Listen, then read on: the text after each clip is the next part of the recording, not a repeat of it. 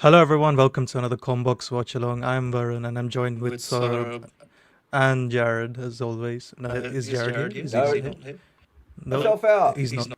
Put him. I'm not doing anything. Don't yell at me, Jared. I'm not doing anything.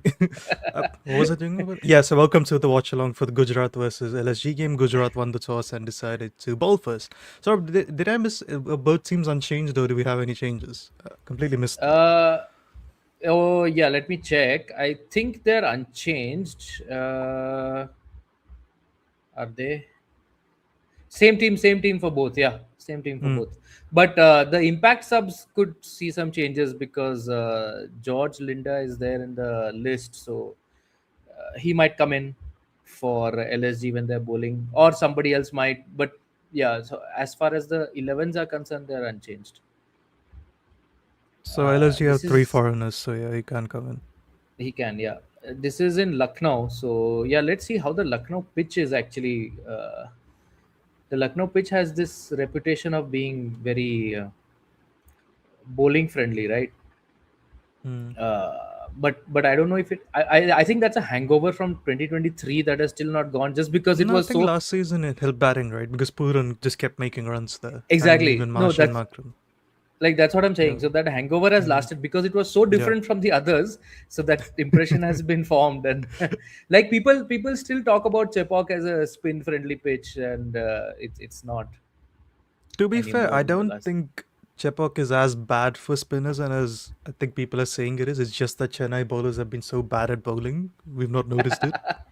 So, No, I'm talking about from 2024, and Deepak has joined us. hey, Hi everyone. I was Am I saying audible? from 20, yes, very much. yes, you are, Deepak.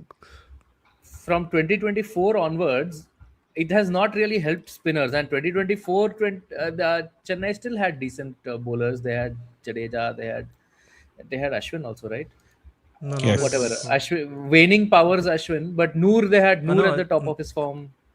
No, Ashwin, they had Ashwin Jaddu and Noor last season. Hello, And, everyone. in 24, they didn't have Ashwin. And Jared. Jared is here.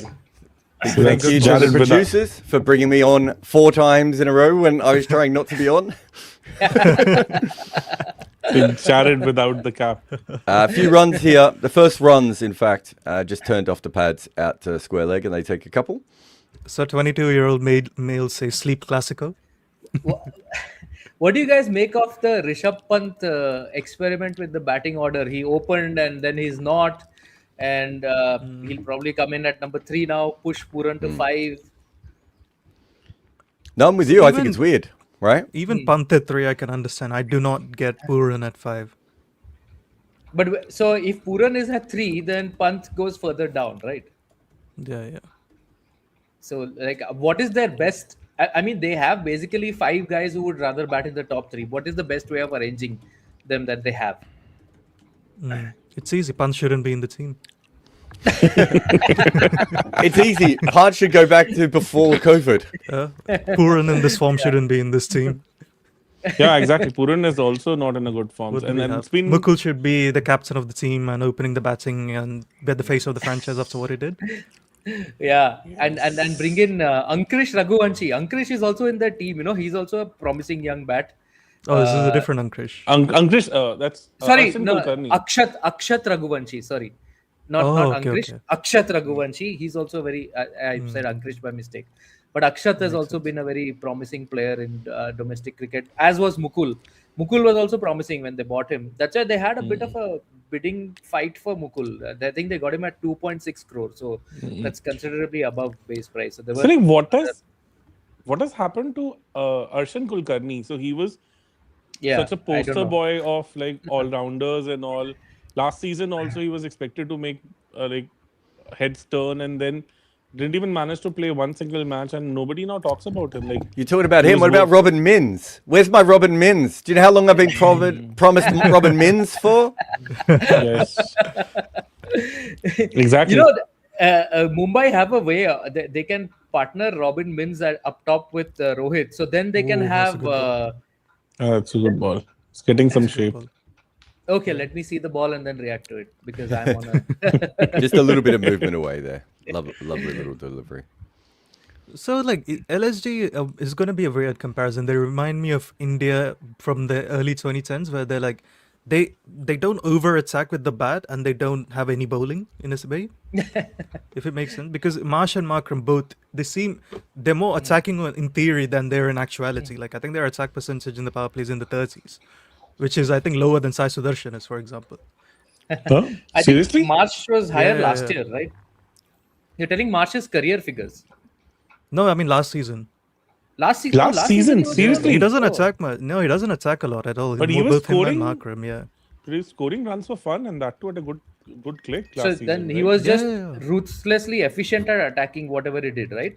Because his strike rate was right up there, 170. Oh, this is a good shot. Oh, it's a Oh, wait, is that a beautiful good shot? shot. That is a good Yes. shot. It's a 6. It's a mixed oil Taking on wicket today, Rabada. 75% red and 25% black. So it should suit him because it'll have more bounce for sure. So it's similar to what you can get in Melbourne, I would say. Not exactly like the typical Australian bouncy surface, but a good surface. Like the ball should come onto the bat. So I'm a little amazed that they've given mixed oil surface to GT. So Murugesa Vivekanandan says you're wrong, Varun. They do have a bowling unit. It's just in the hospital. Can't argue that. You're not wrong completely. Yeah, Yeah. they Like do. Prince Yeah. Yadav, Shami, Digvesh, all of them have still looked good in this No, tournament, right? look, Mohsin Khan could be potentially leading the Indian attack in 4 years. Mayank But Yadav could be leading if- the Indian attack yeah. in 4 years. But that's if Mohsin Khan can. But Mohsin Khan might just play one match in the next 4 years. Mayank Yadav might just play 2. That's the problem. Yeah, So unfortunately. Mohsin is again injured, right? So he played that first match, right? After that, Oh, wait. there's And that's some- his he's out. out. And that's out. Gone for the straight drive again as Mitch Marsh and found mid off. Rabada, 4-4 wicket. Seems like his IPL career, really. So Andy has a super chat for us. How unserious is your middle order if you get bounced out by Overton and Gurjanpreet? Why didn't Jared Teach phlegm about entry points while at the Stars? The other question is how unserious is your bowling attack? Is your team? If Jamie Overton has been your best cricketer this season. I was about to say the same thing. Of like, Yeah. the real issue that they have here at the moment is that their team is like Jamie Overton is a really good player if you have a good team around him, and they're making him out. He's like he has to be Flintoff in this side every game, right? Like for them to be any good. Exactly. And good So I good on believe- him. Hey, look at their bowling. They had Akil Hassan, Matt Henry, and Noor Ahmed, and their best overseas bowler is Jamie Overton. No, But sorry, was what- it Andy who said that like Jamie Overton has to become Imran Khan for CSK to have a chance? Yeah, exactly. Yes. But if you go to yesterday, I just think that wicket helped hitting the surface, and they had two guys in their side who could hit the surface. And the David Miller one, I don't know if Varun can go back and have a look at it. I thought he bowled that cross seam, and yet it seemed to seam back in to David Miller. And it was pacey also. It was 145 clicks. Yeah. But if It you have a was look, some serious this pace tournament, yesterday. I've seen a few times where people have bowled the cross seam, and it seems to. So they might be bowling it differently. There might be a 3/4 seam, or anything else. But yeah, he's having a fantastic tournament so far. But yeah, I mean, to be fair to Overton, he's had a better time in the IPL so far than Andrew Flintoff ever did, right? yeah, That's you know. and paid a fraction of the price. And Freddie played for CSK fraction as well, of the right? price, Yeah. Also, they didn't have to rig the entire auction in order to get him to the CSK. Yeah. No, Good like one. I feel like Rob Barron was a visionary when he said that you only use Ruturaj at 3 when you're in trouble. Yeah. Otherwise, you just keep sending everyone else out. I think the more I think about it, the more I agree with it. That you open with Matre and I think Sanju. And if you have your like power plays sentence, 80 for 1, you send in Sarfraz, Bervis and Dubey. You don't need Ruturaj at that point. Is he going for Yeah, it? your whole Oh, paragraph is Yes. Oh, it's a Rishabh ball. Pant, first ball, just whack. my God. 4 over the top. I've dreamt of times like this. Punch showing intent for ball 1. But just imagine, like, considering the fact that they couldn't even bring Brevis to bat yesterday. Sarfaraz, Brevis. they didn't I'm even so bat. pissed about that. I'm so pissed about that. And it was easily the kind of platform they had. They should have gone for 240. that was They the could live you have. should have been on, Varun. You could have ranted about CSK's lack of. No, I'm happy use I of wasn't on there. resources. Like I'd be hurling out so many abuses during that live because everything I hated. How ever we tell the happened in that difference, game. mate? That's also that. No, this is me being nice, Jared. Yes, he. There was so many Four- annoying things four- yesterday. What was it? Like, you had Stubbs being 13 of 12 and the required rate was like 11.5 or something. Miller Like, being 12 that's of still 10. okay, right? Like they had No, lost But this five is you how he shouldn't be plays, 13 of right? 12. You shouldn't But be this is how 13 he of 12 when your plays. required rate's He over like takes his 10. time. He takes his time. Then he gets required into that rate Yeah, why do you being think I 10 hate them, Deepak? Yeah. look, Makes look, sense. required rate being 10 is not like some ungettable territory anymore, right? Like you can afford to Hold take your up, I time need if it's to- 10. If you're coming in as early as Stubbs did, what he was in the 10th over, right? So this over That's his for normal. Came pretty for early. him. Rabada has got. He's done a Romario Shepherd here, 1 for 19. This over. Beautiful.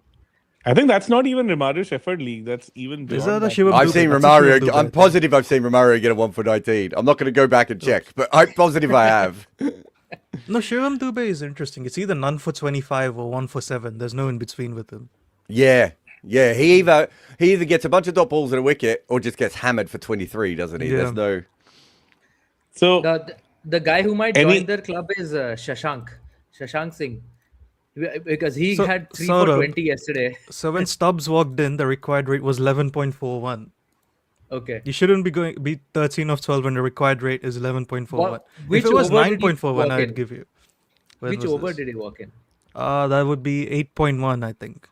That's again, I it's don't think that's okay. too far off his normal entry point. yes, there was 76 for 4 at that time, right? When he walked in. No, if you can't have both of them being slow. That's my issue with that team. Yes. One of them needed to go If- early. If they are slow for 2 overs when they walked in the at 8.1, it's okay, man. Nah.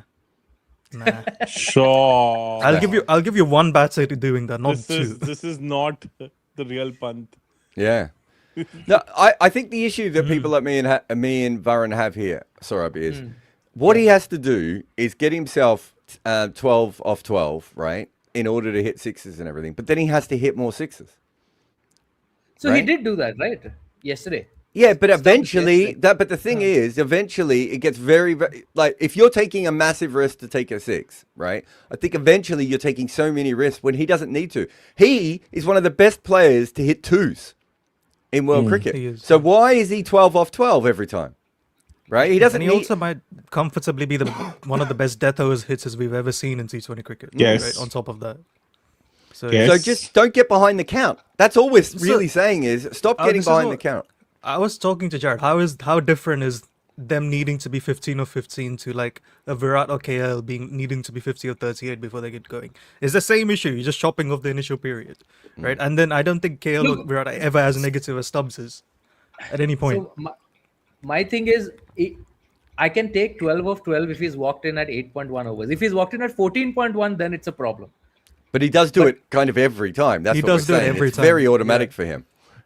Miller is 12 of 10 every Is- time. is- Stubbs is I 12 don't of think 12 you should every be time. 12 off 12 if you come in the eighth over. If you're I one of the agree, best like- players of twos in the world and you're an incredible athlete, why No, are you because the behind required the count? rate is 11.5. No, because there was a game where Is I he, think comes in the power play. Then I understand being 12 of Yeah, 12. that's a bit different. Yeah, So, if it's the ninth over, you can't I be do 12 have of 12. one doubt. Like, is he a great player of twos only after he's been in for a while, or can he be a great two getter right from the start? Everyone he's should be a certainly great not two hitting getter. fours or sixes in Yeah. his first 10 balls. He has to be taking singles and twos. Can I tell you what the other thing he's not very good at, by the way, which we don't talk about a lot is, and this is, I think, one of the issues with Stubbs, which I think he'll overcome as he gets older, is he's very good at hitting sixes. He's not very good at hitting fours, right? And so when he's trying to hit a boundary, he's always taking a risk because he's going for the big hit, right? If he could find a Good way observation. to hit fours in a more controlled way, I don't think he'd get himself as stuffed up as he does at the moment. So even when I'm watching him bat brilliantly, I think to myself, he's always a chance of just getting caught on the rope here because he's taking on the fielders a lot more than other people. Quite a valid point. I think his best Good. fours, Deepak, are probably the scoops, right? Yeah, scoops or the glide to the third man or something Yeah. of that sort. That's the only shots he has where it looks like he's hitting fours. And that's like also pretty risky. by the As way, risky dude- as kind of hitting down the ground, I would say. Do any of you guys know what are the rules governing glove changes and all? Because that was a thing with Stubbs No yesterday, clue. right? Like, Yeah, what- I didn't see it. I was watching the game, but I didn't see the moment. So No, ma- are you allowed to ask for a change of gloves anytime? Is the umpire right to stop it? Are they right to say that after this over? Like, how does that work? it should be. I mean, you shouldn't be changing gloves in the middle of an over, unless you've actually torn them, right? Was it in the middle of the over? He asked. Yes, Yes. it was in the middle of the It over. was in the middle of the After over. two balls. I don't. I'm sorry, but you know, I mean, sometimes they will let you do it if you run and you've dragged your hands along the ground, right? Oh, so if you're just sweaty and all, you have to wait till the end of the over, or That you have would to do be- it the But, like, previous you could over. have If done I it- was umpiring, that's how I would do it. And look, there are different umpires who are more liberal with it. But how often do you see a player change gloves within an over where there isn't actual damage on them? It's very rare.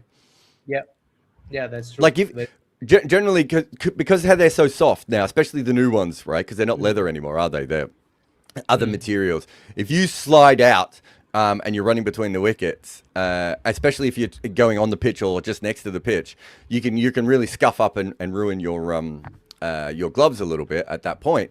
I think at that stage, the umpire will be like, that's fair. That is a genuine issue that has happened. And so we're going to change the gloves.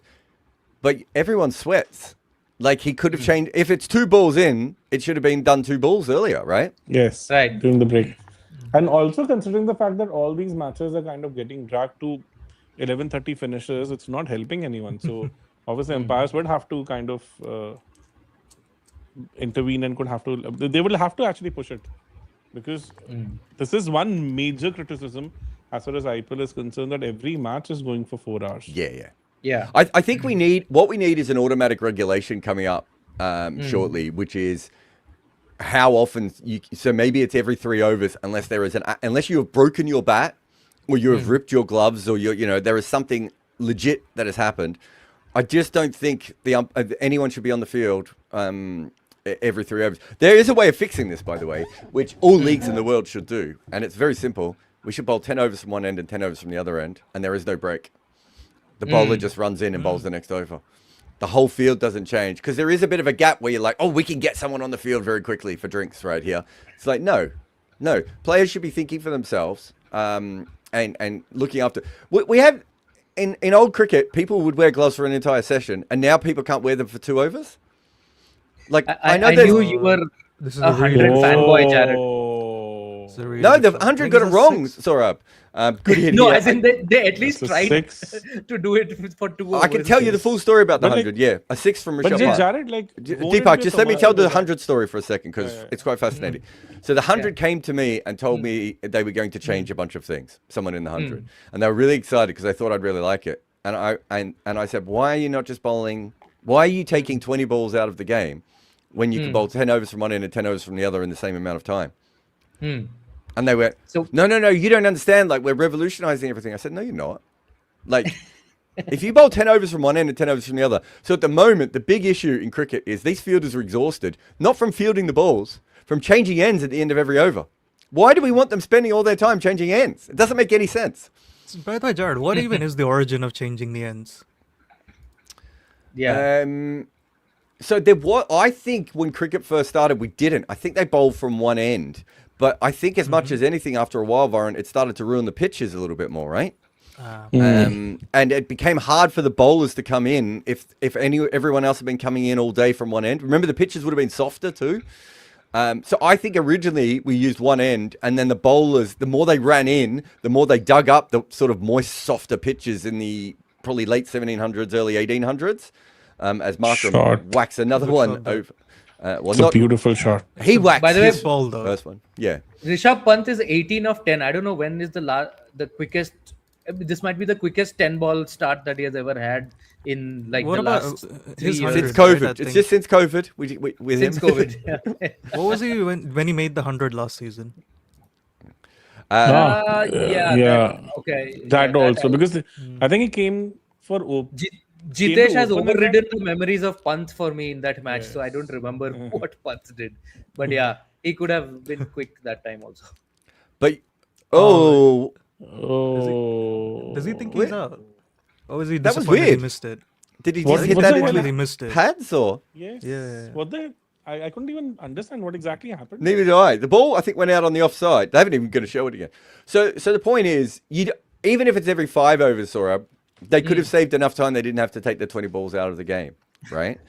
And so if you look at what happens in cricket at the moment, it just doesn't make any sense. It's an old-fashioned system that we can do very different. We can still have regular breaks because there's still going to be about 25 or 30 seconds. But at the moment, what you're trying to do is get the entire field to change, right, in under a minute. And then, as we all know, that means that people are going to come on the ground, which causes more delays, right? I just don't see the point. I just don't, But if there's an issue, you change broadcasters it. like it. Will broadcasters Exactly. This like is what it? I wanted to understand. Like, Jared, is it like not Less, kind of a commercial disaster time. for these leagues? No, because you can still fit ads in. Also, it actually make you only need 25 seconds to fit an ad in, right?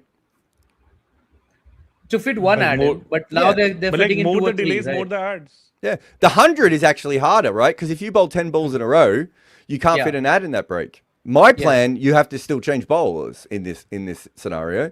So there's always going to be a break. But do you know who's not moving, Deepak? The entire field isn't moving, and there is no pause in the game, right? There is just this guy leaves the bowling crease and another bowler comes up, right? More than enough time to, do a couple of subtle changes in the field. Oh wait, it's This one's high, very high, and he's Oh, caught he's it taken And taken. Oh, wow. somehow. There's no way you're catching that in a night game, guys. So Siraj gets part here for 18 off 11, I think. Is that Yes. Mm. 18 of 11. Yeah, he's gone for a big Jared, hit thoughts here. on this? So Just that one was. So Anurag is saying also changing ends makes sense for fans that come and watch. Yeah, but we are still changing ends. I'm not saying don't change ends. I'm saying don't change ends every over. So did Yeah, you you would see still have the that, same. Jared? You would see the same amount of cricket from your good vantage point if you're at either end. Yeah, There's- but you would have a longer gap of not seeing it from that vantage point, right? Like now you see it for 1 over, and then you see it from Okay, another. so it's 5 overs. Am I missing something major? Like we just made a mistake, right?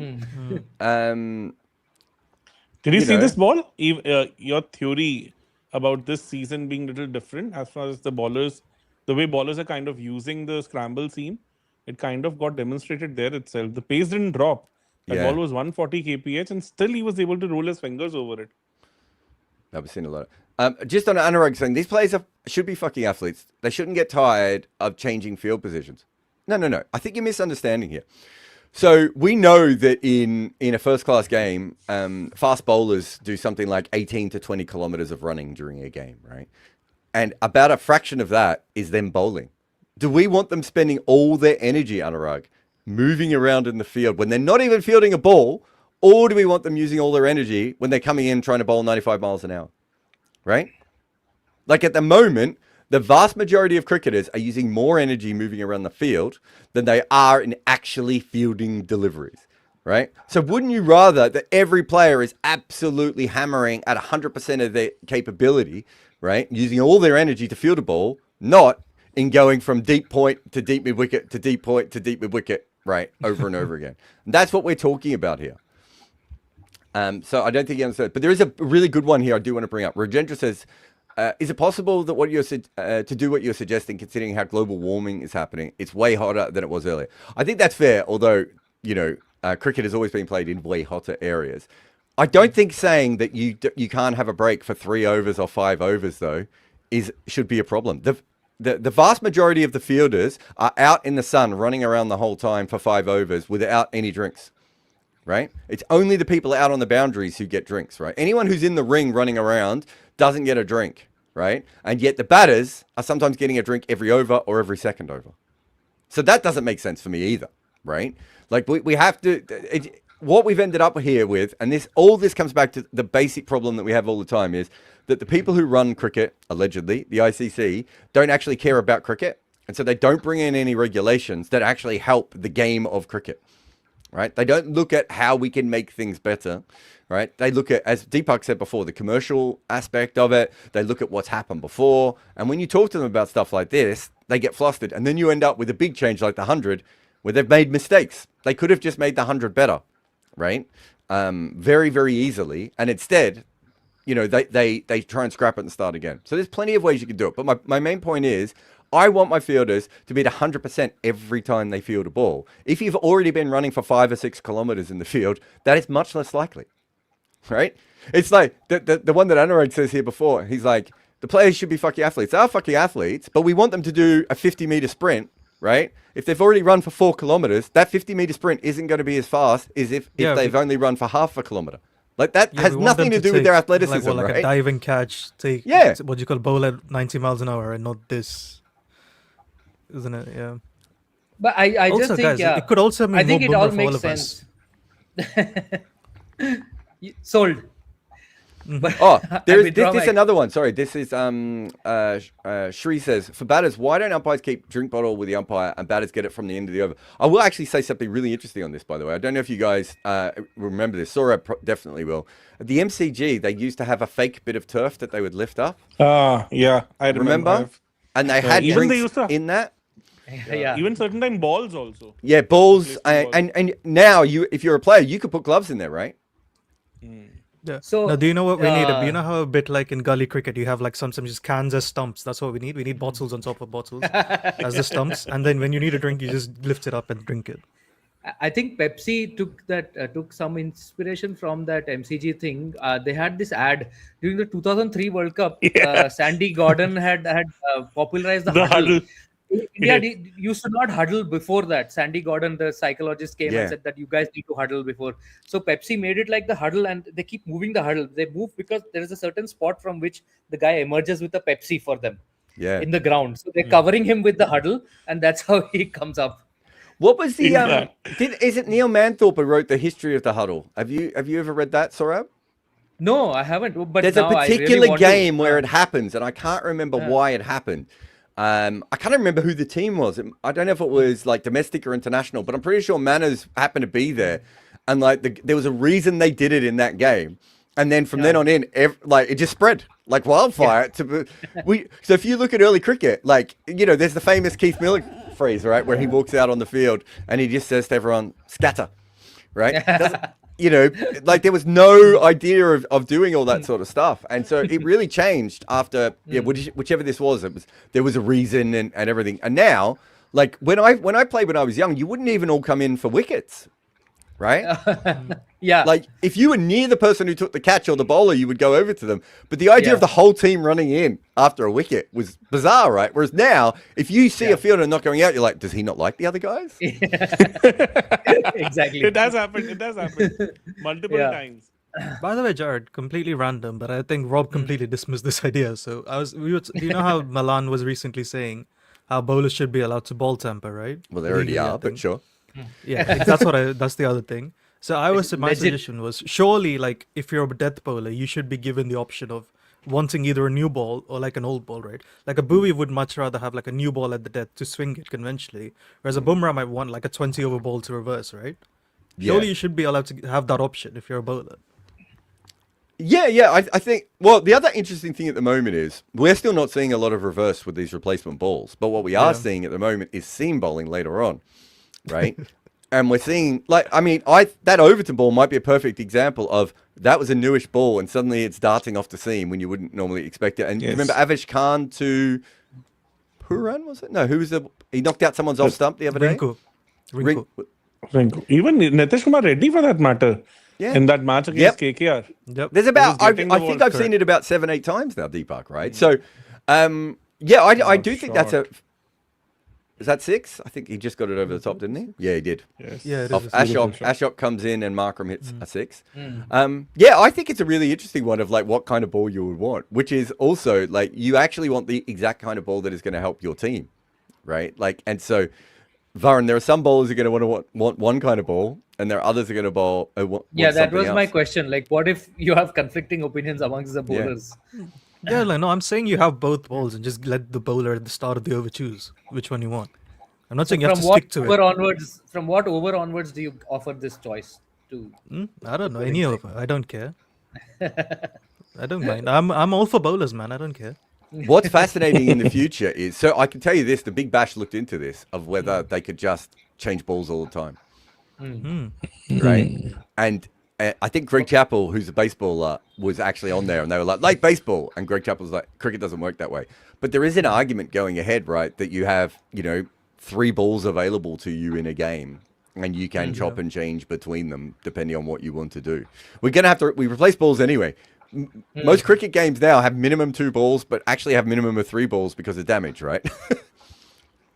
Yeah. I'm 100% with Rahul on this. Every time the commentators they whine about bat sizes and the ball not swinging, the white ball is traditionally not swung. I don't know where this myth comes from that it used to swing miles. It swings for 3 or 4 overs, right? Yeah, it's insane. A lot of the I don't know stuff where that they're this myth talking comes about from. too is there were the sort of the late 90s, early 2000s white balls swung a lot more. Guys, Yeah, there's no, a they did because the graphic on Jukes ball was TV. one of them. Oh, there's dude, a graphic 99 on World Cup TV also. that showed Jamie Overton has bowled the second fastest ball of this IPL. Yes, 151. That is not on my bingo card. 151 point something. Ashok Sharma has the quickest. Jamie Overton has the second.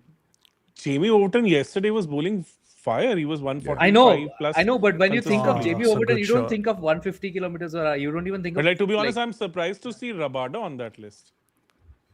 Rabada. No, he always bowls one fast, or no? two- Yeah, But like, he does. for the last 3-4 years has not been bowling that. The only quick ball I remember that he bowled was during the Champions Trophy, where he got Zadran out. I think that was 149 in Karachi. But apart from that, we have not seen him kind of bending his back that much off late in last 3-4 years, for that matter. He'll touch 140s, but he will never cross 150. Like earlier, obviously, 1920, he was pretty sharp. He used to even go above 150 also consistently. But like, I've not seen him bowl 150 plus recently. That 4 was 153. The 4 that you guys saw 10 seconds before I did. Which That's pretty quick.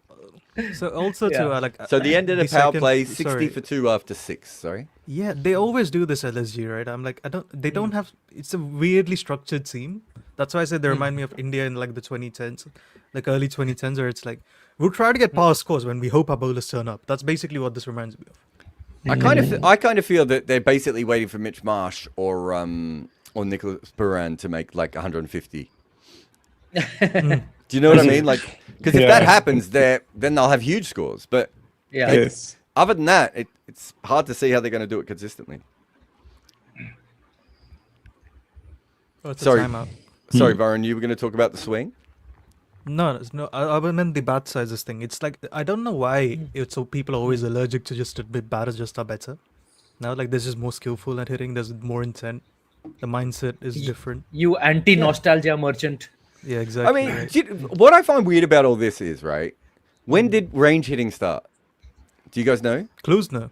I Yeah, assume. 1999 was the first time that most teams saw anyone range hit at a cricket ground, right? But anytime What a Jared strange asks the thing that question, since 1999 what do you people call have it? hit more boundaries. what do you call it? Like any answer to Jared's question is usually Klusna, Aubrey, or Aubrey Faulkner, isn't it? Yeah, It's one of the two. yeah. Random old white South Africans, but all rounders, I should say. Faulkner is also a South African. Aubrey Faulkner. Aubrey Faulkner, not James Aubrey Faulkner. Faulkner. So Oh, Amu is okay, asking okay, pink got it. ball in T20 possible. I want the pink ball in ODI cricket. I'll tell you about the pink ball. I have talked to Aaron Briggs about this before, who's obviously the world's leading expert in cricket balls, and he just doesn't rate the pink ball very highly at all. As a man who's cut these in half and used scientific measures on cricket balls, I still think that the pink ball makes more sense because it does bring more of a balance into cricket. But it doesn't look like we're going to do that. I don't. Rajendra says, can we discuss about Usman Tariq and Ashwin's view on it and what Mitchell is doing in the PSL? So I know what Mitchell is doing. Mitchell is pulling away when Tariq When Tariq pauses. Yeah. Yes. I don't understand why he's allowed to pause because Syed Ajmal and Xavier Doherty were both told that they couldn't do the pause. Right? Is my understanding. Now, is it because he pauses every time? But then wouldn't you have to tell if the pause, like, couldn't the umpire then say that pause was too long? Because if it's part of his normal action, I think the pause is fine, right? But how does Daryl Mitchell or the umpire work out if it's like half a second longer? Also, this is one of the gray areas. Like, how often is a batter allowed to pull away? Like, how often is he allowed to just say that, no, I'm getting distracted by this, that, or whatever, or by his pause? and he just pulls away. So then, basically, at some point, the umpires have to step in to ensure that play goes on, because otherwise, Tariq will keep pausing and Bichel will keep pulling away. Yeah. Yeah, and exactly this is what Ashwin came up with. Like, if I would have been in place of that batter, he would have done that. And this is exactly what Mitchell did, because, to be honest, this can be really distracting. And I think he's well within his rights to kind of do that. Not sure how many times he can do that, because obviously, then I saw that clipping today itself. The umpire had to intervene. So, umpire intervened and kind of, because they have to make the game move forward, right? Yeah. So, I think it's a really weird one, because I just think that I remember. So here's a weird history lesson for you. There's a guy called Satchel Paige who could have been the first black baseballer, right? And he was a pitcher. And he basically was one of the best pitchers in the world, but obviously he couldn't get into baseball. And so they ended up picking Jackie Robinson. And then Satchel Paige was like the second or third black player to come in. And he was in his 40s by this stage, and he was well past his athletic best. But he was so skillful as a pitcher, no one could hit him, right? And one of his big advantages he had was he did this thing called the stutter pitch, where he went halfway through his action and stopped, right? And then completed it. And that completely throws off every single trigger every baseball hitter ever had. And then other people started copying it, I believe, as well. And they had to get rid of it because, it wasn't like, oh, what a ball this is by Prashid Krishna to Markram. Angles in, bounces, maybe even moves away a little bit as well. Away, yeah. Yeah. And they stopped him doing it. And as I said, up until, I think it was Syed Ajmal, but it was definitely Xavier Doherty, I know, was working on it and bowled it in the Big Bash. And I remember there was heaps of talk about it in the Big Bash, but I think it was Syed Ajmal who was bowling it as well. And that's when I thought there was a regulation that came in that you couldn't do that. So you had to be your normal action. And so what Usman Tariq has done, really, is incorporated the stutter into every single ball. This is up in the air off his pads on the leg side. And it is dropped for four. Dropped. Oh my god. Is that Glenn Glenn Phillips? Phillips again. Yeah. There's so much drama involving Glenn Phillips. He's still on the ground and he's having a full-blown conversation about what has just happened rather than just picking up the ball. I mean, if Rob was here, he would just say he should have just ran and caught it instead of trying to fly. I didn't see. Oh, yeah, he got to it. Full dive, sunglasses bouncing off his face. Oh, he had it until he hit the ground, didn't he? To be fair. But yeah, Rob will not be happy with that. So technically, will you count it as a drop or like a good effort? Rob will count it as a drop. Definitely a drop.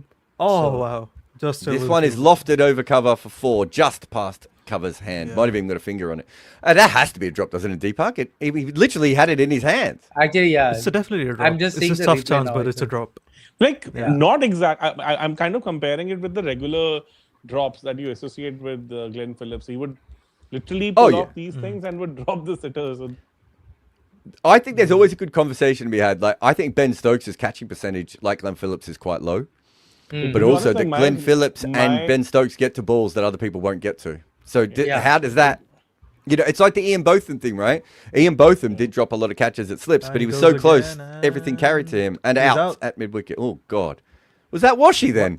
Why the hell is he not fully back there? I don't know. Washy got very confused, I think. Was it him on the boundary? No, it was Washi, yeah. He's like a few yards inside, isn't he? He's not completely back at the boundary. Yeah. Markram's gone anyway for 30 off 21. 69 for 3. Because my feed is structuring a bit. So the moment Varun said dropped Glenn Phillips, I just thought he must have dropped a sitter. But when I saw the replay, I was like, no, it definitely goes down as a hard one, doesn't it? But Jared, have you noticed that camera work in day games seems to be very off at times? The amount of times I think it's a 6 and it's so close to the boundary is insane. I mean, I did a day game yesterday and the camera work was terrible. So, yeah, that was there with you, right? Yeah.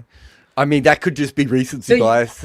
You know what you also did, Jared, is you confused everyone, because what you call the afternoon game is the night game, and you said Cheyenne is going to be alone for the afternoon game, and everyone thought you meant today's the game that we're covering now, which is the afternoon game in India. Too many time zones. Too many time zones. Yeah. Yeah, should just call them early game, late game. But 69 for 3. They started the game at about a 47% chance of winning. They're at a 33% chance of winning at the moment. And I think it started at about 195 expected total, and we're at 180 at the moment. 180 also seems. I mean, yeah, they need Puran to do some Puran stuff, which he Which he hasn't hasn't so far. done for a while this year. So Or Yes. everyone is just over-indexing on Mukul Chaudhary after that one innings. Prem says, whose idea was it to bring the boundary line so short up? Was it because of advertising? It was because of fielding accidents, actually, if we're really being honest. There was a couple of really bad ones. Sorry, you might remember. Who was the guy who hit the fence? Wait, was this in Australia? Yeah, I want to say it was in an ODI series in Australia. Someone hit the fence really hard. So that's I when we seem brought to remember this happening in Australia, but I can't recall who. and that's when we brought the rope in. But then what was happening afterwards is the rope was still very close to the fence. And so people, even when they were sliding for the ball, were still hitting the fence after that. So then they had to bring the rope in further to make sure that you could do a full dive without the thought of that. And then the advertising boards, as they are, the LEDs and everything, are set up so that you can hit them and hopefully not get hurt in the same way you would a fence or anything else. They're supposed to give way, aren't they? I think is that what it is? That did they collapse or something? I think they're just it's like softer, right? Yeah, I think that something like that. Someone from a cricket ground did explain it to me once, but I've forgotten what he told me. But Yeah, but it's- my best memory of this in Australia was 2000. I think it was India-Pakistan match. I don't remember whether it was Dravid or Kanitkar who actually used the support of the fence to catch Imzamam. yeah, Because it was allowed yes. in Australia. You could actually lean Yes, over. yes. You could actually lean over. Yes, that's what. And you could actually take the support of the fence and still it was counted as a catch, not as a six. Inzamam has had some of the funniest dismissals in cricket, man. Like, do you remember there was a time when within a month he jumped out of the way of a throw and the ball hit the stumps and he was ruled out. And then somebody threw the ball back at the stumps and he dead batted it and he was ruled out. And so then he came to the press Just conference and he was 2005, like, 2005 or 2006 India-Pakistan series. came to the press conference and he said that I hit the ball, I out. I don't hit the ball, I out. What do I do? Like, it was very. yeah. We didn't. When I grew up, most Australian cricket grounds had fences. It wasn't a thing that you even roped them off. And I mean, like club cricket, right? All my club cricket grounds had fences, so it was just a normal thing to you would lean on the fence every ball. But why it was not counted as a six? Like, what was the reason for that? I don't know. I don't know why the rope was a six and the fence wasn't, but that's just how it was. But do you remember they also had the side screens inside on the surface in Australia? Because there's that Steve Waugh catch where he catches it basically behind the side screen, right? So there were all sorts of weird things that were going on. So that's a lot of these things are why the rope happened. And I think the last place to fight the rope was Lords, because they wanted the ball to hit the fence at Lords. And then I think again someone got hurt sliding up the hill at Lords in a domestic game, I think. And they moved and they brought a rope in there as well. So I think this is just about power play. I think it's SRH 2024 that revolutionized this. The pitches were flat for the 2 seasons prior as well. At least I had never seen a team to consistently have for blood in the power play. The funniest thing about this is, last season, Hyderabad had the highest turn of all the grounds, which I cannot for the life of me make sense of. They had a big issue with HCA, right? So they had a very big legal battle going on at that time because Sunrisers were kind of supporting them, and just before the IPL they pulled out because there were certain irregularities going on in HCA. There was a huge road about that. So like I think Mohammad Azharuddin was the president for some certain period of time, yes, and he was kind of coming up with this shopping complex kind of a thing there, and there were a lot of irregularities in it. A lot of irregularities due to which he'll be the guy shopping the most there, by the way. He loves his shopping. So just before the IPL, Sunrisers pulled out and they said that they're not going to give the money that they were supposed to support this kind of a thing. So that's why there was a huge clash going on. So at one point of time, it happened that HCA had logged one of these VIP boxes during one of the matches of SRH. Again, they do the camera work again. Yeah. Well, I tell you what, Glenn Phillips has caught this one And he didn't Yeah. really need to move, but he moved about 83 times anyway, and it's ended up almost spinning around in a circle as he's taken what looked like originally a simple catch. But again, Prashi Krishna, what a bowler he has turned out to be. Back of a length again, and he cramps up Badoni, who gets it maybe a little bit high on his bat on the pull shot, and Phillips takes the catch and then makes it look like it's the hardest catch that a human being has ever taken. This is what I was asking. Like, why the hell would you give a red soil wicket to GT? The kind of bowling attack they have, they would just spam that 6 to 7 meter length Fair. on such a surface, Yeah. and I couldn't understand giving such a surface to.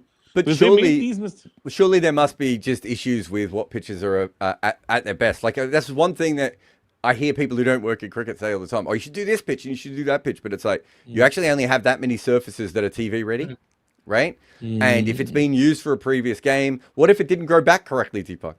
Right? Like, do you know how many times I've been in a test match where we've been tipped off by the groundsman?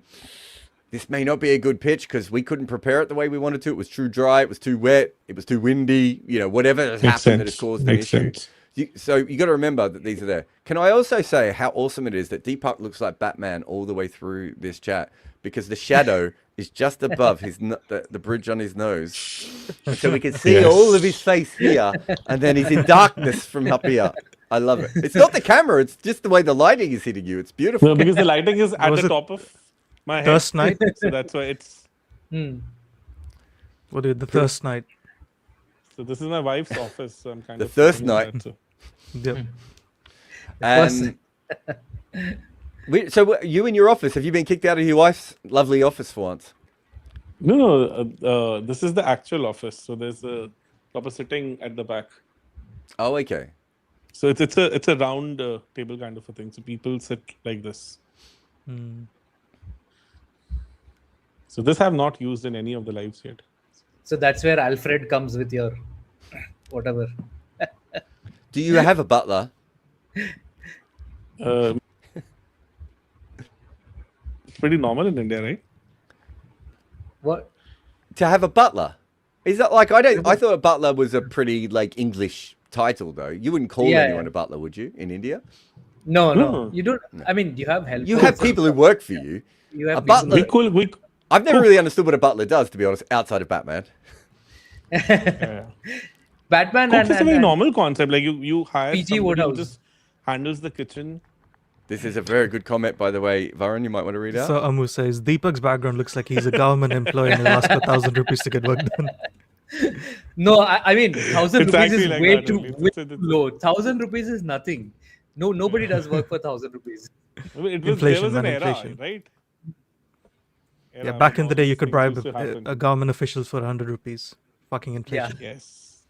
A butler is a senior household staff member responsible for managing the daily operations of a home, overseeing. I thought butlers were there to open the door. No, And they also- are also I like, just And thought also that stitch butlers you were up when cool. you've been attacked by the Joker. yeah. So Kaushal I Talpade used asks to us, think why that is... butler means? Sorry. Yeah. I thought that Oh. butler would mean a cook. Like for the first time, I've got this like correct definition of butler.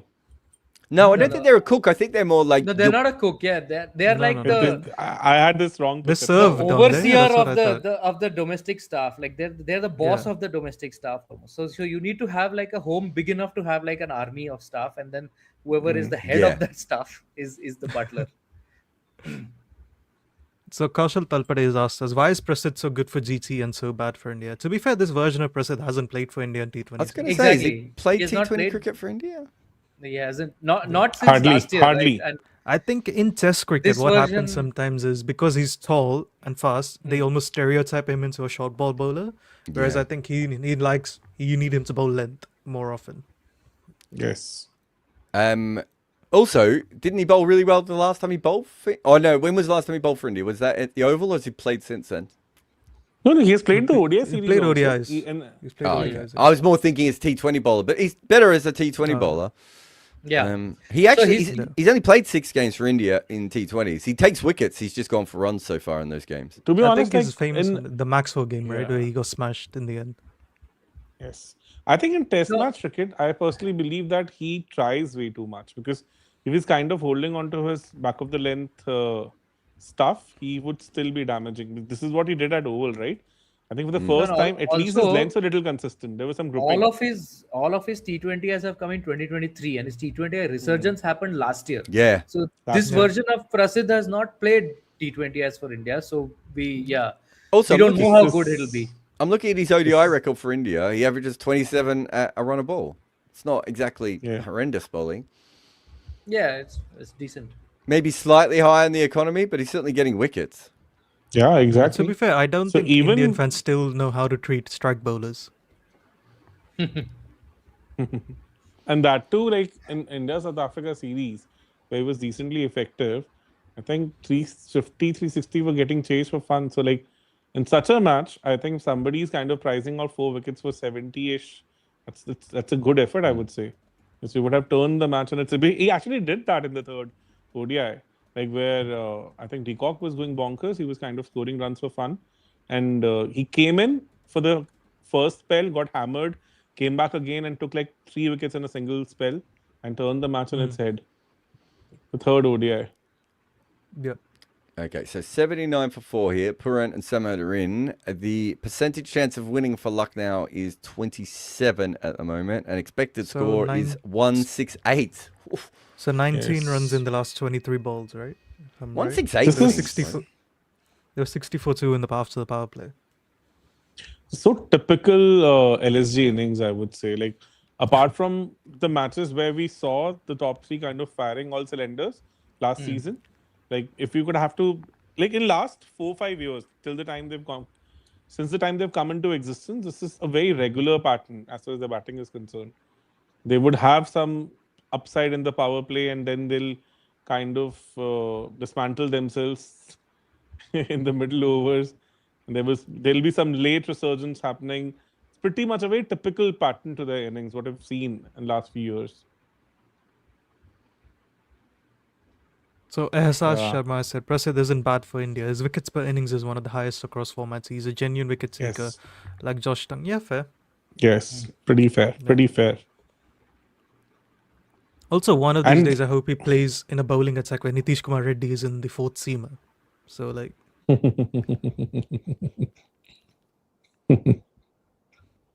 Yes. Has to be- Nitish added a yard of pace, do you think, Yep. in this Or IPL? half a Yes. yard at least. Surely. Yeah. Surely. I I really also like thought him as a younger. white ball all rounder. I don't know why they keep investing him in Test cricket and not playing him in any white ball games at all for some reason. He scored that 100 at MCG, and after that, they're like, yeah, you Yeah, I think I remember the people who were like, oh, he can bat at 5. I'm like, no, he cannot. It's like, I don't trust batters who don't make runs in first class cricket to suddenly make runs in Test cricket. yeah. Exactly. I think at least he had that impact in the Lord's Test, right? Where he priced out both the openers. So, Yeah. here and there. Like, I That, had this this is why. discussion with Rob. Yeah. Uh, I had this small Sorry, no. discussion with Robbie also. So Robbie was of the opinion that they should persist with him in at least all the home matches, because most of the times India is kind of bossing those matches, at least when there are teams like West Indies. So he could actually develop into somebody. you need who's, disclaimer now. India is no longer bossing home test matches. Exactly. I had to recorrect So- myself there. So like, So, Deepak, the issue with what you're saying is, let's say they do play him in India. You're gaining nothing by batting him at 8. And if you bat him at 7, then you're not developing Washington as a cricketer as well, right? So there's so much overlap there. So it's either one of those things. So that's why I think after England series, I said you can't have more than 2 of them in the same team, right? Someone needs to sit out at some point. Yeah. it's a very valid point, because at 8 he won't be able to make any difference, especially if he's kind of playing against teams like West Indies and all, where his batting might not be even required. For now, who knows? Maybe West Indies So will also give India a tough fight. So because India, I think India are They playing a lot almost of did. T20Is still, right? After the IPL. What I would do if I was India is I'd tell Nitish to do the Hardik role essentially and rest Hardik for T20Is. You don't need Hardik to play T20Is now, right? You need him fit for the ODI World Cup. We have a super Fair chat that point. says that Nitish gets white games only when Hardik retires. Yeah, but I'm not You saying could- he needs to be the main all-rounder, but like right now, could you not have rest when India play T20I still, let's say Yeah. after the end of the ODI World Cup, does it not make sense for you to ask Nitish bat at 5 or 6 in the Indian team, and we will give you the power play overs? Let's see what you can do, right? Because India's think- so Yeah. good they can win even with that.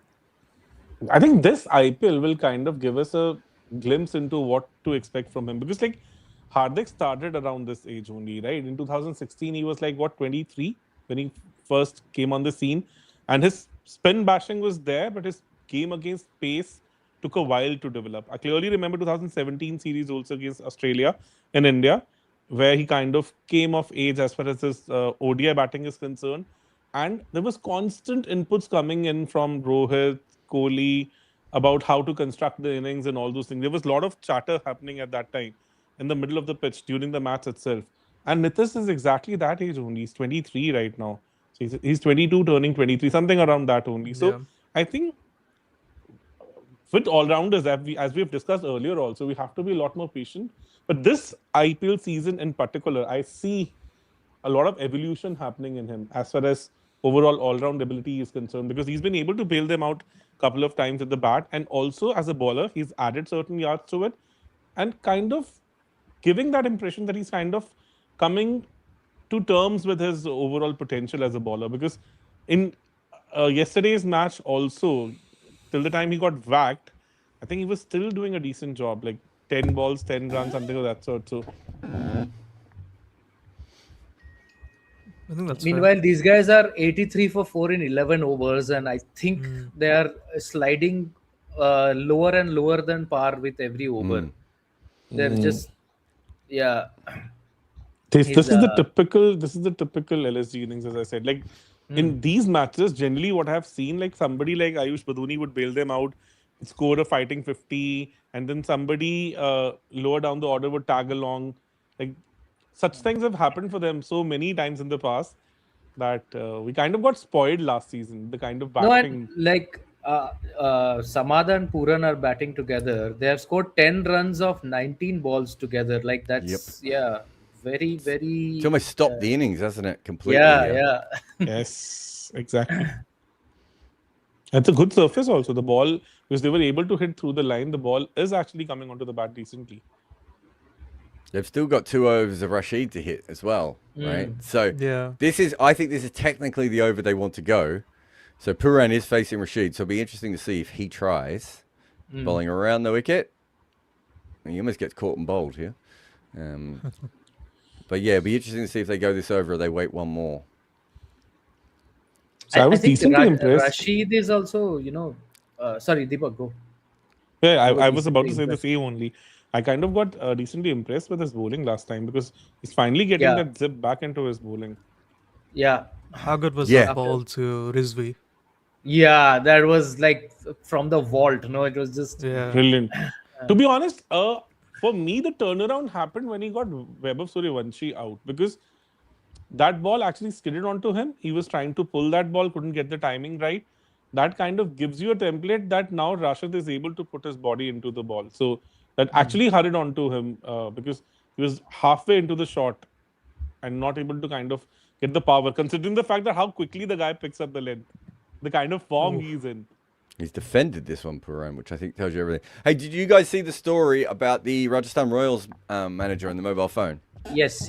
I did. Yeah. So he had the mobile phone in the dugout, and looks like there's going to be some sort of sanction that will go against him because you're not allowed to have mobile phones in the dugout. It's viral in India.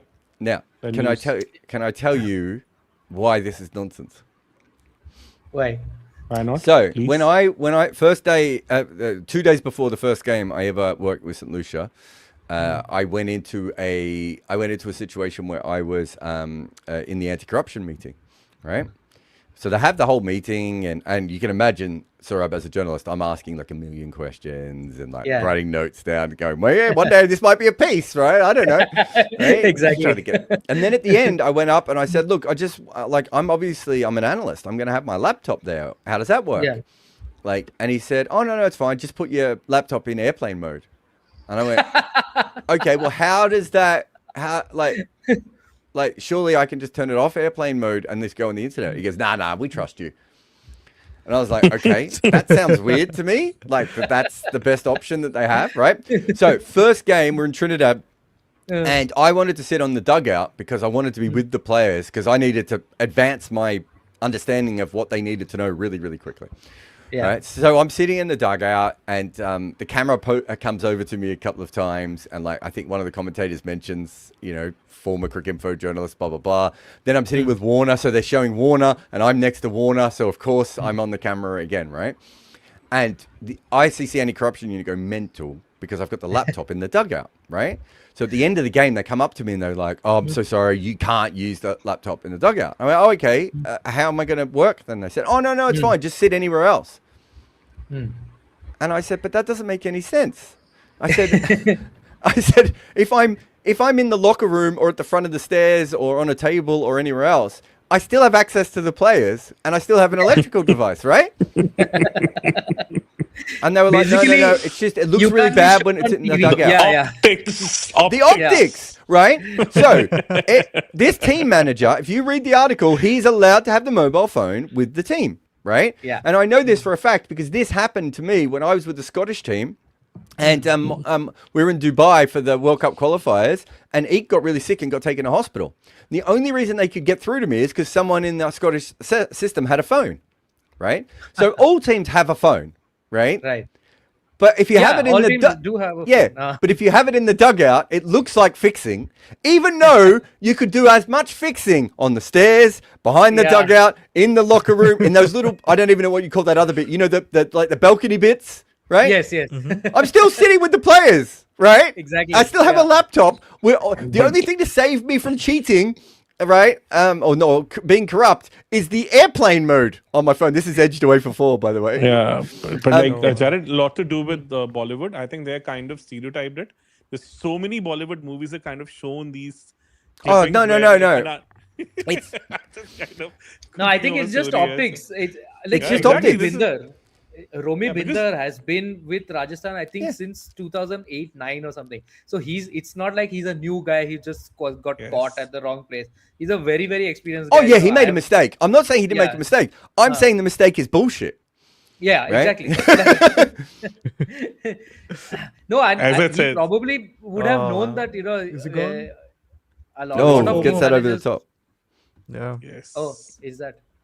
That was lucky. And a little bit of misjudgment also, I would say, from Rashid. Because he ran around the ball. Or maybe ran all over it. I'm still on the edged 4, guys. So so I'm waiting for the because they're going Also, on showing Rashid's replays of the both. edged So both his googlies and his leggies are spinning today. Yes. Even in the Delhi match also, it Oh. was happening like the same. Yep. He got Akshar out on Googly. He got Rizvi out on Googly. And Yeah. the best part is when he's in form, speed of his leggies and Googlies are almost the same. So it's very difficult to pick it. Rabada Like if is you're not very picking it from the happy hand, with so it becomes that, almost. Rabada doesn't seem very happy with that Rashid effort, does he? Yeah, exactly. It Nobody was- should be yeah. because he kind of ran around it. I mean, in Rob's book, that is going down as a drop. I don't know if this is just a today thing, but his googly is about 5 to 7 clicks slower than his leggy. Generally, Oh, it should be even Yeah. like when kind of he was having little issues with his pack, it was even dropping further in pace. So it was easier for the batters to kind of pick it. Who's producing today? Is it Vignesh or Rakshit? Do we know? Both were there they were today both before there. you came. They were both Yeah. there. I've just sent them the photo. You can see the whole thing of what I was talking about. Why the hell did they go for the review? But I should also say I wasn't fined or I wasn't censored or anything. Like I didn't get in trouble for having the laptop. They just said don't do it again. Oh my God. As I So, said, like Jared you should must have be- asked them like what happened to we trust you. Yeah, exactly. They went from trusting me incredibly to not trusting me at all. Yeah. So Jared, any idea about what's changed with Noor? He seems a lot less effective. I think a lot of these guys now are having trouble with their lengths a little bit, and I think it's because of something that you said, Varun, the other day, which is teams are still struggling just as much with the balls when they're spinning, or when there's something happening on the surface. When there's nothing happening on the surface, you basically can get hit from any ball now, which means that you have to be perfect when there's nothing going on. The other thing also is usually with leggies, their natural length is 4 to 5 meters, right? And that length is becoming largely useless in the IPL. Yeah. So I think if you look at But like- Noor and you look at Rashid and you look at Chakravarti, all three of them have suddenly stopped controlling their length the way they used to. And so part of this is also, if you go back to that sort of period where Rashid Khan and Sunil Narayan were bowling short for what we would consider normal spin, and Heinrich Klaasen was smashing all of that for 6, and Butler was smashing it for 6, and then Patidar was smashing it for 6, right? That means that you can't bowl that length anymore. So they were spamming one length. Now they have to be a lot more flexible with their length. Yes. The step hit, I think, has kind of evolved the overall batting as far as spin playing is concerned. A lot of players are not able to step Meanwhile, hit. Even if they're not Puran is 6 of 13. I don't know. I smell a wicket oh, that's the photo. I So- think his run line was 24 today, by the way, for Pura. Yeah. So you can see here, you Yeah. can just see my laptop in the bottom corner. So that's Kavim Hodge, lovely player. That's David Warner. I don't know who's on the other side of me as well. But yeah, you can see I've got a laptop. I will say this, it was the most uncomfortable place to work. As Puran Wait, it's high, launches Rashid as high as anyone has ever Is hit a that out cricket ball again? before. And it's Oh, 6. it's 6. Just. Oof. Yeah. I don't know who that was down on the Finally. boundary, but I'm assuming from the theatrics it's Glenn Phillips. We should have guessed 6 at this over, Jared. It feels like I'm disappointed in the both of us there. It's true. I was so... You actually guessed it, right? You actually No, Saurabh I mean, guessed it. that's what I was saying. He's Saurabh 6 of did. 13. So either he's Saurabh getting out guessed or it. he's No, launching. Saurabh guessed it. I'm saying I'm disappointed in Jared and me. Because we were kind of Jared had kind of hijacked the discussion, so it was in a different direction altogether. So that's why. Oh, he's Oh, gone he goes again again? here. This looks out. This one is high and 6 Oh, it's again. even bigger. Oh, wow. I don't think he's got anywhere near the middle on either of these two, by the way. Yes, And he's got them both exactly. away. I thought the first one was much bigger than the second one. I just think looking at the camera. classical example of step hitting, where I think the length The was not full enough. But I'm still still they were seeing able to kind of hit. the first one, and the first one is of the toe end. So Yeah. I have to see where Yeah. the second one is. So what I would say about the step No, hit, though, this was full, Deepak, this is was full, this I was think full, people this were was step full. hitting for ages. The issue is that what was happening then is people were bowling that shorter length, and no one had a shot for that shorter length ball, right? And then when Butler and Klaasen and then Patidar and these sorts of guys start playing that shot, is this a replay? Just a replay. No, it's not the shot. No, it's a replay. So it's a replay. Okay. This Oh, isn't a goes again? replay. He's launched this one down the ground, but One it's just bounce. short of long off. About 2 bounces to the fielder. Yeah, so I think it's the combination of the two, right? Of the fact that the step hit was already a big thing, and then on top of that, you couldn't bowl that automatic short of a length anymore, right? And a lot of players are which much was- better than that. Which was kind of get out of the jail ball for Narayan Yeah. also. If somebody would hit it, It's the single ball, right? It's literally, if you watch Narayan and Chakravarti at their best, they're literally bowling at your thigh pad to get a single, yes. right? And now that same ball gets hammered, right? If you bowl that ball to Yes. Nasanka, he will pull it for 6, right? Patidar will pull it for 6. And Klaasen and these other guys, and Klaasen and even Fraser McGurk and those guys, they will just sit there and just flat bat it back over your head. That shot didn't even Yes. exist a couple of years ago, right? Exactly. Makes sense. Makes a lot of sense because that is kind of that's why we see a lot of back-to-back hits also. Like just we saw in front of like exactly what happened to Rashid also. Yeah. So those 2 balls were 4 to 5 meters and 3 to 4 meters. Rashid has gone for 13 runs despite being hit for 2 sixes. But I think he's, Yeah. yeah, he's getting close to his best one. And even those 2 sixes, none of them were like convincingly hit, right?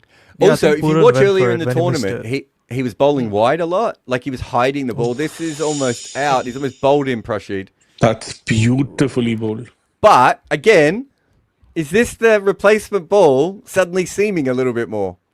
Could be, yeah. Did Although they I'm just replace saying the could ball? be without having watched I was what going has to say, happened. Saurabh, you tell me in 5 minutes' time if you Yes. think that's what's happened.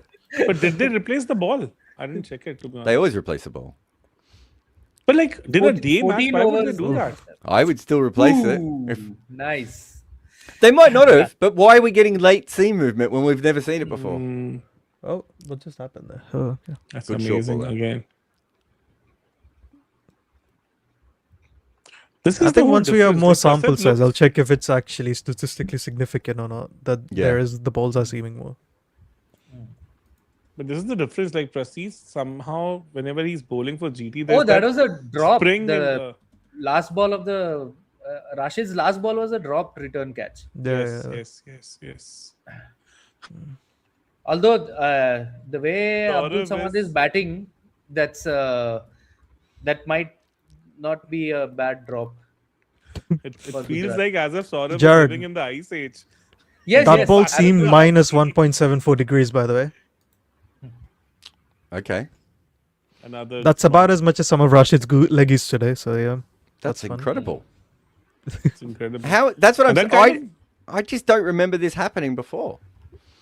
And it could just be, as we've got the slow ball wicket here. And that messed up his head. To be honest, that messed up the entire tempo of Puran because he was just kind of all over the place. So Puran hit 2 sixes in a row and has still ended up with 19 off 21. Man, like, yeah, that is seriously very, very unpuran. I mean, this whole IPL has been like that for him. At least And we get lot to of see people Mukul Chaudhary. A lot of people kind of predicted that to happen, right? Like, when we were kind of doing did? all these pre-tournament shows, people were concerned about his form, like because in the last whole year, it's been like that for him.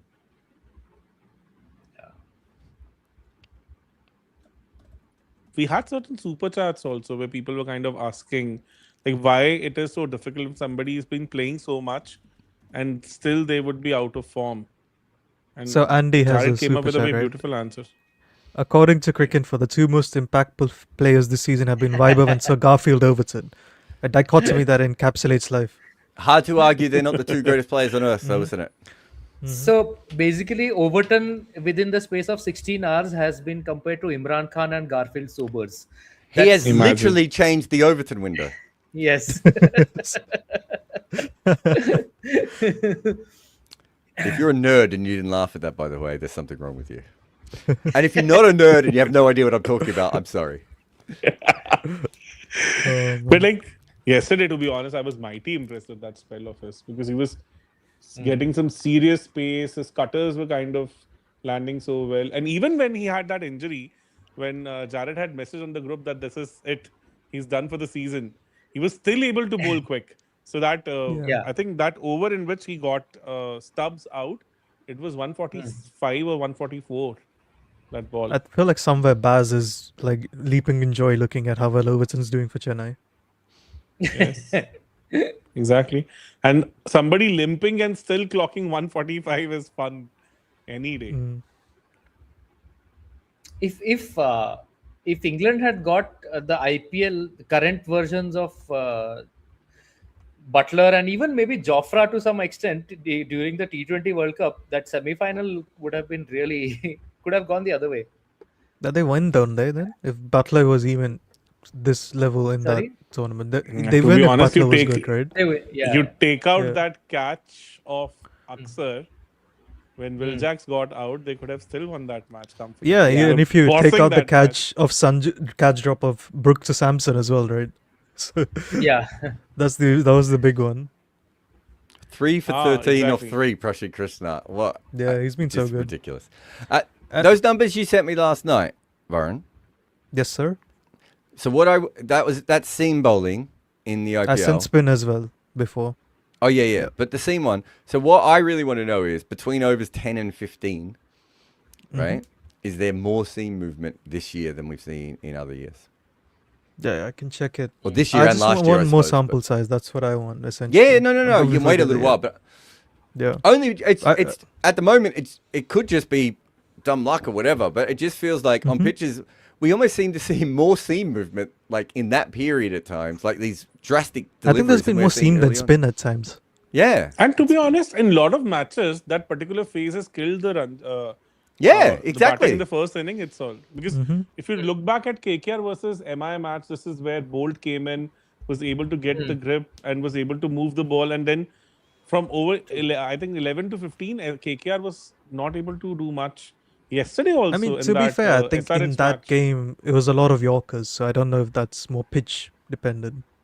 I think From Bolt 11 just to kept 15. nailing it. Yeah, that's what I'm saying. Bolt comes back and he bowls like 5 or 6 Oh, overs in this a row. should have been run out. Mukul has hit the ball straight into the covers, taken off. There was never a run there. And then I think was it Ashok who had basically a free throw at the stumps, just missed them. I didn't see how much he missed by. Like if So you that are was seen, 109 yes. for 5 and 15 Good you have told me overs. this, Jared. I'll be able to tell you exactly how much in like 5 minutes. Oh wow. Jesus. Okay. He was gone. So Sorry, someone just put up, is it seam or reverse? No, we're talking about when we could tell the difference. We don't definitely. I can tell. So when Yep. in the data, there's two different columns for both, so I can tell which is which. Yep. Yeah. Also, you can tell from the kind of deliveries that we're seeing. Yeah. Like, if you look at the Jamie Overton one, there's no way that one could have swung because the seam wasn't anywhere near upright. Exactly. Actually, I should check that ball now that reminds me. I haven't checked it.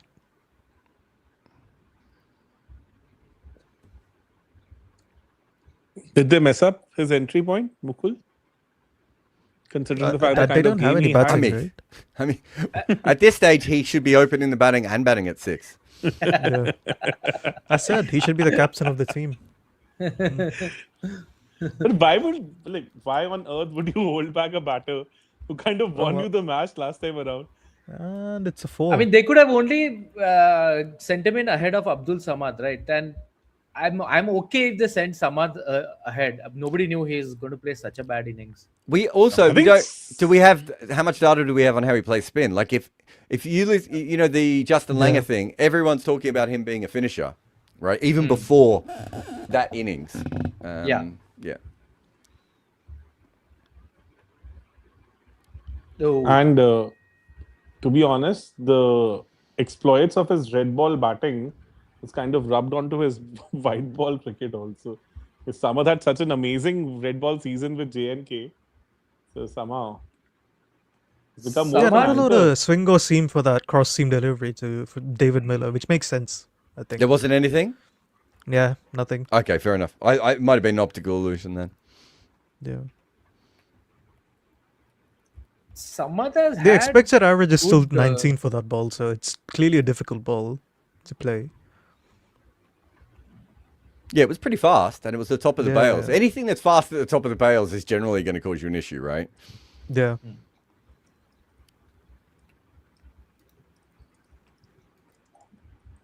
Deepak, you were talking about Abdul Samad. I was just saying he has had decent first class seasons before this also. He has actually had quite a few good runs for JNK. His first class average is 44.5. That's very, very But respectable. this season he was insane, to be honest. This season he was very good. But I have seen a quicker than run a ball century from him in Chennai, I think, 2 seasons back. So he has had his moments with red ball.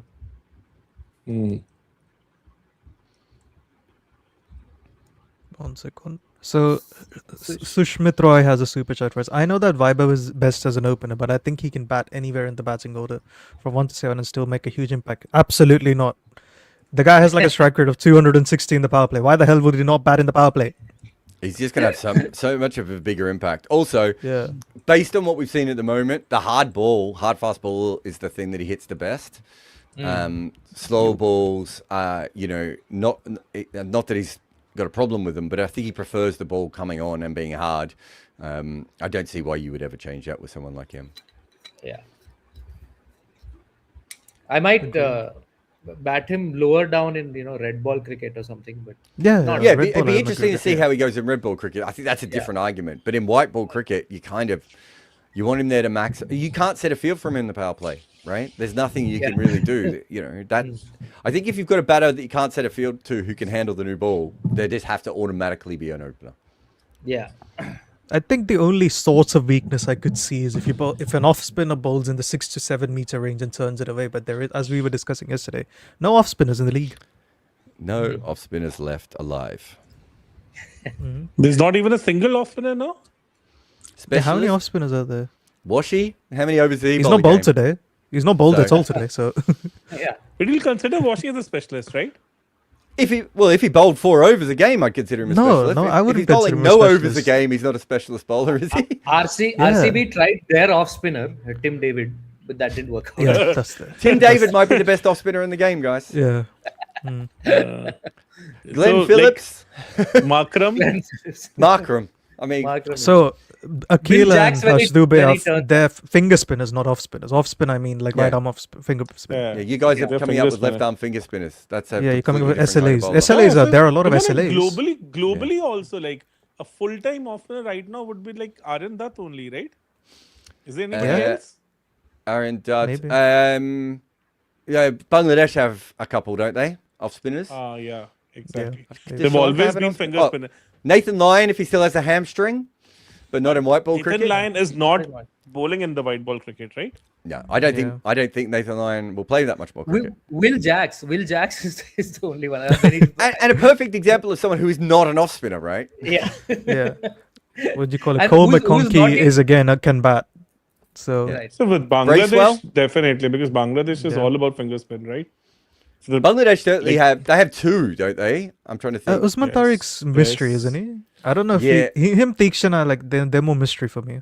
Yeah, I wouldn't say Usman Tariq's an off spinner. He can bowl an off spinning delivery, but I wouldn't call him an off spinner if that makes sense. exactly.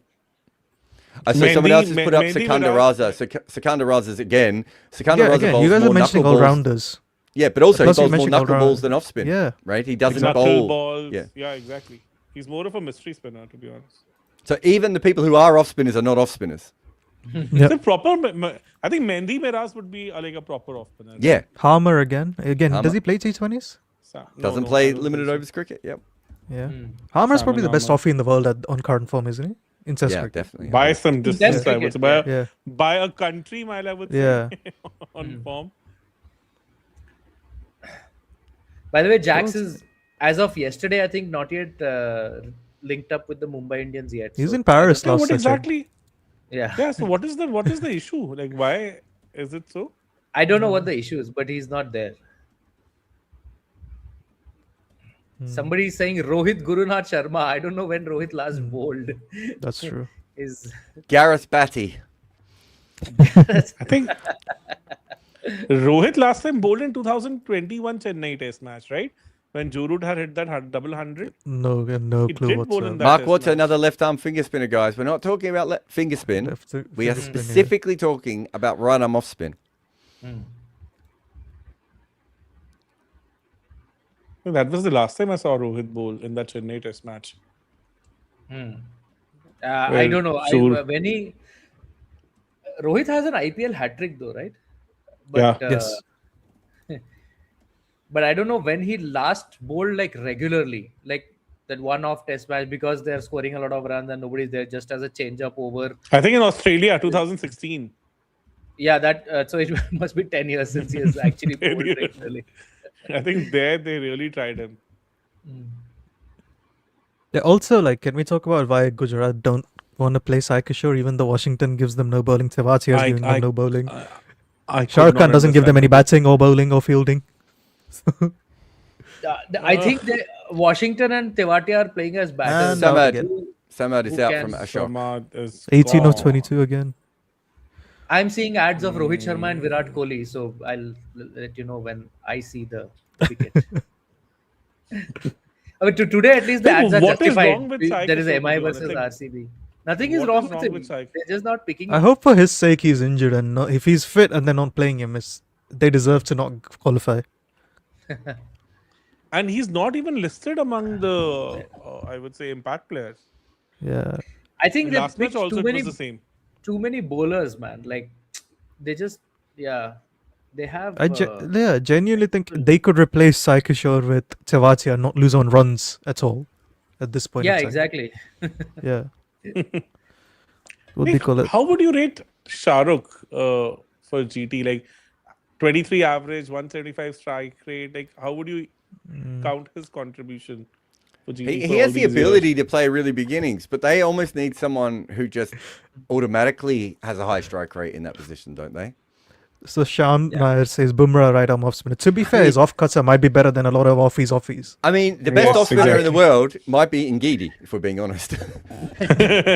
There's actually I just realized Jayant Yadav is in the Gujarat Titans squad. He's a proper off spinner. He's an He can was bat about, as well, right? He was about 12 Yeah. years ago. Yeah. No, but I mean, he's an off spinner who can bat. He's not a batter who bowls off spin. No, they'll Like, occasionally yeah, dust sure. him off. I think Emma used to occasionally dust him off if a team had left-handers in the top Yes. 3 or something. Does he have a Yes, test 100? exactly. Yes, does. he has a test 100 from number 9 at With Virat Wankhede. Kohli. Wankhede only. I think I At commentated Wankhede- that game. I'm Oh, you pretty did? sure I was commentating that. one. Kohli made 235, I think, in that match. Like, That but- was the Yeah. Nathan McCullum, there's another very relevant modern player. Doesn't he own a franchise in Belgium or something now? Oh, really? I really want to understand this, like, to be honest. Hmm. Like, considering the fact that GTA has always been top heavy, they've been scoring runs for fun at the top. And then even they had a decent number 4 also. With that, Shah Rukh having 23 average, 175 strike rate, how would you basically rate his overall performance for GT? Considering the fact that some of the times he would have to come in when there's a collapse. Some of the time he would have to come in when they have to have those quick runs. Like, if we When have kind they of- collapsed? Which year was that? I'd have to go back a few. Exactly. So it's like Oh, they guy have giving impact you on an subbed, average. Linde in. Yeah. Yeah, I So, think they like- had to. That's the right. I mean, anyway, they're going to use him as a bowler. Like, so might as well bring him Well, in. The, I've seen Linda bat. They're going to have to think of him as a bowler because he's another one of these guys who can bat. This is what we're saying the other day. The one plus I would say over Jamie Overton, there are all these guys who are like, yeah, he gives you a little bit with the bat and he gives you a little bit with the bat. Jamie Overton actually can bat. Like, he's not a guy who gives you a little bit with the bat. Like, he is a fantastic six hitter. Is who can Linda a average about 20. 7.5 again, Jared? Or is he Yeah. an actual 8? No. Oh, now that, yeah. He's 7.5 at best, isn't he? Yeah. He's not a number 7 for sure. I'm happy with saying that. Yeah. I think Akil Hussain is like an Overton? 8.5. Yes. No. Yeah. Is he? I thought he was an 8. Yeah. No. Nah. He's not an 8. like, I'm still I'm kind of bugging you all with the same question. Wait, Would we've- you take? We finally got What the do you great think- guy, Lalit Yadav. Lalit Yadav. My of man. course. The legend, yes. I miss him. Who else is there? Krishna Sorry, Gautam. Deepak. What else do we have? Who else But do we like, who else Gautam do we take name? 12. Gautam has retired. He's doing Kannada commentary now, by the way. Yes. He's- Yeah, Naga, don't blame me. Just No one's retired playing me. off spinners. I mean, Jalat Saxena is still plying his trade in domestic cricket. Nobody seems to pick him for anything. He's still getting wickets and all. I don't know. Maybe if Vaibhav does have a weakness against off spin at that length, maybe Jalaj will get some late career one season resurgence or something. Good point. So, But won't you take- Jared, you like this? Harsha is apparently saying Linda can bat anywhere from 3 to number 7. I mean, technically, Varun, you could bat anywhere from 3 to 7. Can you do it Yes. well? Is my question. But like Jared, to be honest, before SA20, when we asked the same question to Robbie, he said one player to watch out for is Linde. He said like he's massively impressed Actually, with he that did. guy. Yes, that was the pod on which 3 of us did, right? Yes, Deepak, you, exactly. me, and Ravi? Remember? He told me as well. Yes. Okay. Saurabh, do you have any idea who Nikhil Kashyap for Haryana is? Nikhil Kashyap for Haryana. Oh, Tanush Not Kotian. really, That's the doesn't- other one I forgot about. Yes. Tanush Kotian, of course, yeah. Kotian, Tanush yeah. Kotian Yeah. is there. Yeah.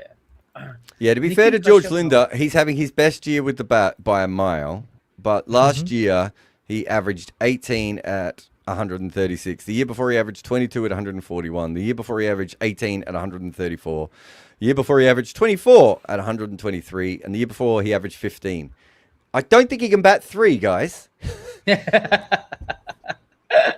So, Crick Things has asked me, like, where do I get the degree of turn? You've asked batter? us that before, man. We Yeah. can't tell you. is the answer. Unfortunately, no. It's as much as we could we tell hate you, to we would have told you gatekeep the it. last time you asked. Yeah, as much as we hate to gatekeep it, it's just Hawkeye's not how- cunt. We, Hawkeye are we are cunts. unfortunately not Yeah. allowed to say anything. This is whack for 6. Oh, by good Mukul. shot. 8 off 9 again. So Prakash I is just saying want to Rohit add- last I bowled just in want the to 23 add- World Cup. I just want to add this. That's not add counted. this- I want to add this insight about this guy. Is he also somebody like Tristan Stubbs, who, because in the last match Could also be. he took first 7-8 balls to get going, and then only No, started they were smashing 6 it. down though, and Mohammad Shami was the number 8. I don't blame him for taking like a few Yeah. balls. No, and He was also, like- and it was the He was like 9 balls 4 or something at one point of time, if I remember. Was it correctly. 2 And of 8? I wasn't want to that say. the first time he was batting in the IPL? You give some Properly, margin I for think, that, yeah. right? Didn't he have to block Rashid Khan out in that game, Deepak? Narayan or Rashid. Ah, Hey, was it Narayan? Yeah, Okay, Rashid's today, right? Yeah, yeah, yeah. So- So I'm pretty Yeah. sure he was defending that over so that Shami didn't face him. No, it's the other way around. I think at some point he was like, Shami, just take the strike against No, Narayan. Shami And faced the last ball. But Yeah, if you go okay. back, I think he was.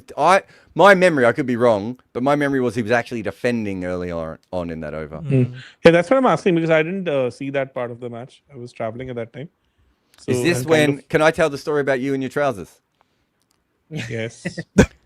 Why so, not? so Deepak had a meeting with a very important person, and so he had to dress up and pretend he's not pretend, but be the CEO of our company, right? But he had to pretend he knew how to dress correctly. So he went out and he bought himself a lovely pair of trousers to take to this meeting, and then he left them there and flew to the next location without the trousers and had to buy a second pair of trousers for his meeting. So that meeting was so important, it cost 2 pairs of trousers, everyone. if you don't Oh, his mic's reveal, gone. Deepak can't even talk now. We've muted him. Yeah. He's so excited. if you don't reveal the fact that he forgot them, you just say that he had to buy a new set of trousers. People will think all No, sorts of I things. actually bought it at 3 p.m. Gave it for the alteration. I was supposed to collect it at 5. Had to leave for Chandigarh. We left. Checked into the hotel at 9:30. I kind of reminded myself that I've not been able to collect the trousers. We went to the mall, bought another pair of it, and just somehow. And we had a meeting on 10th in the afternoon, and just a couple of hours before the meeting, my wife was kind of doing the alteration herself for me because he had. But now think about it. You've got a lot of pairs of trousers. That's all I'm saying. Yeah. So Have yet Did to you collect go- them. Collect that one. No. Not yet. it is. I will say that when I saw that, I didn't say much on the group, but I was thinking to myself, that is exactly what I would do. I would go from having no trousers to have. It's like when I don't have a suit, right? Like if I don't have a suit, I would then end up with 3 suits suddenly. So I either have 0 suits or 3 suits. There's no middle ground with me. I don't have any Oh, here formal goes shoes the or helicopter again. suits. Sorry. And first- that helicopter Nothing. did not land. It didn't even reach the destination before before square leg. The formal shoes, I bought it after a decade. The last time I bought a formal shoes was way back in 2014 or 15. So Yeah, I know. I'm out of formal shoes. I'm out now. I wear trainers everywhere now. I'm sorry. yeah. You had your chance, world. You couldn't convince me of it. I always had this thing with my dad. Me and my dad would fight where he'd be like, because I never wore nice shoes. Like I never wore like leather shoes. And he said, one day you're going to grow up and you have to wear leather shoes every day. So you're going to have to get used to it. And even now, when we go out to really nice places, I go, look at my kickstand. They're not bad, are they? Hey? Like 2014 was the last time I bought leather shoes because at that time also because my wife had literally forced me into it. She forced me to wear formals and stuff. This is not a bad suggestion. Huh? Should play Sai So, for Rabada and Banton for SRK. I think they can do that a Banson wide? for SRK, Sai for he's given him Chavatia, and Holder for another Rabada. wicket. Mukul is out. It was the bouncer. I reckon this was above his head, and he's just flapped done. his bat at it in the hook shot, and he's got a small edge. Because I was thinking it could be a wide. Let's have a look. Slow ball bouncer. Geez, he telegraphed that one, and yeah, big edge. Oh, wow, yeah. Big Would have been a edge. wide if he missed it, right? Yes. Anything that Prasid touches turns to gold. Nice. Prasid is having bowling a day. brilliantly. Huh? 4 for 13. He's having Yeah. a tournament. He's been having almost having one half. What was it? Was it Punjab? They tried really hard not to bowl him. So Yes. Varun, I've been looking at Linda. I think he is a 7.5 for IPL, a 7.5 for international cricket. But I think in franchise cricket, he's a 7. Oh, Yeah, okay. so lesser franchise cricket, I'm happy with him at 7. Still not 3 to 7.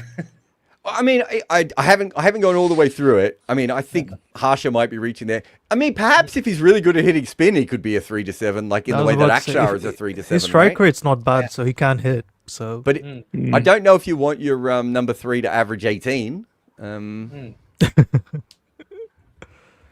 I mean, would it be much worse than Pant and Purana doing for LSG? I mean, it might make them better. That's also there. Yeah, that's also there. So Blue So- Eagles has asked us, Jared, rank Linda, Dawson, Akil as overall T20 packages. Oh, that's fascinating because Akil's by far the best bowler out of those. The problem with Dawson is he's a really talented cricketer, but his batting doesn't really make any sense in modern T20 cricket, right? So you can Yes. only use him as an insurance batter. Like if you're 4 down for 40, you could send Dawson in, but he's not of much use. I would probably. I mean, Akil's a better bowler than Linda, isn't he? Are they almost Surely. level? Are they almost I level think when you so. factor in the all-round package? But Akil is a good fielder also. Like, Yeah. his fielding- I think Linda's a good fielder too, though. yeah. Yeah, but Akil needs a new ball, right? I think if you have Linda, is Linda a new ball bowler as well? Or is he more middle No, overs? no. He can, because I remember that South Africa versus India match where he got Sanju with that beauty. So I think he is still able to kind of, and also I think in that New Chandigarh match also he was bowling majority of the middle overs only. I think of him as a middle overs bowler. I'd have to go back and have a Okay, better so look. then which one you take would depend on your team structure, then, right? I think you can. Yeah, you'd have to compare his middle overs to Akil's middle overs because Akil is bowling with the new ball because that's the position that he's needed to bowl, right? As much as anything, they like having a new ball spinner in the West Indies, as we've seen before. But if you compare them in the middle overs, that would be the more fascinating one. I think I slightly edge Akil, but I don't think there's much between those two guys. As this one's one of Prashid's worst balls and is helped by the league side for 4. I think I don't What remember you guys precisely. have also done is missed the shot of the match from Mohammad Shami, Yes. which was a 4-through point because we were wow. debating Linde and Akil and Dawson. God damn it. Well, I'll just watch it on my potato in a minute and it'll come back up. Second ball 4 that he hit of Prasid right after the wicket. His first ball, Shami's first ball. But surely it is not a 140 for 7 wicket, right? I hope not. Didn't look like, to be honest. Do you know the really good news about this is it doesn't really matter if it is or not because we all know as Linda hits this straight up in the air and he's going to get away with it just over short fine leg's head. Because no one will remember that they scored this, and the next time that over 200 is scored, everyone will be like, I'm so sick and tired of every pitch being a 200 pitch. Yeah, 220 is being chased easily all the time these days. Yeah. Yes. So, Prasad Krishna again. We need possibly the variety, purple but cap. we are not going to watch when the Yeah, variety is. we need variety, but we are not going to notice when there is variety. Yes. Oh, by the way, Jared, I think, do you remember how I was saying in a group chat that I think we'll see a power play evolution this season? It's sort of happening. I think the strike rate's close to 10 and over now in the power play. Very interesting. I've got a graphic I've just been working on the last couple of minutes that I think you're all going to like. Oh, I can bring amazing it up. shot. I don't know if I should bring it up now. Is everyone here going to be here after the break? I think I'll Yeah, come yeah. back at some point, yeah. Are you going to be here straight after the break for the game, though, Varun? Yes. Probably not immediately Okay. for me, no. So for the first time ever, the run rate in the first 10 overs has almost caught the run rate in the last 10 overs. Mm. Oh, So the difference at the moment is a strike rate of 6. And Nice. the closest to that ever is 17. 14 in 2021. So the scoring rates are almost identical in the first 10 overs of of IPL games as they are in the second 10. As this one is whoa, whipped. whoa. This was some shot. That was 6. Good contact. That last Prasid over went for quite a few. So I'll say this: the Yes. one thing that you're not missing out on, Saurabh, is yes, we are watching the cricket 25 seconds earlier than you, but occasionally on the streams that we're using, they just cut away to random things. So that ball hit the bat. It looked like a beautiful shot, and then all we saw was people waving flags from earlier in Oh the day. wow, that was a good shot. Oh, by the way, Jared, I was looking Okay, at I'm Akil seeing that Hussain shot and now, George yeah. Linda in the middle overs. So Linda has Akil has a better true icon and true wickets in the middle overs in the last 3 years. Oh, was that a Was that sitter out? dropped by Rashid Khan? Was that a drop around? What the hell happened there? I think it was just hit the deep point, and he's just Yes. shelled it. So Yes, by the it way, was Jared, a that was sitter. the logic I had with last season. I think last season the power play strike rate and the middle over strike rate was very similar. So I was like, there's no way the teams are going to let that happen again. And we're seeing a jump now. See if I can bring this up, guys. This sitter. This is seriously a sitter. Oh God! He could have caught that in his sleep. Mm. All right. So, production team, you might. Oh no, it's worked perfectly. All right. So this is the strike rate Wow. in the first 10 overs, which is yellow. Sorry, which is blue, and the Blue, second 10 yeah. overs, which is yellow. Sorry, I didn't put the full. Oh. Another boundary here, Mm. as Linda's batting really well here.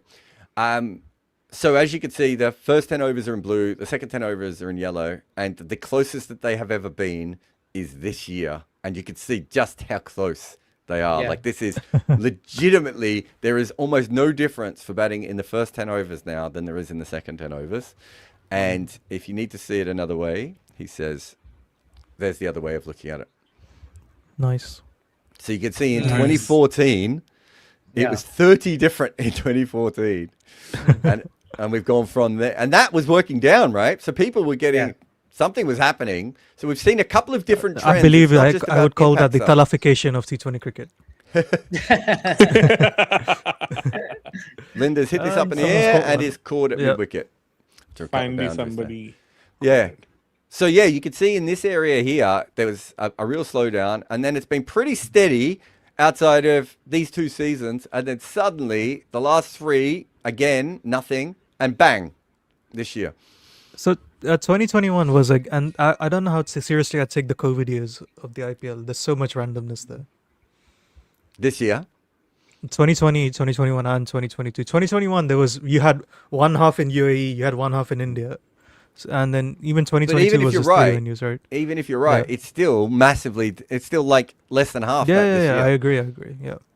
So what we are seeing is for the first time ever that it doesn't really matter if you bat at the start or the end. The middle is still obviously shitter, but in either direction.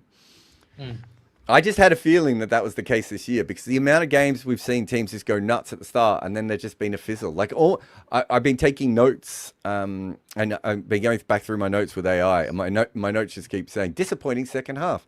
The game was like a balloon where the air slowly went out. Like over and over again, my notes say the same thing. Yes. But is it something to do KKR are with the really ball? shit. Oh, that's a different note, Yes. but that has come up. Is it something to do with the ball also? Because I also remember you mentioning this multiple times that suddenly the ball has lost its air. This has happened multiple times at this tournament. I wonder if there's something going on with the balls as well. I think but this is what's weird. As another boundary is hit there by The greatest batter in IPL history has just hit a 4. Oh yeah, what's his record now? Oh, what was it? I think last year it was like 2160 or something. Do you know about this, Deepak? That Yes. Avish Khan is the best batter ever in the history of the IPL. Yes. Did you know, Saurabh? It's No, I don't know trending. this. It's trending like anything on internet right now. So it was 21 Because- 157 before this game. So yeah. So tell me how he's the greatest batter in the IPL because of his. Did you hear what Varun just said? What's Yeah, his exactly. Look record? at those numbers. Yeah, 21 157. And what was it? 2025. He makes 21 runs with his highest score being 19. Yep. And all in 12 balls. So yeah. He What a averages goat. over 20 with a strike rate of almost 160, Saurabh. He's Yeah, the what was it? player we've been waiting 2025. for. He averaged 21 at a strike rate of 175. In 2022, averaged 22 at a strike rate of 169. And he's been part of 2 1-wicket wins last. Yeah. ball, Exactly. It's a genius. Yeah. What is it? What was it? We have Bevan, Dhoni, Virat, and Avish Khan, the greatest chasers in white ball cricket.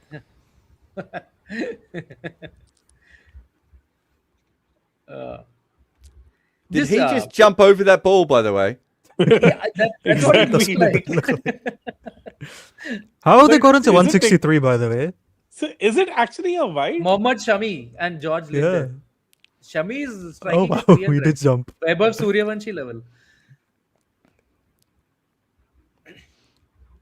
Can you give that a wide if the batter jumps over the ball? Exactly. This is what I'm surprised asking. they Like, have then not there's reviewed hardly it. any margin for I error mean, for the it has bowlers. to be a wide, doesn't it? Because it is outside of his legs, but it was actually inside of his legs until he moved his pads. It's a very weird one, that one. Exactly. I've been critical of a lot of wide reviews taking too long. This one does deserve some time because I can't tell what this is. This is Can I just say, someone mean- put a typo in, and I can't find the typo, but I did see this message. Does not died. He hasn't died. I don't know what that's about, but With this one. Sorry, yeah, this one. When he died, yes. Well, Complete loss is a control so when he many of died, us yes. lose control of our length when we Yeah. die. yeah. Yeah. This is. I wouldn't give this wide, man. Like you have to see where he's standing. From where he's standing, the ball is okay. Exactly. Because there should be some margin for error as far as bowlers are concerned. We're already way too harsh. Oh. Yeah, Oh, that's it not is a wide. wide. It's been given wide. Yeah. Shit, that's harsh. That's very harsh, to be honest.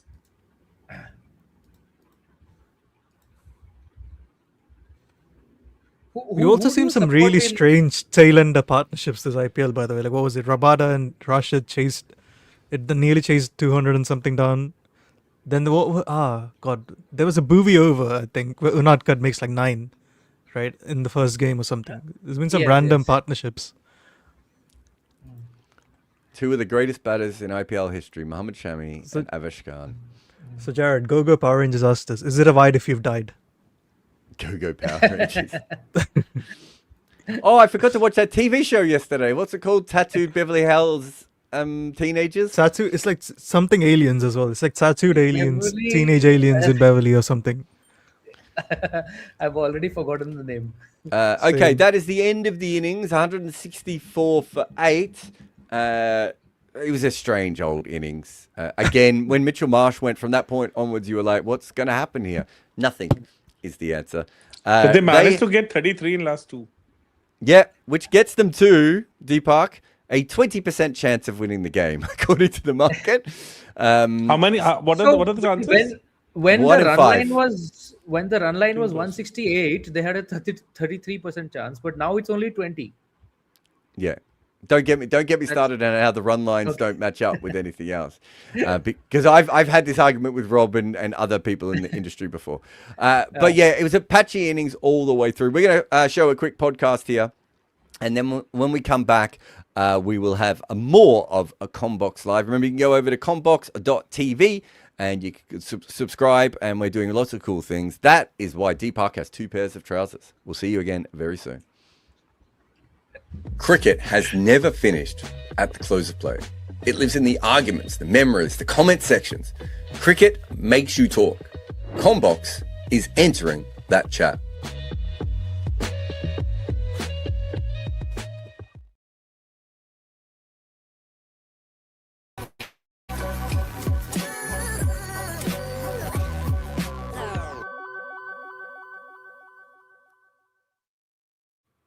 Hello and welcome to our. We are reaching the end of this series, but today we are going to pick another all-time IPL team. This is for the Lucknow Super Giants, who have a fairly small history in the IPL. The same history as the Gujarat Titans, but less of a legacy because Gujarat Titans have won a title and come within the ball of winning another title, and finished top of the table, top points wise at least last season. Lucknow haven't really had that. So it's just Shayan and me today. Shayan has come as the staunch Lucknow fan who lives in the city. So we are going to pick a 12 again. We are going to pick 11 and a 12th man. Only 4 overseas players. The only relaxation in rules that we have for this 11 as opposed to the others is that the minimum number of matches that people should have played is 10 instead of the 15 that we have for the teams with greater number of years in the IPL. We did that for Gujarat also, so we'll give Lucknow the same consideration, and we don't know how this will go in a sense, but we also know how it will go because there's not too many ways it can go, right, Shahan? Yeah, definitely. I think with Lucknow, I was a bit reluctant to do a live for the Lucknow all-time team simply because there is not enough history. Unlike the city, because Lucknow as a city, of course, now it is time for me to do some Lucknow propaganda and talk about Tunde Kababi and all of that, like how rich of a culture the city has. But of course, I mean, the Lucknow team is new, but I think they're doing some cool things. They've actually started this new membership thing that I've actually joined, and it's like you can get a season ticket for 5,000 rupees. And so I'm probably going to look more into what they're going to do and might even do a piece and all of that. I've been in talks with the Tarutura and all those guys. So let's see what happens, what comes out of it. So they're a new team, and obviously the biggest challenge for any new team is to get a fan base. And right now, I feel the issue is that most of the people in Lucknow, they already have a team that they are rooting behind, right? Like obviously the ones that are pre-existing. Most you will find CSK fans, Dhoni fans, RCB Kohli fans, Mumbai Rohit fans, right? So these are the three most common ones whenever you even go to see the games. But especially the one that I went to watch, the CSK versus Lucknow game last year where Dhoni finished the match. That game was insane because if you see the videos of that game, it is just all yellow everywhere. And yellow also sticks out more, I think, a bit. So that also plays a part. But yeah, I think in due course of time, maybe if they have some star players, maybe if Rishabh Pant goes on a run, we might talk a bit about him later on, not in context of this team, but generally what it means to be a T20 cricketer right now, how he can, stake a claim back in the T20 squad and all of that. So I think those are my thoughts on Lucknow Super Giants in general at the moment. Yeah, I mean, yeah, just like you said, they don't have enough of a fan base right now, but Yeah. they are also young, and if they go on a run, the fan base will Yeah. build itself. I agree. They just need to, yeah, they just need to do that. They look like they might do that last season, go on a very unexpected run when Nicholas Puran was winning them matches single-handedly, and then they sort of just tailed off.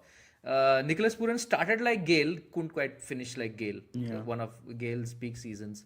But which is a nice segue into I'm making the first pick. So yeah, that is my first pick, Nicholas Puran. I don't think there was any other candidate who stood out as much as he did. Definitely. His raw numbers for Lucknow are also quite outstanding. I'll just read them out here.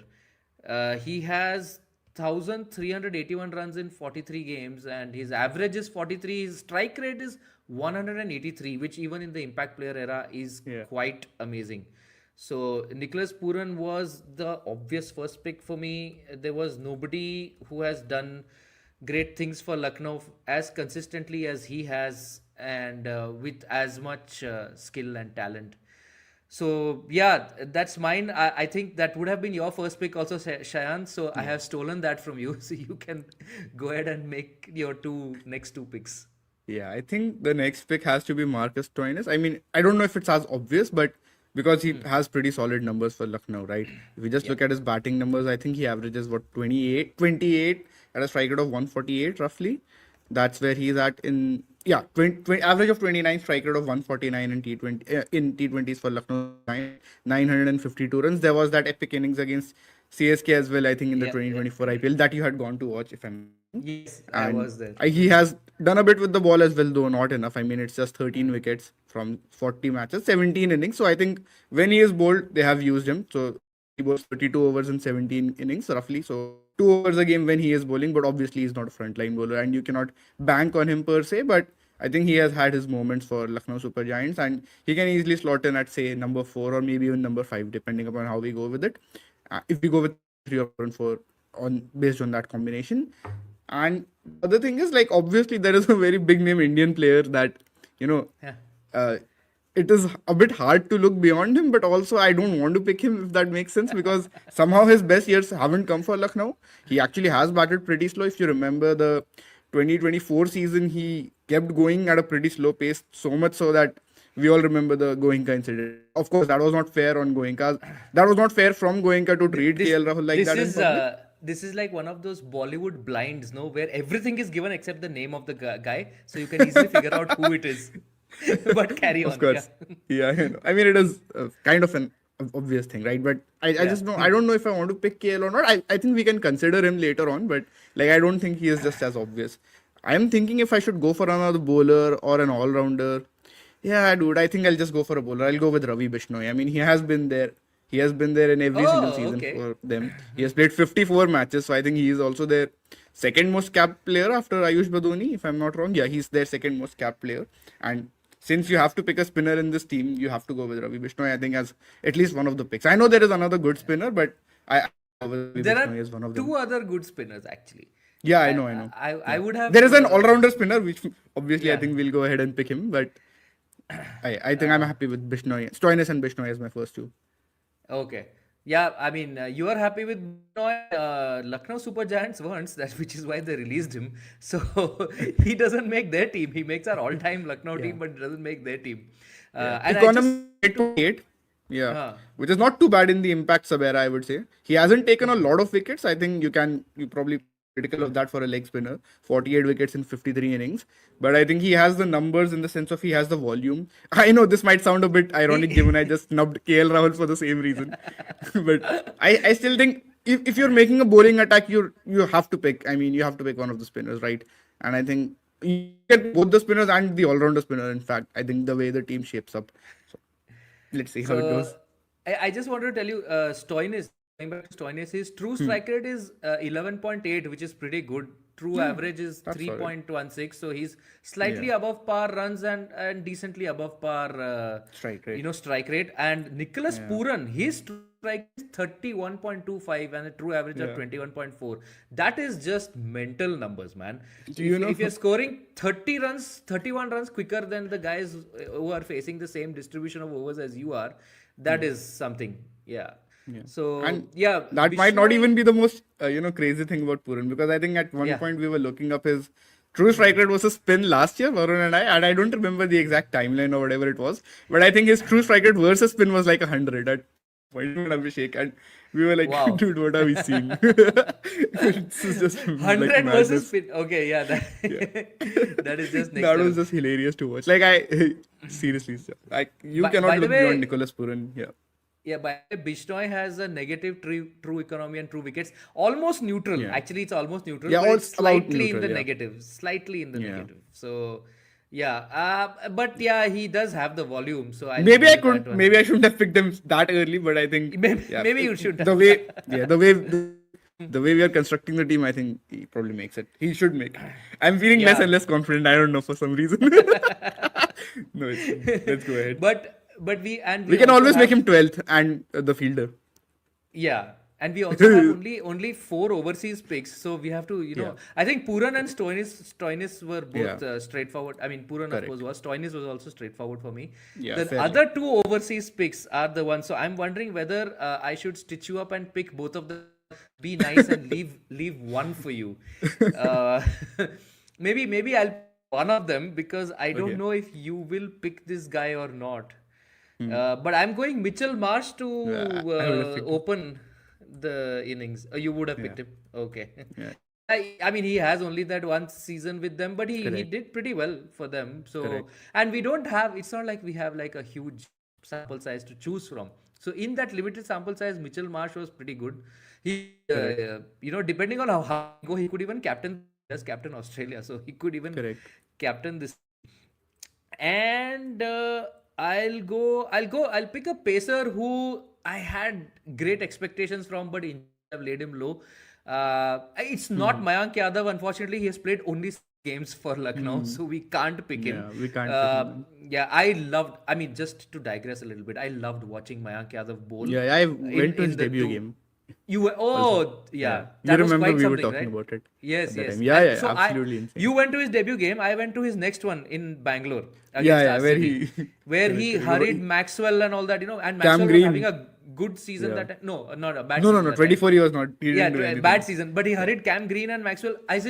He hurried basically Australian players brought up on Australian pitches. Yeah. He And Cam Green is disconcerted from them with Western bounce. Australia, right? He's from Exactly, Perth, if I'm yeah. not wrong. Yeah. And he's like the height of some buildings.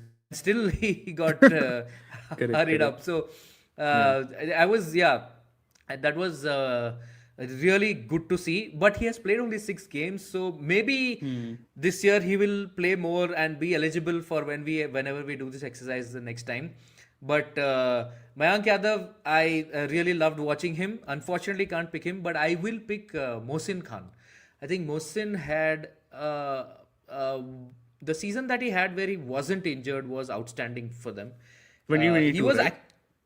yeah, he was actually 22 or 23, I forget, but he was actually part of the Mumbai Indians. So, this is back when the Mumbai Indians scouting factory was still one step ahead of all the other IPL franchises. So, if they generally, of course, they have also picked up people who have not been successful, but they have often picked up guys who have, been. I mean, I'm not even talking about the Jasprit Bumrah, Hardik Pandya sort of picks, which have been wildly successful.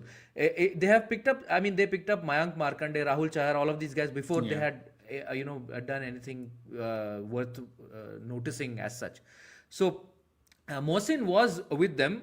They had to let him go, of course, because you can't keep everyone and whatever thoughts they had. And then Lucknow picked him up and he had that outstanding season. I think he was a big part of them qualifying for the playoffs that year that they did. 22 and 23 they qualified. He was a big part of that. He showed, I mean, the trajectory he was on, he could have actually played for India. But then, of course, the injuries and all that have happened have laid him very, very low. He still has very decent numbers, I think, for, he has 27 wickets in 24 games. Is conceding runs at 8.5, which is pretty good, I think, in the impact sub era. It's actually mainly because of 2022. So in 2022, he takes 14 wickets in 9 innings at an economy of 5.96. And then after that, the next two seasons, he goes for a few. But I think he goes for a few. He doesn't even play that many play games, as much, right? yeah. Plays Plays 10 games in 24, economy of 10.1. 23 plays 5 games, economy of 10.7. So I think you can see a shift, but you still have to give him credit for that first season, right? Yeah, that first season was amazing. So that's why. So Mohsin is my second pick, and back to you, Shan. All right then.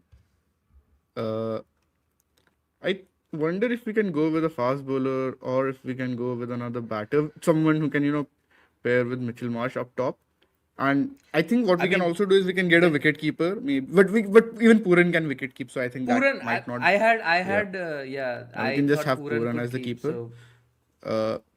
Then I think there is one more keeper also who we could pick. I know. I don't know. I know. So that's what I'm thinking. And both of them, actually, the next overseas, I'm thinking both of them from South Africa. So it's either the keeper is it? or Okay, the, my or the next batting overseas all-rounder. was not even from South all-rounder. Africa. Yeah. Oh, interesting. I picked a bowler. But you're going with another bowler. I should prompt you. I know. I guess I have an idea of what you're talking about. Yeah. That's actually not a bad pick. I think then what I can do is I can go.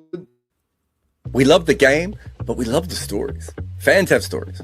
Former players have stories. Journalists have stories as well. Combox brings them all together. The game lives on.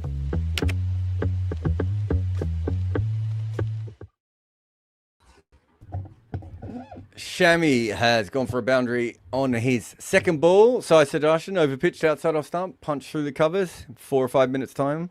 Saurabh will see that as well. I was about to.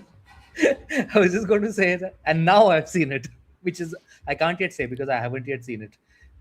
It did swing quite a bit, that ball, by the way.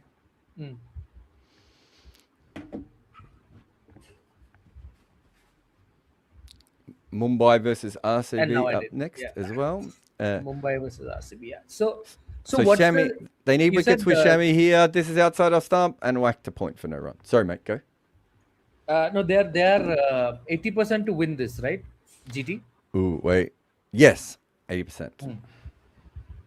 High, low. It's very. I mean, that's fair, right? But it's very high, but it's fair because it looks like a below par total.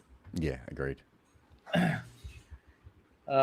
Shami, but yeah, just for Shami's batting sake, he should get a few wickets also.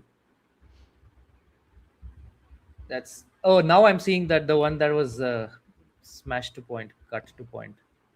Yeah, dots and four, and the single 4 at the moment. How many runs and over do you think Rabada's going for this year? 10.5. 10.8. Not bad. Yeah, because he's been very expensive, right? At various points. He's not he's not been the Rabada of which the Delhi. I think he had his good season. He had one good season with Punjab, and before that one with Delhi. So he's not been that Rabada. His overall numbers occasionally look good in the IPL, but if you look at it, it's generally him taking wickets at the death. He doesn't do as much early on. Oh, so his what true wickets are Yeah. not that great. Yeah, so he's one of the reasons we look at stuff like that. He has had some years where he's taken so many wickets at the death. His true wickets are still okay, but not. Oh. But it's not like if you look at his overall numbers, he averages 24 with the ball, and that was from those years where he couldn't stop taking wickets. So 2019 through to 2022. Since then, he's averaged 33, 33. Last year he played 4 games, averaged 81. This year he averages 40. If he was a batter, everyone would be talking about it. But bowlers don't get noticed as much. This one is hit through the offside for 4. No, this is what the previous comment was saying. No, so actually Varun, I think, had a good one. He said the previous comment wanted just Rabada dropped, but we should probably leave out Rabada and Rahul Tewatia and someone else, and bring in Sai Kishore, Jason Holder, and Tom Banton. Yeah, you could really change the side quite dramatically. You could, and Tewatia, Shah Rukh Khan. Who did they want to drop? Yeah, one of those two. Let me just look at their 11 and tell you. First over went for 8, just a couple of balls punched through the offside for 4. A typical Gujarat over, I would call it. First over, I should say. Yeah, and it so happens that that's the required rate, like 8 runs and over. So typical Gujarat start is actually keeping up with it, and their method is to have a slower start and then catch up. Yeah, let me just look at their 11.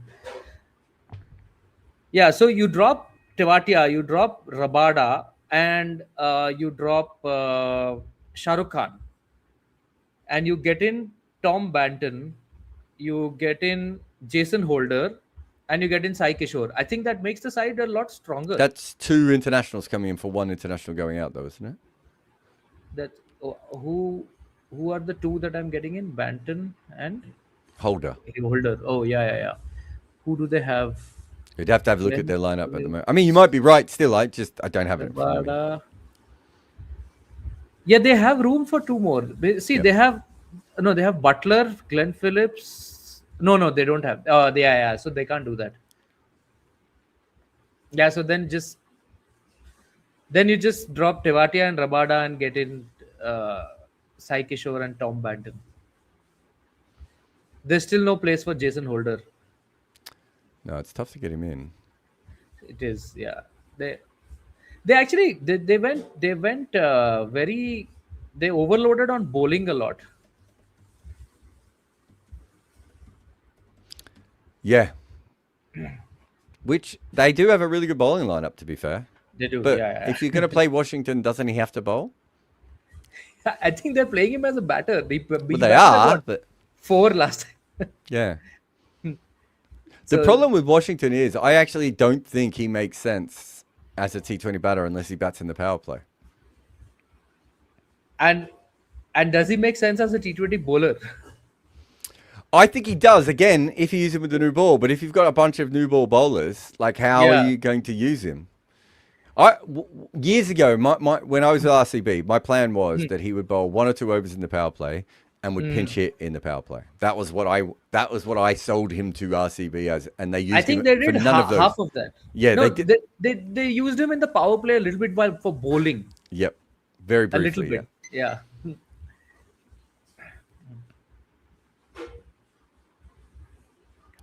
I suppose, but still, having him in the side, the only issue is he's not like a massive spinner of the ball.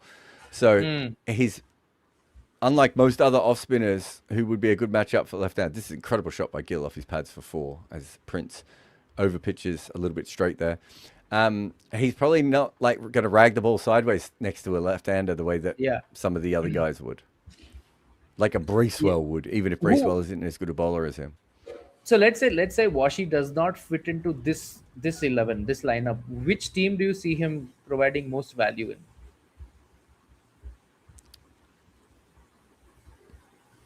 At the moment, KKR? with CSK, CSK, yeah. No, CSK, but where does he bat? And that's an incredible shot for 4 off his pads, which I'm seeing just now. The where does he super bat? killer. If he's playing for CSK, you drop Gaikwad. So you trade him for Gaikwad, right? You get No, Washi and you bat Washi at 3, and you open with Matre. I mean, if you're dropping Gaikwad, don't you want to bring in Urvil Patel anyway at CSK, who's sitting out? Yeah, but if you bring in Washi, then you've got an extra finger spinner available to you, and he can bat in the power play so that you don't have to have Safraz or Dubé or Brevis batting in the power play. And but Ruturaj in GT does not make sense, does he? I mean, Ruturaj in a lot of sides. Ruturaj, actually, I think KKR is a good side for him. They have to move on from Rahane at some point. So he could be the ideal Rahane. He could be the evolution KKR, of you mean? Rahane. Yeah, in KKR. The problem with Gaikwad is, doesn't he actually have to bat in the middle order? Yeah, he does. So they opened with Narayan and Finn Allen and have Ruturaj at 3. They need a captain also once Rahane moves on. So if they don't want to give Rinku the captaincy for whatever reason, they seem to be reluctant to do that. So get in Rutu, and he fits in there nicely. And Sanju Samson captains CSK.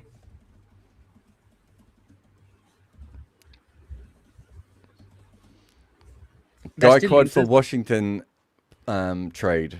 There we go. And then you need to make it a three-person trade to bring KKR into it. Yep. Yes.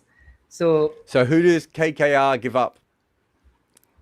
KKR need to give someone to GT. GT need to give Washington to CSK. CSK give.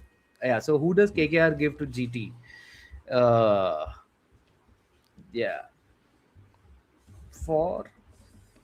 For them losing Washington, who do they need? Let's look at KKR squad once. This is defended out on the offside. Think of a run. There's nothing there. So Gujarat.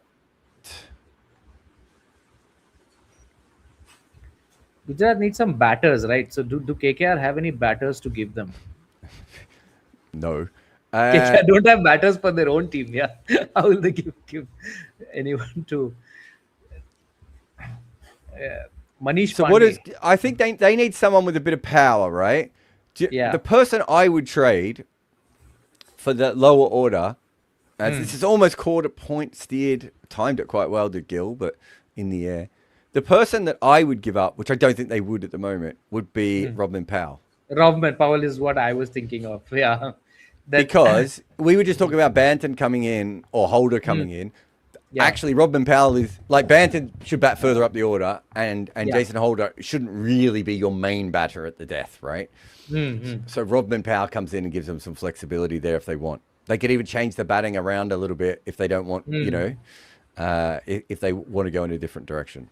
I'm not sure how that works 100%, but we'll go with that for now. That's our three-way trade. That's our three-way trade, yeah. So KKR end up losing Robman Powell and getting Ruturaj Gaikwad. It's okay, I guess. They do get an Indian. Well, there's a reason why Gaikwad makes sense for KKR. It's because they don't have a single guy who can play spin. Yeah. So now they have a guy who can play spin. And in Rodman, they're losing a guy who can't play spin at all. Yeah. And that just means that they go all in on Cameron Green, of course, that he has to be their guy. Otherwise, they trade Cameron Green to GT and keep Robman Powell with them. Imagine that. So, Deepak, we've made a three-way trade while you've been gone. I was listening to that. Okay. Are you okay with it? You can just, like, the last part of it, not the entire discussion. Okay, so Washi's at the wrong team. because he needs to bat in the top 3. He really needs to bat at number 3 to be of any use to you with the bat, right? And also, he needs to be able to bowl with a new ball. 2 things he cannot do at this tide, right? So having him doesn't help them at the moment. But what they need is someone who can hit boundaries later on in the order. So we can get them Rovman Powell, right? And this involves Gaikwad being traded to KKR so that KKR have one human being who can play spin other than Sunil Narain. So that's our 3-way trade. I don't know if the comments like it or not, but that's what we've done here off the top of our head. I think Washi at CSK would make a lot of sense, to be honest. Yeah, that's what I think. That's how we started this. We started this of which team should Washi go to, and CSK was the first one that came to mind.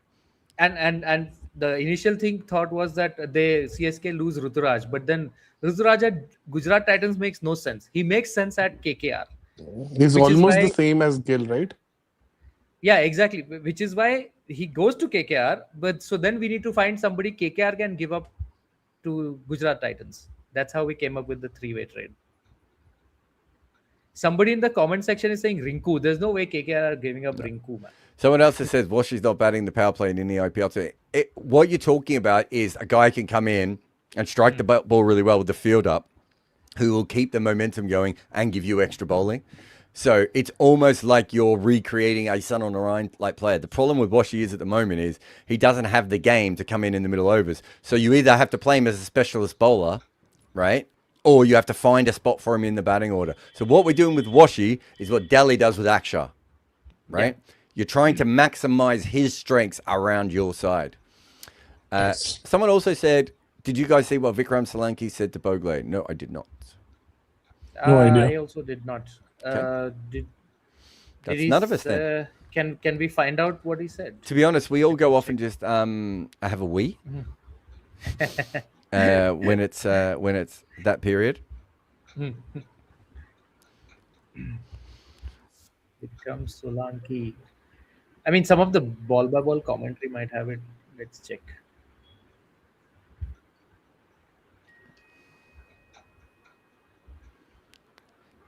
The Vikram Solanki is really interesting, by the way, because I think if he wasn't, I think he's a very a realistic chance to take over English cricket. Oh, so does that mean if he hadn't have left, I wonder if he would have got Rob Key's job instead of Rob Key. Sorry, I was just listening to the trades and jumped on. Are you happy with our trade?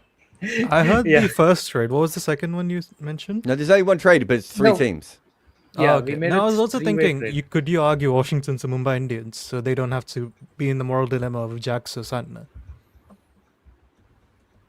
But where does he bat for them? He can't bat him. in the. For Mumbai, they don't really have I mean, a he'll number have to 3. bat at Tilak does. 7 or 8. No, if you have Washi 3, what was it? Sky 4. What the hell is the number 5? Hardik at 5. Then you have Tilak 6 and Namandir at 7. And Will Jacks? You could play Will Jacks, you could play Santner. That gives you, that's what I'm saying, it gives you flexibility. So you can play Cope and Bosch as well if you want.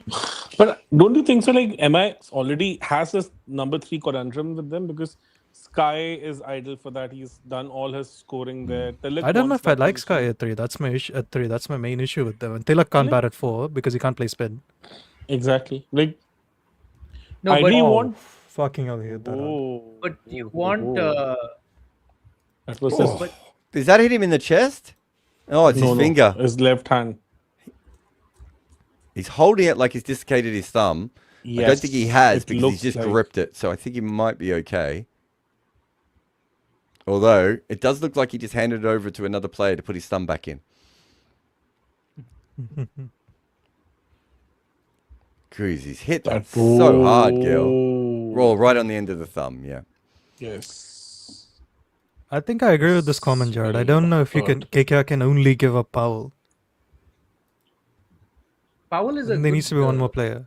Oh, No, you I could throw in agree. someone else if you wanted to. Let's say Ramandeep and Powell, both of them. Let's do both of I'm them. not giving up Ramandeep and Powell for Gaikwad. That does hit him Not very for- hard on his thumb. I saw it now. I think they would because Ramandeep has not done anything for them. They don't know how to Exactly. use him. No, but Ramandeep has the potential to do a lot for them. And Powell fair. for Washington is fair, man. I'm not I mean, giving up it's not two. like- I'm not giving up 2 players for Gaikwad. Yeah, Like I'm That's not, I'm fair. not giving up 2 potential starters for Gaikwad. That's You can fair, have one or that's the other. You can pick Rodman or you can pick Ramandeep. I'm more than happy to have that conversation. No. So going back to Washington to Mumbai, I think it does make sense because then that gives Mumbai flexibility with how they want to use Jacks. I just think they or have other Santner. guys they want to bat at number 3 though. Like I don't So think then any he of them has are good. That's my issue. so then he has to bat at 7 or 8 again. No. where- I'm saying that Yeah. Sky isn't great when you need him to go early, right? Going back to what you were saying, if you have Washington 3, you can have Sky at 4, which is his best position.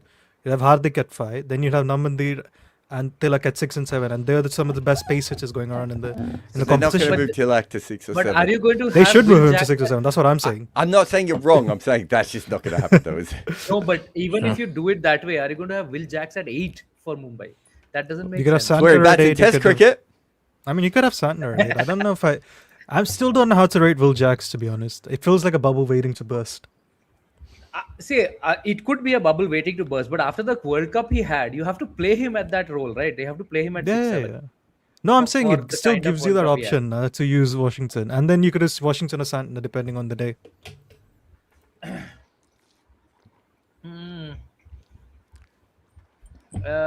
Like to be honest, like Tilak is one guy they have invested heavily, and they look at him as a future star.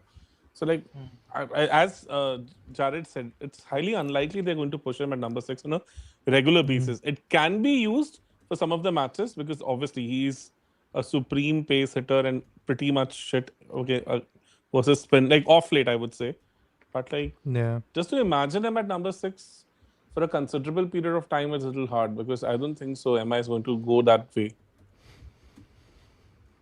Though with the current form and off late the way India has kind of used him as a floater, it makes a lot of sense to be honest because this is where India managed to maximize him during the World Cup also. Agreed. His entire game, his entire utility changed the time they pushed him at number 6, number 5 and kind of was matching him versus the pace. No, I also don't mind it from an India point of view because I'm sick of all these young idiots batting in the top 3. As I keep saying. It just strikes me that Mumbai have the reverse of the problem of any other team. Like they're struggling for a 3, and they have like 4 guys who can bat at 5-6 and be Yeah. most effective there. You know, they have Hardik. I they think have, the other thing we were Namandeep, discussing in the Will group Jacks. is Yeah. could you argue having Rohit and Namandeer or Rohit and Tilak opening, and then you have Rickelson at 3 versus spin, which he's unbelievably good at. You have Sky Yes. 4, and then you'd have one of Tilak or Deer still to hit pace at the death, right? But even Then Naman you is get also Jackson. decent against spin, right? If Naman I is actually also don't know. decent He's against- barely played spin. That's why I'm not sure what his data is. The versus sample spin. size is small, yes. Yeah. Rickelton if- is pretty much your bank at number 3. Against if spin, no Tilak is doubt about it. batting up top, then aren't every team going to open their bowling with a spinner? Or you're saying in the power play, Tilak can still hit spin, just go and Yeah, get it that's over my the main infield and That's what I think. Or you could always go Namandeer, I think, because I don't think you're not utilizing his pace hitting much anyway. And then we talked about this, right? Rickelson and Rohit can't go nuts in the power play. The ceiling's almost capped to like that 70-ish, right? They can't go crazy. If you have Namandeer, who's again an elite pace hitter, right? He's one of the best in the league. So take down pace in the power play. I think it also helps Rohit do what it thinks. And Rickelson is one of the best hitters of length versus spin that we've seen. Right? He's seriously upgraded that skill. And you have him at 3. You can't bowl spin to him, right? I think we saw that in the KKR game. He was taking down Narayan for fun, right? I think because that's the big thing that happened. Yes, this is one major evolution at his end in last year or so, I would say. He's added that particular game. But by the way, GTO started off a bit slowly. They're at 27 and 4.1. Yeah. There's a comment here. Where I find it. Jumpsuit says, I can't remember a single innings from Glenn in the IPL. The Rajasthan game, he makes like 25, I want to say, off 6 or 7 balls. I just want to say, he has been playing in the IPL since 2021, and he's only in his today will be his 12th innings. If you can't remember them, it's not your fault. They have been stretched out over a long period of time. He's never had a real run in the IPL. Yeah, he keeps getting stuck in the wrong teams, I think. He was stuck with SRH for a while when they had guaranteed overseas batters. Although, to be fair, SR should have played him ahead of Markram at some point because Markram kept coming in and knocking the ball about when they had a chance of 300 in both the games, right? Yeah. Yeah. I think, having said that, even Glenn kind of came into So reckoning the last year reason itself. they couldn't drop Markram was, I think he was the Sunrisers Eastern Cape captain, right? And he led them to the title. So you can't drop him Exactly. from Sunrisers Hyderabad after Yeah, that and all yeah. that. Oh, bad ball down exactly. the leg side from Shami here that he's helped away for 4. And also, like, to be honest, like Glenn's actual resurgence happened last year, like around Champions Trophy. This is where like people started considering him seriously as far as batting is concerned. Because post that, it was. No, like, I think it it's happened like- earlier than that. No, I seem to remember it earlier than that. Because I know people rated him in 24. I know that for Yeah, sure. yeah. And because I there was don't a lot of remember chatter about 25, how he's like not getting 25, game time. Yeah. But Yeah. 25, his numbers were elite. I think in ODIs, in 25, he was averaging No, I around think you're right. 70, I He guess. gets better in ODI cricket at that point. I gets- think he was always good in he- T20 cricket, like a couple of years before. Exactly. That. Oh, what a straight drive this is shot from that is. Shubman Gill. He just punches please this don't through this the is line. And Oh, it was no. almost caught because he hit it so Yeah. high in the end. But it would have been Every caught time I literally see- on the boundary. Every Because time I see the ball in the air, I assume it's a catch now because in the day games. But he You hit know it what? really high, but he just Yeah. gets his elbow up and punches through this. And Yeah. it hit it so high that it actually hits the boundary rope just as the fielder almost reaches the boundary. But it would have been impossible to catch because even if he'd gone back and taken the dive, you would have flown over the boundary anyway. There's this beautiful story around this. I straight have drive of his, no right? idea how, but my stream has slowed further. So Just I'm reboot it, man. seeing- What? What? I have no idea. There's this Oh. beautiful story around this straight drive of his. Remember, the Jatin Paranjpe came in one of the podcasts in India, and he mentioned that like, somehow, if you remember 2023 Asia Cup when Shaheen had kind of got Rohit and Virat in the same match, both were bowled. I think Rohit was done in by a beautiful indipper, and then Virat, I think, managed to kind of drag it onto his stumps in that match. But somehow the match was called off due to rain. And in the next match, there was little mental block as far as Indian batting is concerned in that particular era. And a lot of things were said about that in media and stuff. Even Pakistan president, the Prime Minister at that time, went on air and said certain things about it. Shubman had played that punch drive of Shaheen down the ground. And Jatin mentioned that that particular shot kind of changed the whole mindset of the team in the dressing room. Because he was, I think, doing some gig with the Indian team at that time. So he mentioned about that shot. Well, Jatin Paranjpe. Jatin needs to give me his phone number because he's agreed to chat to me. And I've been trying to chat what to an him over for this ages, is, by so- the way, for GT. Yeah, another 4 there. Changed the whole match. It's 4, already 4. 45 after 5 now. So that was 2.4644. Just And after you know, we said. even after that match, Pakistan pace bowling kind of became pretty shit for almost a year. And Ramiz Raza, almost after 14 months from that date, wrote a piece of article where he mentioned that India versus Pakistan match in Asia Cup, this particular match kind of derailed the entire Pakistani bowling unit. And it took them a while to come back to their old self. Not exactly, I would say. But this particular shot was highlighted significantly at that time. I don't know like whether it is like that. I also heard one story, correct me if I'm wrong, that the Javed Miandad hit of Chetan Sharma in 1986 actually led to a mental block as far as the Indian team is concerned. And they struggled with that for many years because they always believed that Pakistan would come from behind from any situation and would win the match. Again, is that a And, mental block or is it a difference in quality with that? Yeah, with those that's the teams? thing. You know, like this is a Yeah. very popular trope that. Yeah. It mental sounds like blocks- bullshit, Deepak, to me. What was it like? Yeah, that's what I want to understand. Is it like Was it is it like Devashish the Mohanty media- and Venkatesh is it Prasad like the going up against media, Wasim and Waqar? media Was it at some point? overcomplicating it or over? I think stressing it's on a lot of certain times. aspects? Oh, Digvesh has bowled a was out. shocker down the Oh, leg wow. side, and Sudarshan has somehow managed to find short fine leg with it. Yikes. Absolute dog shit delivery, but unfortunately he tried to get up and under it, and he doesn't get under it enough, and it just limps the short fine leg, and he's out. Shoaib says, who are the current captains you would drop and say the team would do well without? Punt. Punt. You wouldn't drop Punt, though, would you? I would drop Gaikwad. Pant. What is it? He's not done anything for them. I know, but who's the better option for them then? You have to have a better any Indian batter. replacement. Any replacement level batter would match what he's done in the last year. And a But bit they for need a them. keeper also, right? Oh, You're Yeah. still Pooran thinking will of just punt. keep. That's what I'm saying. You still think of punt as punt. He's not punting. Yeah, I That's the know. thing. I would. I'm not sure. I would drop all these. Although I might drop Gaikwad. And I Nah, I might think drop. there's more I value would in drop moving him to Gaikwad 3. and Rahane before I would drop punt. I think. Nah, I wouldn't drop Rahane from them. He's been the best batter, I think. I'm not saying he's been a bad batter. I'm just saying that their Yeah. issue is that everyone does the same job. Hmm. Yeah, I would. But I'm not. I would- What I was going to say is I'm not sure I'd drop any of them. In some cases, I would probably trade them to other teams. That's what I would That's try and true. do. But I don't think you can once they've played so many games during a season. Can you? Is it 4 or 5 once you've played? Yeah, I think Can it's you- weird rules they have. What are you asking? Can you trade them out after 4? No, I 5 think games? isn't the mid-season trades? There's a minimum number of games they have to play or something, right? 7, I maximum think games. it was. It was 7. I'm not sure what it is now.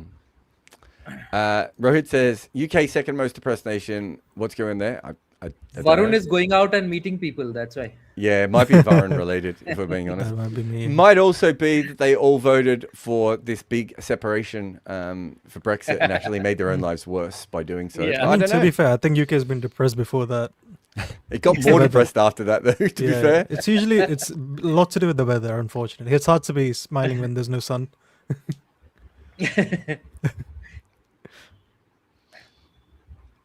Who was it? You were the one who said, Varun, right? That thank God there's no sun because otherwise productivity would be hit a lot.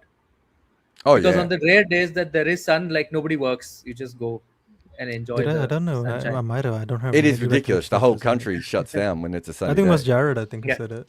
Or it was Jared. Then yeah, one of I think what I really said was that it's mostly just middle-aged men topless. Yeah. It's very hard to work when middle-aged men are walking around topless. And it's just everyone just moves their drinking from inside the pub to outside the pub. That's basically all Yeah. that happens. Yeah, To be fair, it is one of the great things in the UK is outside drinking. that is true. Yeah, I mean, yeah, I it would be so great if I could just have, if we could have a beer in a park here. We can't. I think it is it. I can't remember where it is. There was To be I fair, know I I don't know did if you're this- legally allowed here either. I just don't think people care. Oh, I don't know So- yet. I know that there was Mm. they changed the laws on the tube, didn't they? And they made it. So you used to be able to drink on the tube, and no one knew. And then they found out, and everyone the day that they changed the laws to say you couldn't drink on the tube anymore, everyone went on the tube all day to get drunk. That one I remember. I can't remember if it was Lisbon where you can drink on the street. I think it's Portugal. I think I was in Portugal when that happened. This one is punched off the back foot beautifully by Butler for Do you 4. think Chennai and Delhi could have some trades because Delhi don't have a number 3, right? Send Sarfaraz to Delhi. No, I mean At least like trade they Ruturaj might to actually Delhi. bat him then. I mean, if you trade Ruturaj to Delhi, then you could do. But then some they'll stuff they'll maybe. have 3 similar batters at top. At Yeah, the top, that- right? You Who, Delhi? Oh, okay, they have maybe. Delhi is going to have a batting lineup of Rahul, Ruturaj, Stubbs, and Miller. And also Nishanka and that. You'll Yeah, go yeah, and yeah. nuke the team. You'll- Oh, Butler's hit this down the ground. Oh, just short of long on. I just thought he was looking good off that last shot, and that was a shocker from him. Yeah.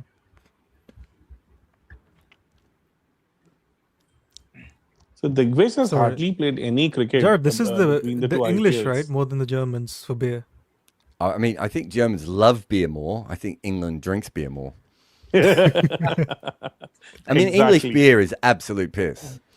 Yeah. And I say that as an Australian, and our beer is disgusting as well. But, like, English beer is not good. You go to Europe and you realize what beer tastes like suddenly for the first time. I actually prefer the Sri Lankan and the Indian sort of watered down beers. The sort of Well, like Kingfisher, Kingfisher. and Lion and Oh. those things. Well, I find them Cobra very is one? drinkable. Is it one? Hey, Hey, what to was be that? honest, Is King, Cobra one? Cobra. Bira is the- Cobra I is don't think the- Cobra's Asian though, is it? Is that? No Like- idea. to be honest, like No. Kingfisher came up with a draft beer a few years back. That was massively amazing. Like I have But no problem with I think- Kingfisher. I mean, other than the Like, VJ but Malia. particularly draft, like particularly draft beer, but it was so hard to find it in North. There was hardly any stocks of that in North. George Linder, first over after the power play, and and he he's cut for gets four. hit for 4 straight away by Butler. Yeah. Butler off the back foot looks back in form. Butler off the front foot doesn't look in form. Yeah, I've always thought Kingfishers are quite a drinkable beer. Like, I'm Yeah. not sure it's a tasty beer, but I think it's a very They, drinkable they, beer. they actually came up with a wheat beer also, but even that also has the same issue. It's almost all the time out of stock. Tiara says, Old Monk isn't a beer. I don't think. It's a rum, isn't it? Old Monk is Yes. petrol. It's petrol. But don't you like the smell of petrol, though, Jared? I drink heaps of old Monk when I'm in India, but Yeah. I would say it's roughly a dark liquid with alcohol in I've it. never had Old Monk before. Old What? Monk is Never? Wow. Nah. Wow. That No is one in a my family like a- drinks, man. I think it's my rite dad of drinks beer, so he passage. doesn't. So like half No. of the Oh. Indian college runs, Indian colleges run. Yeah, on but I that. didn't grow up there, so Not that's the Old other thing. I think I think if I grew up there, I'd have drunk it. I think it's the only drink that gives you a headache while drinking it.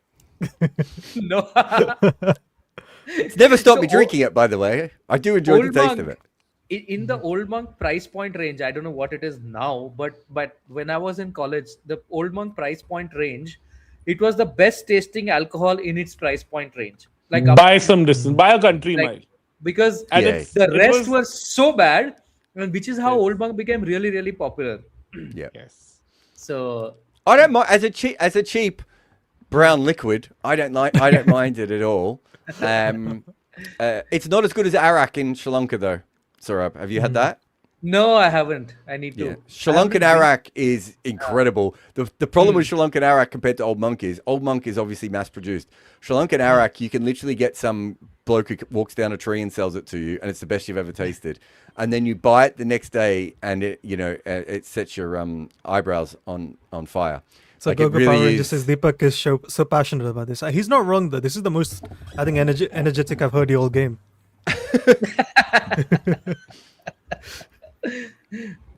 What is your drink of choice now? Me. That's it. Everyone. No. I like rye bourbon. This one's cut away for another boundary, by the way. I'll Paul usually Ball have Blend. Jack and Coke, or I'll have Bailey's. Yeah, Jack and Coke for me too, I would say.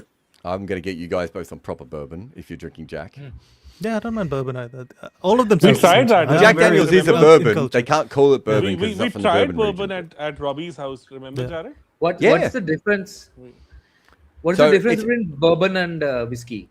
No. So Jack Daniels is a bourbon, but it's not from the region where you're allowed to call something bourbon.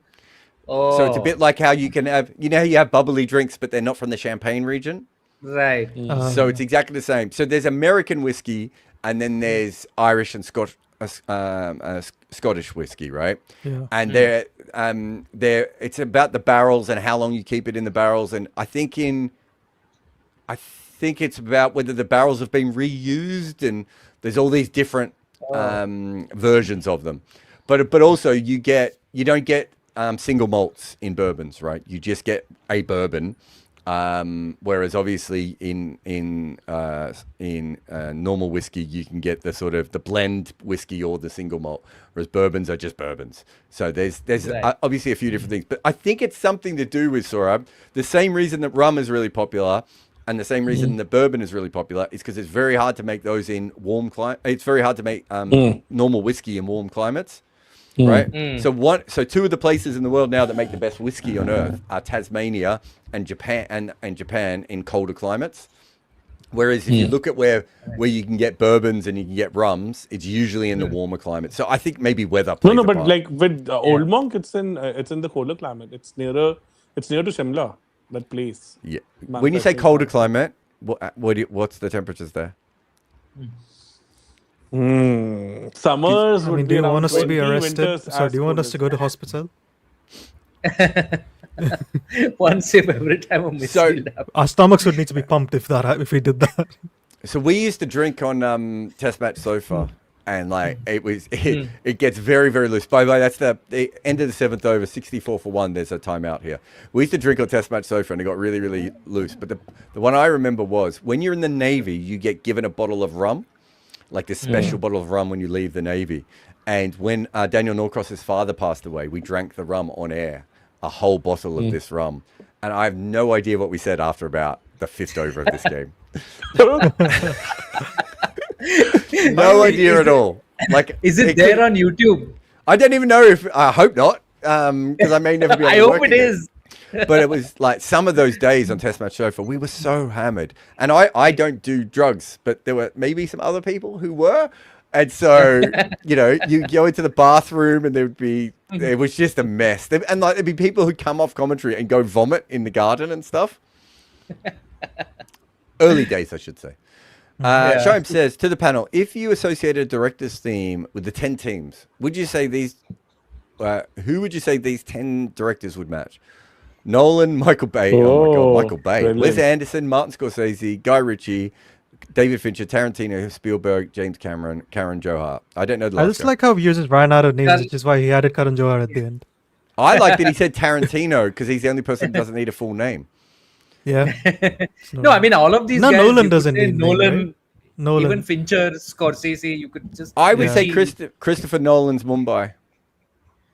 Why? Why? He's I'd just more say Chennai, professional no? than the others. He knows exactly what. Oh, no, I'd say Chennai. Chennai because he shoots with film, doesn't he? Nolan. He's old school. He's. I would he say doesn't Chennai. really I do would the say old Chennai new- because new Okay. technology. yes, Yeah. yeah, old school, organized, having a set pattern. But also Are we there should talking be about a- this year, or are we talking Historically, all the I way would say Yeah. through? historically, right? I think it's all the way historically. through. So Nolan. So if you say Michael all- Bay has to be Punjab then. Yeah, easily. 100%. Yeah. But Nolan, like he started off as this, avant-garde, like niche sort of guy who, Yes, ahead of the times. all and these now things. he's all about the grand. He's Yeah. like the other most famous director in the world. So which team has had like that arc? I don't know. So Because- Nolan's the actor who was in Nolan's first film, I've been friends with for years. He's a big cricket fan, and Oh. and Nolan still puts him in all of his films. Yeah, he was in a film called what was Nolan's first film? Is it called The Memento? Following? No, it was Oh, well no, before Following. that. Following, yeah. I Is that think what it's it's called called? Following. I The think, following yeah. one is Memento. I think. Jeremy, what's Jeremy's last name? Jeremy Theobald. So it's really funny. We'll be watching like big Nolan films, and it'll be like, and there's a guy from our wedding. In the movie. Yeah, but isn't that exactly Chennai, though, Jared? It's like they keep Who picking does the he- same players again and again. Yeah, Forever. With that. Yes. Okay, yeah, that works. Who I does he also think play Stephen in, Fleming would like Nolan films. What the hell is this? Oh, is this what happened? Did that hit Rishabh Pant? I think it was an edge that Yeah. deflected off the bat and then bounced. Yes. But did it hit him in the hip yes. because he's limping? I don't know what happened there. Knees, I guess, because he was bending. So it was a carom ball, Ooh. Carom spins. ball. It's an edge, yeah, inside of the thigh. Oh, Oh, yeah. Thigh. he could have caught it if he'd known where it had gone, but it went behind him. Even Spider-Man couldn't get it. Is Wes Anderson Rajasthan Royals because they've got a really good, pretty pink kit, and also their first movie is actually their best movie, and no one else will admit that, and they've gone up their own arse ever since. Have you guys ever seen Bottle Rocket? It's such a good movie, and no one ever talks about it. And every time I watch a Wes Anderson movie now, I was just like, my God, just go back to Bottle Rocket. It's so I'm great. just looking at his films. I've seen none of his movies. I have Wes Anderson. You must have seen some of his movies. He No, has no, not a no. lot of big ones, I no? barely watch it. For a long time, my only English movies I saw were Marvel. I am what you call as Oh, someone who that is does- into commercial Telugu movies. That's what my Okay, thing I'm is. going Fincher is KKR. Fincher. I have no I've seen idea any about of his them. films. David Uh, Fincher. I'm I extremely yeah. uncultured when it comes to movies. Oh, No Fight idea David Club. about Fincher them. is the Yeah. director Seven of Fight Club. Yeah, yeah, his Club, movies. Yeah, okay, Seven, Zodiac. Benjamin Okay, got Button. it. Okay. Very Uh, he's very technical. He's very cool, but he has a very like a core visual aesthetic. If you go through Oh, okay. KKR, I think that's their thing. Oh man, where the fuck is this? Jared, who did your friend play in Memento? Oh, I don't remember Memento. I know he's in it, Okay. but I don't know. I know he's I know like they I think remade he might be Memento. in the Dark We are not Knight. going to talk about the remake. Yeah, in the Dark Knight. Sorry, what? Is it the Dark? No, the first Batman movie. I Batman think he Begins. plays the guy that's trying to like stop the water or the train or something, And I think he might be like a Okay. ship's captain in the Dark Knight. Oh yeah, there is a ship in the Dark Knight. Yeah, Yeah, I'm and there trying is to a remember. train in Batman Begins, so he could be both of those. I don't guys, even yeah. know if we could bring them all up. He's like a Ship when he goes to China, right? With the Russian troop. yeah. Actually, no, he No. might not be on Dark Knight. He might have been in No, one of the other could we ones. say Dark Knight KKR also there Karan is- Johar? Because they at one point they had a few legendary movies. Now they're just irrelevant. Oh, Spielberg is Mumbai, isn't he? Spielberg. Spielberg is Yeah, more like maybe. more And than James Nolan, I would Cameron say. is the most RCB ever. Who would Scorsese be? But Oh man. would he be? I don't know. Is he Delhi?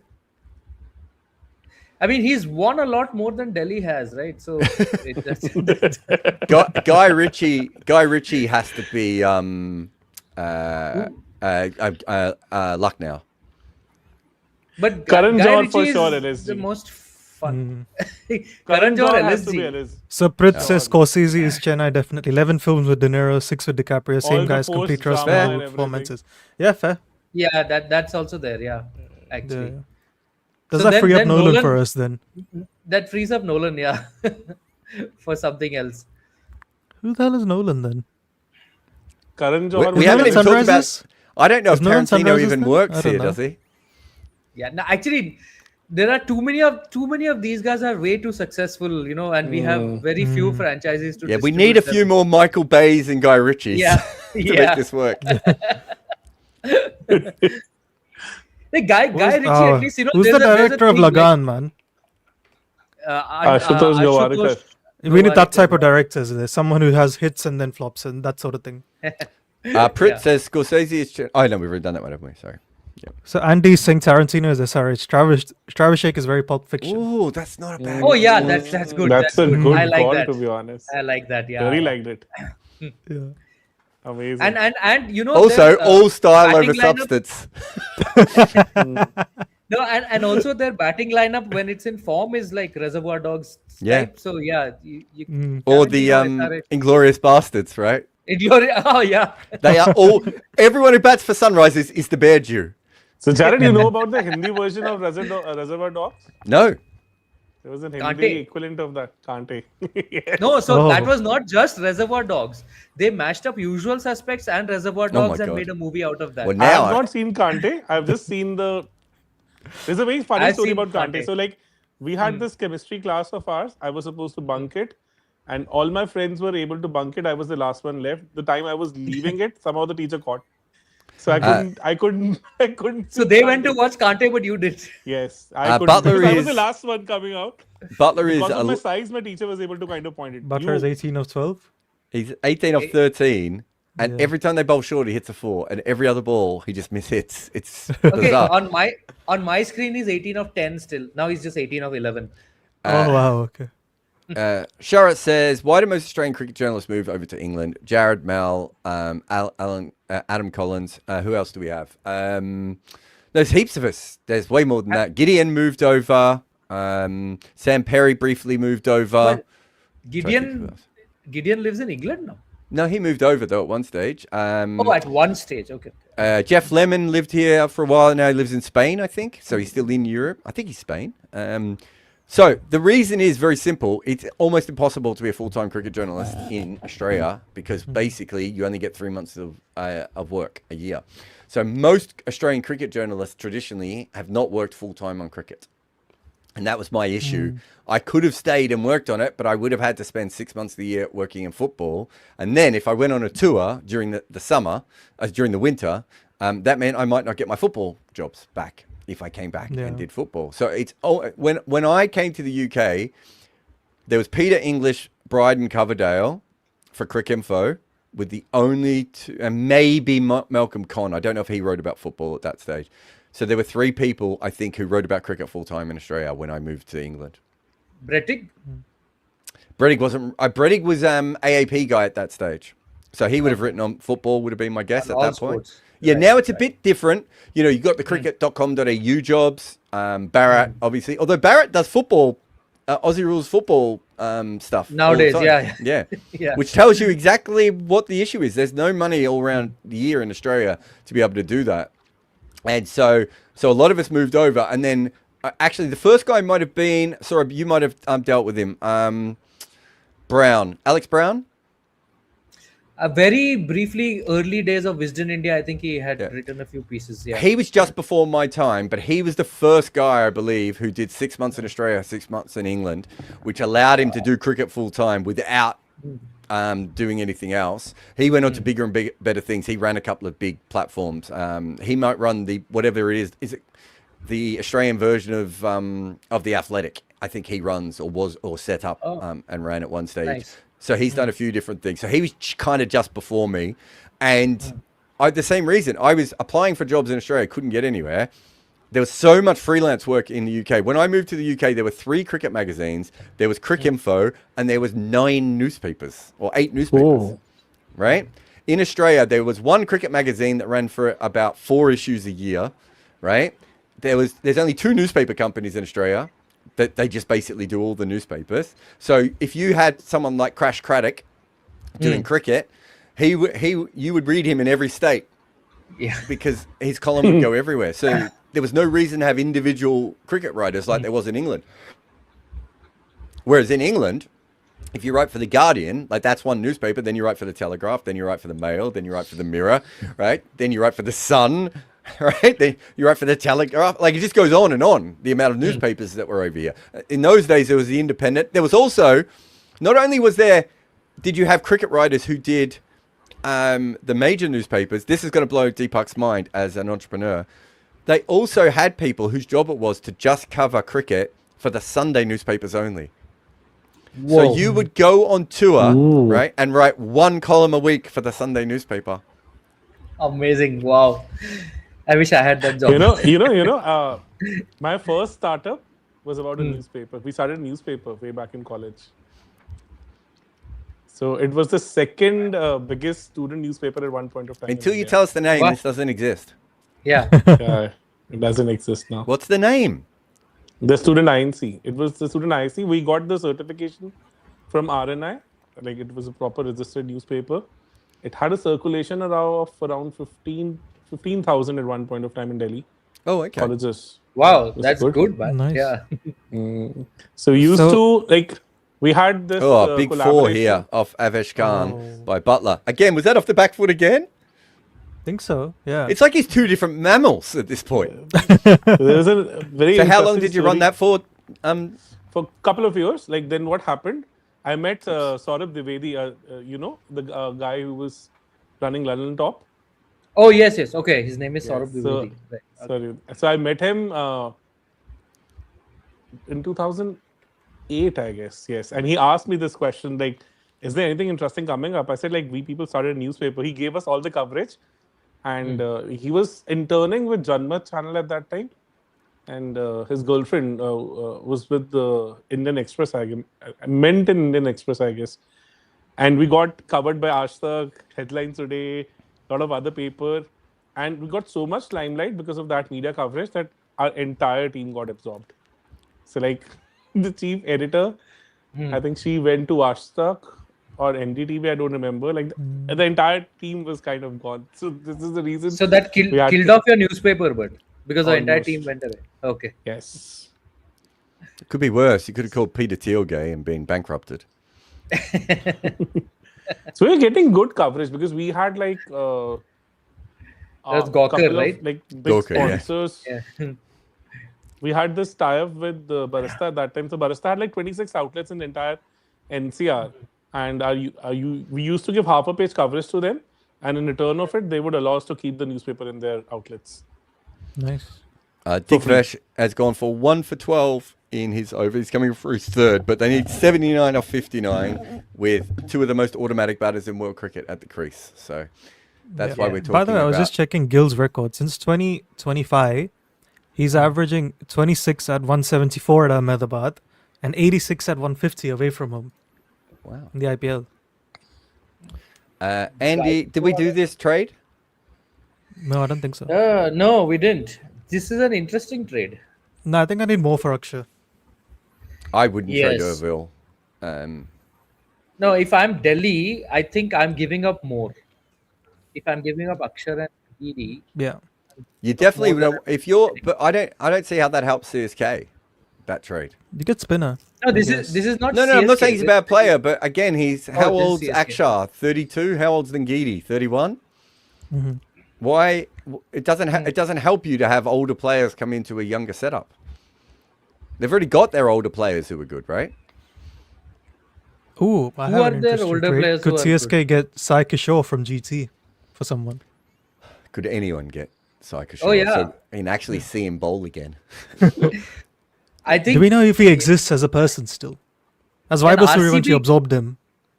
can RCB get Sai Kishore? Do they RCB need have a only Sai Kishore? Yeah, no, maybe. they have Krunal, right? They have Krunal, so they Yeah. won't probably need Sai Kishore. But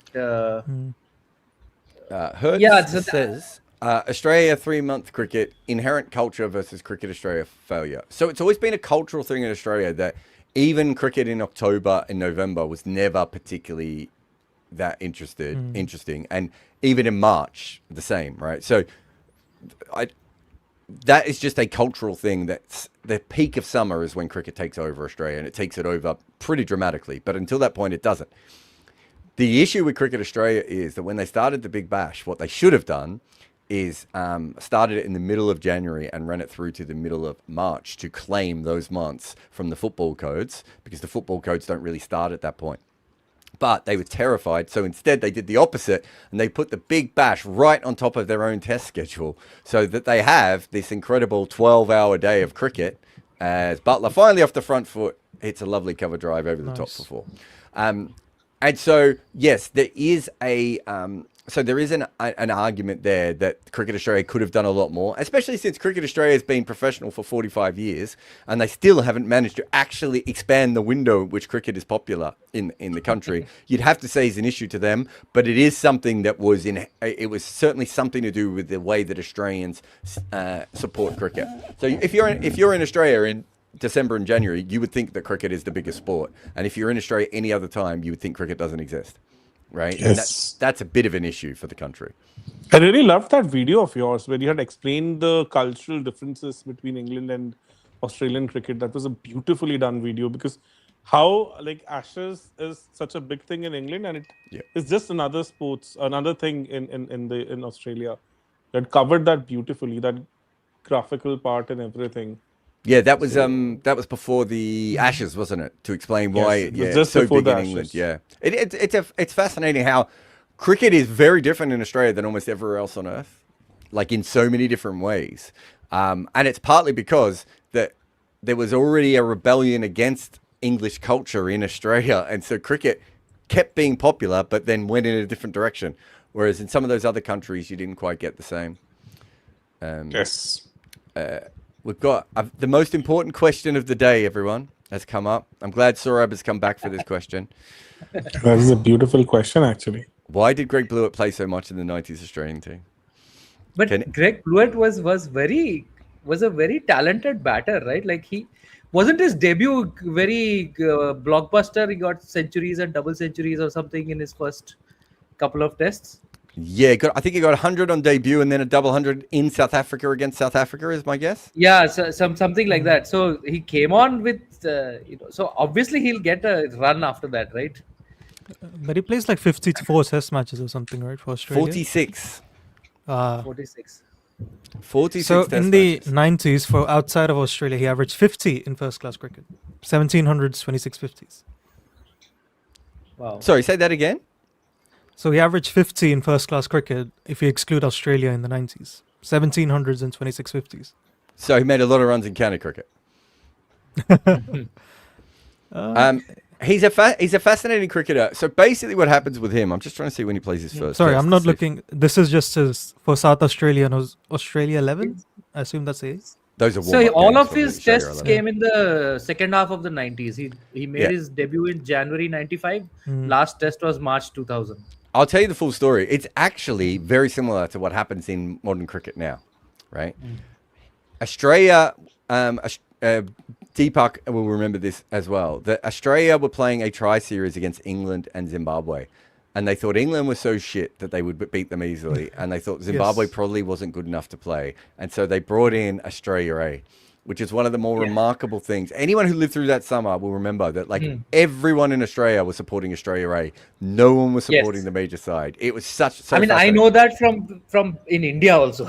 Yeah, Adam Collins. if- Adam what Collins was it? still has If like India an did Australian that A now, kit. all of us are supporting India A as well, aren't we? Yeah, that's what I mean. But I don't Yeah, think yeah. anyone at Cricket Australia assumed this was going to happen, and it just came out of nowhere, right? And the star of that Australia A side was Greg Blewett, who absolutely destroyed, as this is a lovely little up and under from Butler off the back foot again for 4. Greg Blewett absolutely destroyed Australia, including taking on Glenn McGrath and hitting him everywhere, right? So everyone has seen him beat the best bowling attack in the world at that point, right? Then, on top of that, he then makes his debut, makes 100 against England. I want to say maybe that summer or the summer. I can't remember exactly when it was.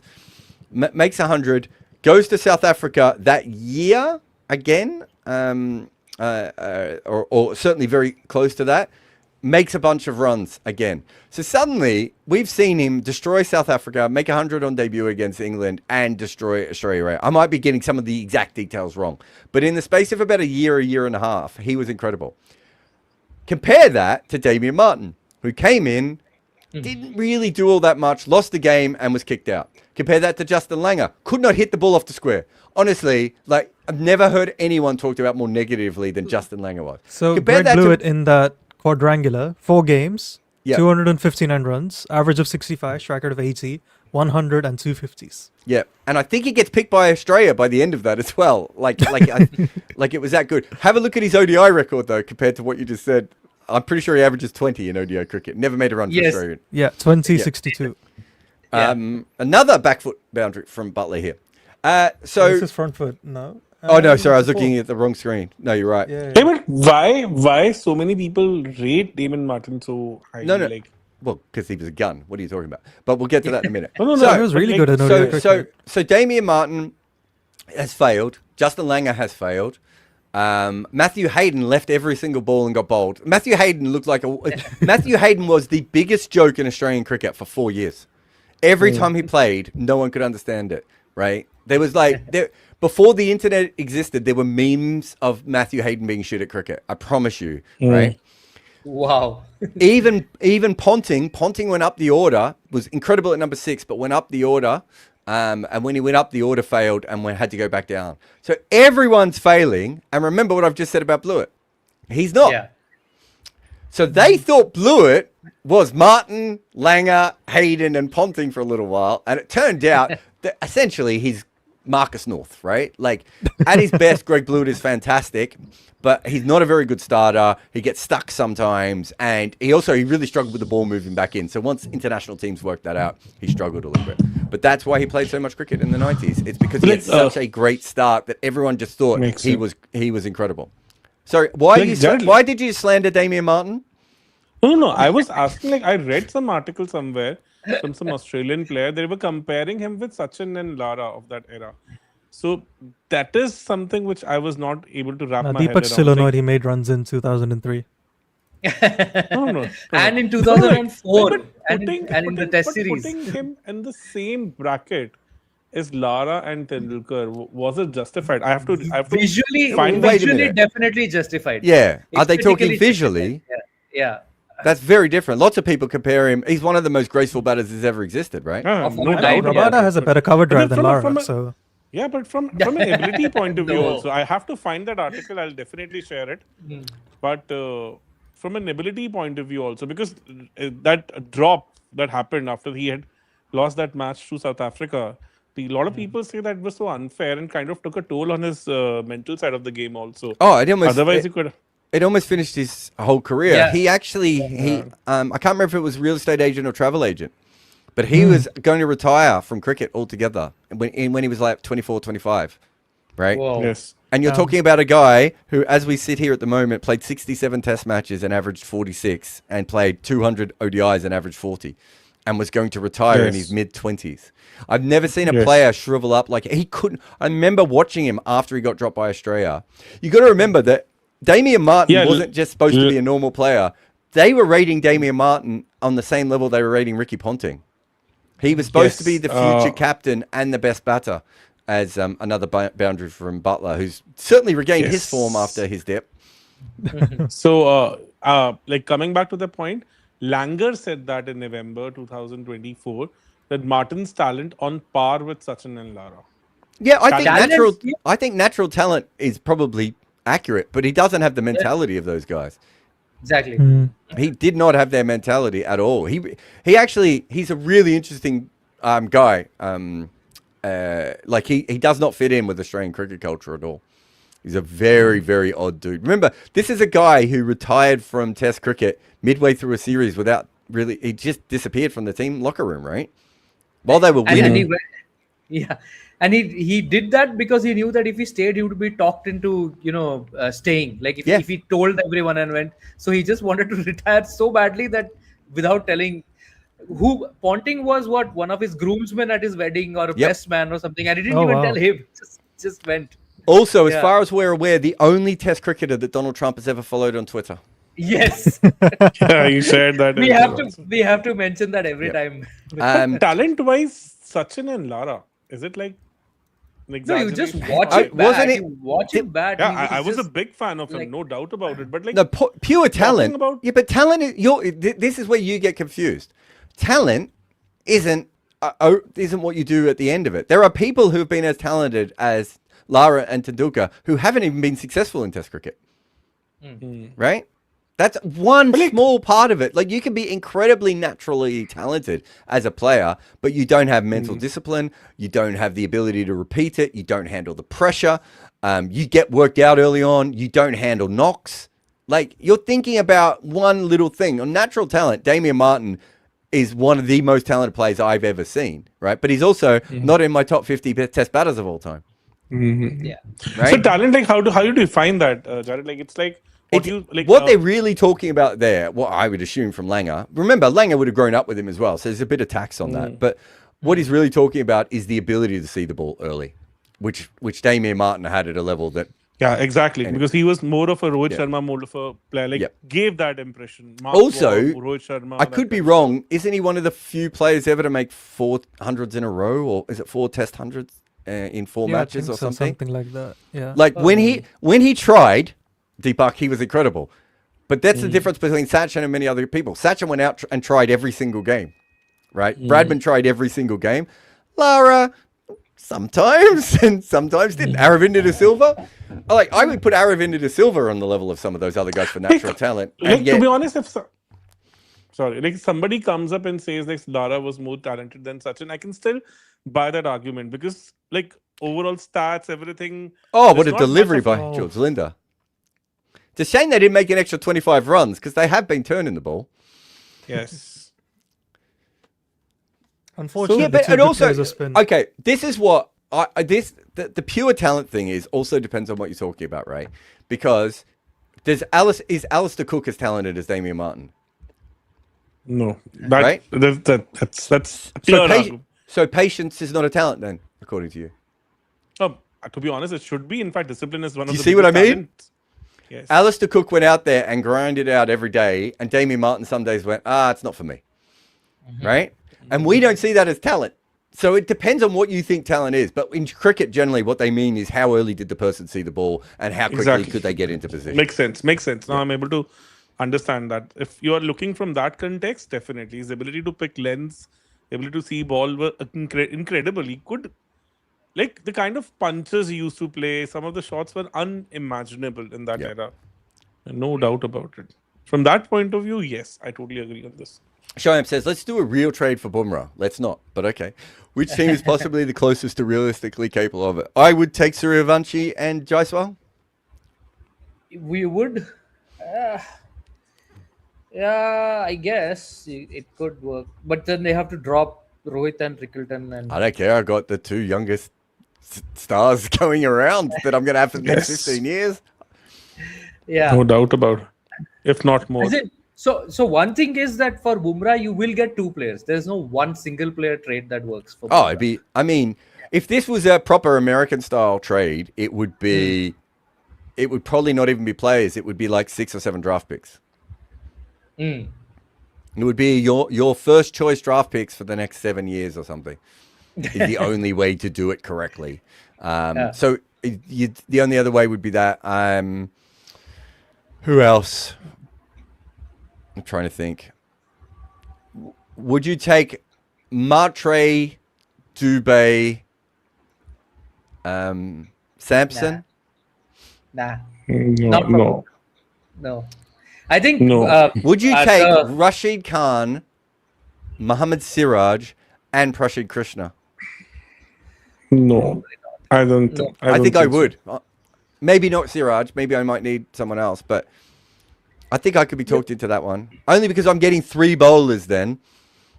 You are, but Bumrah is taking up just one spot, and so you're compromising on batting depth also, because to lose Bumrah, to cover for Bumrah, you get 3 bowlers, 2 of whom can't bat. It's very And hard to who- make this trade because Yeah. of the way the IPL No, exists. I actually think the one you said, I also thought of the same thing, Vaibhav and Jaiswal. Yeah, and then But it but- just leaves Mumbai without a keeper, so that just little. But if I'm Rajasthan, no, because then what you do is you get because Robin you would Mills trade at number 7. you trade Rohit and you trade Rickleton in that situation, don't you? And you get Okay. a keeper back.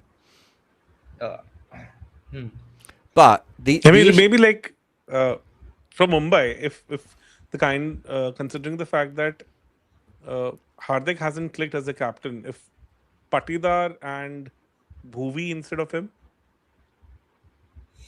Interesting. Not bad. because Bhuvi would almost be. I'm not saying like obviously you can't compare him with Bumrah, but not a bad option. And then Patidar, who is your automatic pick for the captaincy also, and plus becomes a spin basher. Something I mean, somewhere like where, Captaincy is the one thing they have a surplus of, right? Mumbai Indians.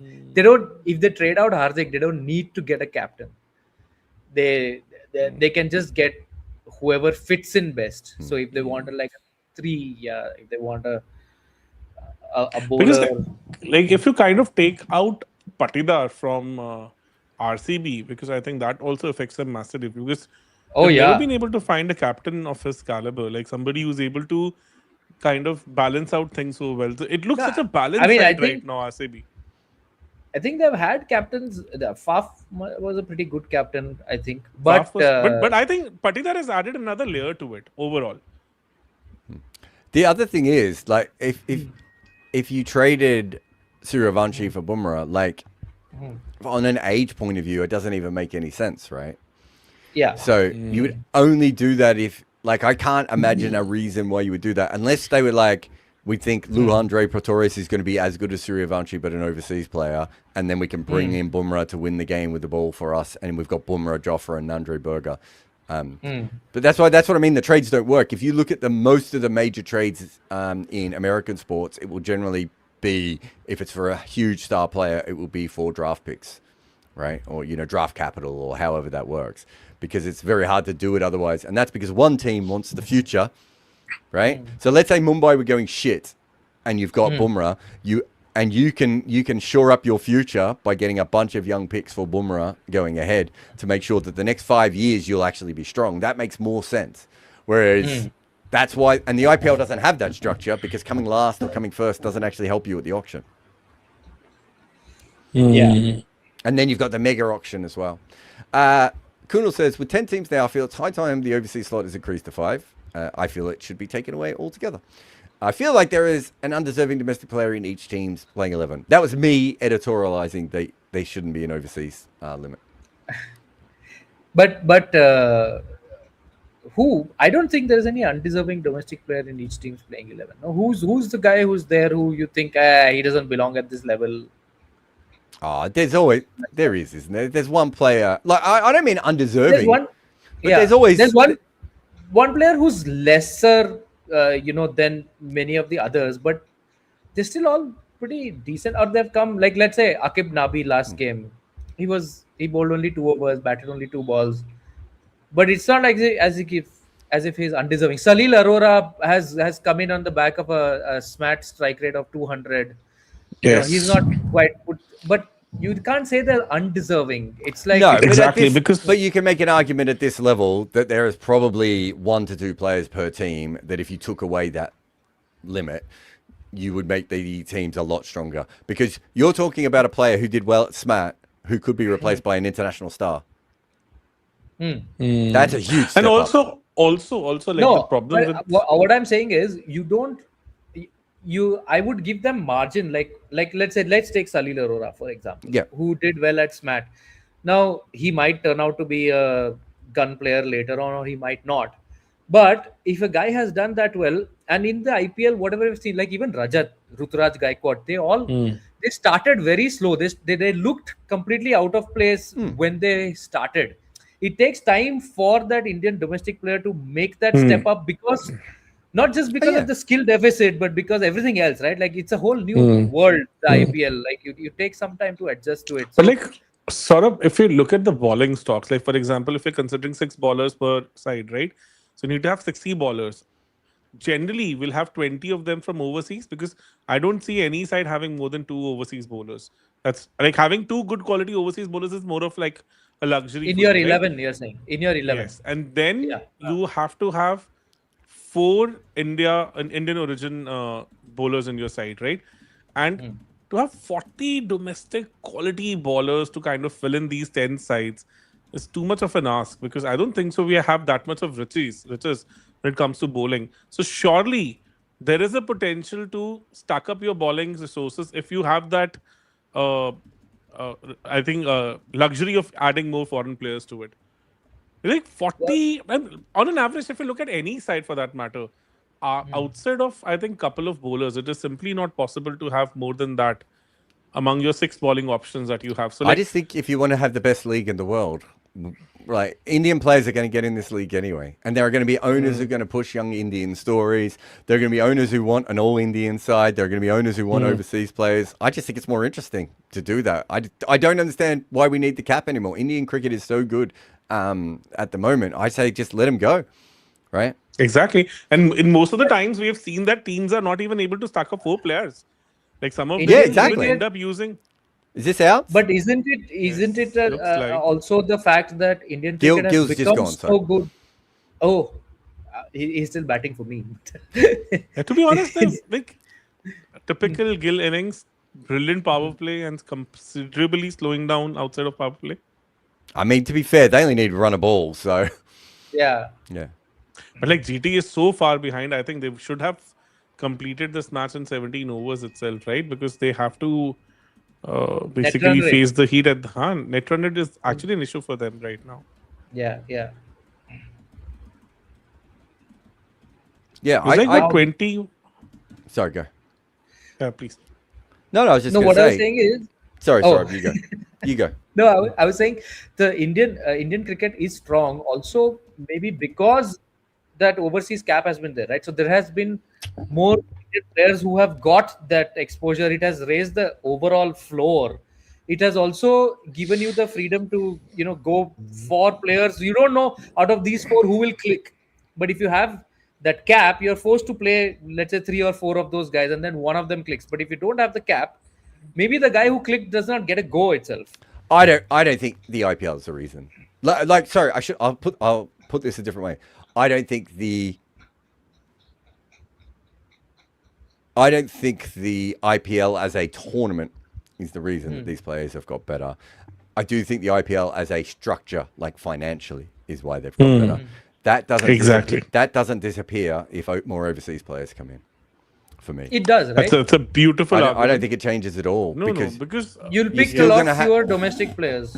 No, because where is it the easiest to actually manage your players from a younger age anywhere else? It could even be the opposite, Saurabh, where you get to a point where now you're like, actually, we do want Indian players in our side, so we have to start investing in local cricket everywhere and developing these players from a young age. You might even be able to bring in academies or anything else, like in a football system in that. exactly, almost like football. In an auction world, I don't think that's going to happen, right? Like you can't put in so much and then lose them in a mega auction every 3 years, or even if it becomes every 5 years. I don't know, like, if you want it to be the best league in the world and you want your players to be playing in that league specifically to help them for India, which is not everyone's going to believe that, by the way, but if that's what you want, then the better way to get the league better is to make it stronger. And the players who will get through will still get through. You're also thinking at the moment of 10 teams. It will be 12 teams. It will be 14 teams. It will be 16 teams. It won't be 15 games. It'll be 20 games. It'll be 25 games. We're already seeing teams change their lineups quite a bit. We might even have more impact subs and everything. I just don't think there's going to be a lack of availability for younger Indian players to come through. And, and regardless of that, I mean, I do talent scouting all the time. There's just so much more talent in India than anywhere else combined. I just don't see how it doesn't get through the system.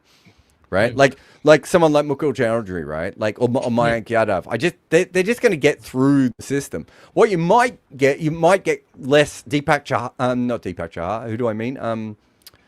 Who's the guy that played for get less Deepak Hoodas. Abhinandan's Deepak Hooda, Yeah, you might get less of that kind of player, right? And that is very fair going into the future. Abhinandan type level players. You might not get as much Akib Nabi type players, okay? Or they just come in for like 1 or 2 years, right? And play and disappoint and disappear. But overall, but also look at the excitement when you have a young Indian player in your team who's doing well from a marketing perspective, right? You got to think about these are entrepreneurs, man. If we do this, then I think this works from an Indian cricket point of view only if BCCI does something about the domestic cricket pay structure, because right now the IPL is like a huge ticket for a lot of them, and if it is not as big a ticket, if you don't have as many domestic players, let's say you remove the cap, so if you have 80 domestic players now, it comes down to 60 or whatever. So you just increase the net, and BCCI has the money to do that. So. But sort of at the same time, like what Jared said, there's a very high probability that they might end up having more teams, more matches, because IPL is... Yeah, if they have more teams, So if it becomes 12 teams, 14 teams, then But it will, right? Like, you can do it now anyway. You know, so as... Oh, God. Bettel and Duffy shanked this down the ground has Butler. So him and Gill have gone out after setting this win up easily. Yes. I told you he wasn't any good off the front foot today. I don't know what it is. He was so much better off the back foot. So he's half in form, Josh Butler. Half in form. The other thing is that there's actually heaps of things they should be doing, Saurabh. Like, I actually think you could have, I'm not sure you'd call it SMAP, but you should have like another, like a minors league going on at the moment. Yes. Right, at the 100%. same time. You should, right? you should. So you could do that. You could even have some overseas players in that. Right, you could have experienced older players in that, like 1 or 2 per team, because you don't want to have a team that's all underage competition. You want them to know what senior cricket is a little bit more, and they can learn to play with South Africans and Kiwis and West Indians and Sri Lankans. I think like TNPL and all these leagues, the kind of money they've started offering, there's a very high probability it might happen there. Yeah, but it has to run at the same time. Because then what you want is you want someone to be able to go off and get form. So Nicholas Puran right now, right? Like, there's not, what can they do? They can either play him and hope he makes runs, or they could drop him. There's no middle ground. Whereas actually, let's get him to go and play at a lower level of cricket, see if we can get any confidence back into him, and we can bring him back, right? Bishnoi last year, all Bishnoi really needed was a little bit more confidence last year, and he just wasn't feeling it. Just, it's the same with some of these younger players, right? They come in, they play a good game, then they play a bad game, and you drop them, and it's like, well, now what do? They just wait and hope they come off the bench again. No, you know what that will do? Makes Though? total sense. That will kill the PSL, because there'll be a whole lot of guys who are not getting IPL gigs who go to the PSL now, who will be part of that minor league thing. That would be interesting, actually. Yeah. But like, it won't kill that PSL. I don't think the PSL even needs overseas players. I mean, it would. Yeah. My argument would be going ahead. Why do people keep thinking they need overseas players in these leagues? Shane Warne had suggested a really good one back in 2010. Actually, he said at that time every team there was 8 teams and each one was playing 14 games. So he's like, you make it so that 4 out of those 14 games, teams are allowed 5 overseas players. So it adds like a tactical element to it, a strategy thing. Like the games that you really need to win, or the games that you think. Oh, so sorry. It's the best Saurabh's ever sounded. So Washi has come in again, and Tawati is at the other end. They need 29 of 24. I'm pretty sure they'll get there. Bethel and Duffy are out due to 4 overseas slots. Yeah, there's plenty of talent as well. That But like you some of the make it teams up. have not been able to field all 4 foreign players also. Yeah, right? but that would be my other point. If you can't field Yeah. 4 foreign players already, I think you're already in a position where you can do that. Anyway, it was a great question by Kunal as well. Andy says, who'd be the top 5 in IPL trade value list? Bumrah, Suryavanshi. Vaibhav. I mean, just trade wise, everything else considered, Kohli would also be, I guess, like, Not now, not at that age. for all that he brings off the field. Yeah, maybe. From a brand value perspective, definitely, because Yeah. he From a would brand like value just imagine, perspective, like for example, He's if probably DC at the bottom gets of the 5 though, still, isn't he? But like just I imagine mean, from if a DC brand gets him value now, perspective, probably not. But if we just take the cricket, then yeah, then Bumrah and Vaibhav Okay, are who do you think's worth more value, Gill or Kohli?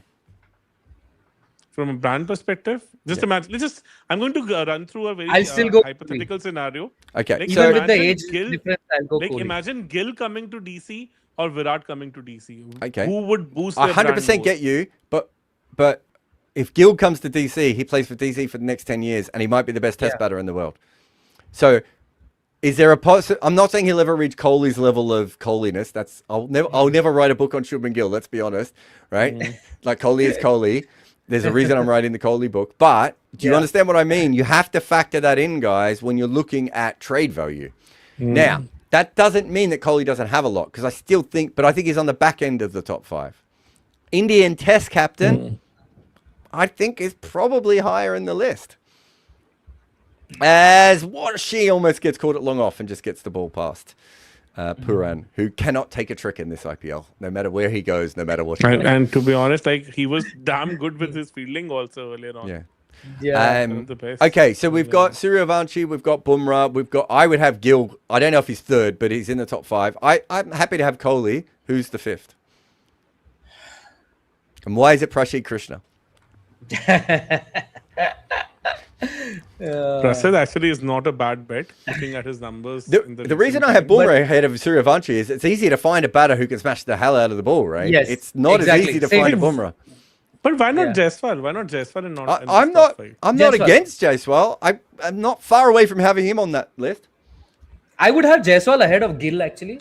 So what about Shreyas Iyer? Yeah, Jaiswal could be ahead of Gill. Shreyas Iyer is a good shout. Shreyas I don't think Iyer. he's top Iyer, 5 right. though, is he? Shreyas So Iyer with the Gill, kind of I see your point with Gill, like the long-term future India Test It is. captain and all that. But if you're just looking at IPL, like who provides more value in IPL? Yeah, but it Isn't is about that- marketing. If Gill becomes the next Yeah. big thing in batting and does it for 10 Yeah. years, he will be worth that in marketing, right? We know that. But like, Shreyas There's a also reason can- there's a reason that Gill got the MRF deal, right? It's yes. not. Yes. But Shreyas can also have good 5-6 years of IPL cricket. Here's right? the issue I have with Shreyas. How old is he? 32, 33, I guess. That's why. 31. Yeah. That's the yeah. only reason. If he was 28, he would be in my 5. Mm. It's just an age thing with him. But like, Shreyas. I don't know like how much of that is true, but Okay, Somehow I Shreyas is get that maybe 31 actually. Yeah. Does Yeah, that he's change your 31. mind? No, it's. I kind of just want him to be hitting his peak now, and then know I can milk the back end of his fame. Do you know what I mean? Then you get Yes. 2 wins with him. Yes. But like Shreyas is also one kind of a personality where there's some cult around him, right? Because people who love him, they just are crazy about him. That's And the the kind cult of is personality he is. building, right? I have it's only building, semi-recruited. yes. I have semi-recruited Cheyenne and Varun to the cult. I got in last year. Behram and I were part of it last year. This year, Varun and Cheyenne are like, yeah, he's continuing what he did last year. Because So we are. what he did with Punjab suddenly caught everyone's imagination, because then suddenly people start looking at his earlier stints also. Like, But what would he you did take with- Shreyas over David- Jaiswal? No, because of the age thing. Yeah. Right. Would you take him over Gill, who's about to have 10 years as one of the main batters in the team and the captain? I don't know. It's You know tough. what I That is mean? That's tougher. my point. I know what you mean. Yeah. This is why people get really upset about CricPix, and you're like, guys, you have to understand that you're making these decisions on the fly for CricPix, but also you're like, this guy has to be on the list, but who does he have to be in ahead of? Right? It gets really tricky in that situation. I think What Gill's about, probably 6 or 7, right? Maybe 7 or 8 at worst, but I Yeah. just don't know if he quite forces his way in. What about someone like Tim David, like who does a role that Absolutely not. very few Not people even in my can top do? 20. No. No? Okay. I mean, if he keeps improving the way he is, he might be, but no. Yeah. Siddharth says Virat Kohli is like a 41-year-old LeBron. Best you're getting for him is Jared Allen or Amen Thompson. I don't think so. I think even with LeBron, I know there was a big move of teams still would be willing to give things up for LeBron because your team who has never been talked about before is suddenly going to get talked about, Exactly. and also the way Kohli and LeBron are still like elite players. They might not be what they were at their peak, but they're still like elite level quality. Like there aren't that many players who can replace them. So I think it's a little bit. I think you're undervaluing LeBron James's thing. Although also LeBron is 41. Yeah. that does any overseas player make it, or who is the highest ranked overseas player who could AB de potentially Villiers.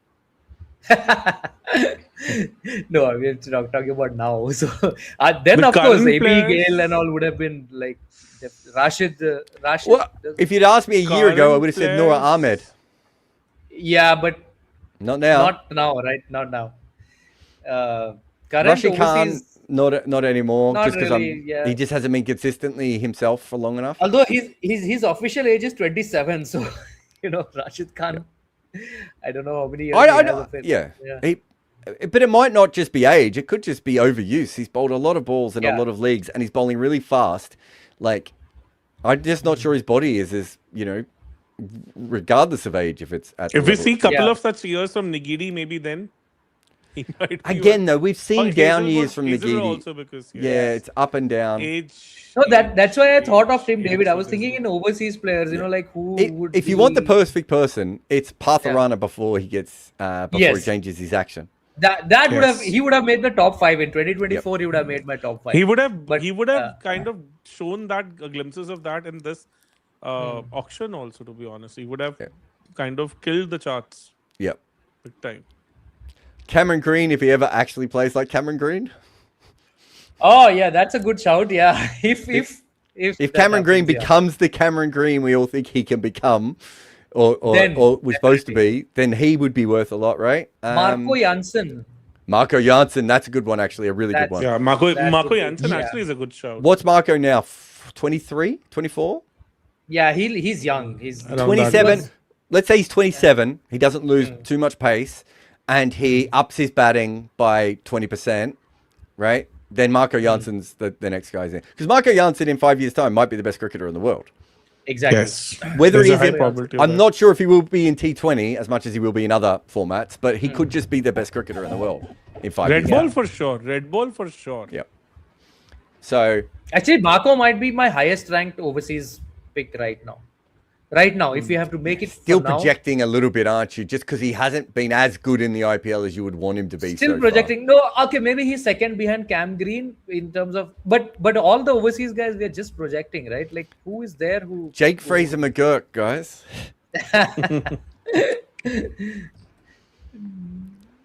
Yeah, Mm, Oh, Tuati gets this one Stubbs. away. I mean, maybe Tristan Stubbs would be another one who would be part Brevis? of the con. Brevis. Brevis Stubbs actually and fits in because Brevis. Oh, we forgot Abhishek Sharma before, by the way. Oh When yeah, we're doing our top yeah. 5. Abhishek Sharma, definite top 5, man. Definite top 5. I don't know how we forgot him. Yeah, we should have him there.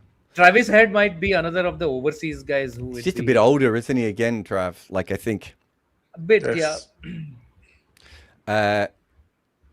Gujarat Titans top order is uncoded. I mean, that is. Just I might coming actually back to just that- copy that. And Coming put it back in to my that piece. top 5 discussion, Yeah. would Hardik feature in that? Yes. Yeah, I think He so. would. He would. Yeah, Is considering the value he brings on table, right? correct. Hardik, yeah. Proper. Actually, Hardik would be 5. Hardik, Bumrah, Vaibhav, Hardik, Abhishek, Jaiswal might be my top 5. I do like the line, my mother-in-law dislikes Abhishek Sharma, whereas Sundarashan and Gil are like Possible. peak son-in-law material. I like the fact that your mother-in-law is trying to find other better son-in-laws. Just saying. Prithvi might have done himself out of a job there, son. Nice. Because Hardik would automatically walk into any side, right? Yeah, it's true. Yeah. I'd forgotten Yeah. about him. Yeah, that's a good one. Yeah. I think we just moved past Mumbai Indians because we are like, the Mumbai Indians pick is done. It's Bumrah. They have to. How high would Lalit Yadav be, guys? He's beyond. If you're trading Lalit Yadav, then you don't deserve to be in an IPL team owner. Keep Lalit Yadav if you have him. Exactly. No one should trade him. He's untradeable. Untradeable. I mean, Where did he that go? way- Like, is he playing domestic? Yeah. No, think domestic so. is playing. I don't think he's part of the IPL this year, though. He was with DC, Even right? Last year also he was not the part of it. Oh, last year also he was not. Okay. Earlier he was with DC. He's only 29. No. Yes. God, he's only 29. He's not an untalented player. He's just absolutely not suited to the IPL. It's like he could have fitted into a certain slot, certain role, but he just sort of never. I think happened. God, he Vipraj averages kind of- 50 in List A cricket, guys. Yes. Wow. Vipraj That's higher actually than I took his expected. role. Vipraj actually took his role in DC Yeah. because this Correct. is Actually, yeah. Vipraj is a better batter and bowler. Yeah. No, he might not be a better bowler. I don't know. Vipraj, he might be potentially be a better bowler. I don't know if he's right now. He gets wickets though, doesn't he? He does, but he bowls so much all over the place, right? Oh, Just- Tawati has launched Markram. Oh, that can't be Puran dropping another catch, is it? And then jogging after a ball that went for 4. Oh my God. It is Puran. I can't wait to see this. This clearly is mentally done, bros. But they're like, Yeah. I wonder what's clearly happened to him. shows. What has happened to him? Like, has there something price happened tag? behind the scenes in West Indies? The pressure of the price tag. No, but he was not making runs before the IPL also, right? Like, Yeah, so he's has been out of something- form for a while. It's not IPL. Yeah. So I remember I came up with this theory that when you are kind of having these tournaments almost like for 2 months or 1 month throughout the year, it's very difficult to kind of fix your loyalties with certain teams, right? Yeah, but Because he's you have been to- doing that forever. But then suddenly these things take a toll on you, right? I don't know. I think that's It's like equivalent to that. I just People saw say- it. That is when people bad. say- That is When terrible. people say My that you have God. too many body counts and after a certain time it all becomes mechanical for you, the soul kind of goes completely out of the picture. Is that what happened to you? You just had too much sex. Thirst umpire. Thirst umpire. I clearly stated what people say. Oh, okay. What people say, and then in brackets about me. Was that the? For sure.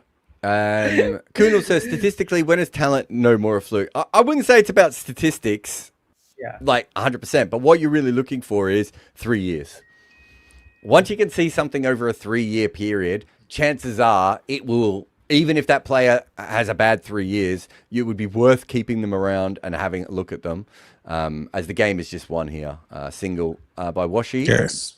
But I must say, by 7 wickets. Lalit's first class number, definitely, Jared, they're like super elite.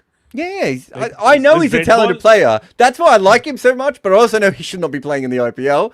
But, anyway. But, yeah, statistically, you're looking for a 3-year period. So it doesn't always have to be concurrent, of course. But once a player has been good as a professional in 3 years, chances are that they have enough talent to be good consistently after that. And just Rudra on a way out on this game says, other than Jake Fraser-McGurk, what are some other one-season wonders? Who is the left arm bowler from South Africa? Abdullah?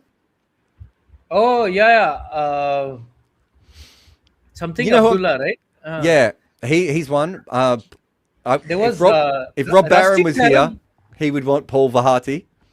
Paul Valdati is. Hmm. He definitely called it. Rusty Theron. Do you remember Rusty Theron? He was at Yes. one time like this. Yes. this He's a lovely guy, Rusty Theron. Do you know he Yeah. retired from cricket? Do you guys want to know? He went to America to study. Do you know what he studied? Black literature.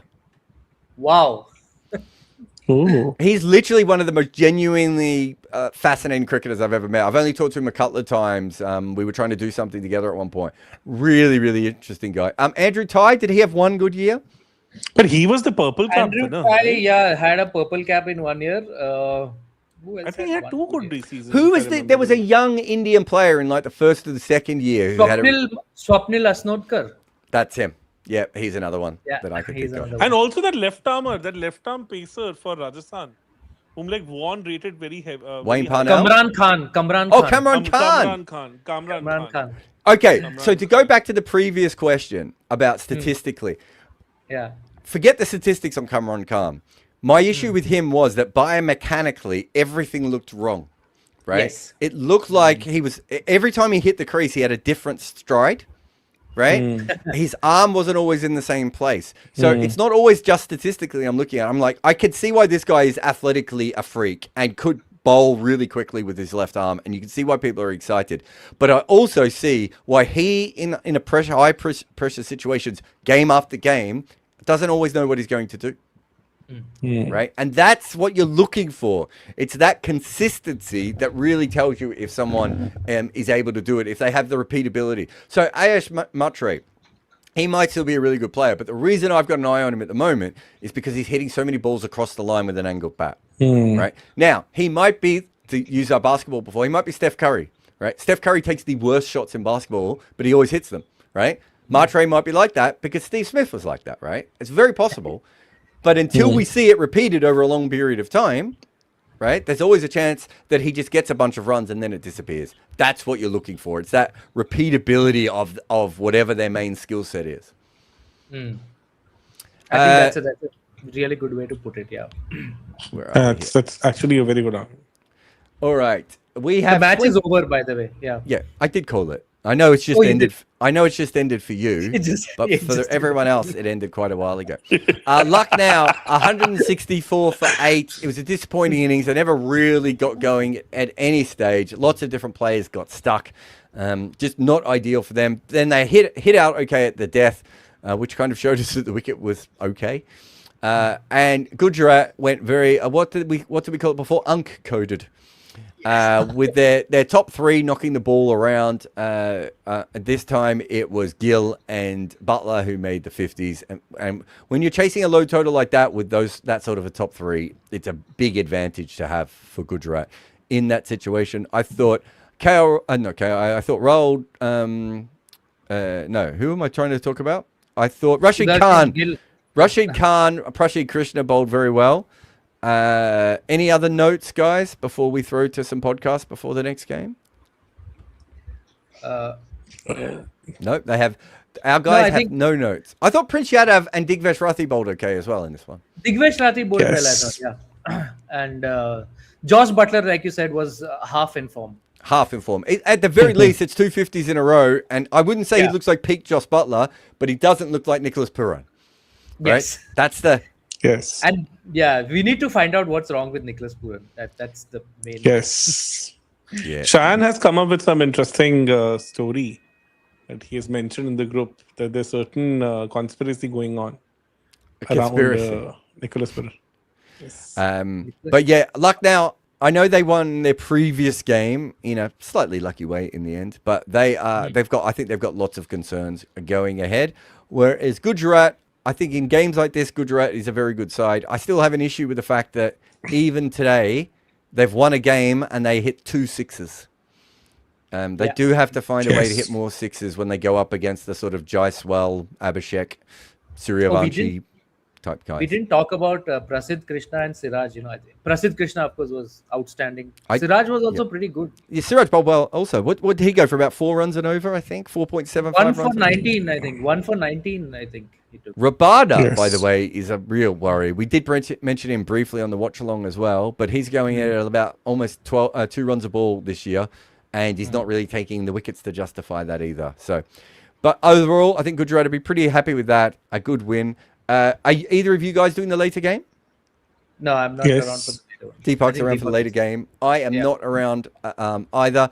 Thanks to everyone for sticking around. Remember, go to combox.tv and you can sign up for things. If you're in India or Dubai, and eventually England as well, and maybe Sri Lanka in a long period of time, if you sign up for that, not only can you get our app when it first comes out and you can help us beta test it, you can also, if we have events in your area, you will be alerted and you may even get free tickets to come and see some of the live shows that we do. Saurabh and Deepak have to pay, but if you guys have the app, you can come for free.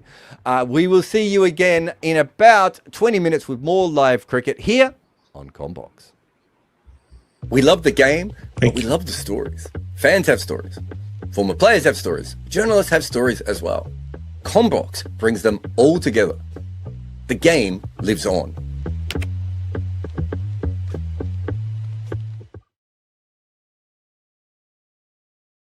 Game this year, Arshdeep Singh bowled 32 deliveries. And you might be thinking, generally, it's more commonly accepted to bowl 24. How did he end up bowling so many more? Well, the answer is that the ball went soft. And so they started to bowl slow, short, wide bounces. Bowl those, you're a chance of bowling it too wide and getting a wide, or you're a chance of bowling it too short and getting a wide. And so after a point, Arshdeep was doing both of those things. It was kind of a two-pace wicket, and so I suppose it makes sense.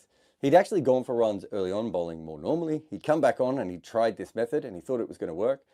And now was his chance to finish the innings with his final 6 deliveries, or in his case, 11. My latest book is The Art of Batting. It delves deep into how the best players ever made their runs. Get your copy today. The score was 150 for 6 coming into that last over. Rahul Tewati was there, but he hadn't faced that many deliveries. And Rashid Khan was there, and he hadn't faced any at that point. And so what follows is really a modern piece of T20 art. It's not going to be to everyone's taste, but let me take you through it. The wicket was two-paced, and so what they had thought throughout pretty much all of the innings was if they could hit the pitch quite hard, they'd be able to slow it down so much that it would be impossible to hit through the ball. On top of this, the actual pill itself just went very soft. So even when it hit near the middle of the bat, it just kind of looked like it was being struck by wet cabbage. But when you are going for short, slow, wide bounces, chances are you're going to bowl wides, and that's exactly how he starts this last over. And what would happen in older cricket is you would have thought to yourself, ooh, bowled a wide there, might need to change up this next one. But that's not how modern cricket works. He had a plan and he was sticking with it. Luckily for him, this one managed to be just inside and wasn't actually given a wide. But you can see there's a bit of a theory going on here. But also Arshdeep is probably aware that he was a little bit lucky to get away with that last one, and so he changes his plan ever so slightly, and he comes in just a little bit and he bowls one that is short, slow and wide. But in this case, Rahul Tewati actually realizes what's happening. He moves across here and tries to play the ball and ends up being hit. So 3 balls have been delivered, but only 2 of those are legal. Having said that, it's only gone for 1 run. So far, you'd have to say that the plan is working. So if that's the case, as any video gamer will tell you, you keep spamming. But of course, as Tewati has already noticed, all these balls are in the same spot, and he's already moved over once. In fact, there's no one in the world who couldn't have noticed this pattern by this stage. So for the next ball, Tewati goes all the way across, and he's standing on the edge of the pitch. Like, it's absolutely remarkable to see this, and he ends up playing a hook shot to a ball bowled here. It would have been a wide. It's probably one of the worst deliveries of all time, and I wonder how many times that has ever been hooked, because the chances are of a batter standing here to be able to do that are virtually none. Even for modern cricket, where we sometimes see players end up in very, very weird positions, this had to be one of the weirdest. However, it worked. He hits the 4 and he hooks it away. The issue for Arshdeep at this point, though, is that this theory is no longer really working, is it? He's now bowled 3 balls. It's gone for 5 runs. It's quite a low-scoring game. So he thinks, I need to change this up a little bit. So he goes with a slow bouncer, but in a completely new position. And it works. Rahul Tewati tries to reach this ball above his head. He slaps it straight up in the air and is caught at short third. The issue is, as you can see here, there's a couple of balls that have already been above the shoulders, which means that Arshdeep can't bowl another one. And this ball is definitely above the shoulders. And so for one delivery, he's moved from here to play a hook shot in that direction. And this time he moves from here to uppercut the ball, is caught, but because it's a no ball, it's not out, and they get an extra run while the ball is in the air. So from strategy-wise, Arshdeep actually made this work and got the wicket. But unfortunately, because he executed it so poorly, he's ended up giving a free hit and 2 runs. So at this point, you would have to argue that the short, slower ones are not really working for him. So Tewati is a left-hander. He's now off strike, and Rashid Khan, who hasn't yet faced a ball, is a right-hander who's up to face. And his first ball is completely different. Now, maybe this could be different plans for different batters. I mean, he's right-handed compared to left-handed. But it also could be that the bounces are getting a bit tricky because Arshdeep can't get the height that he wants anymore without potentially bowling another ball. So he goes for the wide Yorker, which is too wide. And so an extra run goes on the telly and the free hit stays. So at this point, we have 2 runs from a wide, 1 from a no ball, and also you could count the one that they ran through off the catch as another extra. So it's 4 runs off the bat and basically 4 runs because of the way Arshdeep is bowling. So he probably thinks to himself, I need to just go back to attacking the stumps here. Unfortunately, when he tries to just turn that back on, he goes for the leg stump Yorker and he misses it. And it is, and you're not going to be shocked here, another wide. The bigger issue is that the wicketkeeper, for some reason, kind of flings this back. And no one's really prepared for this throw. I'm not sure it was needed in any way, shape or form. And the throw ends up going back past the bowler and they take another run. So that 1 wide becomes 2. And the free hit is still there. It's still living with us.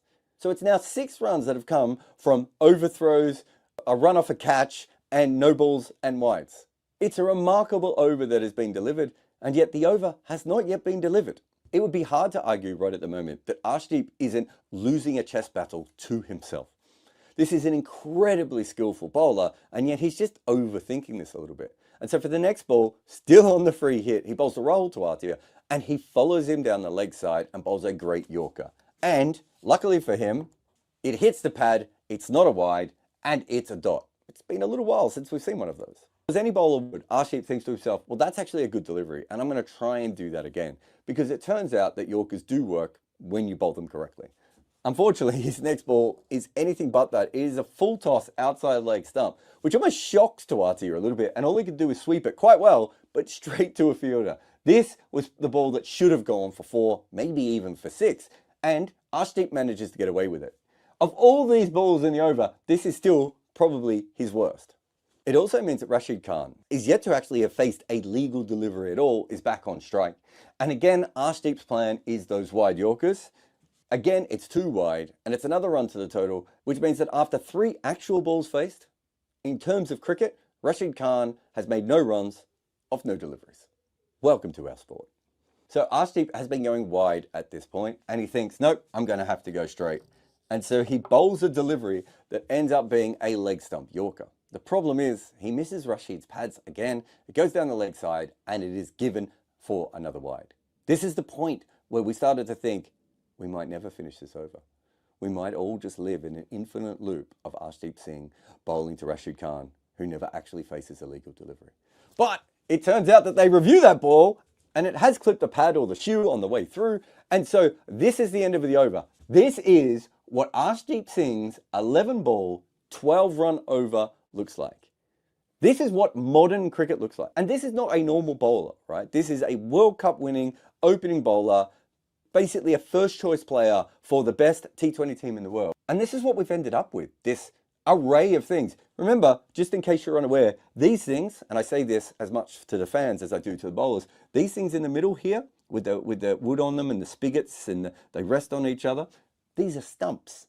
Generally, throughout the game, we would aim in this general vicinity.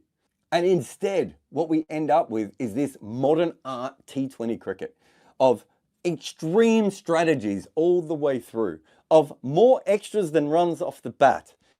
Arshdeep Singh's only plan was to make sure that as few runs as possible were scored off this over. And he had 2 pretty unset players who hadn't really looked like they were about to smash the ball.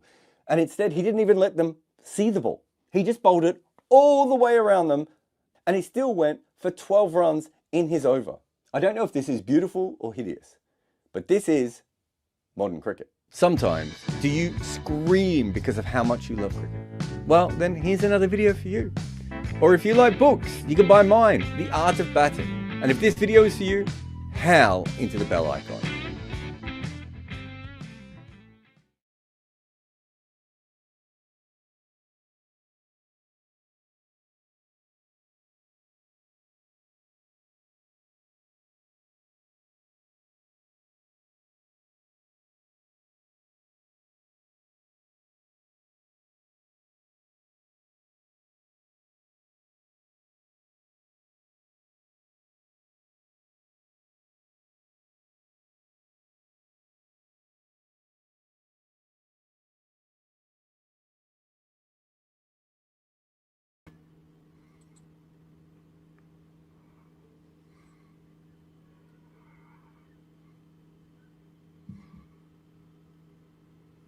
We on? Hello and welcome, ladies and gentlemen. To Combox Live, I'm Behram Kazi, who you can find at Def Mango on Twitter. With me is Rob Barron, who you can find at Moso Judge on Twitter. And then we've got Saurabh Somani as well, who you can find at Saurabh_42 on Twitter. This is Combox Live, where the game lives on, and we do not have an intro ad, which is why we had an awkward silence at the start. So apologies for that. We were all waiting for the ad, and it never came by. And Saurabh basically initiated this idea that we should come live and create all-time IPL teams. We've already done RCB and Punjab. Today we are doing the Mumbai Indians. So what are your thoughts, guys? Excited for this? I mean, it should be, yeah. It seems like it should be a very straightforward pick, but there's potential for one or two rogue picks, and that potential is heightened because both of you are there.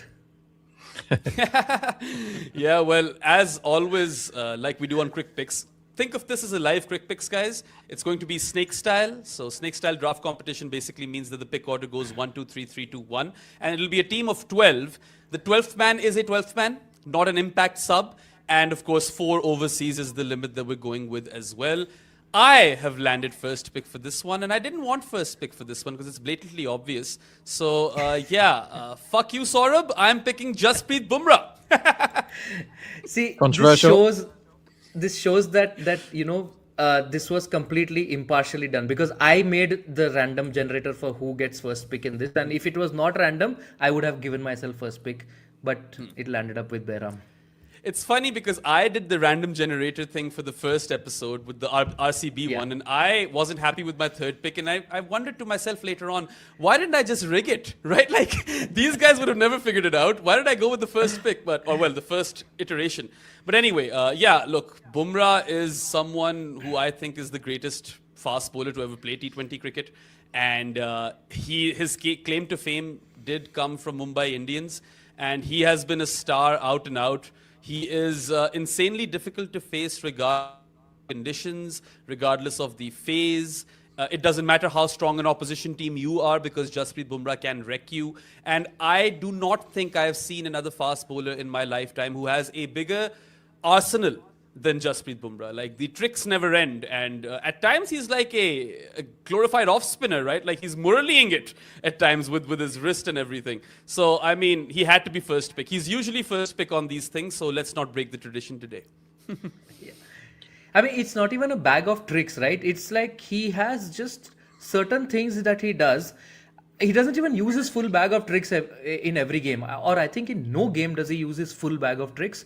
It's just that he discovers what is working that day well, and what is working that day well against the opposition batter and on that surface, and he just does that. And he has this uncanny ability to find the perfect length regardless of pitch or batter, and adjust accordingly. It's just, he's just a freak. He's just, that's a really good point.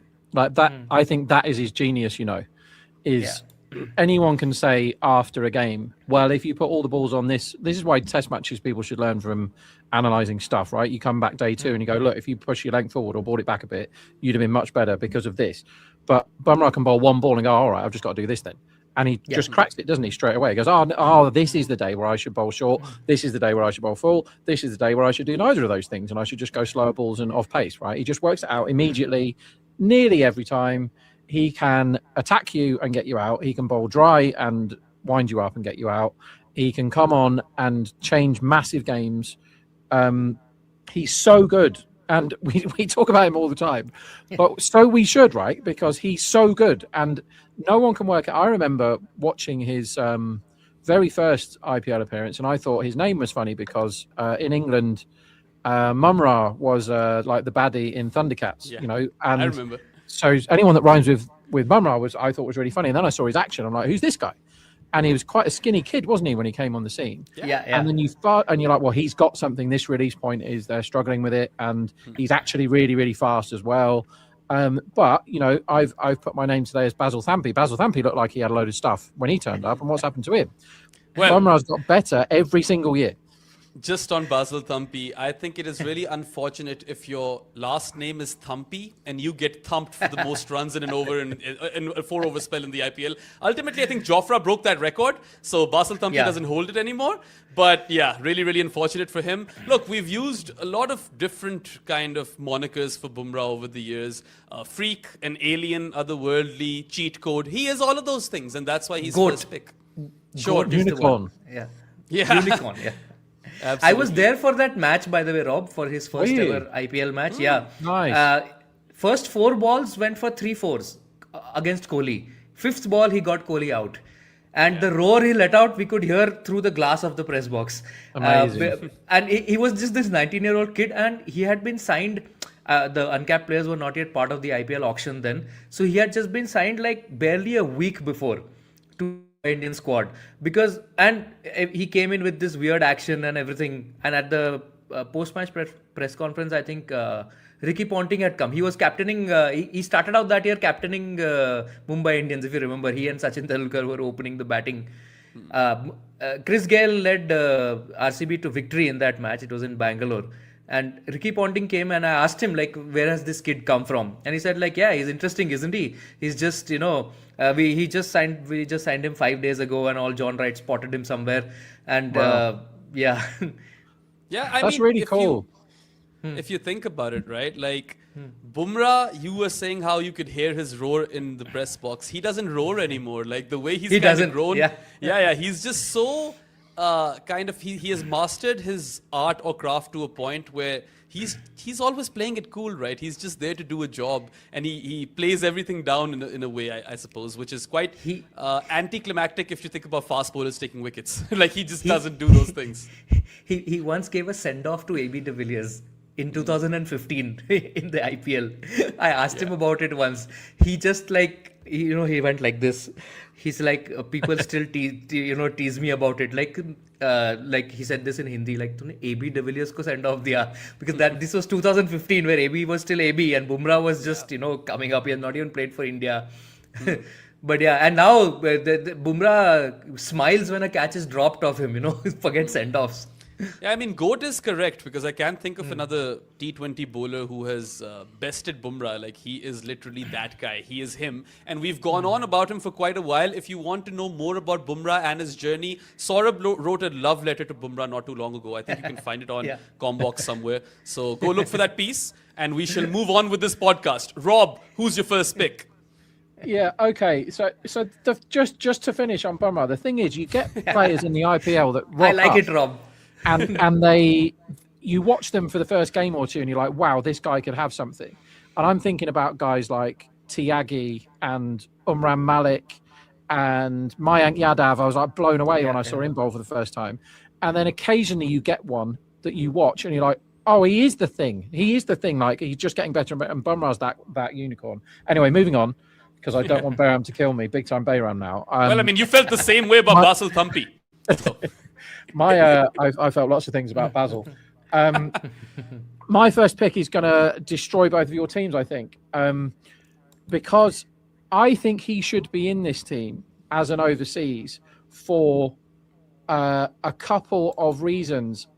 He got jettisoned into the side, if that's a thing, on one of the years, and he played 8 games and he scored 400 runs. And he was different class. And then he did it again the next year. He got 540 runs the next season. This is Lendl Simmons, right? And I think everybody wants to pick Rohit here, and I'm trying to block that from happening, because he should not be in the all-time Mumbai team, because despite being possibly the best 50 over bat I've watched, I've watched the whole of his career, Rohit. I've watched it from his first, from his debut onwards.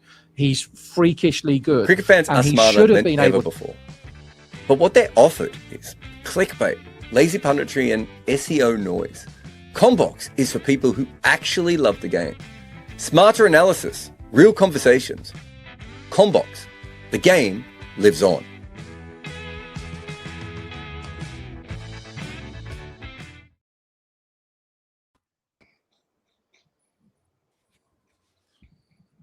Hi, Rob. Hello, we're on. Yes. So, Hazelwood. What do you think? Still having a niggle? Yeah, it must be fitness. you don't want to rush him back and then burn him out, do you? I guess. Yes. Or maybe like RCB thought that Jacob was kind of doing the thing for them with the new ball. Or maybe Hazelwood's in therapy, having bowled at Suyvanshi already, and he just like had to go and see a doctor to look after how that feels, because he's not used to getting whacked, is he? Hazelwood. And Suyvanshi dealt with him the other day. He did get a couple of wickets, though. I'm sure it's just he's not bowled for a long time, and now he's back, and they don't want to rush him and injure him again. Yes, makes sense. So finally, Bolt getting the new ball. Something which we are not so used to. And he's been absolutely dealt with by Virat there. What a shot that is. That was beautifully hit. And that ball Six came the best. in after pitching. Yes. So came back. Swung into the pads, didn't it? And Virat was onto that like a rocket, and away it goes. Where was that? Deep square. Yes, deep square. And we were discussing this. We were having this discussion in the first game. Like, who should be the top 5 picks if it comes to trading in IPL? Then we had this argument, like if we have to basically select 2 or like 1 between Gill and Virat, whom would you? I mean, am I picking them for 1 year, or am I picking them for the next 5? Like the trade has to be for eternity, right? Like till the time the player is relevant. It has to be a long-term process. I think you have to go Gill in that case because of the age thing, and also Virat. Even though I don't think he wants this, Virat will attract some sort of circus, a bit like MS still does now. You know, there is that kind of super fandom that follows him around, and if you're building a side where you're doing it around Dhoni, it's one thing having a guy who's 40 something. You know, he's my age, I think. Dhoni is coming out and facing 8 balls. Salt's got one away as well now. So yes, 12. That was an insulting slap on the offside from Salt, like kind of exposing his thumbs. And, belting it through the offside. Stood back and got rid. And Bolt is it's like Bolt has been an amazing servant for a long time, and he's lethal in the first over historically in the IPL. Yes, but he's not the Bolt he was, is he? So you have to make these calls when you're running franchises. Like I keep saying it for Punjab. Like at some point they've got to say, right, Stoinis, you've been great, but Omazai is the younger version, and he's doing better right now. So we're gonna get him in the side, because I think if you keep persevering with names, you end up like if you build a franchise around Kohli now, like is that a good idea for the future? I don't think so. But like, Rob, if we take the case of DC, for example, somebody you've been struggling for the last 15 years to find that identity, that sweet spot, that ikigai of the franchisee. And if they see a potential of having Virat there for the next 5 years, maybe 3 to 4 years as player and a couple of years as mentor, will they be willing to take that bet instead of somebody like Gill, who is definitely there for next 10 years for sure, captain of the Indian test team? Might not have that kind of a stardom and that kind of a circus around him the way Virat has. So what, like from a pure commercial perspective, not like kind of thinking it from a cricketing perspective only, if you really want to kind of inject that sense of, I would say, inorganic growth into your franchisee. So will that make sense for you? If you bring in somebody like Virat, who for next 5 years can completely take your PR and everything off the charts? I'll answer that with a t-shirt, right? Because that's what Man United did, the team up the road from me. And they went, okay, we're going to go back to Ronaldo. We know we're not going to have him for a good 5 years of his career. I mean, he was still good enough to play in the Premier League when they got him back. Yes. But a lot of the decision to bring Ronaldo back to Old Trafford was shirt sales, and it was merchandise, and it was revenue, right? And he brings in wherever he goes. You know, if he plays for a park team next week, he will bring in absolute fortunes of revenue. And if you can get Ronaldo to do a bloody tweet or an Instagram post for you, that is worth genuine millions, right? It's big business now. So Man U made this decision to get in a legendary player who is definitely at the back end of his career. And whilst he did fine, they had to kind of build everything around him. And then by the end of his tenure, he was falling out with the manager. Some of the fans weren't happy that he was taking up all the, column inches and everything. That's the risk you run, right? I get it from a business point of view. You're much more qualified to answer business questions than I am, Deepak. I get it from a business point of view. But it can upset, like Man United, right, are a good case study in doing this sort of thing. As Salt sort of shovels Hardik into the leg side for a couple. Yeah. So coming back to the discussion, sorry, I just had a... Yeah, Man United, they kind of they went short-termism, and we're going to get all these big names in on huge wages. So they had Cavani, they had Ibrahimovic, and they're like, yeah, it's great to have somebody of that level playing, but they're paying the guy £300,000 a week or something, enormous wages. They're trying to get it back in shirt sales, and they haven't built for the future. So what Man United did, who are, the Mumbai of the Premier League, basically, is they went, well, we need to keep getting these huge names in and keep the revenue coming. But their league position never got any better. They kept finishing fifth since Ferguson went, fifth and fourth and sixth and seventh. And at some point, the fans go, well, it's great that we've got this guy playing for us. We've got all these, all the kids are buying his shirt.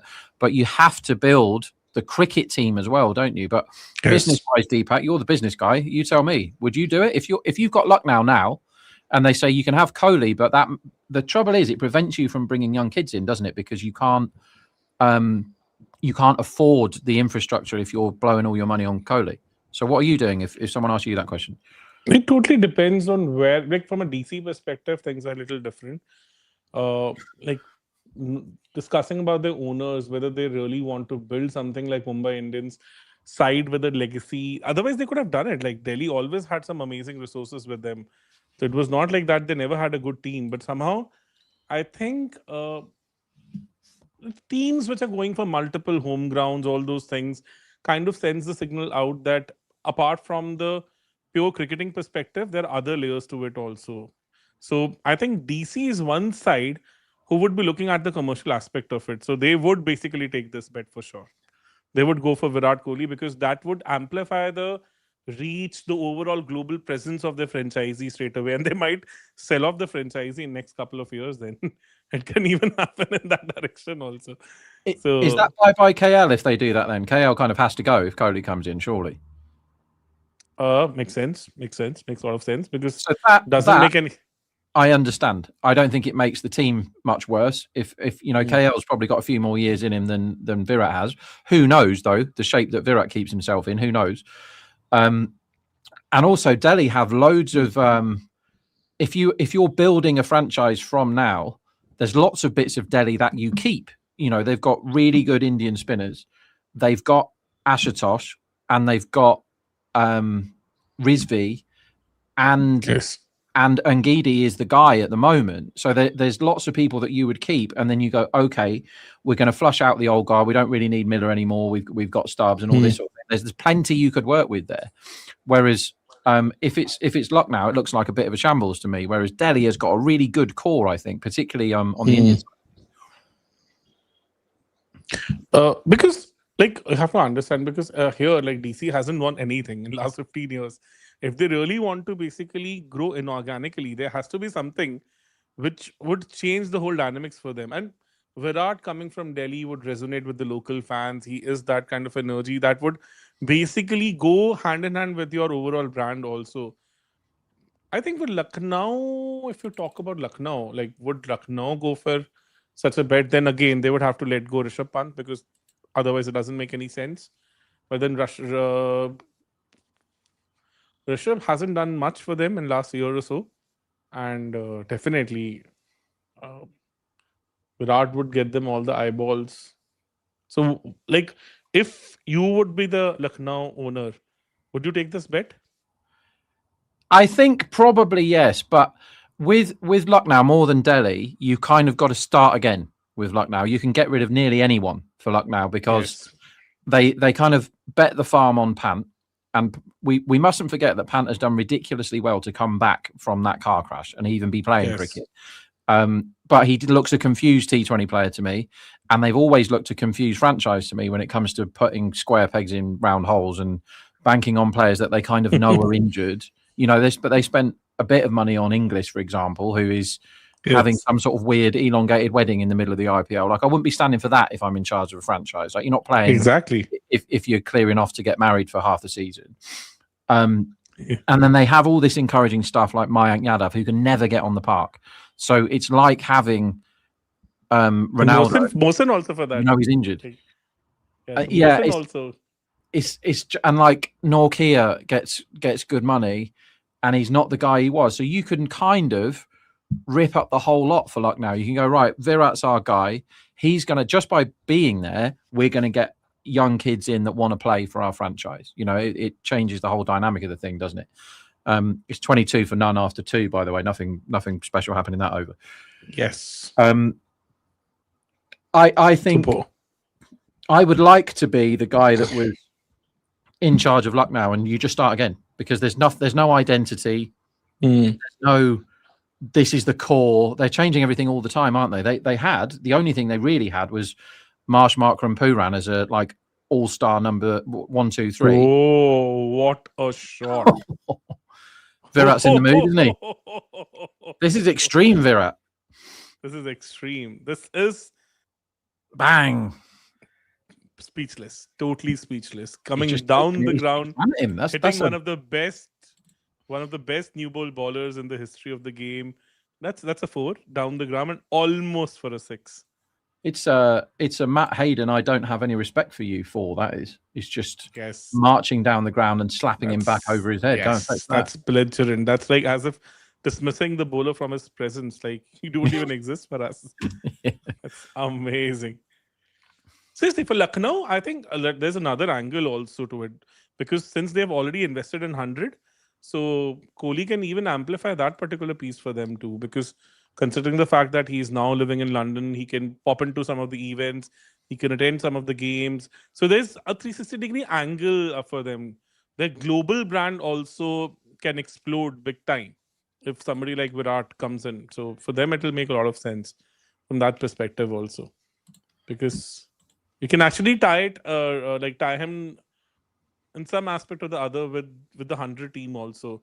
Maybe with some mentorship role, something of that sort. I don't know whether BCCI would allow that to happen, considering the fact that he's a contractual BCCI player and they don't like all that. They don't want people to kind of do their gigs in different franchises. But yes, since Kohli might retire from international cricket after the World Cup 2027, and that's the only format he plays. So you have a possibility of him contributing to that particular side of the game also, where he might be relevant for their 100 team expansion also, popularity also. Yeah, I mean, I don't want to go on about the 100 because I'm really not a fan. I think it's brilliant for women's cricket as Salt gets hit where you really don't want to get hit. And this is when you're a physio and you're running on for someone that's just been hit there. There's not masses you can do, is there? You don't really want to get your hands involved. You stand quite a long way away with some sort of magic spray and hope it works, Deepak, don't you? You just... But like, how can you even use the magic spray also? It's going to sting even more, right? Well, why is he running on? Like, everybody knows what's just happened. You just need a bit of time. Hey, certain times I think they just want to be the part of the fun. Maybe kind of adding certain stories for the dressing room. Yeah, I mean, we've all been hit there, and we've all seen our teammates get hit there, and it's just it's very funny for everybody else, and it is absolutely not funny if you're the guy that's just been hit. Exactly. The physio comes on and goes, well, I can't really help you here, but what you actually need here, right, is time, because for all us men that have been hit in the bollocks before, you can't think straight for a couple of minutes after it's happened. If you're batting in the IPL and somebody is bowling 88-mile-an-hour rockets at you, you need to be able to think straight. Your head cut. So when from a betting point of view, it is definitely a thing that if somebody has just been hit in the head or hit in the spuds, I always back their unders if they don't move the line, because you are vulnerable for the next couple of balls because you can't quite think straight. So if I was the physio there, but it doesn't look like. I think Salt has bowls of titanium, because the next ball he has kind of clobbered her into the crowd. So halfway down, bang, shown his balls. Yeah, and that would be the thing that I would say I'd say to my physio, just give him a bit of time, just let him recover from that, because Exactly. Bolt maybe predictably has tried to go short there, and it's sat up very nice for Salt, and he has got rid of it. Yes. Looks like a good surface, to be honest. It does, yeah. Yes. Because we have seen batters hitting through the line also, like a couple of times now, and they've pretty much managed to clear the ground most of the time. So should be a good surface to bat on. I mean, I'm surprised. pretty I mean, yeah, go on, mate. Yeah. No, like looks pretty similar to the last year's surface also, when these two teams met, where MI almost chased down to 20 in that match. It looks like they're going to have to chase a similar score the way they've started. Yes. I mean, obviously, they've got Bumrah, which changes scores a lot, as Salt doesn't bounce very well. And some banter going on. Did you see like how Bolt kind of gave him a look? yeah, he's like, hit that one, mate. And Salt is considering reviewing the wide here, I think. Yeah. We don't know what's happening. think so. They've gone to an ad break. But that shot was dismissive, to be honest. Like, considering the fact that Bolt has been the last time I saw him getting tonged like that, like obviously last match also it happened to him, right? When both Jaiswal and Weber kind of got into him. But like, I think SA20 last year, when Pretorius kind of took him down, that shot him jab which cleared the leg side boundary. I think that was one such instance where I felt the batters were finding it way too easy against him. yeah, I think there was one game he was none for 49 against who was it? Joburg, I think. And it was Forrester and Vince that did most of the scoring that day. And you think these are guys that would have really struggled with peak Trent Bolt. And these are the tough decisions you have to make as Bumrah comes into the attack. And as he often does, gets away with a full toss because he's called Jasprit Bumrah. Like, I think anybody else, Kohli just shoves that down the leg side for 4. But I think it's also the release point, right? Because it comes onto the bat a little too quickly as compared to other bowlers. Certain time messes with your overall timing and everything. But I think that's one thing that over the top from Virat. He's happy to take risks though in these power plays nowadays, isn't he, Virat? Yes. In that CSK game, out of 18 balls, what Varun shared, he had 14 attacking shots on that surface, which was a little tacky. It was gripping. And Virat just kept on attacking. This is something which we never used to see from him. Even though he had an elite 2025 IPL, but still, this season, his attacking intent is on a completely different level altogether. Yeah, I think he's it's close. Is that going down leg? I think it was missing leg. But surprisingly enough, for the first time this IPL, Bumrah is looking sharper. I think those 2 hits from Weber has kind of woken him up. I think the kid has woken everybody up. That one is going down the leg side. Fair enough, not reviewing it. But you're right. Sure. Bumrah looks fast here. And if Virat's going after him, this is what you want in the IPL, isn't it? You want a charged up Jasprit Bumrah steaming in against Kohli. There was an inside edge also. But Kohli, I think Kohli has massively upped his intent in the first innings, setting totals, because he's smart, right? And he knows what you have to do.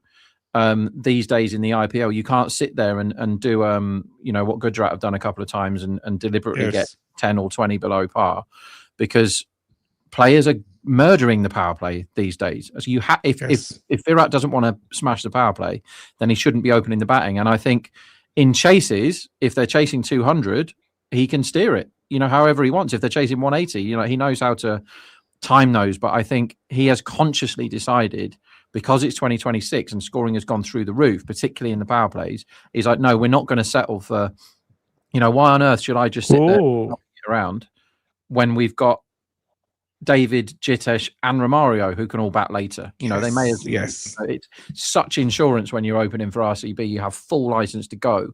And if the thing is, Virat's got a good score at the end of the power play, he can then control the tempo of the whole innings, can't he? And add to that, like even Patikal is high intent these days. Patidar can always up his game anytime, whenever required. So with all those 5 batters in the shed, I think that gives you the license to go all out. And one thing that is pretty astonishing to see this season is, we were kind of discussing that in the first game itself. This is one season where the scoring rate in first 10 overs and the last 10 overs were pretty much identical. So like the strike rate differences were only, I think there was a strike rate difference of 6 if you compare first 10 overs and the next 10 overs. And the closest that comes to this was 2021, when the strike rate difference was 20. So people are almost hitting the first 10 overs with the same intent the way they would have done it with the latter half of the innings. So Jared kind of shared that graphics also in the first innings, in the first match, where we saw that trend that this year, the first 10 overs and last 10 overs are almost identical. Yeah, it's so I've got all the stats here from basically what's happened every ball of every IPL, right? And historically in the IPL, the chance of a 6 in the first over of an innings in an IPL game, either innings, it's less than 10% that you see a 6 in the first over. Whoa. And in this IPL, it's more than 40, right? Teams, the cricket has changed. And as Santner just gets met on his first delivery and bashed through square leg for half a dozen more, teams aren't having a look at Santner to see what he's up to. If he drops it short, he's going for 6, right? That's what happens now. And sides like Mumbai, huge favourites for today, right? Why? Look at the names that are matching up with each other. I know they have Bumrah, but look at the names, how they match up. This middle order here, I mean, you would take Salt and Kohli anyway, as Salt climbs in Santner for an even bigger one. Bloody hell. That's a massive hit. I mean, that's second tier, isn't it? That's second tier, yes. And Santner is not the force he was. I mentioned that he doesn't, his wicket threat is nowhere near what it used to be, but he's now getting whacked because he used to be, even when he wasn't getting any wickets, a very reliable 7 and over type of guy. Like he'd walk off. But like, this is something which is very strange about him. In the last 1 year, what I've seen is the overall economy in T20s across the, I think the year was like 8. And in that also, he was still doing well against the right-handers. It was 7-ish against right-handers and 12 against left. 3 and 3. 3 and 3. But now he's getting tongued by the right-handers also in this IPL. Yeah, all right. Let me run some numbers on Santner then. So Santner historically is 8 and over. He goes for 8 and over against lefties, but with a strike rate of 15.5. And against right-handers, his average is 25, but he goes for less than 7 and over. Yes. And last year?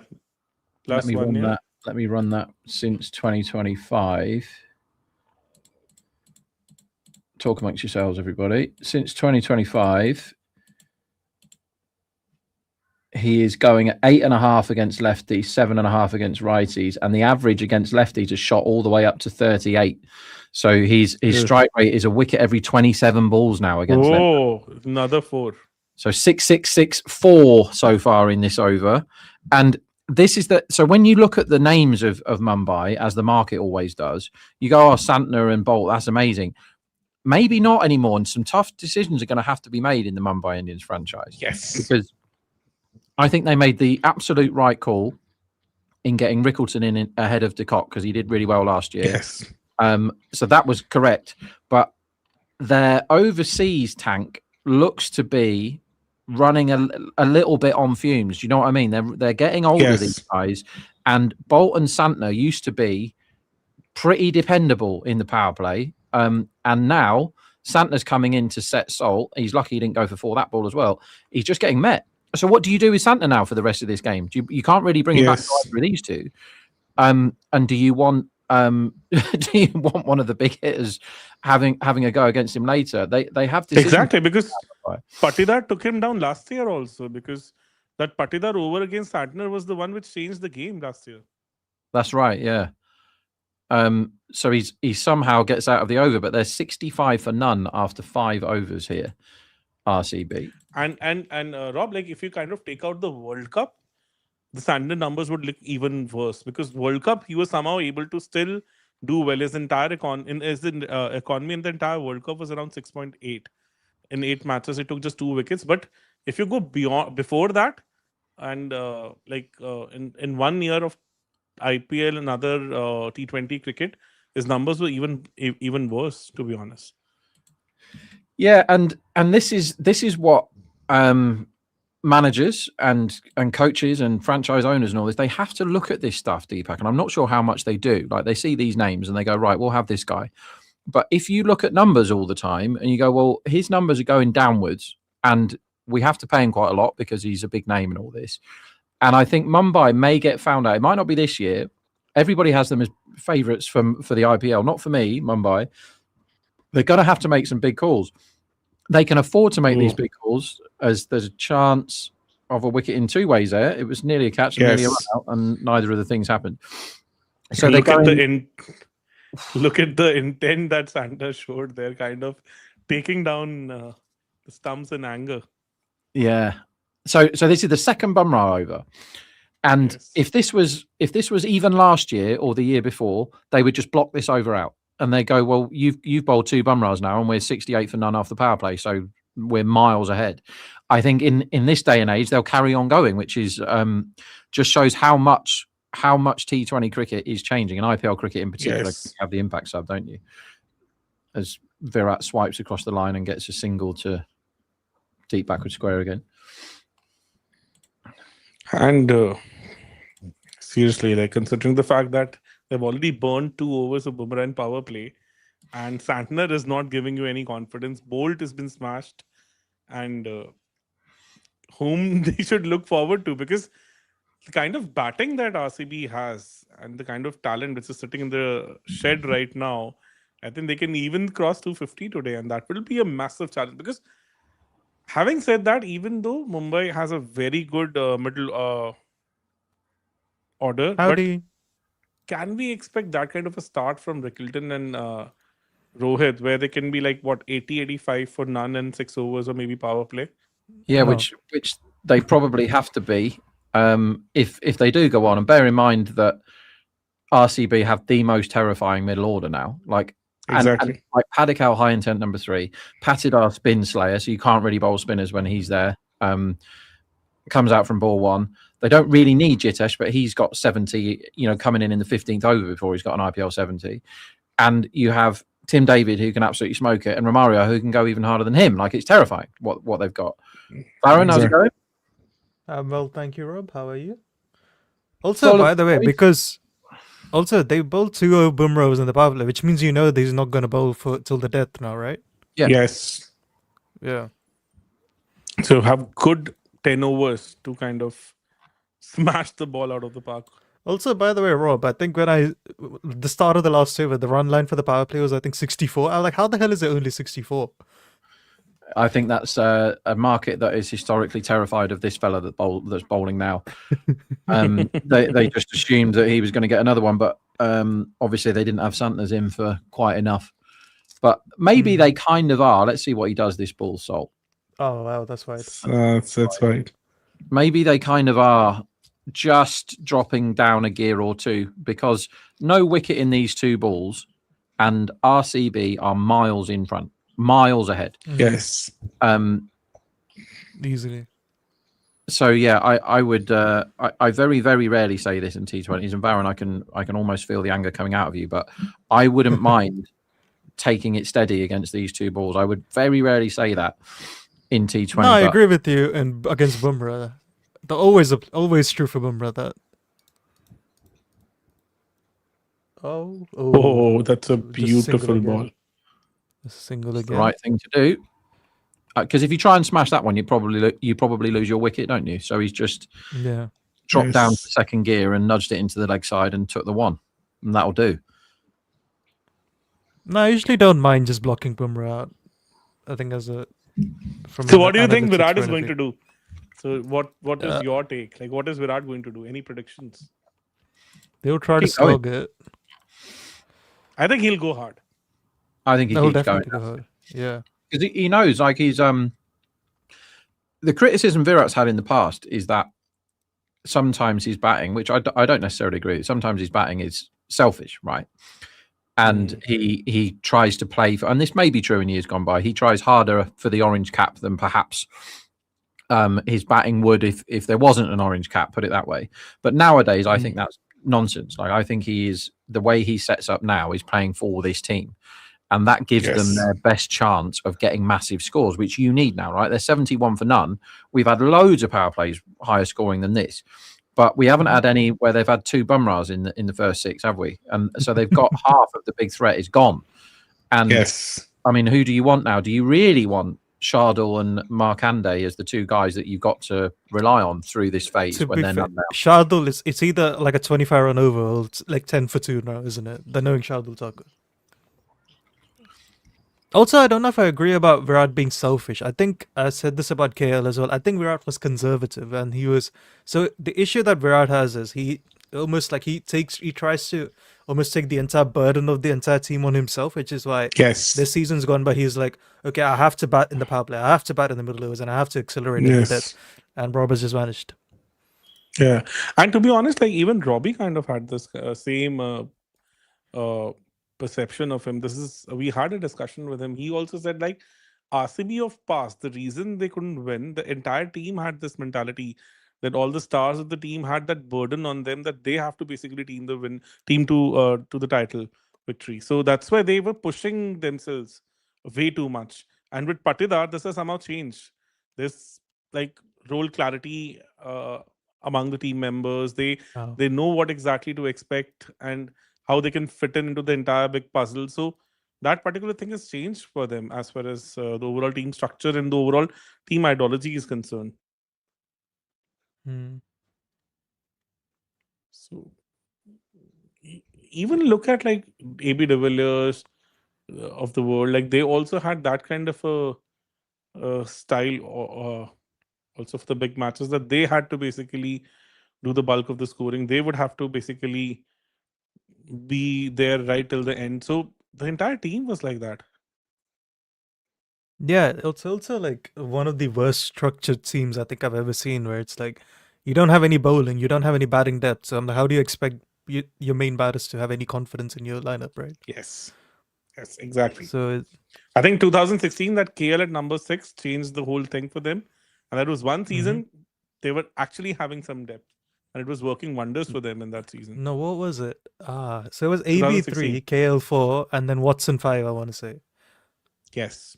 Like KL was doing the floaters job, so he was kind of doing the finishing part also. So he had that amazing tournament where like he scored like 300 something runs, but those 300 runs were the difference.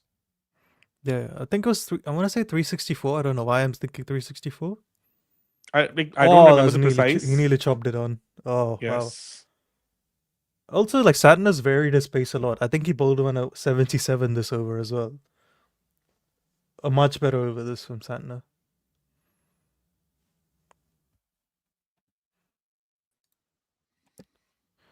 Hello again, Rob. Hello. My computer crashed there.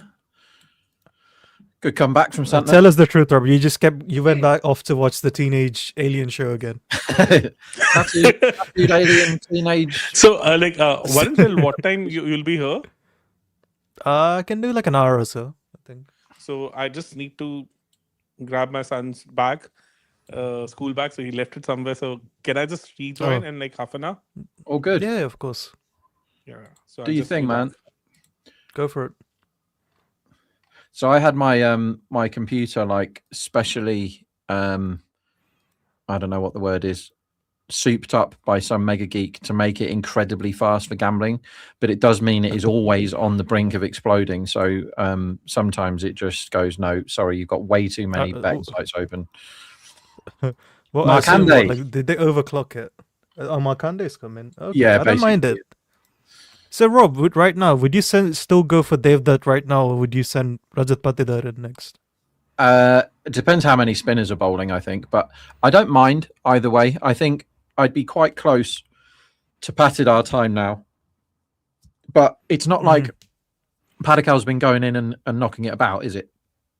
And he can. No, I agree, but what's more optimal is my question. If a spinner is bowling, let's say their wicket goes this ball, right? As Salt brings up his 50 with a very, very easy boundary. Yes. If there was a wicket this ball, I would send Patidar in because he's got 5 balls of Markande to start off with. What would you do? I don't think there's a wrong answer there, to be fair. I think I'd go Patidar, I'll be honest. I love So- Dev. I think Devdutt's really good, but I think Patidar would just go nuts, right? I think that's the way I would look at it. Because otherwise, if you send Padikkal in now, then you're risking pushing Patidar too late. That affects when you send David and Romario in as well. I think if the wicket falls now, Padikkal will come in because he had the helmet on then and Patidar didn't. That's another 4 for Phil Salt. But they might never ever get a wicket round, so all of this is academic. Yeah, because I was about to say they were making a small comeback, right? Because they bowled 2 good overs, and then he's bowled 2 absolute. I don't even know if these were terrible balls. They're not good balls either. I think they're kind of nothing balls, aren't they? They're sort of like, well, I'm hoping you're going to make a mistake with that. Saurabh is saying Kohli's Rahaniing it today. I going back to the people calling Virat selfish thing. Yes. And when I thought that they had a point, right, which I don't think they do now. So again. Don't kill me, internet. It was when Virat, and the numbers back this up completely, his single percentage post power play and until he got to the number 50 was ridiculous. He just got a single every single ball against spin as well. His single percentage was like 65 or something. And it's like he has a very, very clear plan here to do his thing in the power play. He wasn't as high intent as he is now, but he did his thing in the power play. And then he went back to gear number 2, which I don't like. He went back to second gear, got the 50, and then tried to go again. And I accept the criticism that isn't the right thing to do. Whereas now, I don't expect him to do that. I don't expect him to think, right, I'm on 24, I must get myself to 50. I think he knows that RCB need a big score here.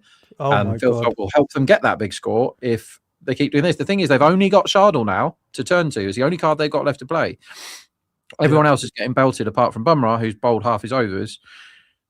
I don't mind the idea of going back to Bumrah early when this happens. Not this early, but not saving him for. What's the point of welcoming? So are you saying Shardul over? Thakur is bowling the death overs to Romario Shepherd and Tim David?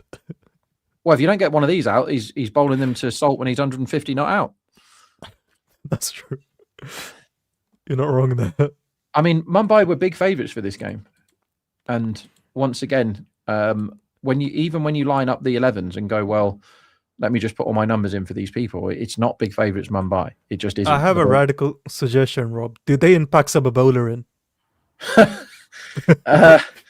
What? Who would it be? You can't bring deep. Corbin Bosch? Corbin Bosch? Yeah, for his batting as well. He's excellent batting. Yeah, if you want. I mean, his death bowling has been really good of late, Corbin Bosch, to be fair. I mean, I don't mind. He's got to be better than Shardul, right?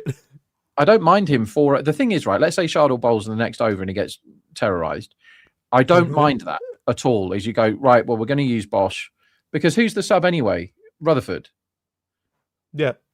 Yeah, I don't mind. Let's say Shardul gets smashed. Well, they've played all their cards and all of them have been trumped by better cards from the other team. So I don't mind that at all because obviously Rutherford is due more runs at a higher strike rate than Corbin Bosch is, but he can bat. So he then, Golbis the order a little bit by giving them a bit more insurance in the second innings because he's not the worst number 7 possible when you've got Santner and Shardul anyway. Do you know what I mean? Like he could be number 8 behind Santner, couldn't he? So that's a perfectly reasonable thing to do. So actually, Varun, yes, I would do it. Because then that gives you the option of bowling 2 overs of Bumrah now, bowl him out. Yeah, I would say you have to roll the Shardul dice because you picked him. So roll that die. If you roll a 6 and he does his miracle over, if he does the Shashank over from yesterday, great, done. You don't need to recalibrate. But if he doesn't, then I absolutely would do that. I go Corbin Bosch, you can bowl 4 of the last 10 if you're going well. And we've got 2 of them are Bumrah, 4 of them are you. Otherwise, what? Markande gets the ball again? Whack. Trent Bolt gets it again at the end? Whack. Hardik Pandya? Well, he has to bowl more. The thing is, Hardik hates bowling when teams are belting them around, doesn't he? He hates that. Yeah. I don't. I mean, I would bowl him. He's probably the second best for this situation after Bumrah, isn't he? Yeah, probably. Yeah, because he bowls well like versus when England were bashing it everywhere in the final, right? Yeah. Yeah. So Smack. Just watching the salt shots. Who I think the physio gave him just enough time to recover from being smashed in the bollocks, and he looked extremely mean after that. That set a fire underneath Phil Salt, I think. And the very next ball after the break, he sent Santa way into the he sent Bolt way into the stands, and he hasn't looked back since then, has he? He's been really, really good. And I read a thing by an Indian media outlet this morning that somebody sent me saying that Phil Salt had been dropped today, and I was like, nah, they're not going to do that. Abhinandan, I get, impossible. but you're not taking Salt out now. So what was it? So Mumbai at 37% to win now. Phil, okay. Is that Mumbai sector, or would you say that's reasonable? I think that's okay, isn't it? That's fair enough. It's taken the market a long time to realise that this is actually really, really good. And the thing is, they're so scary down the back end, RCB. Yeah. And RCB it's easy to say it now, but their bowling attack is slightly better than Mumbai's right now, I would say. Yeah, that's fair. I think they're higher floor, certainly. I think they're higher floor than Mumbai. Yeah, I'm not totally sold on Duffy. But he's done really, really well so far. Here's Santa again. Hazelwood came back, right, last game? Or was Duffy back? Duffy's back for Hazelwood. I think they're managing him. Oh, okay. Fair. I didn't hear what was said, but I think that's reasonable if they were. So, Rob, I have a blasphemous suggestion. Would you retire out Virat now? Yeah, get him off. Try doing that to Virat, by the way. That would be very funny. That would be that would be funny. Market giving him another 30, which is actually quite low for Virat. It wouldn't surprise me if Virat got out quite soon. Because I don't think he's deliberately slowing down. I just don't think his attacking is coming off. Correct. Yeah. Santner has put the brakes on this innings to some extent after being absolutely murdered in his first over.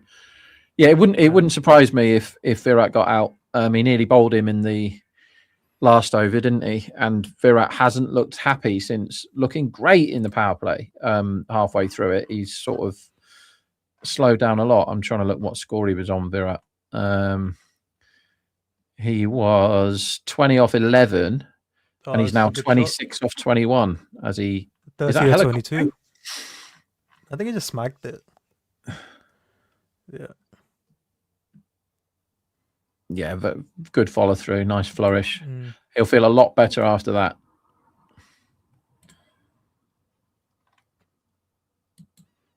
Definitely. Did you do the first game, or did you watch the first game? I was there for a bit of it, I think. You don't know whether you were or not. No, I was there. Sorry, I wasn't there for all of it. I wasn't there for all 4 hours, is what I meant to say. I think I watched some of it. I can't remember. Yeah. I didn't watch all because of I was it. like, exactly because I can't handle Gujarat and Lucknow for all 4 hours, Rob.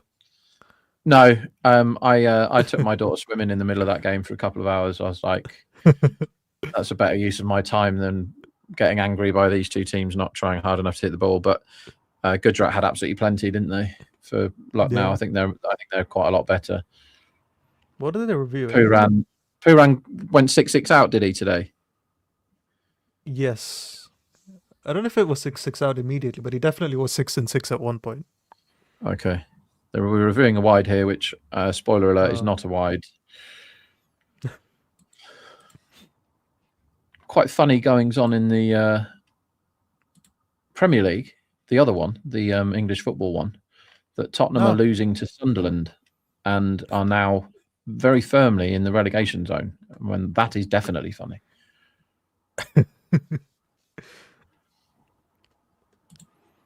So Tottenham would be the Spurs, right? Or is that a different one? Yeah, good. Look at you, Okay. Captain Football. Yes. You're doing football podcasts by the end of this IPL. They're the Spurs, right? Yeah. Mhm. And they're the team I've always supported. So me saying it's funny that they would go down shows how much I've fallen out of love with football over the years. It's turned towards the wide line, but it's not a wide. So can we please get on with the game? Virat left it though, so he now has to be retired out because he left the ball that for a dot. So yeah, retire him. So Rob, thoughts on this? So Triple Stroke says, I'm going to say something bold. I think Santner after the power play has bowled some of the best spin bowling of this league after the Rashid spell. Let's see. Oh, is that? He nearly got Kohli. Just as you read that out, he nearly got Virat Kohli. Yeah. Namandir is, well, I said I was swimming an hour ago. He was swimming across the outfield there. That's a drop. He didn't run fast enough. Oh, the Glenn Phillips one earlier really annoyed me when he took the catch off Prasid. Markram, wasn't it, when he was on about 22 or something? He took the catch. Really good catch, and then just inexplicably threw it over the rope for 4. It wasn't quite like that from Namandir, but he was a bit slow to take off. It did carry to him, but I don't think he got anything on it in the end. So Cody's gone after that. Slog sweep, would you say? He's smeared it across the line. Deer has got his hand to it, I think. Should have taken it. There's no such thing as a good effort when you don't catch it. So bad effort, didn't catch it. Hardick's back into the attack. So Santa's bowled a rubbish first over, and he's been fine since. But now that over's gone for 10, he hasn't called it back up. If that over would have gone for 4, you're like, okay, he's put the brakes on them a bit here. But they've got away again now. So I'm not having it anywhere near that Rashid Khan spell, which was sensational. The ball that got Rizvi was probably the best ball bowled by a spinner in this comp. Do you reckon? Agreed. It was how good. Imagine getting that for your first ball, though. It's crazy. Yeah. Good luck. Yeah. So wait, let's just see the ball, and we'll ask the super chat. And it's a wide Yorker first off, and he's hit it for 4. No, he scooped it. Fielding. Yeah. Couple. So Rudra Patel is asking us, Virat had a better strike rate versus spin in 6 out of 10 of his first 10 IPL seasons, but since 2018 he's been better versus pace every year. Is this due to technique or just decline? So my theory is 2018 is when India go on that overseas run in Test cricket. Do you remember, Rob? When they play South Africa, England, and then Australia. I believe, this is just purely my hypothesis, that Virat changed his technique to suit pace better. So that's why his game against spin drops. So if you look at it in T20Is too, he smashes spin early on in his T20I career, but then 2018, 2019 it declines as well. So I don't know. That's my theory with it. I don't know if there's any truth to it or not, because it's very odd how bad he was versus pace in the IPL initially. It makes perfect sense what you've just said. It makes perfect sense, and I'll be honest, I had never considered that. But yeah, it does make sense, doesn't it? As I look at what odds I can get on a wicket in the next over, because it's coming. There's going to be a wicket soon, everyone. I hate to spoil the game for you, but there's going to be a wicket really soon as Hardik bowls the worst ball of the day to Phil Salt. Full toss, angling down the leg side, and Salt says, don't be silly, I'm 71 off 32, so I will now be 77 off 33, and that is an innings. He's back, Phil Salt, and Josh Butler's back. He might actually make 150 today. He might actually unironically make a 50. I told you he was going to get 150 about half an hour ago. Is Josh Butler back? Because I didn't see all the innings, but I saw a bit when he was So Jared said that Butler was his halfback, because whenever he played on the front foot, he looked horrible. Whenever he played on the back foot, he looked great. So we don't know yet. Oh wait, has it gone? I think that might be out. No. Should be out. Oh wow, is it taking it? He's out. Yeah. No, is it not dropped. out? Trent. No, he has he caught it or not? He's sort of half celebrated. They're not celebrating. Right? I'll watch it on the other screen. They're not celebrating. He says no. He's pointed at the ground like that, and then Rohit's ran over and high-fived him, which fooled me a bit. So I assume it's not out. Yeah. So that's the second drop in 6 balls. There's going to be a wicket next over. If you want to have a bet, everyone, it's like, I don't know, 3.7. I think you can get wicket next over. It's too big. It's going to happen. There's slogging now. Bolt gets there, takes his eye off the ball. It doesn't quite carry to him. I guess that's okay fielding. Yeah. But it is a drop. but it's at least it didn't go through him to the boundary. He just slowed down at the end of his quite good run and dive, and that cost him. But I think they're slogging now. I think wait, they've is a mix up? Oh, I think he's back in. safe just about. Yeah. But yeah, from as far as betting goes, when it's like nearly a wicket, nearly a wicket, nearly a wicket, I'm like, okay, if you think it's 3.7 that there's going to be a wicket in the next over, Has he injured I himself disagree. again? It's not 27% there's a wicket in the next over, is it? Nah. Well, Gargi says, hi Gargi, and I'm sorry if I've not pronounced your name very well. Retire out Virat and bring in Patidar. So Patidar, I just saw a cut to the dugout, has his helmet on now. So they probably told Padikal, we're going to go. You can't send Padikal now, can you? No, I don't think you it's too can. late now, yeah. But 3 overs ago, they were going to send him, and now they've Yeah. gone, right, it's time for the... It might even be time in 3 overs' time, if these two are still in somehow, to just let David come in. Who's a lot better against spin than he used to be. Salt But is that would taking... raise some questions, though, because if Virat's batted all the overs against spin, and Patidar has barely faced any of it. Oh, we're getting while Phil Salt's having a lie down and a sauna and a massage and a swim on the field. We're getting to see some amazing Yorkers from Lassis Malinga on the screen, which is always nice. There's one where he's absolutely poleaxing Gambir, and then who's that? Manoj Tiwari, maybe. Remember him? Yeah, of course. So what is it? It's Gautam Gambhir first, and then is that who even is that? Is that might actually be Manoj Tiwari? Yeah. Oh wow, yeah. Oh, it's Robin. Oh wow. Okay. It was Was it Robbie. actually? Was Yeah, that we couldn't right, say get him in Robbie. now? Get him in now. He's so unlucky. Like the clips they tend to show from his career are him getting out. That seems to be his go-to highlight reel. Is mainly because of Dwayne Leverock, of course. Okay, but we've heard apparently it's Manish Pandey. Now. Who the hell is it? It can't be everyone. It can't be every right-handed batter that's played for KKR, lads. Who is it? Because we obviously never have any sound on when we're doing these games because we're giving you the best sound in the whole wide world.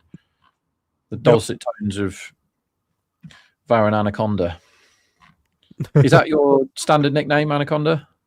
Yeah, in school, yes. Could be a lot worse. Mm-hmm. What was it? Like that? I think that. So 2014 was when My Anaconda Don't song came out, right, from Nicki Minaj. So that was fun. So that was you like twerking all that. Like, what? How old were you in 2014? Like 10 or something? I was 13. I was 13. For fuck's sake, Varun.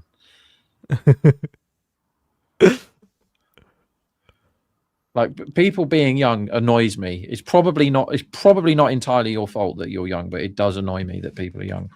It shouldn't be allowed. I honestly think I'd be looking to retire Virat at this point because it's still not a bad knock now. Because what you don't want to do is wait for it to become bad and then retire him out. Yeah, if Virat wasn't called Virat and there was an other opener who was 35 off 25, I would call him in now. And or I think sometimes strong management is show me what you've got this over, because if it isn't turbo mode, you're out. Do you know what I mean? Like give them a chance. Yeah. Just go, you've got this over, you're on strike. I want to see 260s because we must try and score 250 now. Like 220 doesn't get it done from here. The issue, Rob, is 35-25. It's not great by any means, but it's still, I think, about par for what's happened so far, right? It'll do. But what you don't want is it to become 41 or 30 and then him getting out or retire out. Yeah, it's what it does. Like the reason why it's okay 35 off 25 as Shardul, the last card that they can play without doing the impact. So this is it, 20 runs or 2 wickets, nothing in between, I think, or both. And what it does is it's meant that everyone else has got full license to belt now because they batted half the innings without losing a wicket. But if the man himself who has got them there doesn't start belting, then there's no point in him being there. So I think we're going to see a wicket this over. I've told everyone it's going to happen. It's definitely going to happen. just which ball is as Shardul starts with a wide, because he must go for 12. It just depends how many wickets. I can't wait for all the Shardul films when he retires. Why is all the fast bowlers starting with wide Yorkers, by the way? I think it's a clear plan. Like Hardik tried it a lot in the last over, didn't he? To Salt. I think maybe they say if Salt gets set, you have to wide Yorker him. I think that's fair. I think I understand the argument because if someone is going to hit like it's death overs, you should go to death overs plans. Yeah, well, we might have death overs bowling in the power play before too long. Obviously, the field is quite different, as that would have been another massive wide, but Virat chases it and makes sure it isn't. Yeah. That's like the ICL double fix when the bowler's trying to bowl a wide and the batsman is running along to chase it, to block it, so make sure he can't go for any runs. They're my favourites when both teams are cheating. When they're both, one's trying to score runs with the ball and the other one's trying to stop runs with the bat. Why on earth did Virat possibly want to hit that ball? Best case was a single, so Virat probably should walk off now. He'll probably get caught long on very soon anyway. But yeah, his innings is becoming more negative. And there's a wide again? Yeah. Yeah. I feel like at some point Shardul is going to bowl an unplayable in-swinging Yorker or something. It's coming at some point, isn't it? Like, well, he's making sure that this is at least an 8-ball over, and one of his 8 balls is going to be amazing, isn't it? Yeah. So the batsman looks bad this over, and the first ball has gone for 2 so far. So let's see how it develops. It always develops in a fun way when Shardul's playing. Here he comes again, 117 for none off 10.1. Bowls outside the wide line, but Virat follows it, so it is a dot. And Virat, this is probably the time where you tell him, if this ball isn't 6, I'm hooking you, mate. Because this I think 35-25 is starting to get into the bad territory for me now. Yeah. Yeah. Yeah, because it might be that the incoming batsman just knows that it's going to be around the wide line and he's going to stand there and hoof it, and Virat for whatever reason isn't doing it. So I think I might back Virat unders, which is not something that is the guaranteed route to riches normally, but I do think there's a chance that they hook him. As Shardul comes in again, full toss, straight down the ground. Deflected to the stumps. Not 4. Did I hit the stump? No, yeah, deflected to the stumps, and that's why it stopped it. It was going 100% traveling otherwise. Oh yeah, that's the most 4-4 ever. So now Virat can't even get a 4 or full tosses that are going for 4.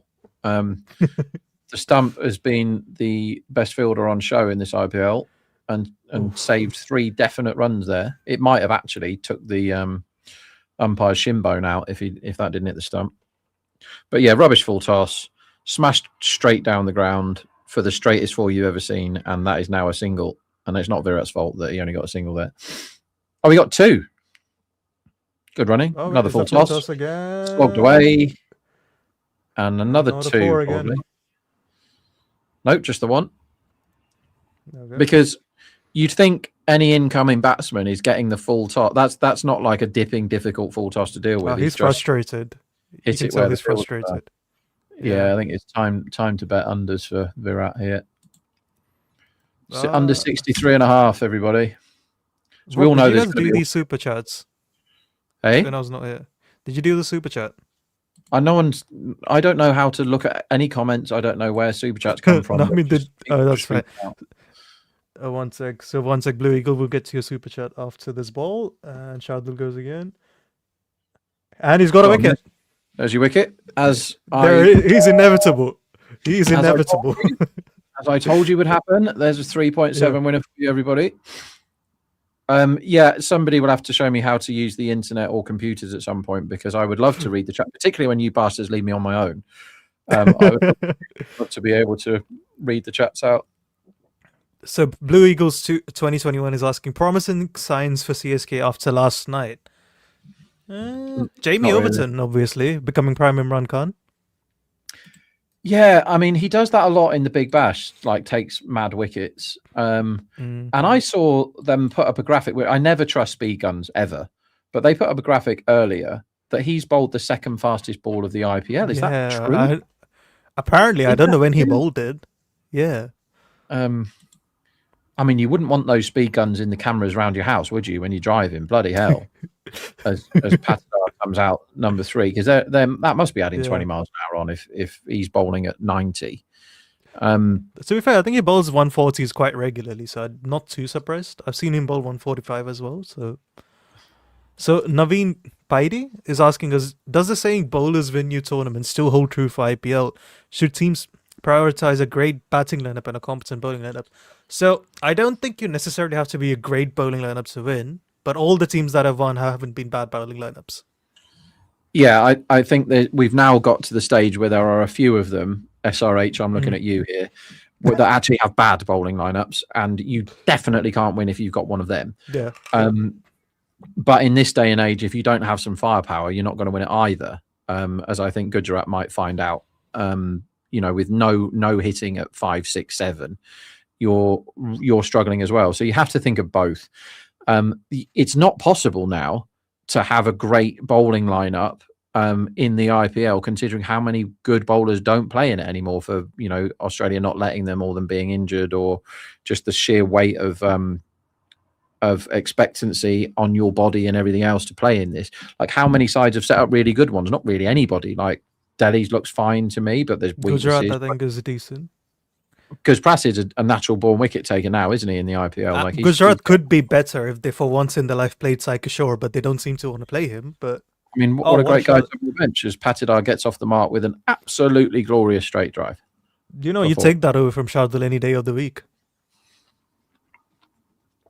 Yeah, he got rid of the very big danger man, because Kohli is not a danger at the moment unless he gets going. But somebody who is a danger is Patidar when he's in the mood, because he looked at it the other day, didn't he, when he came in? Yeah. And he's hit the ground running. Definitely. So RCB, I think, as I was saying, the bowling has an incredibly high floor, because if you look at the bowling, other than Hazelwood, there's no stars in the bowling, right? If I'm missing anyone, like, you're not looking at like Duffy or like Krunal or even old man Bhuvi or like Abhinan, and none of those guys are like Suyash. I don't think any of them are like star bowlers. But what that is, it's a very well-oiled bowling attack where I could reliably trust them to bowl teams up between 180 to 200 on a day-by-day basis, right? I can't say that. I don't know. There's very few bowling attacks I'll say that about. Yeah, I think that's completely fair. Yeah. So Andy B 2021 again says, Bumrah Upford, we haven't seen this version versus RR. Yeah, that's probably true. I mean, Bumrah is going to have a big say in what the final score is here, but so is Virat. Like, it's his singles time has to be over now, and the fact that he has now lost Salt at the other end, and he goes 6. Oh, that's a big second game. ball for a massive, great big 6. This is what you want. The number 3 being very high intent, and Markande is not allowed to bowl. Like, he's tried to bowl one of those. Please just push me towards the square leg umpire for a single balls. And Patidar says, absolutely no chance, mate. I am belting you towards the second tier. Lovely shot. High intent Patidar is ludicrously good, isn't he? Is a normal Patidar high intent Patidar? He is now, particularly against spin bowlers. But that's lovely. Like, because he had a bit of a, did he break his hand or his finger or something? And he had a bit of a kind of. He goes again. And is that 6 more or out? That's 6 more. 6 more. This is what you want from your number 3. Also, why on God's earth is a leggy bowling to Patidar? The thing is, it's not like the wicket happened on the first ball of his over and there's like, oh dear, it's Patidar. They actively decided to bowl Markande to Patidar when he's clearly come into belt spin. It's just not thinking, is it? And Virat now might just say to them all, look, can I just please have 50 and then I'll go? Because now he can justify the Salt's gone and Patidar's going mental. Lone question saying, should Kohli try to get to 60 or 30 from here rather than get out trying to slog? Doesn't he have to slog if he wants to get to 60 or 30? If he wants 60 was that or 30, 21 and 10? They have to add 21 off none to his score. So he ain't gonna... Oh shit, I didn't realize this. I assume he means 60 or 30 in his next 30 balls. That's what I'm hoping he means. But I think he just has to go bananas. Like Tim David is leaning on his bat. So basically Tim David's in a cage, like holding onto the bars and growling. And he's like, can I just join in this fun, please? Because 39 or 30, as Patidar goes again. Wowzers, that's the reverse for 6. How are you feeling, Mark Andy? Bloody hell. That's You know what, reserves. Rob? Impact sub Great a bowler in. They need a bowler. Yeah, it's time for Corbin Bosch. Yeah. That's I mean, it's a reasonable start for Patidar, who is 22 from 4. The strike rate 550. Mm-hmm. Let's see some more. More. This is what you do after a wicket nowadays, right? You don't bloody consolidate and take your time. You smash him as he misses Top out ball. on He's probably washed. the worst ball of the over.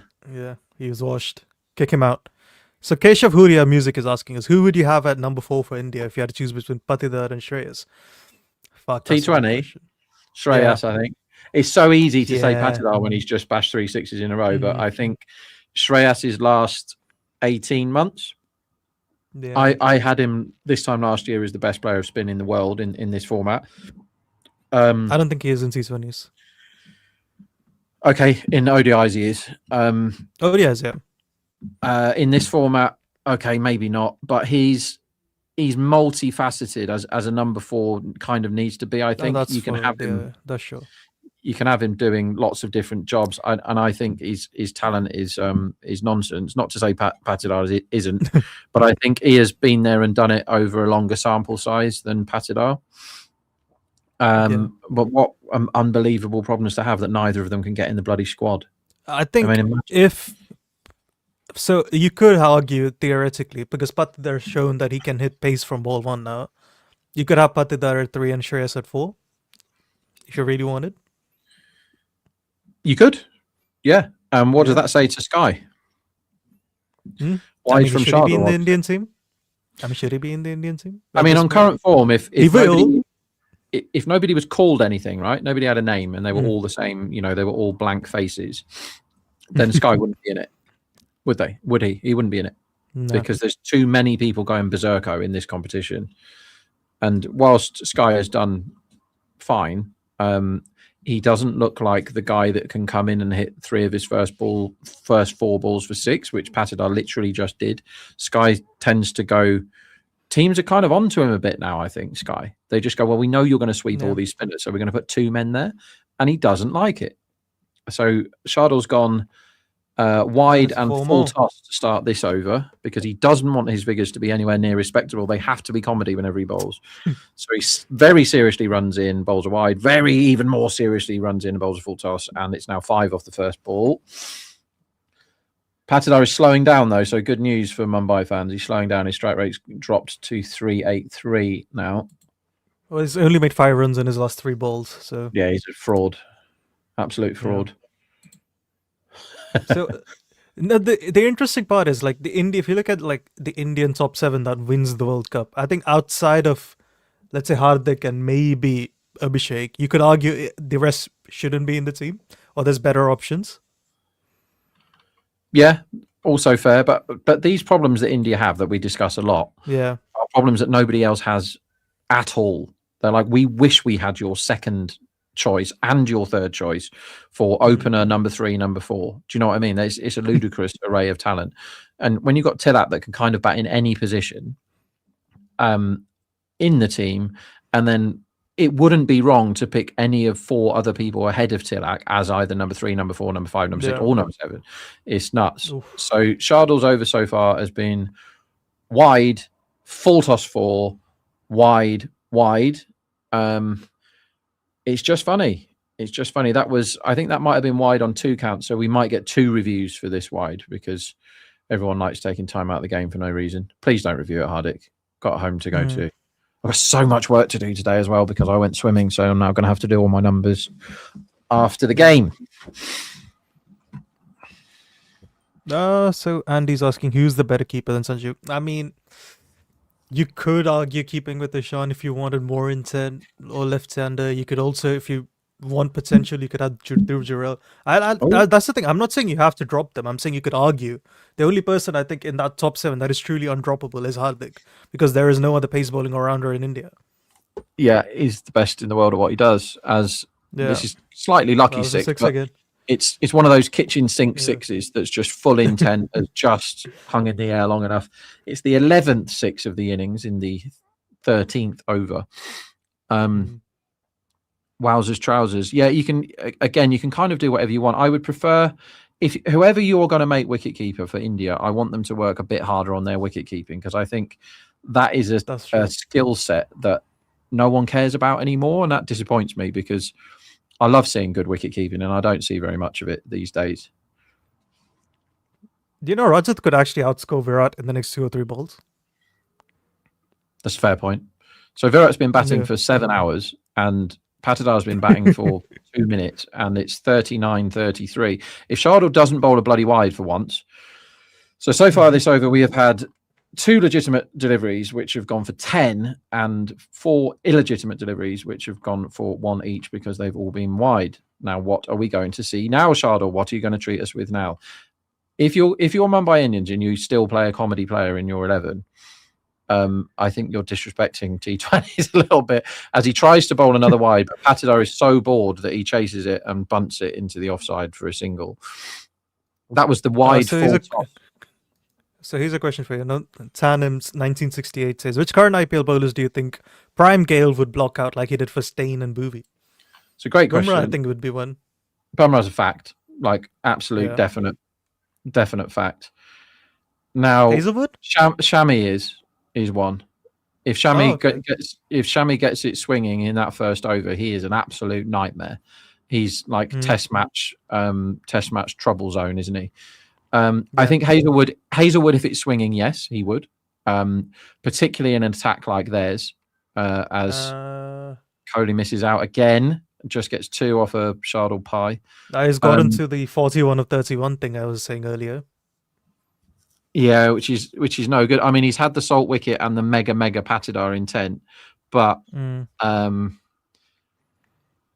when you've got Tim David and Jitesh Insurance and Romario to come, the strike rate of anything lower than 200 is no good now. He's no good to anybody. No. I get the feeling that Virat, we should just simulate his next 8 balls, let him have 50 and walk off. Full toss again, wide full toss. Finally. This time he's got hold of it. He'll feel better now. Just go 6 and out, Virat. That's a really, really good question. I like that question. Is it Tanim that sent that one in? Maybe Archer if he's swinging it. Yeah, fair. Yeah, good call. Good call, Rohan. Yep. Robbie said he'd be the guy that he would not want to face right now. Yeah, Archer. Archer, Hazelwood. Obviously, Bolt back in the day, maybe. I don't know if he would block current Bolt. He would back old Bolt, but he wouldn't back this Bolt now. Yeah. Pete Gale was so good. Chardle tries to bowl another wide. Virat refuses to accept the free run and takes 2 instead. So this over could still be going on, but the batsman got so bored. Over there. How many balls? 10 balls, I think, in that over. Is that all? So that would have this over definitely would still be going on, and you and I would have like Methuselah beards down to the floor if the batsman hadn't got so fed up by the repeated wides from Shardul that they just chased them and got 2s off them. So a catastrophic over again. So since the wicket, even though one of the batsmen is electing not to score very many runs, since the wicket, they have gone 4 off the first ball after the wicket, obviously, then 20 in the next over and 23 in the next over after that. So they are 47 off 13 since Phil Salt, who was doing quite well, got out. So that is how you put your foot on the gas. And now they are getting towards the 250 rather than the 220, like I was saying earlier, as Bolt replaces Markande. And Bolt is not really the guy who is great at coming back into the fray for his 3rd and 4th overs. You kind of got to do it, though, haven't you, if you're not bringing in I Corbin. think, was it the KKR game? He just bowled 6 Yorkers in a row. And he struck that again, and he got 4 more. 4 more. There's a lot of full tosses. Yeah. Lots of. So I think Patidar's on for the fastest 50, I think. He needs 12 in 2.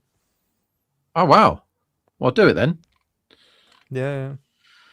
If he keeps getting full tosses, you might do it. How many full tosses we had this innings? Do you have access to that information? Because it feels like 10. I can check it for you. 1 second.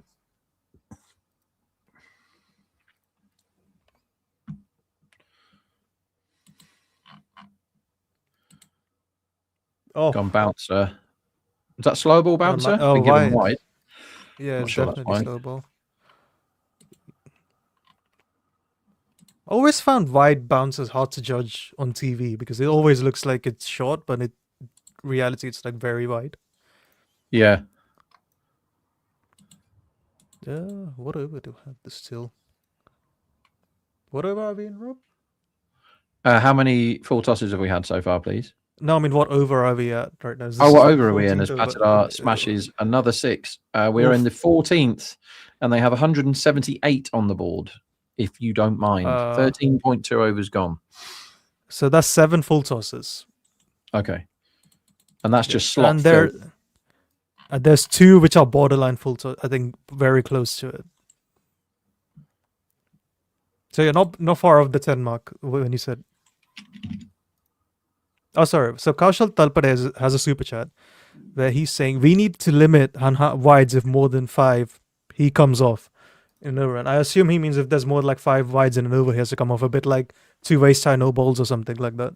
Oh, right. So like arse deep syndrome at the moment. I think what should happen is everybody in the crowd is given a tomato, and if you bowl your 5th wide, everyone is allowed to pelt you with them. For fuck's sake, Patidar. He's not got the best 50, which was Yeah. there for the taking, the 12 ball 50, but he Yeah. got the very, very good, to be fair, middle and leg Yorker from Trent Bolt, who's gone absolute death mode now, hasn't he? And he hasn't caught Virat up yet either. It's 33 balls against 12, and he's 2 runs behind Virat, who is going to get out as soon as he gets 50. So Patidar's strike rate is 329 versus slot balls, I believe. The show just put a graphic up there. Interesting. Mm-hmm. Okay, wait. Patidar's going to go past Kohli this ball then. Tim David is practically walking onto the field saying, like, come on, Virat, you've had your fun. I'm having more on Virat unders because I do genuinely think there's a chance that he walks off when he gets 50. Mm-hmm.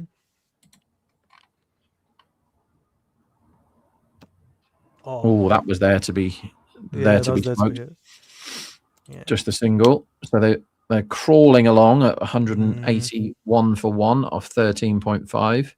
As Bolt has just gone death bowling, end of story, and he's still gone for what? 13, 14 off 5 this over.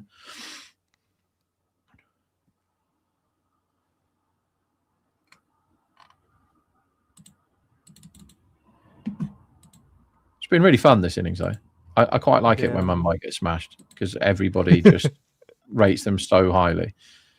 Leg side wide, of course. How many wide so far? Like 58? Must be 10 again. So 9. That's the 10th, I think. Yeah, that's the 10th wide. Shardul bowled like 8 in 1 over, so I don't know. And we've had 12 sixes and 14 fours. And we haven't seen Tim David or Romario. This could get very, very funny if Bumrah isn't right on the money. I think the 4s are only looking respectable because Virat hit 5 4s and 1 6. Kohli gets to face one more ball before he gets his 50 and either slogs to long on or walks off. Yeah, 10 wides, Rob. Yeah, disgrace. It's been really rubbish from Mumbai, this. Yeah, I don't think Mumbai will chase it because their top end is really low.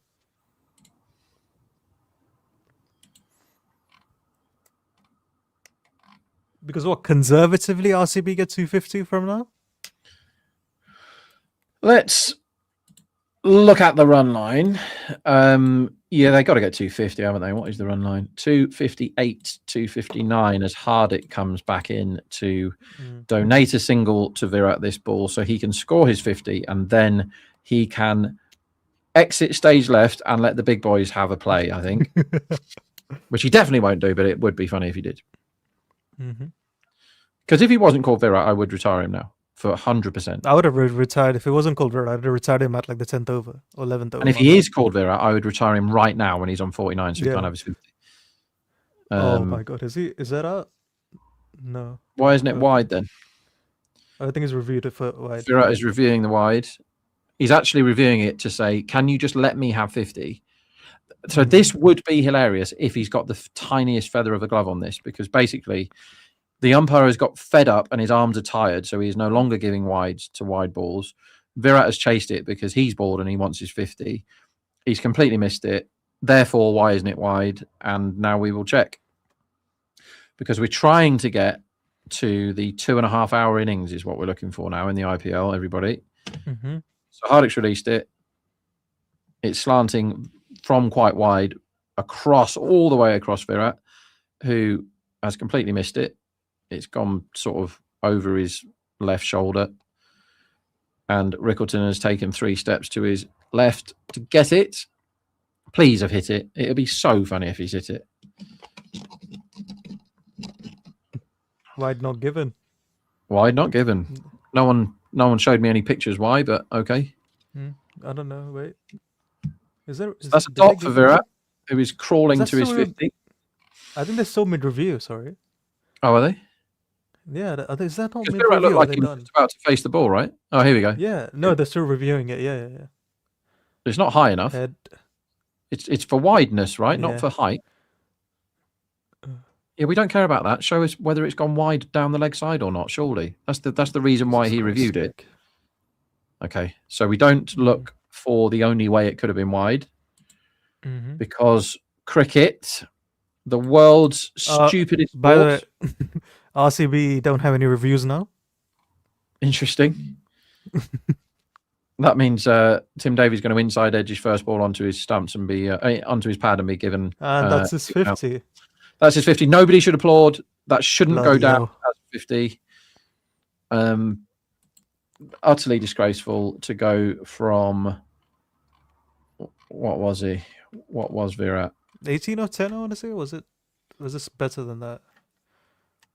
Well, he was 35 off 25, and he's managed to get to 50 Yeah, I from think it was- 37.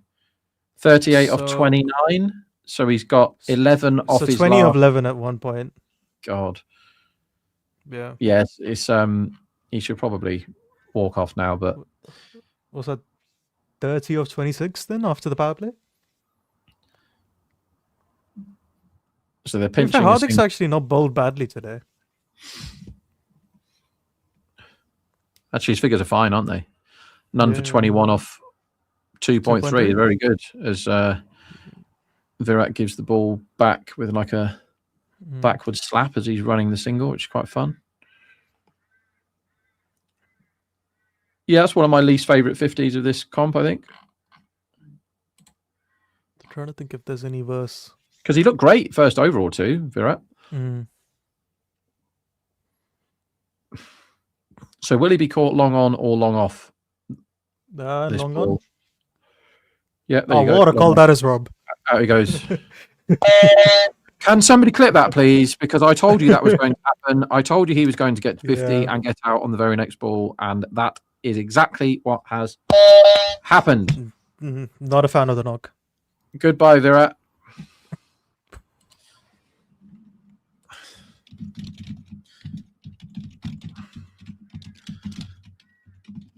Full toss again, but it's low. It's an acceptable full toss, if you know what I mean.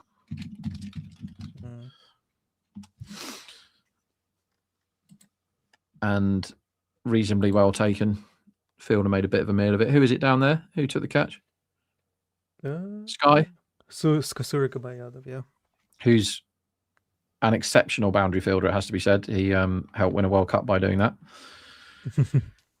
So 50 off 38 in the end. That is not a memorable 50 from Virat. But his side, because largely of Patidar's 47 off 14, are absolutely bossing this game. 185. I mean, they'll still win this by 40 runs, so no one will care about this. It's true. I mean, what it does, right, is it gives a certain section of the internet a chance to go after him. Like, basically, you know, Yeah. Babar's whole career has been people attacking him for scoring 50s. But today, that one, I think, fair enough, he didn't score quickly enough, Virat, today. So out he goes, and the best bowler has got a wicket. 21. So the for run one. line is, what's the run line? 249, I want to say. You can say that because it is correct. Yeah, 249. Oh wait, is it gone up to 257 already? No, 249 is where it is. Oh, okay. Yeah. Cool. 248, Just so this change ball will for- be a dot. It makes sense. See, the market's always quicker than even the quickest of pictures, so people at the ground are mucking about. Oh, it's a single. Easy off the mark from David. So David will now try and score the fastest 50 that's ever been scored. RCB's last 3 games have been so bizarre. Was Yeah, it Chennai? They tried to attack at the start, they couldn't attack, and then they made 250. I think was it Rajasthan? They tried to get out, but kept edging for 4, and someone made 200, and today as well. I think some of the silliest stuff was the 125 for 7. What game was that where they got 200? The most against Rajasthan. Last the most one, right? 200. Yeah. I don't even know how that happened. That was Venki getting the runs as well at the end. Alex bowled really well. We Here. have a timeout. Really good over. Everyone needs a rest after the excitement of the Kohli 50. Hope you've been following my bets in, by the way, because I've told you loads of stuff that's won everybody. So Rob, there were 187 for 2. We have Patidar and David batting with Romario to come. What can we realistically expect them to finish? 250 has to be on, right? They should get 250, but whenever 2 Jasper Bumrah overs. Bumrah is bowling, Yeah. you have to temper your expectations of the mega big dog number, don't you? Because I mean, let's say Bumrah is 15 for 1 in his 2 overs on a good All day. right. Usually, Yeah, all right. You'd back them to get 45 of the other 3 overs, right? Comfortably. I know what you mean. Yeah, Yeah. when they have such insurance as well, with Yeah. 2 more, really good players to come. Let's have a look. What over do they? Do you think they bowl Bumrah 17 and 19? That's what they'll do, surely. That's usually, yeah. Okay. Yeah, I think they will. Mm-hmm.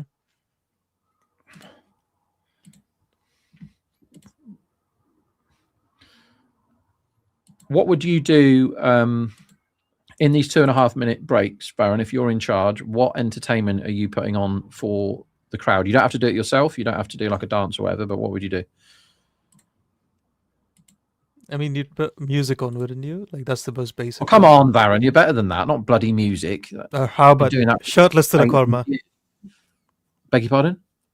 Shirtless Tilak Verma. Oh, shirtless till at Varma. All right, easy enough. Just, yeah. Okay. So you basically want the whole crowd to question its sexuality. Exactly. All right, fair enough. You do you. I went to a basketball game in America once, and it was a pretty rubbish game. One of those where like one team's definitely won with half an hour to go, and most of the people are, or the last quarter or whatever, most people went home. But at half time, they did this thing where they put, I'm sure it's been seen many times before, but trampolines like on the free throw line, and this gymnastic basketball team ensemble thing just did loads of like backward somersault dunks off this trampoline, and it was some of the best entertainment I've ever had. It was so good.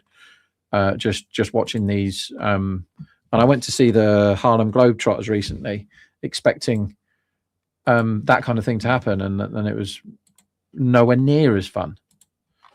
Yeah. So Avi Pandey says if RCB loses, then I know who to blame at least. They won't lose. I think they'll easily make more than what Mumbai can chase.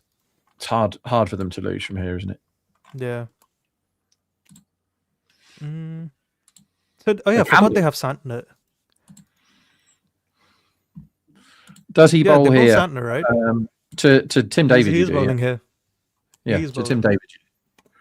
Yeah. Patidar may try and take all 6 and slay him, but we'll see. Patidar hasn't had the strike for ages because Virat was spending an hour and a half getting to his 50. So now he's stopped. Do you think Patidar is slowing down for 50? Well, he could have had the fastest 50 of all time, and now he's just pissing about and only scoring 50 off 17. Boring. Suyvanshi shows everybody how to do it. 215 ball 50 so far. Will it be the fastest 50 of the IPL 15 balls? Feels like no, but Suyavanshi's the guy that is favourite to beat it, you would say. The fastest is Jaiswal has it, 13 balls, I think. What did Romario do last year? What was his? 14, I 14. want to say. Was it? Yeah. Yeah, that sounds about right. Yeah. Here comes Santa KL again. has one 14 ball one. I think Jake Fraser McGurk might have one. Or Yeah, is it he's right 15? up there. Frag on McGurkin. He's got yeah. two. I know he's got two 15 ball 50s. I think sub 15 ball ones at least. He's the only one with Vibe who's got it in the IPL. I was riding the Frag on McGurkin wave with my betting at the time. Anyone that watched me and Jared talking nonsense on Cricket 8 probably would have enjoyed that, because Patidar and it's edges 50. behind 4-4, and that is 53 off 70, and he's played fantastically well there, hasn't he? Really, He's really played good. unbelievable. You have to go What Bumrah was it, next like over. 44 of 11? Yeah, it's It's nuts. so crazy. Like Yeah. top notch. The talent that India have at their disposal is unbelievable. What does it say about the IPL that I'm not phased by? Like, I'm not even blinking at a 17 ball 50 anymore. I know what you mean. Like we've seen Yeah. a literal child do better than that twice already in his 4 games. I love the It's a slow lead. day for Vaibhav. 21 ball 50, slow for him, I would say. 21, taking him 25 that- ball. I think he's anchoring. Yeah. Because he can do the 30 ball 100. I'm sure of that. I'm sure he can do the 30 Yeah. ball 100. Like Gale's done it once, hasn't he? In this, he was 100 I off think 30. anyone has only ever done that once. I want to say. Okay. Also, there's this makes me laugh. There's actual big bookmakers. Who do you think they think is the favourite for the top wicket taker for Royal Challengers Bengaluru? Suyash. They thought Suyash was the favourite before the game, so that's a good guess. But Oh. now they think Romario is the favourite to get the most wickets, and if it's a tie, right? If 2 or 3 of them get 2, the person who Okay. concedes the fewest runs wins, right? So they think Okay. Romario is going to win if it's countback. That's what they think. So this is what I'm up against as a punter: is giant bookmakers that know absolutely nothing about cricket or the prices that it should. They overturned the wide. Because Patidar did the full "I'm leaning out the way of this" to I make swear, it who wide. else did this? Avesh did it as well in the first innings. Right. And they said, well, sorry, if you would have stood where you were, it would have hit you. So Santner replies, Yeah. obviously, by bowling one that is a good foot outside the off stump. And everybody in the history of the world would have got an extra run for their team if they just did what Patidar did and stood there. That is funny, So by the way. Prakhar Gupta has asked us, wouldn't it be funny if Devdutt Padikkal were to be subbed out in the second innings without ever even coming into bat? That would be funny. It would be funny. The impact sub rule brings in an extra dimension of potential nonsense, which I do like, but I don't like the impact sub rule overall. I think it cheapens the game a little bit. I don't really like it. Oh, is As it gone for 6? I Patidar think that's out. is gone. Yeah. He slowed down way too much, and this innings now has some hope. So For 9 of Mumbai. 9, right, for Patidar in his last 9 balls? Yeah, I mean that's Yeah. they should have retired him out 9 balls ago, and they think how many they'd have now. I mean, we'll allow his 53 off 20, but it could have been a lot more fun than that. Yeah. He's gone Yorker there, Santner, and got it exactly where he wants it, right in the block hole. Patidar is backed away. Solid cleared comeback front by edge. Santner. Solid comeback by Santner after the first over. Really, really good. Because what was his first over? Yeah. 22, I want to say. And he's finished his spell now. Let's have a look. At his 43. first over. It was 22, yeah. So he's got the 21 off 3 and got a very big wicket there, because staring down the barrel of not out Patidar with 4 overs to go is dangerous. But now it's new bats because Tim David's only 2 off 2. If they wanted, they could delay Bumrah and let him bowl 18 and 20 because they've got 2 new bats, or they could go straight for the throat now, which is what I would do, and get him onto the 2 new bats.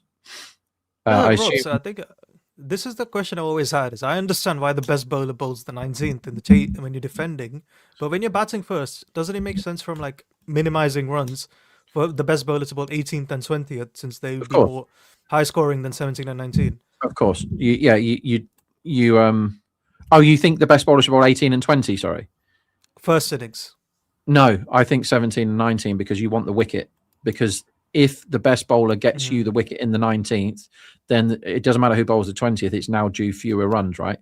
That way round, you have the chance of getting exposing worst or newer bats for the slog over, where they're going to slog like mad anyway. So no, I would always go 17 and 19. But like I just said, there is an argument to not bowl Bumrah now because there's two new bats and save him. But I think, particularly when you're miles behind the game like they are now, I think go for the throat. So the other thing is, and a different question, but if Bolt's not in form, would you consider replacing him with Cobb and Bosch, and then maybe finding, let's say, someone else to bowl the new ball? Maybe Shardul and now? Hardik take the new ball. No, not now, Do you not mean today, but like for the next game. Season going on. So Yeah. right, let's have a look. So I saw What a a shot thing. that is to start off. Jitesh, by the way, Jitesh instead Why of is he in before Romario? Romario is an interesting one, but he's hit Bumrah for 4 of his first ball, so well played. So I saw a thing where Will Jacks is at the Eiffel Tower with his girlfriend. So that answered my question about why Will Jacks playing, because he's at the Eiffel Tower with his girlfriend. So you're not allowed Jacks, I guess. Who I think makes this side quite a lot better. But they kind of booted Chahar out the door so that Bolt could come to his happy place and bowl the first over, and he doesn't seem to be a threat there anymore. As Bumrah completely outfoxes Jitesh with the slower ball bouncer. He threw the shot before Bumrah started his run up, so no run there. Hi Deepak. So they got rid of the other Deepak to get Bolt into his happy place and let him bowl the first over, but he's been whacked. Maybe one more go for Bolt because of his very long history of being good. And then, fine, because Bosch does add more batting than Bolt does, and his death bowling numbers recently, I think, probably too good to ignore. They've been really, really good, haven't they? Oh, bloody hell, that was a good ball. Perfect Yorker, and all Jitesh can do is block it. Yeah, so Rohit Kumaja says, I don't know why Hardik's cap, very bad tactical cap. Does he mean his actual cap or captaincy? I think captaincy. I've never said I particularly like. I've always said he has a very easy job, considering he always has Bumrah in his team when he's captain. And like, if you're struggling to make a tactical decision, or as we saw in the West Indies game, it's like, we're under it here. We probably need someone that can get us a wicket. And Bumrah puts his hand up and goes, well, I'll get you 2. How about that? I'll get you the set guy out and the next guy, and then we'll win.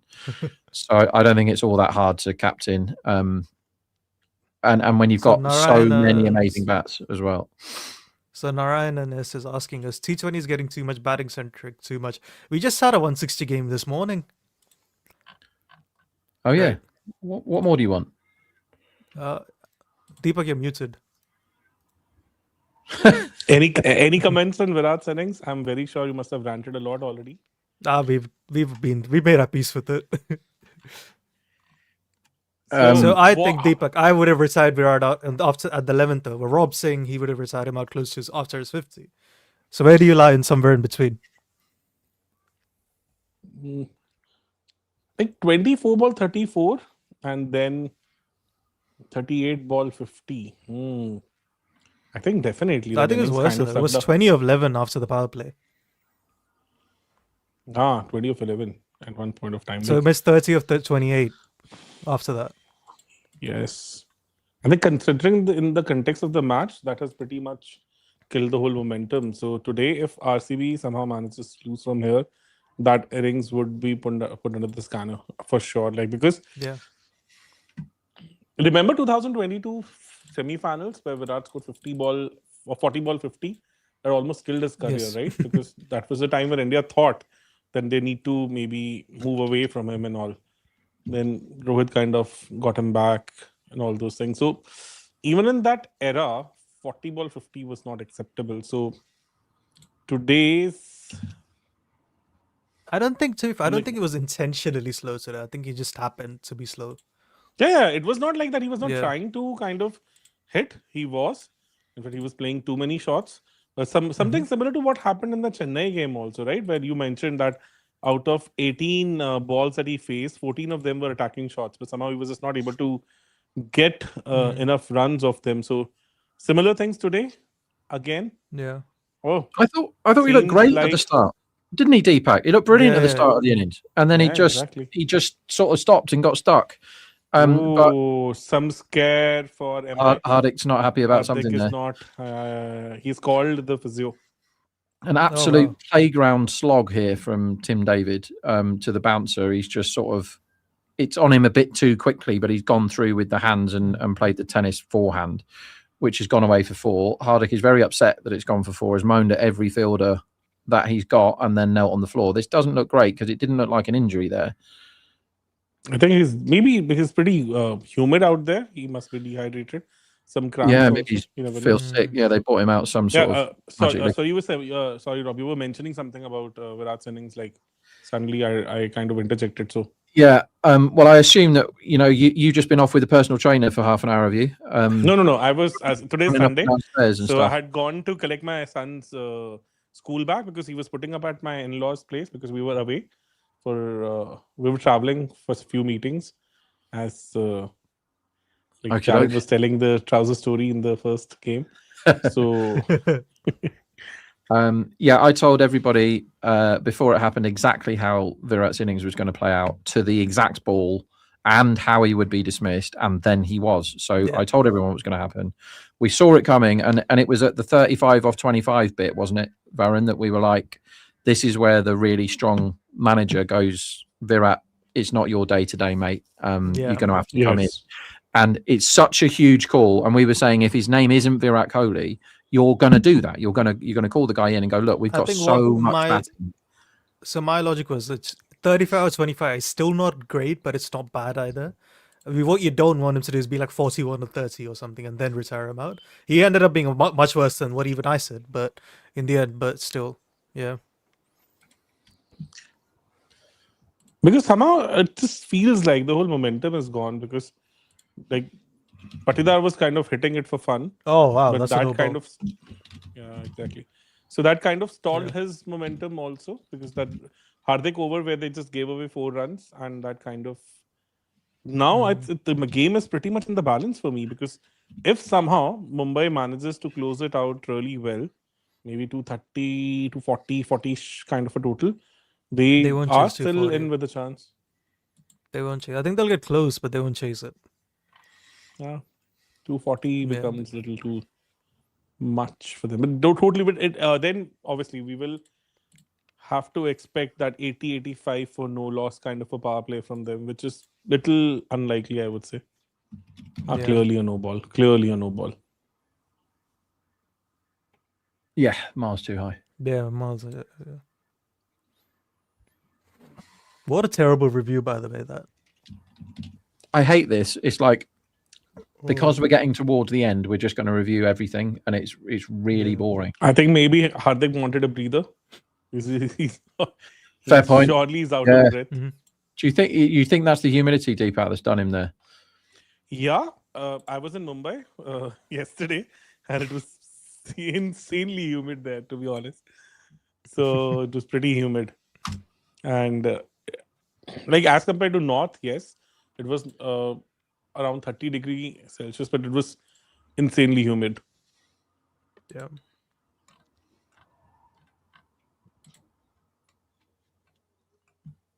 It was not as bad as it gets in October, but I think it was still pretty humid.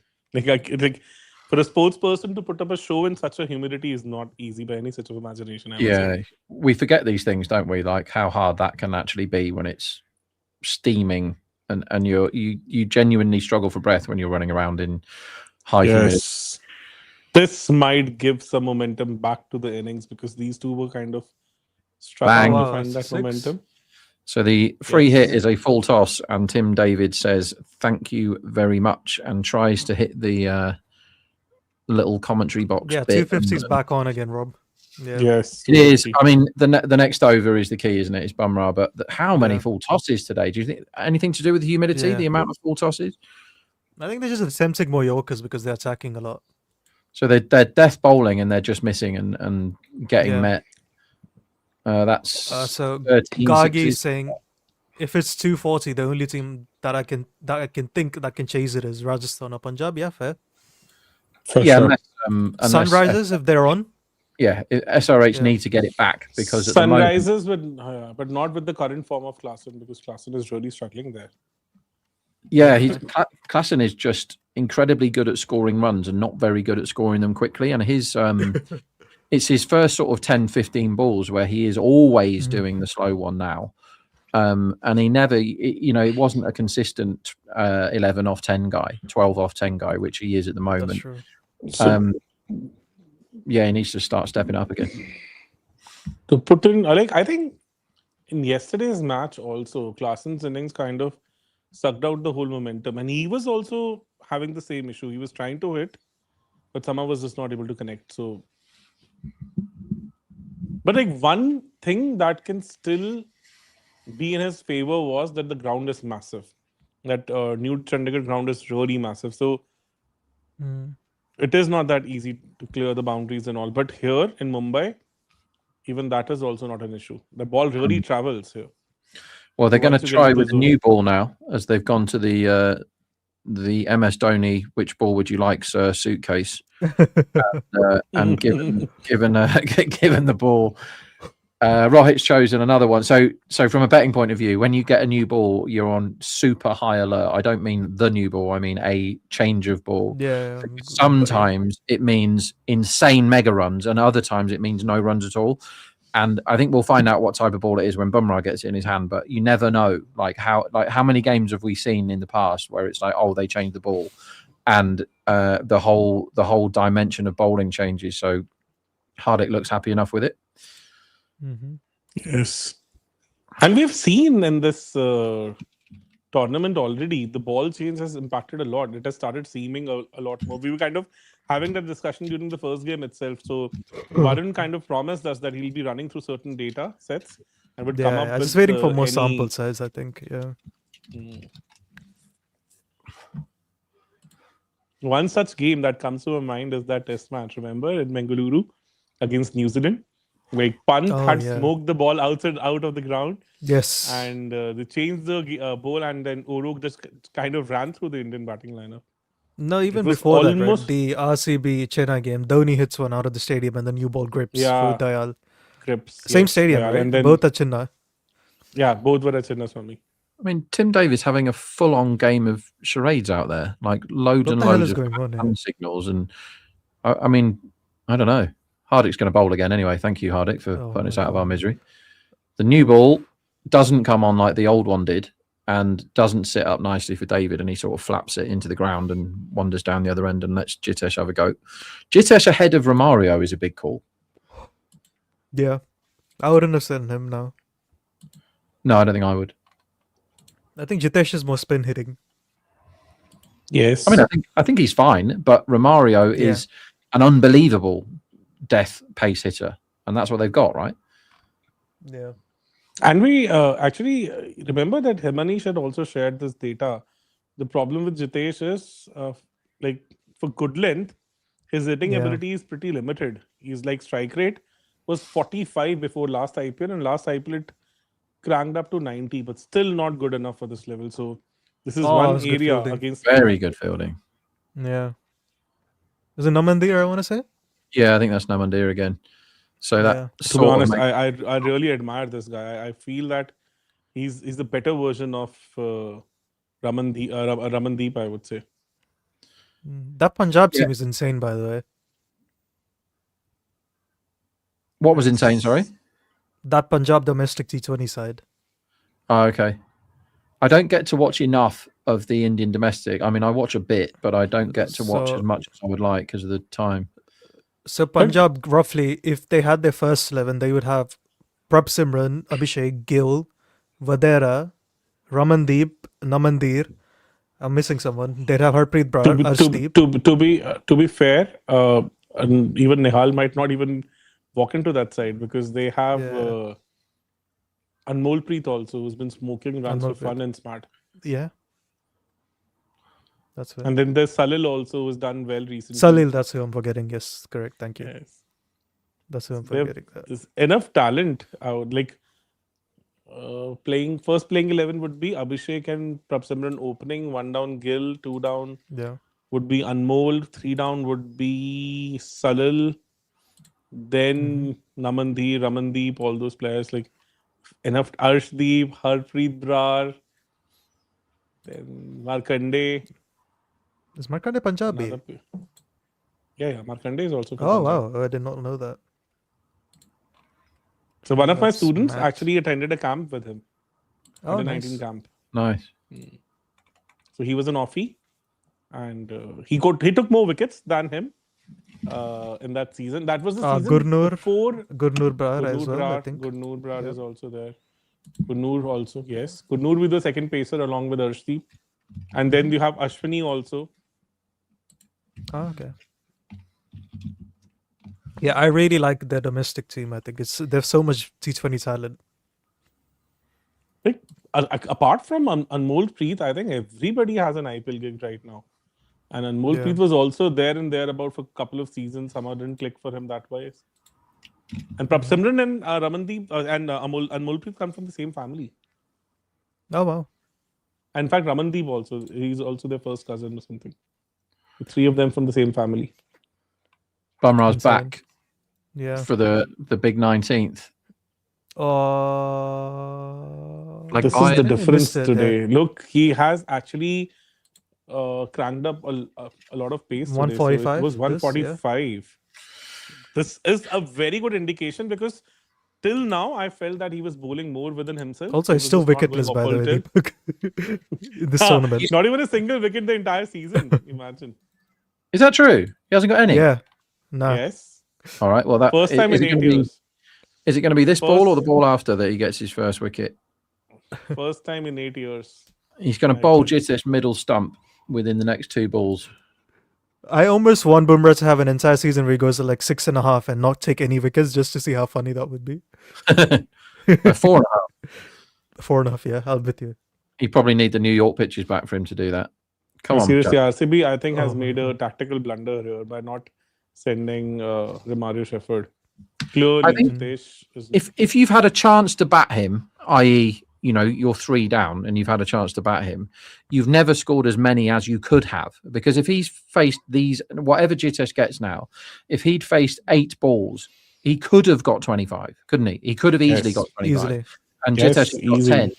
And so you want to, when you're batting first, optimize your score, obviously. And by doing that is letting Romario face balls rather than somebody else.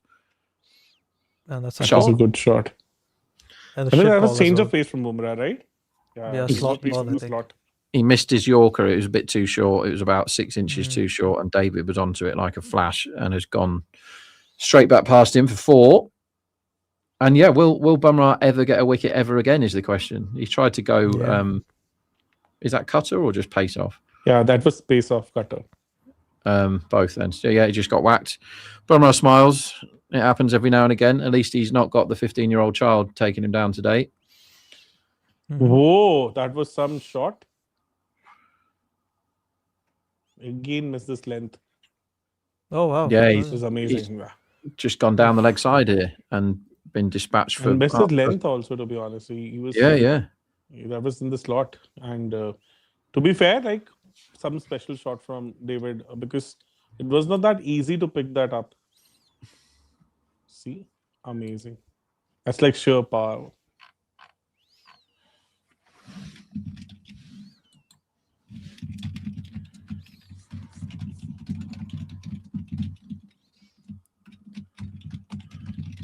Oh, that's wide. Ho, ho, ho. He's done well there, Rickleton.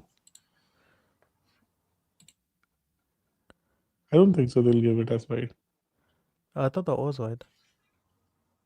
because batter shifted. Because I'm Ah, very fair. sure like That's fair, RCB that's fair. cannot even review. They don't have any reviews. Why are they reviews. discussing this? Yeah. Yeah.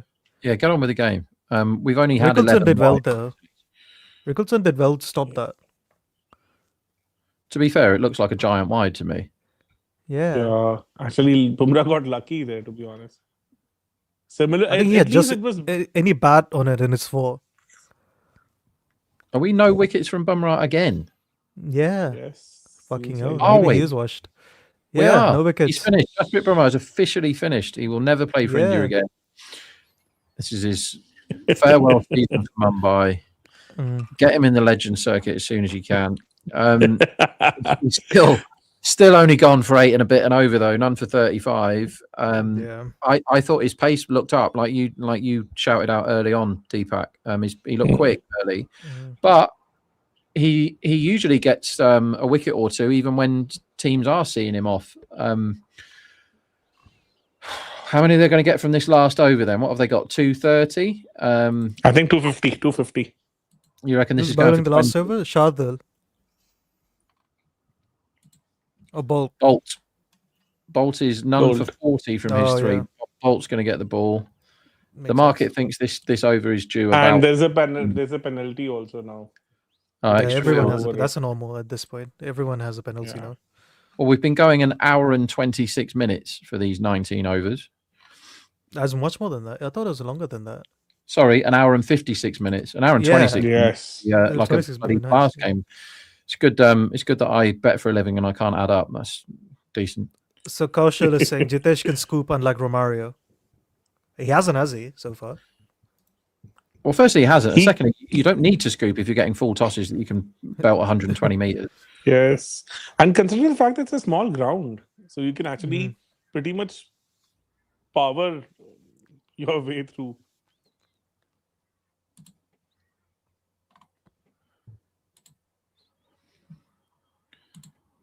And he has some history on this ground, right? He took down Nokia in 2024, if my memory serves me right. The Delhi versus Mumbai match when he was Your playing memory for always serves you right, Deepak. You've got an absolute stunner of a memory on you for games, and like I forget most of the games just after I've watched them. So the match that I think there was a day match between Mumbai and Delhi on the same ground. Oh, wow. And, Is he out? That's Yeah, out. gone. That's out. That's out. Oof. See, so he had that ball where he could have easily scooped, but didn't work for him. LBW, which you don't see very much in the 20th. I'm annoyed. That was wanna see 2024. Prithvi Shaw was playing for Delhi in that match. So It's a shame they've got Okay. no reviews left because they may have reviewed that one that was going to take off That stump. might have been Empire's call, I think. Yeah. Worst case, that's Empire's call, I think. that was taking down Austin for sure. Yeah. I think in that match he scored like 30 runs in one single over of Nokia. If I'm I not think there was a mistaken. game where, was it against, Holder versus Rajasthan? He hits 3 sixes in a row for them to win in 23.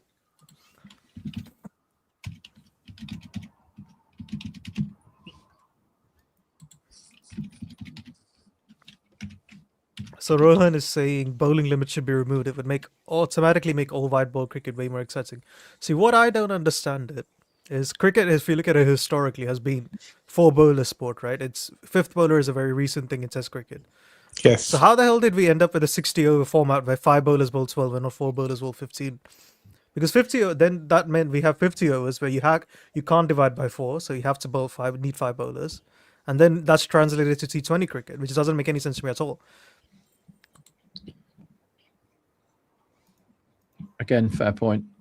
Bolt is putting together a very good last over here.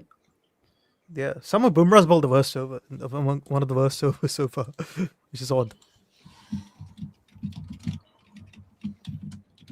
I mean, it's extremely below par effort from the death hitting if they don't get 240. Yes. Somehow they just could not get the momentum in last 6-7 overs.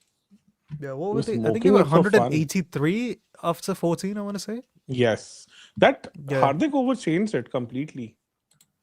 Oh, it's a good ball again.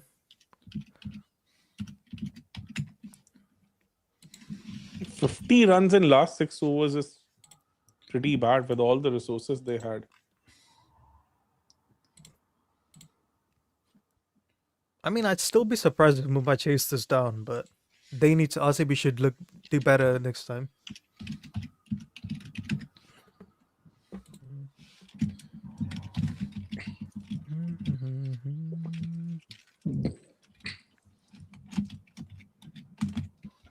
Oh wait, he's missed that again, and just a single. What an over this is Boy. by Trent Bolt.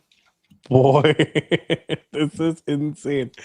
Remember, Rob, we were discussing this, that how well he has kind of improved as a death bowler. Like last season also, this was one big luxury that MI had, that along with Bumrah, Bolt was almost stepping up every time in the death. More than the new ball, his dead bowling was kind of more impressive for me. I'm really surprised that he's bought it back today, particularly after how he started. And they Last got ball, 250. Sorry, utterly 240. dealt with 240 in the end. It's still a Yeah. really good over that, only going for 10. Yeah, It looks he's done slightly well. spoiled by the horrible full toss at the end that Tim David has once again tucked Only into. 57 in the last 6 overs for Mumbai. Sorry, RCB. And usually at this That's- ground, you expect stacks for Yeah. death hitters, don't you, when they've had a You good expect start? 57 in the last 3, Rob, at times. Yeah. Yes. Yeah. 6 overs, 57. I think they had a 20 run shot there. I would say the kind of batting Yeah, firepower maybe. they had. Because they had a shit Virat innings and a shit Jitesh innings, and they still made 240. So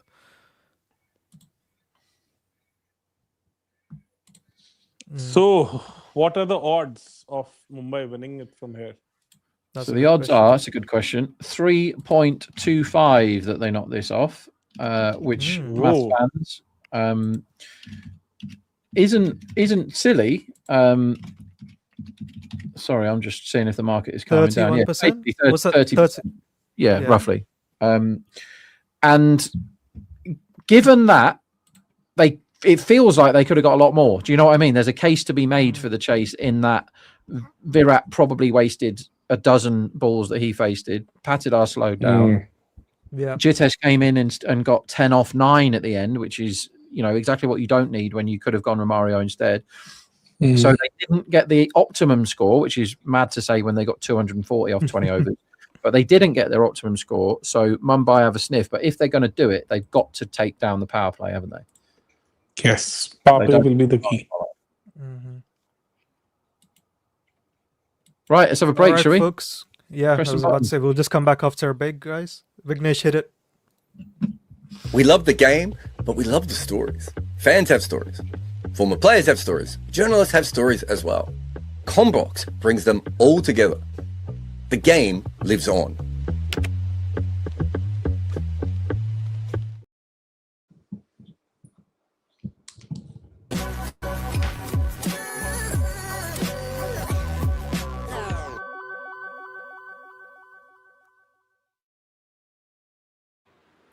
Hello and welcome to Combox Live, where the game lives on.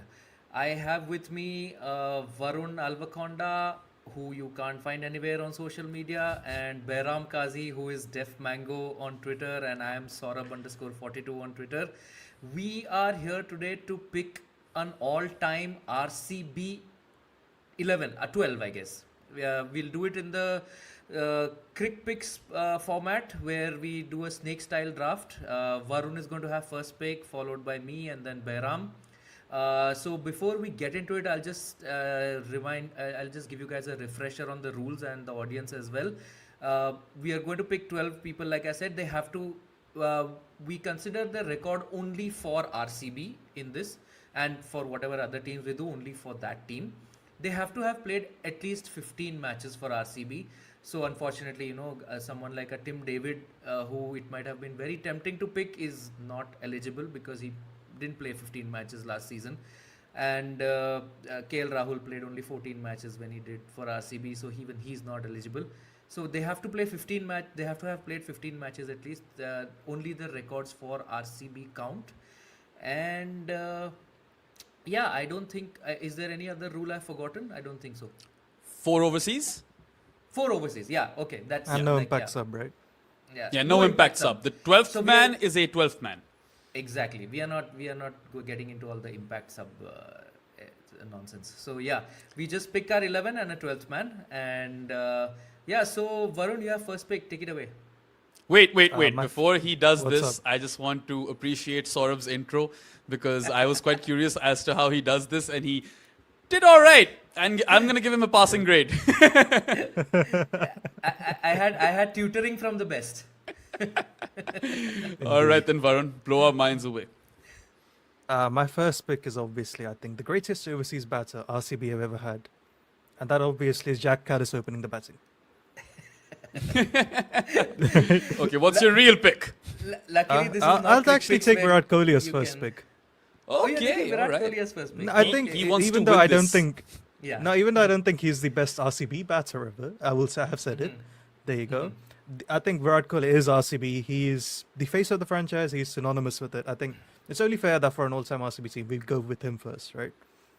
I mean, he was going to be somebody's first pick, so it just happens that it's Varun's first pick. Yeah. I do agree with the rationale, I'll take it though. for the Forget numbers for a second. You have to look at the brand that RCB is, and Virat Kohli has been the poster boy of that brand. He eats, sleeps, and breathes RCB. He has gone on record saying that he would never play for any other IPL team, and that level of loyalty is also admirable, especially in a world these days where you just chase the biggest paycheck, right? And Virat Kohli would have gotten bigger paychecks, I'm pretty sure.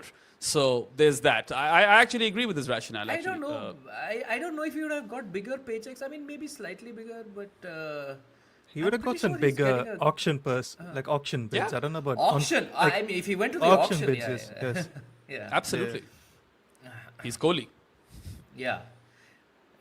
Okay, my pick. Okay, that makes it very simple for me. AB de Villiers is, I think he is not just the greatest overseas batter in IPL history, he's just the greatest batter in IPL history.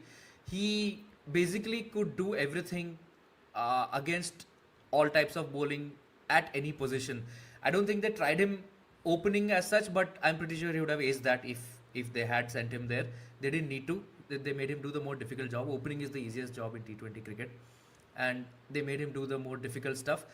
In fact, I think they sometimes didn't use him the best way they could have. In fact, he has said this. He said that sometimes he did think he could come a little bit higher up the order than it was, but they sort of used him strategically. What was it? There was a game where he comes in at 6 or something, right, for RCB in Yes, 2020. I think it was I couldn't one of believe the my COVID eyes. years. Yeah, because there was a perceived weakness against leg spin, and one of the leg spinners was bowling. Maybe Ravi Bishnoi or someone was bowling. So they thought they'll send in some of the others ahead of AB. Which I mean, it's AB, man. His weakness is somebody else's strength.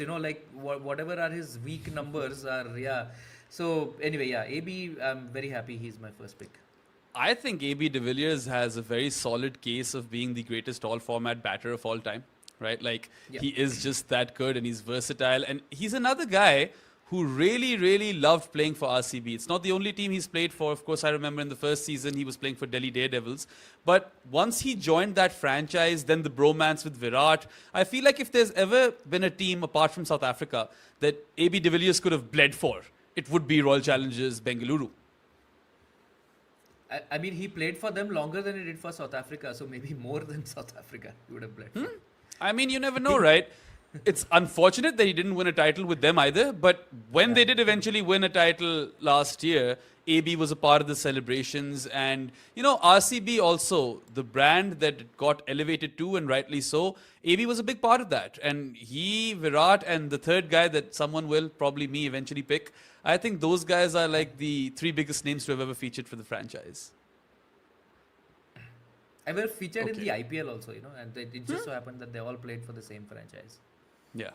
Okay, so because of Saurabh's shit rule, where you can't pick a player who has played less than 15 games, I guess Misbah ul Haq is ruled out. I'm going to have to pick the third obvious player who needs to be on this all-time RCB team, and that is the universe boss, Christopher Henry Gale. Someone who really benefited from T20 cricket going mainstream. I feel like the legend of Chris Gale, further got amplified because this format began to exist.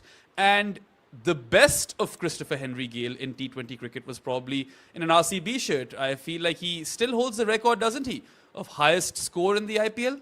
Does he not? Yeah. 175. So there's that. And then, of course, maybe he did take a bit of time to get going, but once he got going, man, Chris Gale was stand and deliver. He would just completely whack bowlers out of the park, left, right, and center.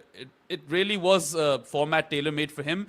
And his stint at RCB is his most memorable stint at any franchise. I do firmly believe that. So Gale had to go. And I think those are the three first obvious picks. Yeah. Yeah. And Gale, I mean, he has this image of being slightly happy-go-lucky, but I think he cracked T20 way before anyone else did. Behram, you said that he took some time to get going. But that was just because he understood sixes matter more in T20 cricket than any other, run scoring option. So he was okay to play out some dot balls at the start because he knew that he could hit sixes, and eventually what he'll end up will be both a bigger score and at a quicker rate than anyone else would. So Yeah. I think he aced that the format before anyone else did. He understood the mechanics of it. Yeah, and I feel like it's a great tragedy that the three of them, Kohli, Gale, and Virat, did not win a title amongst each other, right? Like, of course, Virat wins one last year, but you'd think that when these three cricketers are playing in tandem for the same team, they would win a title or two, but it hasn't been the case. They still make the all-time team, though. And I've got one more pick, don't I? Yeah. Okay, so I'm going to go for an Indian pick. I'm just considering my options. There is a middle order bat who I am leaning towards, and then there's also a wicket keeper. And it's actually not that straightforward between the two. I think someone will eventually pick the middle order bat because he's been exceptional for RCB in the last little while. I'll pick the keeper. Let's go Dinesh Karthik for my second pick. I looked at the list of all keepers and I don't think anyone quite stacked up to DK. Post Nidahas Trophy, he was able to kind of display that particular skill set of finishing off games and going berserk towards the end of an innings very, very well for RCB. And even, when he was finished, he could manage a bit of that towards his final season. The record's quite good. DK featured in 53 innings for RCB, smashed 937 runs. He averaged 24.65, but his strike rate was 162.95, which, by the way, is a better strike rate than all three of Virat Kohli, Chris Gale, and AB de Villiers. So that's something that DK can boast about on his commentary stints, I suppose. Yes, I just want to say he has 2 great seasons for RCB and 2 shit ones, so that's why his overall record looks very mixed. Yeah. Anyway, So I still feel like there was no other DK keeper who could eclipse him. In his final season, which is 2024, he was outstanding. In fact, people might not remember this because that was the match in which SRH, made the record score of 287. But RCB responded with 262 to that. And that was, in many ways the start of their incredible comeback in 2024, where they had one win from 8 games at one point, and then from there they qualified for the playoffs by winning 6 on the trot. But that SRH game, although they lost, DK makes 83 of 35 in that game. Like that sort of unlocked batting possibilities for, I think, a lot of the others also. Just seeing that, you don't need to be faced by a 287 chase. So he was definitely, although I'm very surprised, I think you missed, I think the guy I was expecting you to go for was not DK or whoever else you had in mind. So I can make that pick. And I'll go UZ Chahal. Interesting. There was another wrist spinner who I thought you might go ahead of UZ Chahal. I mean, there is. I didn't want to make the UZ pick for that very reason, by the way, because I'm confused between the two. I know Varun is confused between the two as well. I think I had both, to be honest. I mean, we could pick the other one also, but I think UZ, it's just the sheer volume of wickets and seasons with RCB bowling at the Chinnaswamy, which is a proper bowler's graveyard, and still, managing to hold his own there, being often like propping up the whole bowling attack on his own. Because back in one of the reasons why perhaps RCB didn't win when Virat, AB, and Gale were all together was because they had things like Corey Anderson bowling at the death. So you can't win that with just batting. And UZ was their only bowler at that time. I don't even know how many wickets he has for RCB, but I'm pretty sure it's I think he's the highest ever wicket taker in the IPL, right? Yeah. And he is. a majority of those have come. I believe it's for RCB. 139. Yeah, like I mean, that's, UZ close to Chahal is that. the highest wicket taker for RCB as well. But I think Saurabh's right. Even across the entire IPL, I think Chahal is the highest wicket taker. So He's also the it's highest still a wicket good taker for pick. Rajasthan Royals, by the way. Fun fact. Oh wow, Yeah. that is unexpected. Okay, Nice. Yeah. yeah, we Okay. can keep that in mind for the Rajasthan Royals all-time picks. Fair enough. All right, then back to Varun for back-to-back picks. And this is where it gets interesting, I suppose. Yeah. I don't know if you guys had him, but I'm actually going to go Glenn Maxwell in the middle order. I had him. Interesting. Yeah. I was confused between Maxi and another guy. Yeah. I think one Yeah. of the the things that annoys me about RCB fans more than amongst many of the other reasons, of course, is I've seen RCB fans be like, "Well, Glenn Maxwell just didn't do anything for RCB," which is utter nonsense. Like he almost like he was by some distance the best batter in 2021, 2022, and 2023, right? If you look at that stretch, and he's also the premise that one of the only batters, along with Pachidor, who is actually hitting spin for them. So which would be quite useful in this lineup, isn't it? Right. Yeah. And again, Yeah. I don't know if you guys had the same issue, but there is not a lot of all-rounders that play for RCB. You might actually need his bowling more than his batting. True. And you know, his bowling in T20 cricket kind of works at times because it's more flatter trajectory. He's going to bowl darts. Sometimes he can be hard to get underneath. And that way you'll see Glenn Maxwell not go for as many runs as you think he should. So, I mean, he's an elite fielder as well. So there's that. I think Maxwell is always going to be a solid T20 pick. He's often misunderstood, even in ODIs. We've done an entire piece on this, haven't we, Varun? Or we've talked about it at least. Yeah, very much so. Like he's very much like an analyst player, isn't he? Like we all love him. Yeah. Okay, No, I you mean, have one more. He had only one poor season. That was 2024. Yeah. And like, To apart be, from that, he was to be fair, that was really a horrible brilliant. season. Like That that was was- really, really bad. that was really bad. But before that, everything was really good. So yeah. Okay, then. Maxi's been taken, and we have one spot left for foreign player. Yeah. Please don't waste it, guys. I'm actually going to take that foreign spot. I'll go Josh Hazelwood as the overseas seaman. Bro? We love the game, but we love the stories. Fans have stories. Former players have stories. Journalists have stories as well. Combox brings them all together. The game lives on.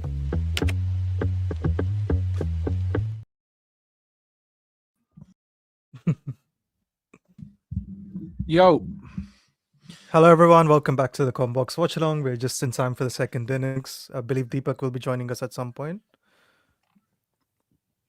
Deepak's got the personal trainer out again. Mm-hmm. Fucking, just gonna swap my angle because my game is on this monitor. Duffy So, to Rob, start. what do you us think? off. Do you think they'll chase this? Hope not. Hope not, and I don't think they will. Yeah, I don't know. The group chat seems to be like bit. What do you call it? Like, seems to be think Mumbai have a chance chasing. I think it's too much for them.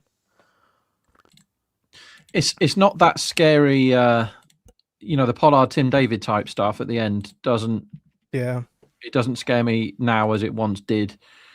I think they have to smoke the power play. These two definitely can. They got 80 odd earlier in the season, didn't they? They iced one of these chases, but 240. I mean, that was against Kolkata, has to go and right. that's a good ball. Oof. A lot has to go right to chase 240. Yeah. You'd be mad to say they couldn't, given what we've seen in this Indian Premier League. Hmm. But Duffy is beating the bat early, which is not a good sign. And that was, very slow. Like he's really late on that, Rick. Yeah, I still think there is merit in moving him to 3. Who would you open with today? As he's gone Oh, wait. for great big And six, that's 6. third ball. Ooh. No, as I was saying, I'd open with Namandir, I think.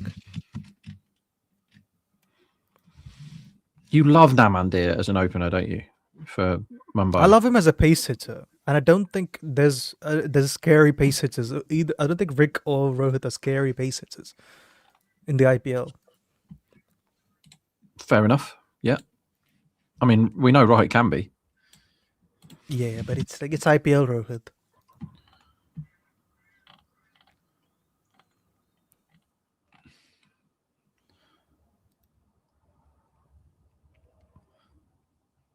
So we had 3 dots and a 6, which is always fun.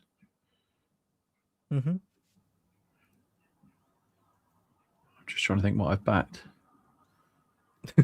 Everything. If I want RC, my all my bets win if RCB win comfortably. So that won't happen. Wow. It will not be easy. Fair. I'm quite big on Boove wickets today. If Boove gets 2 wickets, that would be great. As Rickleton does his best to nick behind, but doesn't quite manage it. So we've had 4 dots and a 6, which is about as fun as you get in the first over, isn't it? Really, unless Suyavanci's Yeah. playing. That's just gone away from Rickleton, and he can't chase it far enough. Quite a good ball actually from Duffy. Yeah. Because if you hit that, He's it's bowling very well though. yeah, good start. I mean, he's missed his length once and got put into the stands, as is the way these days. Deepak's just joining us, fresh from 400 sit-ups in the innings break, and that's Oh, that's a 10 good shot. from the first over. Yeah. Blockbuster first over, I must say. 4 dots, 1 6, 1 4. Away we go. 4.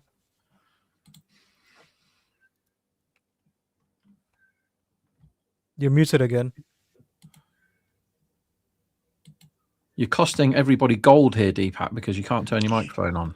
What do you, Yeah, I feel like No, it's not even just he didn't turn his microphone on. His microphone wasn't even in the frame, and it was muted. so there's a very high possibility that they might kind of bowl him out in the power play itself. Oh, Duffy, Duffy. yeah. So Well, you'll be this pretty guy, much bowling unchanged. they could front load Booth, couldn't they? If Booth gets the ball swinging here, they want to keep him on for at least 2 and probably 3. Yes. Because Duffy outside of power play might struggle on this ground. And Yeah. so I think I'd save Krunal till Sky and Tilak come out. so. Come Did on. they actually bring in the impact player yet, or they're still waiting for it? To Mumbai or RCB? RCB. I assume it's Duffy, is it not? Rasik Salam is there. Rasik Salam's impact's up. Ah, okay. Yes. Fair. Tim David has been subbed out. Makes sense. Wait, I was David's a expecting good outfielder, Mangesh to right? make. Yeah, I was expecting Mangesh to finally make a debut today, but Hmm.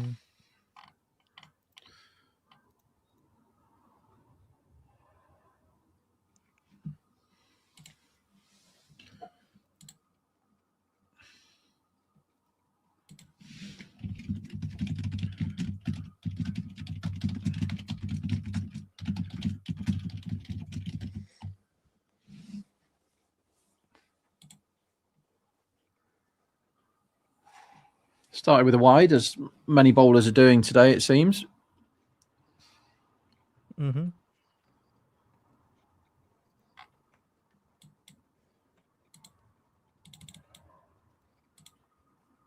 It's a very unlike Bhuvi start, I think. Yeah, he wants to be on the money now, doesn't he? And get them behind the game. Yeah. Good Yorker next up for the dot. But it seems like a lot of the bowlers have decided that death bowling is the way to go right from the start. So yes. And this has been the case at the international level also. A lot of bowlers have started bowling, was it? and even last IPL, for that matter, I think I read one article on Cricinfo that how some of these power play bowlers have switched. Oh, good shot! Switched on to the death bowling mode very quickly. Like, remember that match versus SRS versus LSG, where Prince Yadav bowled head with a beautiful delivery. He was kind of setting him up. In that match itself, Shardul Thakur, when he was playing for LSG, was totally relying on Yorkers against SRS top order. So, in that particular era, in that particular period itself, there was a beautiful article on Cricinfo where they actually specifically mentioned that teams have resorted to the death bowling kind of tactics in power play, have been able to kind of curtail the onslaught. see what Buffy's got off his sleeve now. Another single. Good enough start from Booth. Doesn't look like he's swinging it much, though, lads, does it? No, And in Wankhede, this is where you want the new ball to do all the talking, because Yeah. at least for first few overs, it definitely swings a bit. no swing at all, Rob. None whatsoever. Hardly any Like, swing. yeah, None. it's good that you can back this stuff up, because it really didn't look like it was doing anything there. And if he bowls that ball to Suyavanci's, it's probably in the crowd now. And these guys are just sort of, okay, we'll take the single there because we can have it. Yeah. So Duffy's not had a lot either, but he also was bowling so short I don't know if that's why we haven't seen swing from him. Oh, But that's Duffy good. I against think that CSK. moved. Yeah, but Duffy against CSK also was kind of hitting the length and back of the length deliveries only. Mhm. He was not pitching it up that much. So I think after that finals, where he got tonged all over the ground, he's kind of resorted to these lengths only. Like remember that first match against SRH? There also he was bowling back of the length deliveries most of the time Yeah, I because the also pitch was think kind of sticking. he also is getting the first over here, right? Whereas Matt Henry was taking it for New Zealand. Yes, that makes a huge difference to be honest. That looks Uh, like 6-4. that's a 6. Oh, some shot. So they've gotten 20 in 2 overs without actually doing a lot. Yeah, it feels like they've had 2 balls that they thought sure, and away they've gone, and the rest they've gone, well, we'll have the singles then if that's all we can get. Yeah. And if they keep doing this, they'll chase it. Do you know what I mean? They'll get enough balls to hit for 6. Mm-hmm. Krunal will be key on this ground because somehow he has been able to do well in this ground. Even last year also, he was pretty smart in handling the middle overs and also did well at the death. I think bowled the 20th over, right? Mm.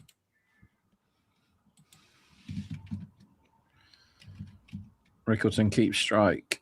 He was lucky that he didn't get run out. Oh, that wow, was- misfield. Yeah. Wow. No, not quite. Oh, that's Didn't lucky. cost them. Yeah. So we have a super chat from Kanish Goyal. A family member of yours, Deepak?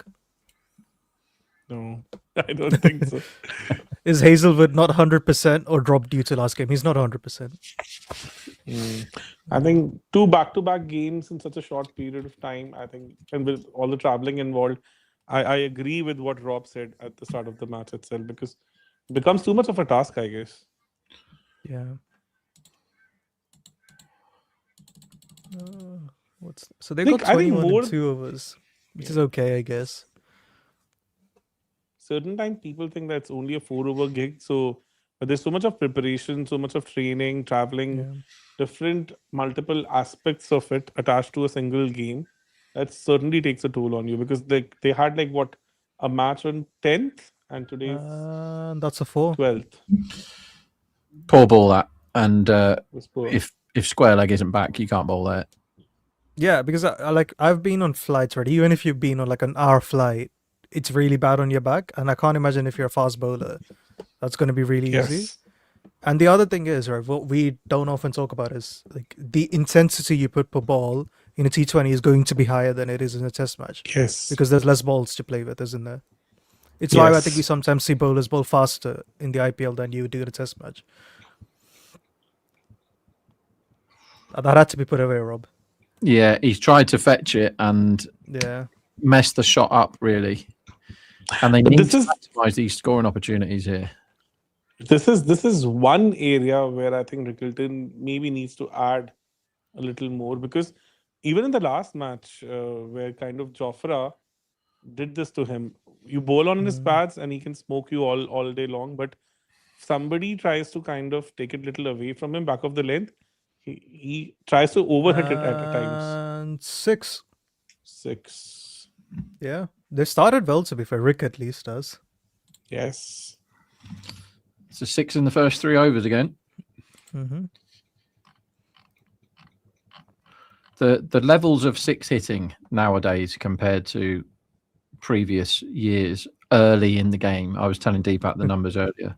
It's just crackers how much they go for the long ball these days. If anything sits up, the intent is so much better now. They're like, no, I have to hit this ball for 6. We must try and get ahead in the power play. So now the power play is going really well for them, isn't it? Yeah. So to answer Kada Financial's question, so batters don't mind swing usually. It's seam that they don't like. So the seam that's not like a ball related. That's pitch related. And usually what we see with seaming pitches is they tend to flatten out. So you run into the same issues essentially. With swing, actually, you kind of get a hint from the release itself because it'll start tailing. So you can actually set it up. But with seam, it's hardly like 5 or 6 meters away from you. So you don't have any time to react. And the pace at which the game is played, It's almost impossible. Even if it deviates a little bit, you're done. So 0.6 to 0.8 in the IPL is where it's difficult. Oh, what a shot that is! Right, joined in. I'm gonna kill the stream, Rob. start Like, falling why in do they love keep with. turning away at the worst possible time? What a shot this is. This is that is vintage Rohit, like the full kitchen sink, nearly in the second tier. And Duffy Some hit. is regressing an somewhere insane towards the mean, isn't he? After his amazing start in this IPL, it's a pretty thankless task these days if the ball isn't swinging bowling in the power play, because if you get high intent six hitters coming down the pitch at you, that's a little bit like the one that Rohit strolled down the pitch to in the first innings, that Kohli did in the first innings. But Rohit has got every bit of that. Duffy under it. And so then now, maybe we might see an 80 run power play from MI. And they might do it effortlessly, even the way they used to go batting. And this is a new addition to their batting this season, because in last couple of seasons, somehow they were never this explosive in the power play. Because last year also, this is where they struggled. So to answer this question, so what happens with the white ball is, I think the first over for white ball swings more than the first over for red ball, and the most swing we have is the pink ball. And then the difference is the red ball goes gradually down, whereas the pink ball goes off a cliff after some point, and the white ball goes off a cliff almost like immediately. Booth isn't getting a second over here. Thoughts? Rasic Salam. Yeah, there's no swing. I think that's why. Okay.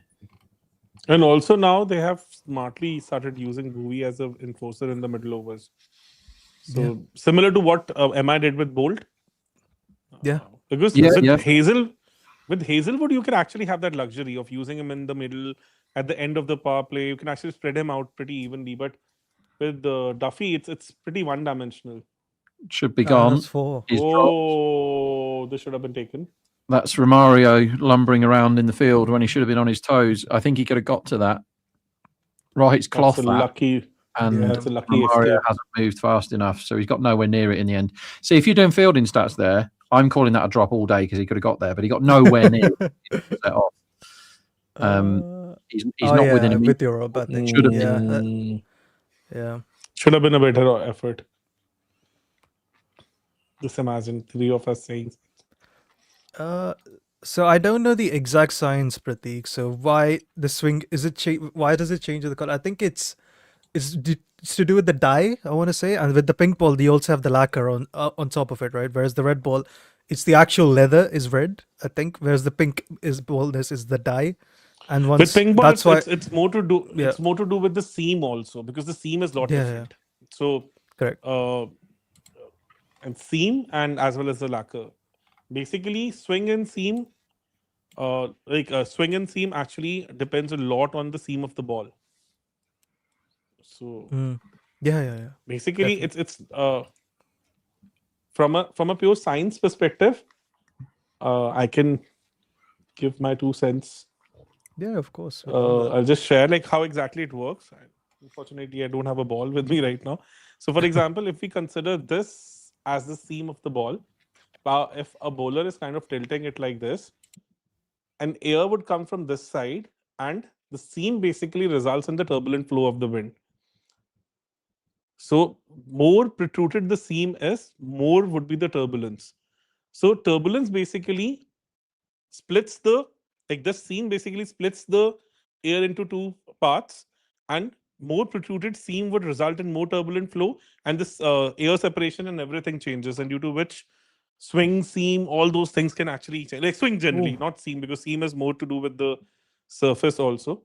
So basically the seam of the ball is responsible for this. So generally the problem is in India, whosoever has studied physics at the high school level, they generally try to explain the swing of the cricket ball by principles like Magnus effect, Bernoulli's equation, all those things. But unfortunately, all those principles fail in the case of cricket ball. It's a really lovely explanation, that, Deepak. Because steady flow is just not possible with cricket ball. With a TT ball, with a table tennis ball, or with football, all those principles hold true. But cricket ball, the biggest difference is the seam.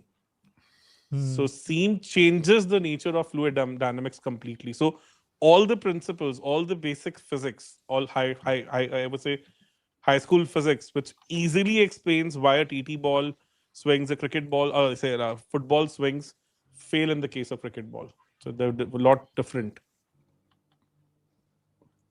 It's really good. Rasik's putting together a very good over here, by the way. He's unlucky that's a that fault. that ball has bounced through the gap and he's ended up going for 9 off the over. But So really he was there bowling- was one ball which nearly did Rickleton, didn't it? yeah, he's basically bowled a death over there, and he just ended up bowling the full toss off the last one. I mean, you take 9 nowadays. If you're bowling that over to 2 guys that are not out, you take 9. And they need 12 and over, so 9 is a result. It feels like they're going to have to get a wicket soon here to stop this Mumbai train from going a bit too They're far. warming up and they're more like a diesel engine. Yeah. They take- I think Rickleton is the big wicket now, not Rohit, because if Rickleton's there, you can't bowl spin. Even Rohit, for that matter, like I don't think so. He is that bad a player against spin. He's not bad against spin, but Rickleton is destroying length, which is basically Krunal's big weapon at this point. That 5 to 7 meter length, as we say, Rickleton recently has been destroying it. Oh, Krunal's in. This is an interesting move.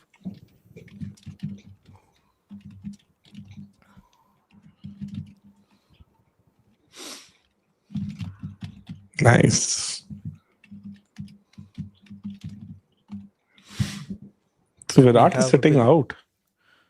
Virat is sitting out. Yes. Oh, wow. Hope he's not reading all the comments about his 50. So, corner taken quickly says, I genuinely feel that Rohit is a better T20 bat than Kohli because his runs above average replacement is higher.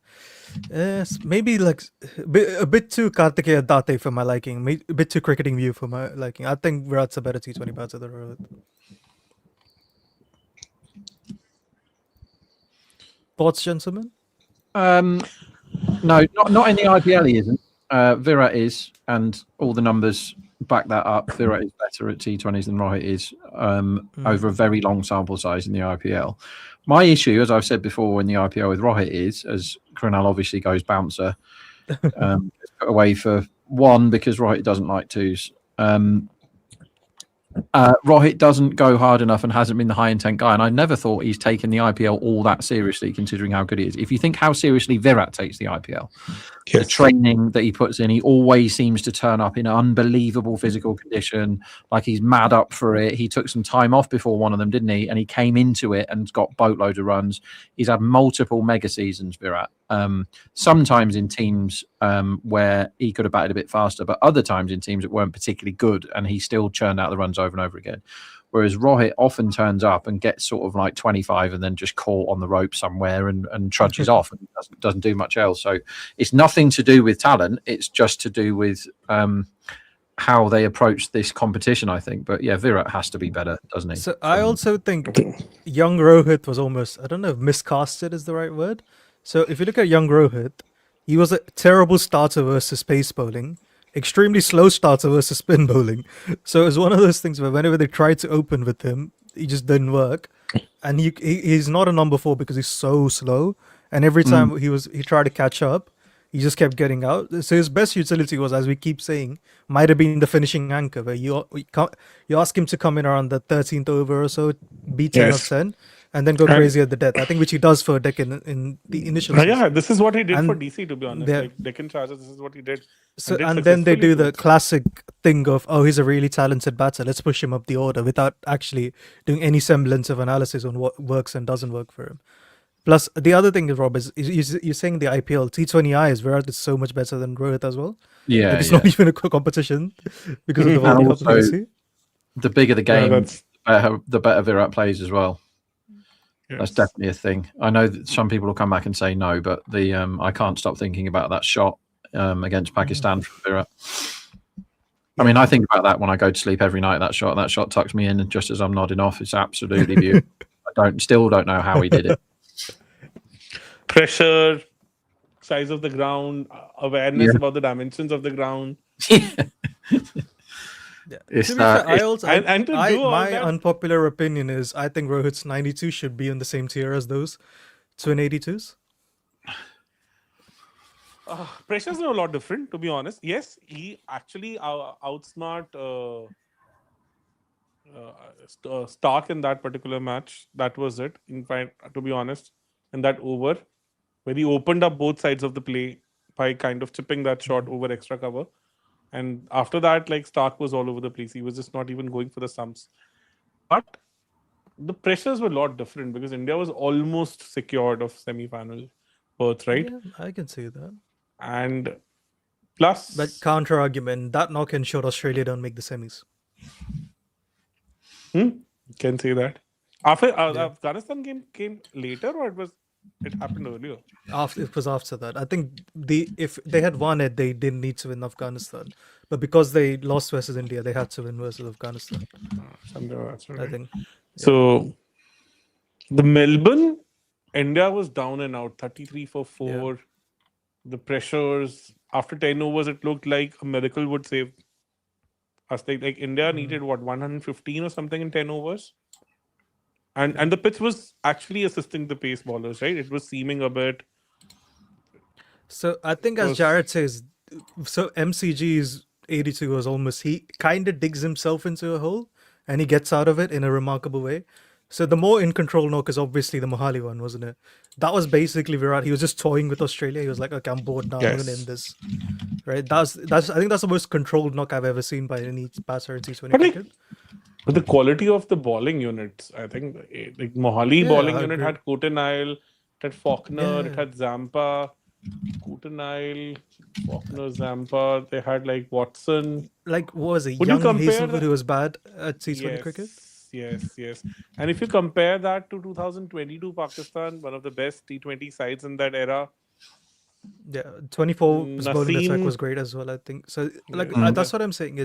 That's how, like, depending on which person you ask, someone else will rate one knocker, the other higher between both the ATDs. But yeah, it's personal preference, I'd say. Something's going to give here, by the way, gents. Over 3, yes. 18 off it, and you think, right, here we go. And since then, they've gone 9 and 8, and that is not going to get it done. So they're going to go after Rasic, last over of the power play here. This is either going to be sixes or wicket this over. It has to be. Rohit just had some hamstring sort of treatment there, so I'd imagine we're going to get the stand and deliver Rohit if he's not walking off. That is something to keep an eye on because the trainers And- come out here for Rohit. Yeah. Coming back to that Melbourne knock, like once India was 4 down with Akshar gone, like we had some batting to come, but like DK always gave you that pseudo security in big matches, right? Especially for India. Like you're not like very sure what kind of DK is going to turn up for such a match. You're looking at, and that too looking at a pretty significant sample size, considering the fact that he had played in 18 years of international cricket by then, but still you could not bank on him when it comes to consistency, and that too in tough situations playing for India. I'm not talking about his domestic stuff. And then they had Ashwin to follow, then bowlers, Yeah. right? Arshdeep, all those people. So I think India was just 1 wicket away from disaster, right? No, to be fair, I don't think DK was as bad as it looked because there was one run out as well, wasn't there, in that tournament? So yeah, No, I'm not saying like yeah. skill wise, ability wise, obviously has not done justice to his international career. But Again, I think Cons- that's also because I think it took him a long time to figure out his ideal role, right? It's he almost got the opposite stereotype that like a Yusuf would, where teams are like, oh, he's lean, so he has to be a top order batter. Whereas it took him a long time to realize that maybe his best utility is playing with the angles at the death, isn't it? But like apart from that Nidas final where he scored that brilliant 20 odd and 8 or 9 balls, like it will be very difficult for me to kind of recall a T20 knock where he would have killed a match for India. Like he would have won a match for India. Really That's have to different think though, deep. isn't it? because I don't mind DK giving you a 20 of 10 regularly, right? You can't expect him to give you 30 of 10 regularly. That's, I think, unfair on any finisher.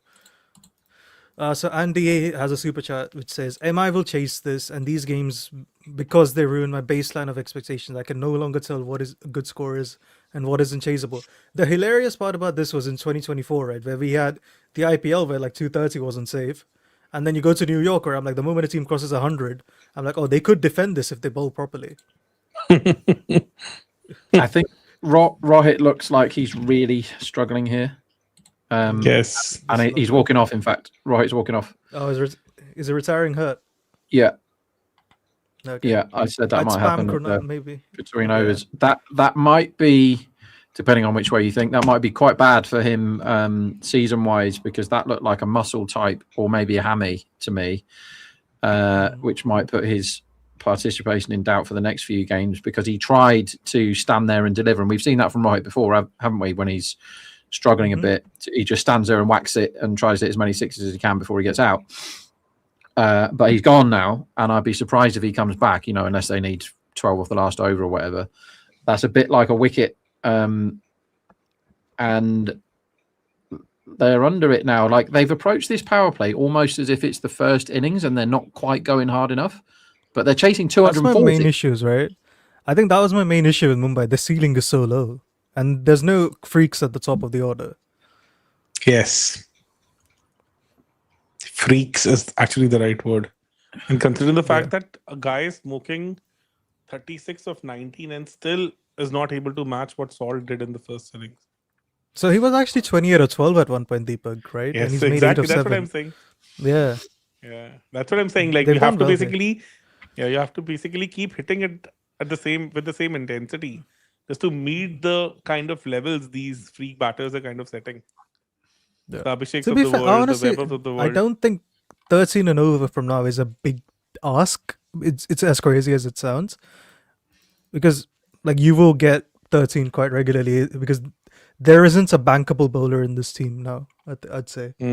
I don't think there's anyone. I don't think there's a serious hole in this team either. But there's no one you think is gonna come in and bowl 4 overs, none for 32 in this game. That's a good shot. He's off the mark. Yeah, full toss, shoved down the ground, 4 runs. Bit of a Caribbean flair about that 4 from Sky, who gets going second ball. If you're the bowling team here, I think you'd rather bowl at Rohit the way he was going than Sky when he's on one. Like, if Sky comes in, this is what I've been waiting for a while, actually. Sky coming in where he has to go from ball 1, because I think he's not been quite the guy that he used to be, in that seems to be taking his time early in his innings now for one reason or another. I want to see him going from 1 hit. I think it's just old. He's what, Varun? I think he's just older now. That's why. He is older. He's 35 plus. Yeah. So even last season also, right? 2025, even though he was scoring runs for fun, getting starts in every match, but he was taking 10-15 balls to get things started. Like, almost the template was there. Like, had the luxury, because MI was not chasing much in most of the games, and they were not setting insane totals also batting first. So he had that luxury of kind of going at his own pace. So they This is a finished really good over again. 2 for none off 6, and Rasik has come in and really done his job. None for 15 off those Even 2. that 62 for none is essentially 62 for 1, isn't it? Essentially, right? Yes, because Rohit's very unlikely to come back. So they were none down after the power play RCB, but they had 71 on the board. Yes. Yep. They need to get motoring here, Mumbai. They do have bowlers that they can take down, I think. I don't think they have an RCB don't have the bowling attack that scares anybody, but they need to get on with it. So Prakar Gupta says, I think Rohit's 92 versus also was more of a catharsis for us Indian fans after the 23 World Cup final loss. Yeah, I think that's fair. That's fair. That's actually a very good argument, I would say.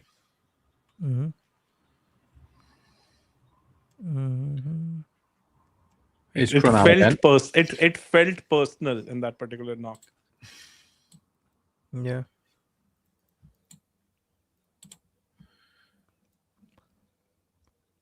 How many? Which ball will be the first bouncer in this over, guys? It's been stopped. The next ball. Ball 2, you think? Now, I've- yes. I don't know why. Like vibes suggest Krunal bowls more bounces to left-handers than he does right-handers. Yes, I was about to say that. Yeah. Because of the angle, he generally prefers to bowl bounces to lefties. Mm. The Hetmeyer one Do you was see the fantastic. stat, Rob? Like he has the highest percentage of bounces in the IPL or something since 2023. He's ahead of Stark. It's funny. Uh, He doesn't go bouncer, and Sky just milks him Yes. for the single. Yeah. So they need 12.8 and over here. It doesn't feel like a lot in this day and age, does it? And they're batting as That's- if 12.8 is easy. That's Yes. roughly give or take about on average of 2 boundaries and over. And they're just going along like we'll be fine. Nothing Yeah. to worry about here. We can push it around into the gaps until we get a bad ball. The thing is, on this pitch and this ground, obviously, the bad balls go for 6. We saw that quite a lot in the first innings. And they look like they're not bothered in the slightest about knocking these runs off Mumbai. Mhm. Oh, we tried going Bit of an for it. ugly swipe from oh. And misfield. Misfield doesn't cost anything in the end, just the one. This is Yeah. smart from Krunal because the Kilton was almost hitting deep in the I think crease, he's hurt expecting a himself there. bouncer. Yes. Has Rickleton hurt himself? Yeah, he's grabbing his Oh, he's shoulder. got his shoulder there, isn't he? Yeah. Good I spot. think the humidity is kind of getting to all these players because seems like MI didn't do their training before the match because Hardik was kind of Oh, that was airborne.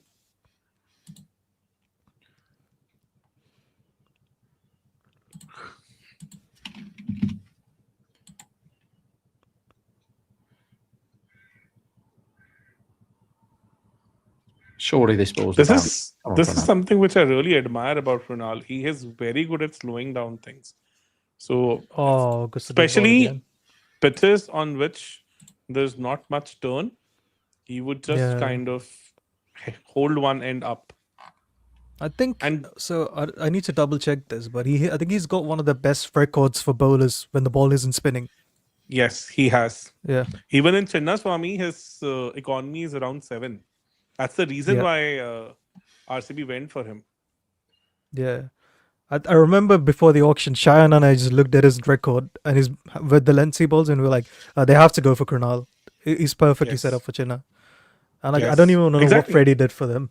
Oh, that's a good shot. Even for LSG, he was kind of doing really well in that particular phase because Yeah. I think he had a case for 2024 selection also because in that particular season till the middle of the season he was controlling the middle overs for them. He was also getting some lower order runs for them. So he had a strong case back then.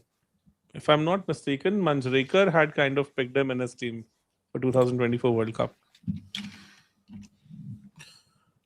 I mean, to be fair, like, I don't know if that's a good or bad thing for Krunal if Sanjay Manjrekar is picking you. I was expecting that from you.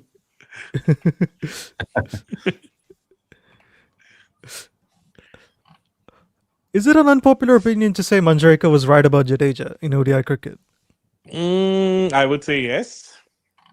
Because like in last 12, 13 years, I think Jadeja, even though he's been really well good in test matches, hasn't done justice to his ODI batting.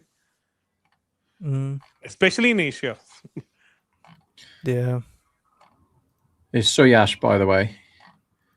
They might try and target him, if it's not going to spin. Yeah. Last year, he was the main difference. He kind of choked them in the middle overs. He was brilliant. Yeah, they So can't. I afford don't think Suyash can bowl to left-handers. Bang. And First he ball does to say that he's getting a wicket. He has a beautiful Out he goes. booty. Bloody hell, of course, on cue that. On cue. I did a Behram there. He has a beautiful booty, to be honest. That is up the chimney and straight into the hands of Boovy. You He know, takes this is the pattern I was talking about, Rickleton. Mm. Once you kind of give him set him up for the leg side play, he tends to kind of force hit balls on the leg side, even though they are Nice. not there to be hit. He did that against Chopra Archer also. The ball was well outside off stump, back of the length. He was trying to hit it across the leg side and top dashed it, and keeper caught it. This is a very regular pattern I've seen with him. So where he's trying to force it on the leg side, and people tend to plan it that ways against him now. Yeah.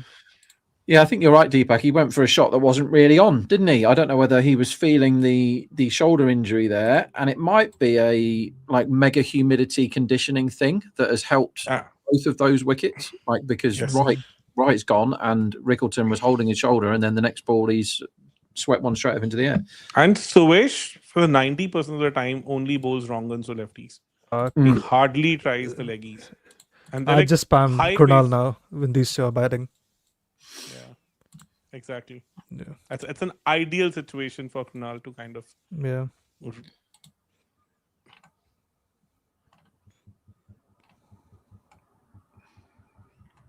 And also, it'll be interesting to see like what Suresh does to Tilak, because Tilak would love to face the Googlies. But I think the line is good. So anything around the pads to Tilak, you create a blind spot for him, because he's more side on. He's not open chested. So whenever the ball is on the stumps or more leg side-ish, he gets little blinded. He has a more traditional batting stance, if you were to see. It's not an open chested stance. So, yeah. So Gogo Power Rangers, that was not me who picked it. That was Behram who picked Ralph in that scene. The trouble, Ralph is one of those bowlers that when he's good, he's amazing, and when he ain't, he's awful. And I don't know how you pick him in these hypothetical games. Which one are you going to get? If you get the good Ralph, the one that does most of his best work in Australia, I think it's fair to say, Harris Ralph, he's really, really good, the good version of him. But when he's bad, he's terrible. Like if he's having a bad day, it can land anywhere. He's a very inconsistent guy, but his best stuff is as good as most people's. Again, Mumbai don't seem to have an enormous amount of urgency, as if 50 off the last 3 overs is no big deal, and it might not be, but they're definitely deferring the risk here, even though they've lost a couple, one through injury, one through getting out. They don't seem like they're particularly trying to get on with it as the rate goes up. What do they need now? 13.5. That's a lot, isn't it, for 12 overs? Yes. What they need? What, like a couple of 20-run overs at least? I want to say. See, and he's out. This is smart. This is so And he's smart out. from Suresh. Yeah. This is Just the to say, line he can't to bowl do. to left-handers. He's got two or both of them out. So this is funny. This is so smart. This is what Both in you the do next to 5 Tilak. balls. This is what you Bang. do to Tilak. You bowl it around his leg stump, because he gets blinded. The only way he's been able to bail out of these situations is by playing the reverse sweep. And now what they do, they keep a deep point for him, and you block off that reverse sweep for him. So that's why he's struggled against spin, bowled at his pads. He can't. He shouldn't be batting at 4 for MI. I don't like his entry point here in this chase. Yeah. Yeah, exactly. That's the worst entry point you can actually expect for Tilak. So now it's Exactly. over As to- punishment, I need Tilak to remove his shirt. Have they made a sub here, Mumbai? Rutherford, I'd assume, no? But they haven't made one yet. Would you send Rutherford in now or Hardik and tell him to push on with it? Who do they have? They have Deer, Rutherford, Aman and Deer. Hardik, right? Or you go... I might go Shardul here. If they've sent Or Hardik in. Santner. They've sent So Hardik. Hardik, They've sent Hardik. I don't will- mind it. I go Shardul and say, get me 30 off 9, please, if you can. And if he with gets that, Hardik, he gives me that impression as a leader similar to the early years of RCB, like the pre, I would say, Faf era, where he kind of gives you that impression that he wants to win the game of his own. So puts too much pressure on himself. There's so many innings of him in last couple of years where he's kind of being tried to overhit it, and he would end up with like 25 ball 25 or 26 or something of that sort. Yeah. Yeah, I've got no idea which which Hardik turned up here, but he's had a massive smear at his first ball and sent it for 6. So maybe that gives us some ideas. Yes. What a Right call down this was by Singer. Hardik might try to hit a first ball 6 to impress his girlfriend. Who's his girlfriend? And is she in the ground? Most of the time she is. Mahika? Yeah, thank you. It is Mahika, I think. Yeah. I'm gonna have to Google her quickly. Yeah. That's a great shout, by the way. You should win some sort of prize. Varun will, if you send Varun your bank details, he will send you lots of money. Needed.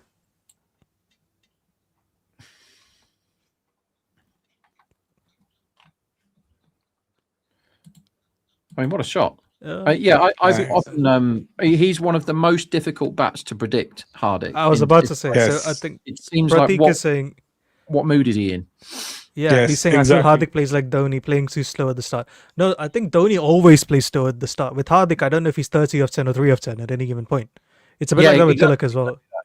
Yeah. Exactly that. And if he has half an hour of nonsense, they can get themselves back into this game. But yeah, 6 off 1 is the way to start. As they sneak a couple. As off a it was it ball. last season, Hardik Two makes then. like 40 or 14 or something versus RCB when they're chasing 230-ish. That's right. Yeah. So he yeah. and Tilak kind of got them Mm. back because spinners had kind of choked Phil Jackson Sky and like Suesh and Krunal. And then Hardik and Tilak almost won them the game. Then Krunal had a Nice. beautiful 20th over, I guess. Oh. This was the phase actually where spinners kind of choked MI in that match. It's almost going that ways. I mean, Sky almost has to make 100 for them to win from here, no? Yes. This is something I really want to ask Jared also. Like, considering the fact that Tilak has such a, I would say, such a visible weakness with certain set of lines, why hasn't he worked on it? Because obviously that changes the whole style of his batting. We start batting open chested and also everything would go. But if there's such a glaring gap and teams are kind of spamming you around that length and line, so something needs to be done. I had a theory and I forgot what that theory was. Wait. Did you just say you have a theory, but you've forgotten what it was? Nah, yeah, I just forgot which direction it is. I think so. No, there was a point where I think for a few years he either didn't like the ball coming in or coming away, and he changes it. And I think he's fucked both sides now. So I can't remember which one. And now he faces this problem where the ball is coming into him, attacking his paths. He really gets cramped there because of his close-chested stance. He generally, because it's like if you're kind of standing like this, and you're not open, and you're able to see the ball from the front of your vision. Because if you are like that, you're more side on. You're kind of watching the ball from your peripheral vision. So that way, certain times, if the ball is in this area, this spine, it's bound to create a blind spot for you. This is what is happening with Tilak most of the time because he's standing like this. Anything around here, there's a blind spot for him, and this is where teams have kind of created all the problems for him. So And this is what I was expecting Suesh to do today. We're checking for a nick here, by the way.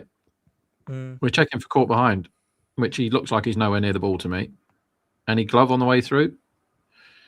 No. Would you not always have a deep backward square for Sky? Because he wants to put every ball there from spin. That's where he wants to put it. Why are we looking at the LBW when it's missing by a yard? I would probably have 2 fielders in that region. Sort of. You're not allowed to, right? Are you not? Can you not No, have it's one max 2 exactly square and one just behind?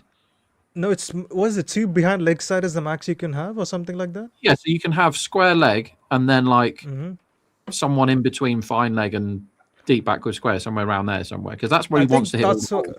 So I think that's what Sky's game theory is. He's like, even if you cover that gap, there's still going to be so many gaps. I can always hit it. Yes, and he would basically delay his connecting points to basically access different angles of the field against spin. So Deepak, it is the other way around last season. That's what I thought. So in 2022 and 2023, he was troubled by the ball spinning into him. So in 2025, he changes it. Sorry, 2024, he changes it. He was fine in 2024. I think it's 2025, he's really slowed down by the ball spinning away from him.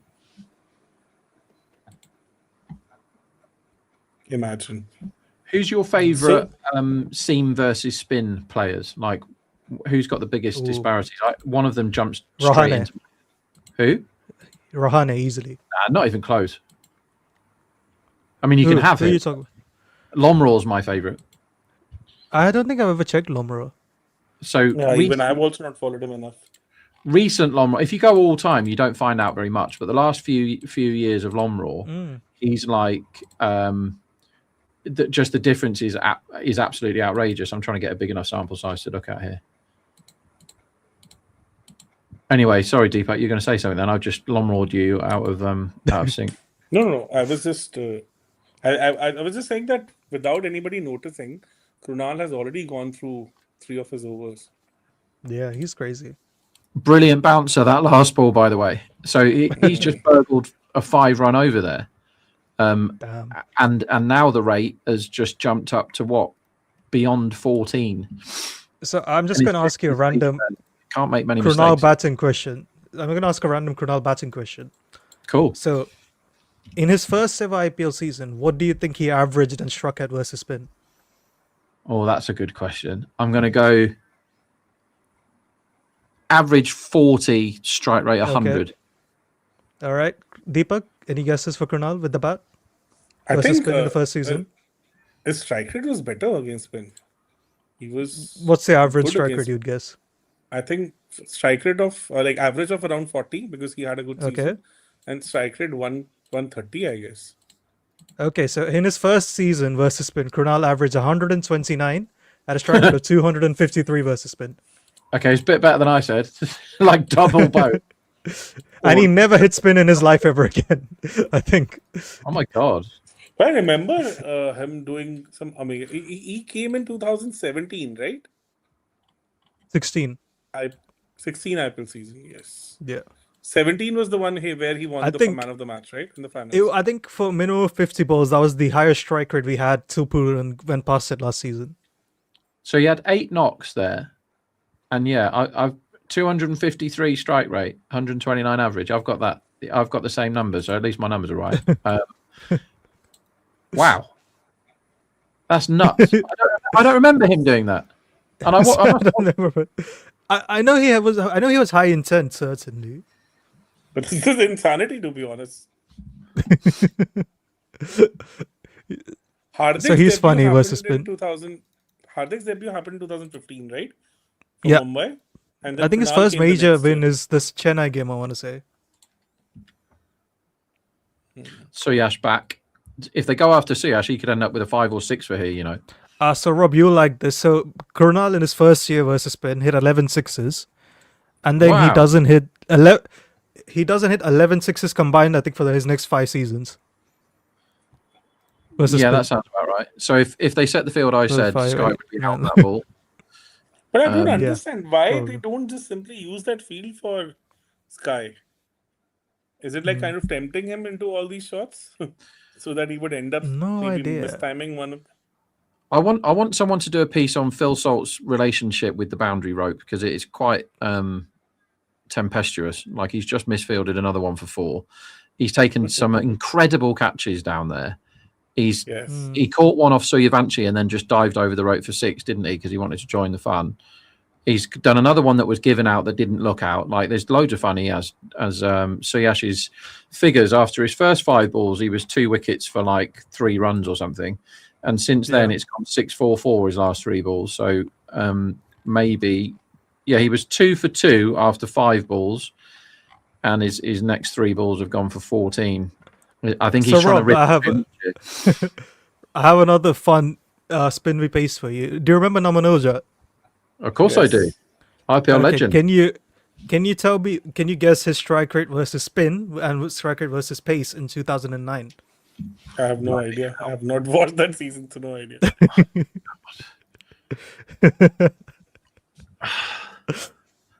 It's going to be silly because you've asked the question, right? So I'm going to go spin 67 and pace Okay. 139. That's my guess. All right. So versus pace, he averaged 19 at a strike rate of 83. Versus spin, he averaged 43 at a strike rate of 189. Oh, I got it the wrong way round. Damn. And he was an opener. Why the hell was he opening when he was so shit versus pace? That's You know nuts. what I was doing during this particular season? I was doing a road trip.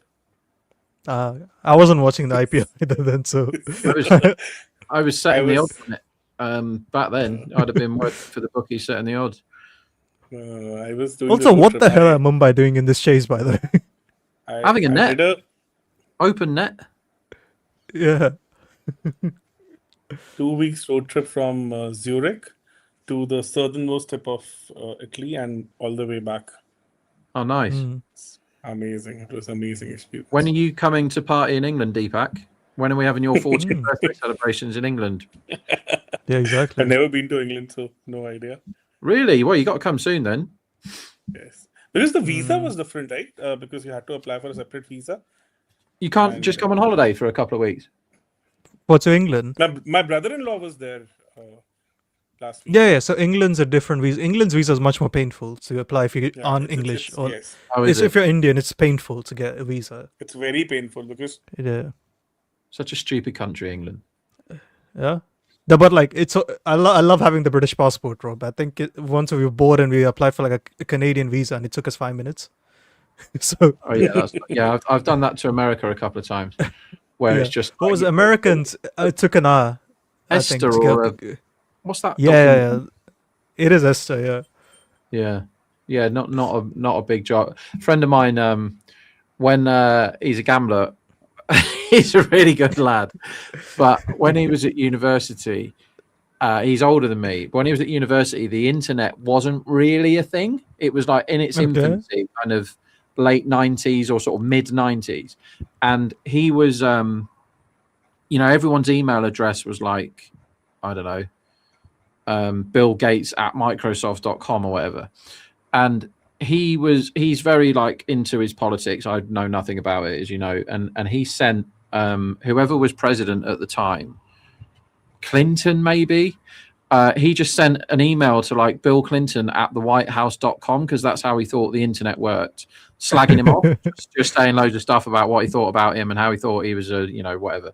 And he sent this email and it got there. Like whatever email address he put in, as Booth gets shoved down the leg side for 4 by Hardik, whatever email address he put on there, it actually reached the White House. Obviously didn't get straight to Clinton, it got to like the White House people. But the amount of like abuse that was in this email, he went to York University, which is quite a good one over here. Yeah. And the FBI sent 2 agents to York University to investigate this email that my mate had written. And came over in like questioned him in a room and he was just like, I was mucking about. I didn't expect it to get there. And he's like, and they were like, no, sorry, we take any threat on our president completely seriously. What the hell are you doing? And he is banned for life from entering America. He will never be allowed to settle in America. So when it's like we're going to Vegas or whatever, he's just not allowed to come with us. He's totally banned and has never been. They don't. Once you piss him off, that's the end of you. Do you know what I mean? They're very funny for the rest of them. but like So Avi Pandey has a super chat. Indian team manages Tilak's entry points better. Yeah, they at least in the World Cup they did. Because they mainly use him versus pace, didn't they? 4 of them. Oh, that's a good shot. that's a beautiful shot. Hardik back in the mood. Lovely looking shot that. Hardik actually, like as I mentioned, like the time he walked in, kind of gave you that impression that I'm going to win this match. What price So are this they? is Much. yeah. 1 in 5 says the market. 1 in 5 they chase. How many and over is it now? 14. Still 14, I'd imagine. Almost exactly 14 and over. This Booth bowls a full toss and gets he away with misses. it. Almost misses the wicket keeper, but he gets something on it. So Andy B 2021 says, MI will still win the league, I'm sure, but how different do these teams look if you swap coaching staffs? I mean, if Chennai had, I don't know, Daniel Vittoria as the coach, would Gaikwad be in the 11? I doubt. what we need is Combox to run one of the teams. It doesn't matter which one, and then we will definitely finish top without a shadow of a doubt. I'm not so sure Mumbai do win the league. I think as Hardik gets one. Two? I'm not Okay. sure that Mumbai are as good as everybody says they are. I think there are gaps in the bowling attack, and if Bumrah doesn't start getting poles, then they can just leave the door open for mega hitting against them. And I don't think they have the guns, certainly that they used to have, to take these totals down. They might make me look a bit silly if they knock these runs off, but it doesn't feel like the sort of chase. Like if Pollard's waiting to come in, or if Tim David is waiting to come in with Pollard, then you think, yeah, sure, you can get 15 and over in this ground at the end, no problem. But I think the idea of I'm gonna Mumbai. piss off. I think the idea of Mumbai is better than actual Mumbai, if it makes sense. I agree, yeah. Mm. I agree. Yeah. Because they've got Namandir left, right? Brilliant. And Yeah. probably Rutherford to be the sub. Yeah. Cool. Santner can whack Then it. Santner, Shardul, and no one else. Yeah. As, I should have left that. yeah, Sky turns a definite wide into a dot by chasing 9 it, is a and good over. Yeah. really good. And considering the fact that it threatened to kind of look a lot worse for RCB, but in the end it just went for 9 runs. So I would take it any day against Hardik. Yeah. What else do we have? Is it Messi City says Mumbai seems the least hungry team. Is it just me? I think I've heard Rohit's dieting, but that's probably why. Rohit's dieting, is he? Yeah. Well, they'll be the He's most. really into fitness this. Wouldn't they be the most hungry team if he's dieting? Oh yeah, that's actually true. You're not wrong. I'm constantly trying to diet and I fail miserably. Yeah. I'm very bad at it. Yeah, I go through bursts. I think But do you think so that Rohit actually tried Ozempic? no. Like you can tell if someone's on Ozempic, right? The face, Yeah, because it's the the death face face. and Yeah, everything. yeah. Yes, You the look like a face goes all skeleton pale and- essentially. Yeah. Yes, exactly. Also, I don't think he lost as much weight. I think he probably lost like 5 to 10 kgs or something. I want to say. 7 kgs. Yeah, 7 kgs. That's within the margin of error for me. I think it's not. It was like 20 kgs or something immediately. Then I think, okay, that's concerning. Plus, these guys get drug tested, right? I mean, are they going to risk getting banned? But is Ozempic causing problems for the athletes if they take I mean, it? Prithvi Shaw got banned for buying off-count cough syrup, so I imagine Ozempic isn't taken kindly. So I'm not cough sure. I could syrups be wrong. has certain banned ingredients. Like So- even with Warney also that happened, right? In 2003 World Cup. Yeah, diuretic. Drop catch there, by the way. Horrible short ball from Suyash is edged what the- straight into the wicketkeeper's He's been glove, spending too much time with Krunal. straight into Jitesh's gloves, and it's popped out. No. Oh. It actually didn't go to his gloves. I'm sure it did. I'm watching it again on the because- big telly. Hang on. They showed Oh, the maybe it replays didn't. from the behind. How are you always right, Deepak? I don't like this. I don't like Because being wrong. to be honest, there was a replay, and the camera was behind Jitesh. It was clearly visible from that. I don't think RCB mind like Fair enough, it 12 wasn't or a 14 run overs. Sorry, They Jitesh. need like, well, MI need like a 20 run over, like 2 or 3 of them at least in the next. But they're batting like they something. know they're going to get them. Do you know what I mean? Yeah. That's how they're batting. They're like, oh, this is going to be fine. 14 and over. We don't need to start. Or they pressing the button. morally accepted they won't win and they're just getting net run rate. I don't think so. MI does that because I don't even know anymore.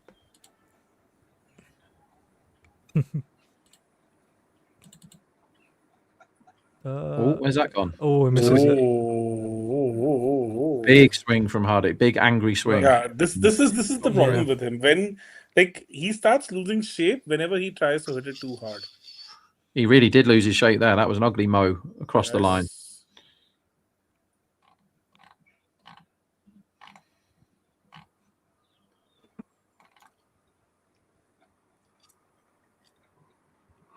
Somebody has come on to talk to Sky and been sent very quickly on his way by the square leg umpire.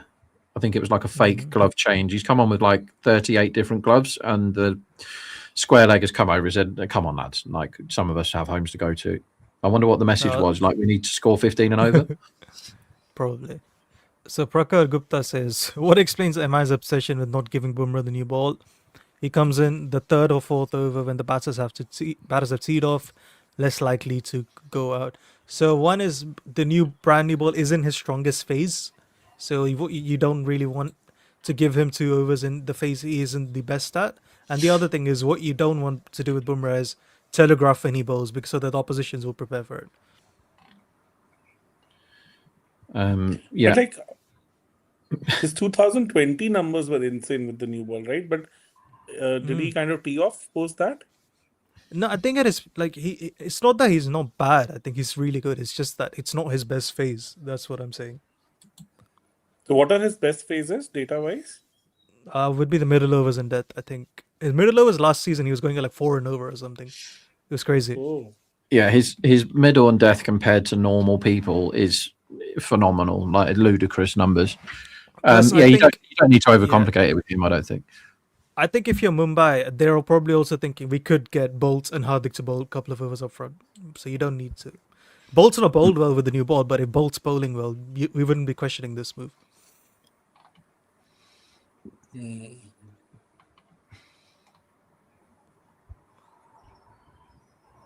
Oh my god! Oh, Who's Sky lining down up? now. Oh, they're just mucking That's about. Hardik's down. Hardik. No, Hardik's down. I think he pulled Yeah. something. No, I think he tried to get out of the way of the ball that wasn't really going anywhere near him, as if somebody's Yeah, this is shot Because him in if the this hip. season MI kind of gets tanked, I think that will put a lot of question marks on Hardik's overall captaincy. And because like 23-4 was a pretty freakish season. Like they had multiple other reasons also, a lot of things going on. But 25 they can still give excuses because like Bumrah was not there for the first 4 games.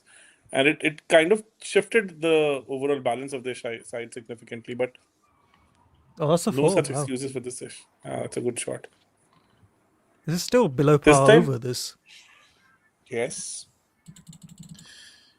They're not Yeah. just getting those crazy 20 plus overs. Weird chase, right? Like they're not really losing wickets, but they don't seem that bothered that they're continually falling further behind the rate. Like I'm not seeing the Also, huge they blows looking six here. do they realize for Romario to bowl one of their main bowlers needs to be attacked? That's the only reason you would go to Romario. Yeah, they can just They run will- through these. They've Yeah, all done okay, because except Jacob if Duffy. Krunal will bowl out, Suyash will bowl out, Bhuvi will bowl out. I think Duffy will bowl out, right? Yeah. And so let's say they get 18 off those overs, them knocking it around for 10 the other overs doesn't get them ahead. Hmm.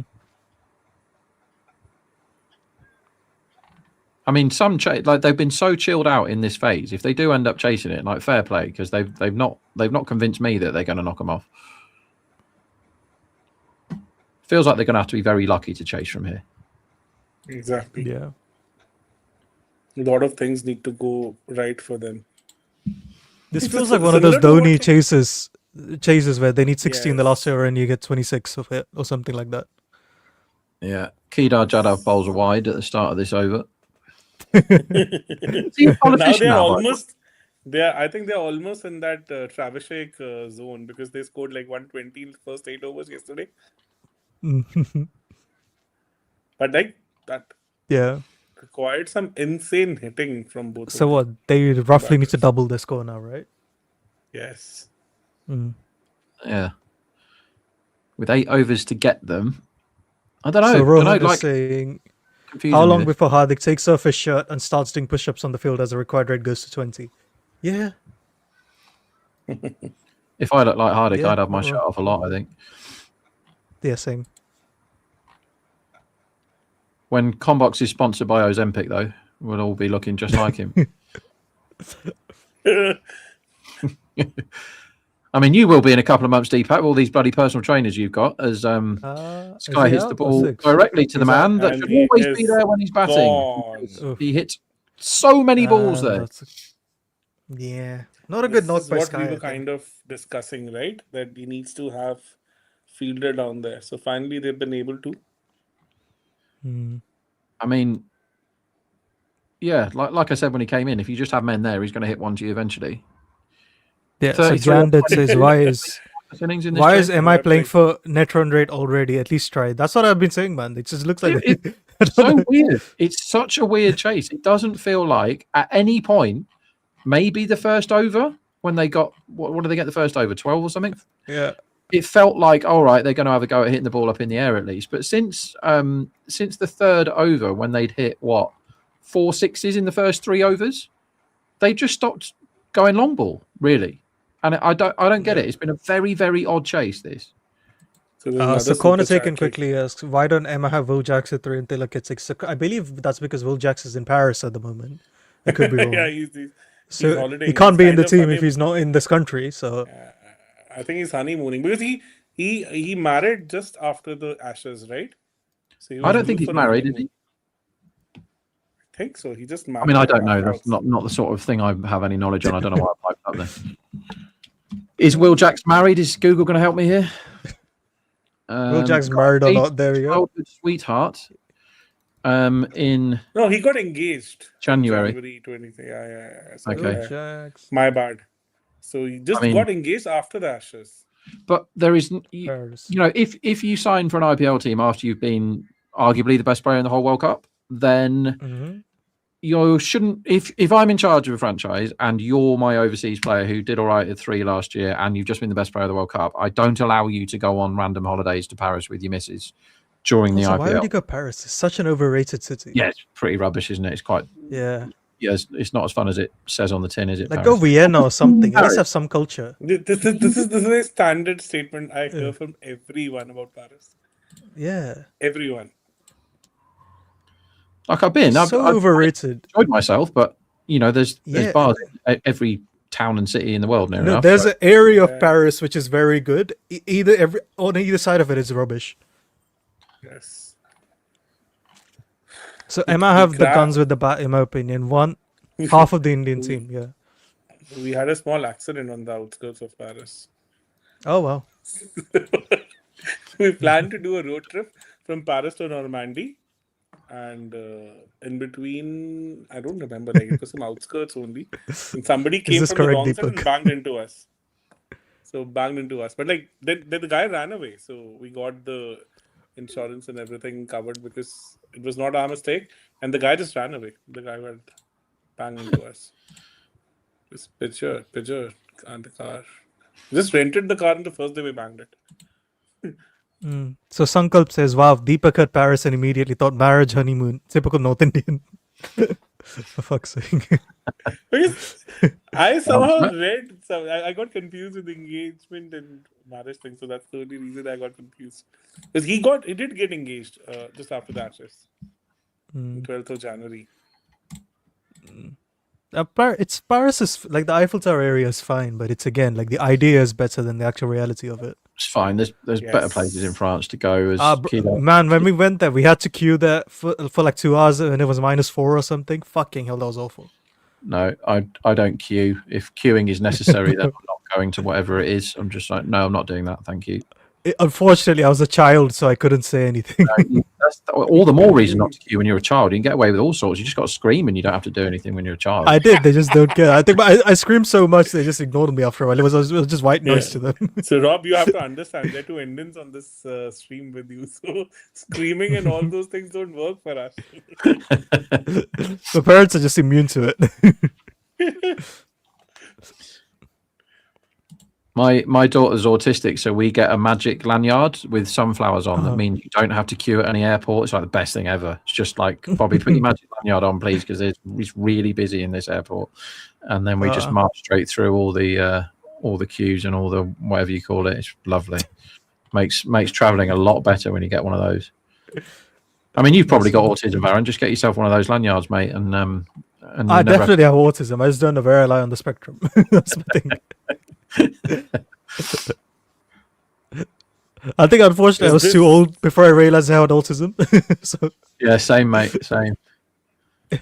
I went and got the test. That was a very funny 2 days. That was bloody hell.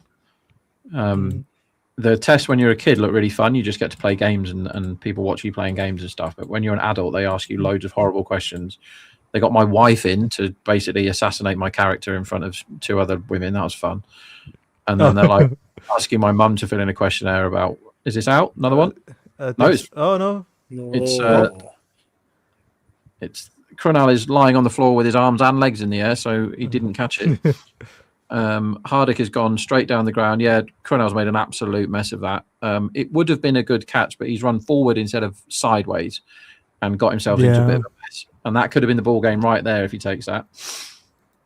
But it is his brother, isn't it? So why would you catch your brother out when you're going to win anyway? Just let him score a few more for his average. So Muzammil Tala asked, such a boring chase this, and the nonchalant nature of this approach is irritating. Yeah, that's what we can't make sense of. Yeah, it's felt a bit like the India v England in the 2019 World Cup when they were just like, oh, all right. Yeah, that's a good. That's a good analogy, I would say. It's those sort of Very vibes, good isn't it? analogies. Yes. So Corner can quickly say, since Kayesh was Patidar or Iyer for number 4, I'm leaning towards Shreyas Iyer, but if they go Patidar, I'm like, I don't mind. And I wonder if there is a way to get both of them in the same team. That's what I'm trying to figure out. There probably is, but I'm too lazy to work that out. There is. Yeah,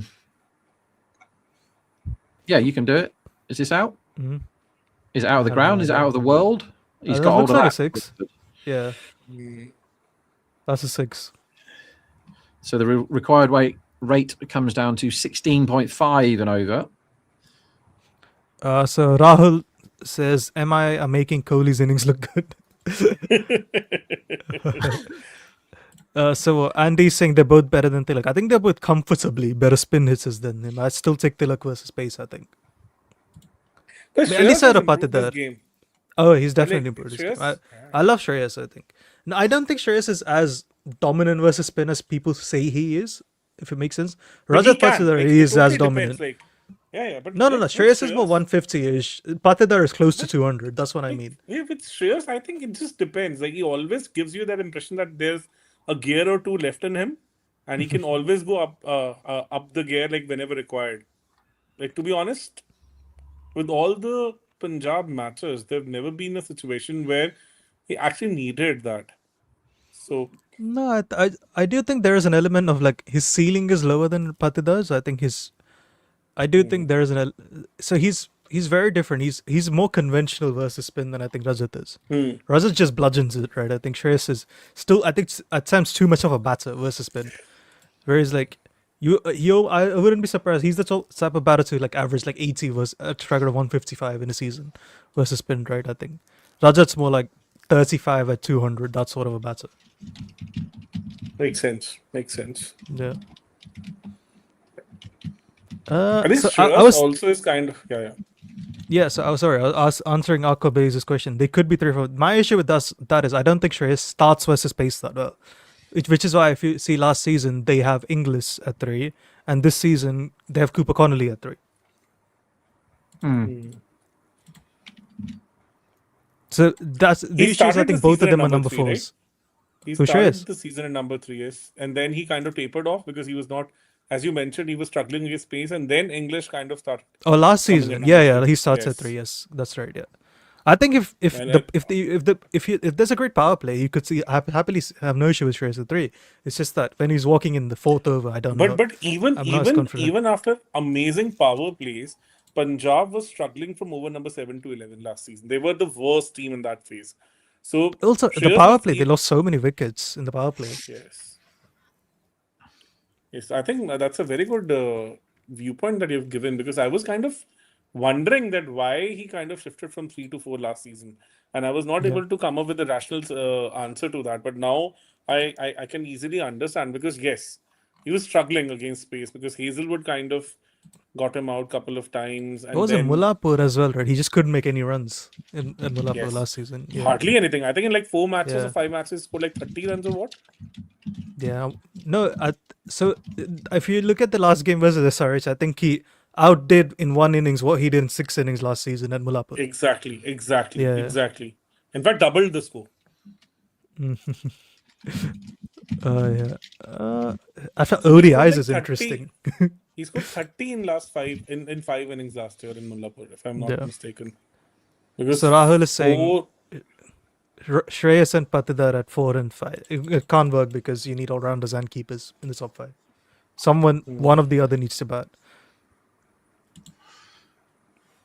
Duffy's back into the attack with 17 and over required now for 6 overs.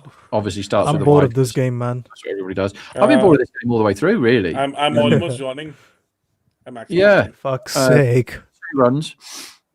It feels like a kind of warm-up game. It's what it feels like, where they're just sort of going through batsmen and going through bowlers. Just imagine, like, RCB was more than 40 runs ahead at this time. This was the time when they started losing steam, right? This was the Hardik over, the 15th over, right? Which changed the complexion of the match a little bit. So they've just got a new ball, haven't they? Was in the T20 team you could have. I think I don't mind this. So if you have, what was it, Shreyas at 4 and Rajat at 5, and I think it could work theoretically. Yeah, that's a good shot. So Captain Fish and Trips, good name, says, I would give Rajat another chance to be in the test team. We need someone who's a spinner in test team. No, I don't think so, because India need a number 3, and I do not have any faith in Rajat Pasida batting at 3 in test cricket whatsoever. And the other issue I have with this is, if you have Gill at 4, Pant at 5, let's say Jadeja at 7 for now, right? I don't, would you want him at 6? I feel like there's better options, isn't it? I'd still back Dhruv Jurel at 6, or even Sarfraz ahead of him. I think Jurel But deserves who can be a number 3 now? Like, would you still persist with Sai, or you would look for some other option? I was never into Sai at 3. I know people are saying Ruturaj, but I'm like, if he's not playing good length pace in the IPL, do we expect him to play Henry and Duffy in New Zealand at 3? And then even his first class numbers are not that great, to be honest. Like, exactly. He's a number 4 in first class cricket, right? Yeah. And even at that number 4, he's barely touching 40 in first class, I guess. So I think his recent form has been really good. I think Devdutt is probably what they're looking at, I want to say. Or maybe Smaran. Hardik's hit 1 to the moon. He's a number 5 as well. Hit the moon, come back, and maybe Romario they can develop him into number 3 going forward. So with Smaran, I want him to bat at 4 for Karnataka before I want him at 3 in test team. Makes sense. Duffy gets his first wicket. Yeah. And it must be Thank Namandir time, you'd have thought. Fucking hell. End of the match?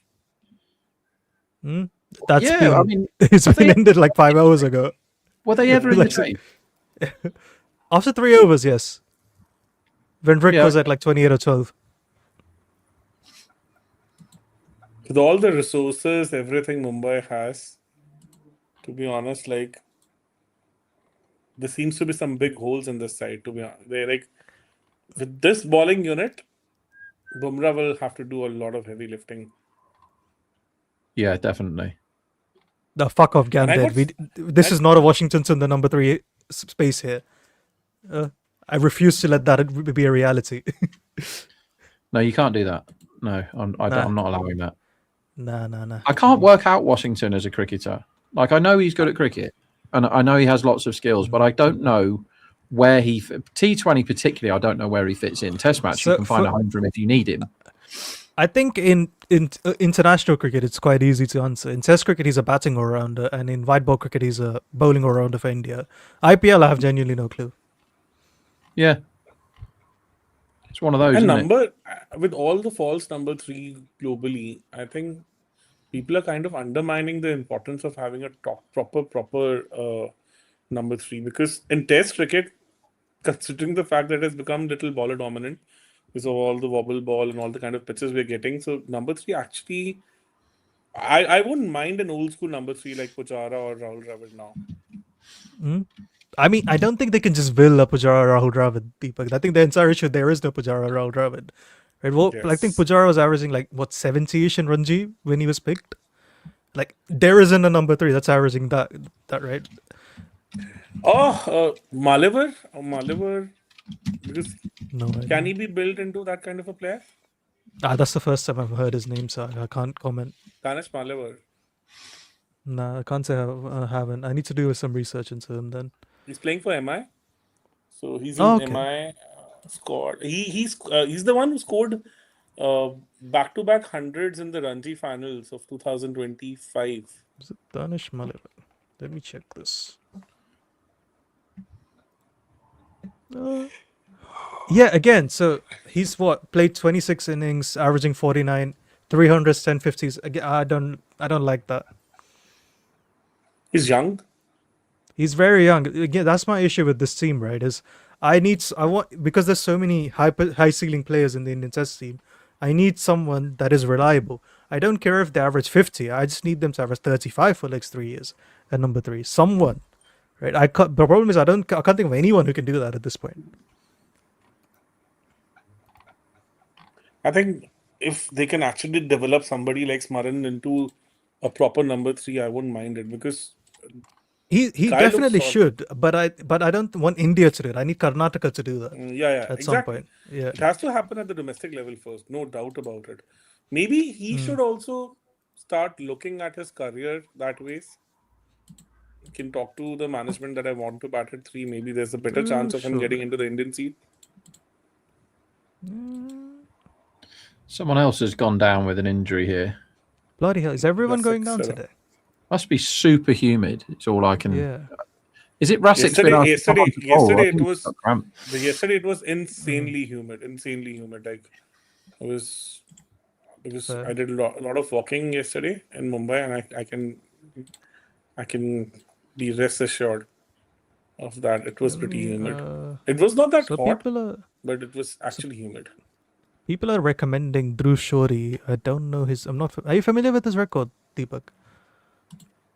He I also know- has his recent form is very good, but I Okay. don't know his overall average. So yeah, he's played a decent amount at number 3. But my issue again with all these guys is their conversion rates are horrible. That's the issue I have. But his recent form is good, because he's really picked up in last So, couple of okay. seasons. So he's averaged 63 in this first class season. It was 29 the year before, 34 the year before that, and 40 year before that, right?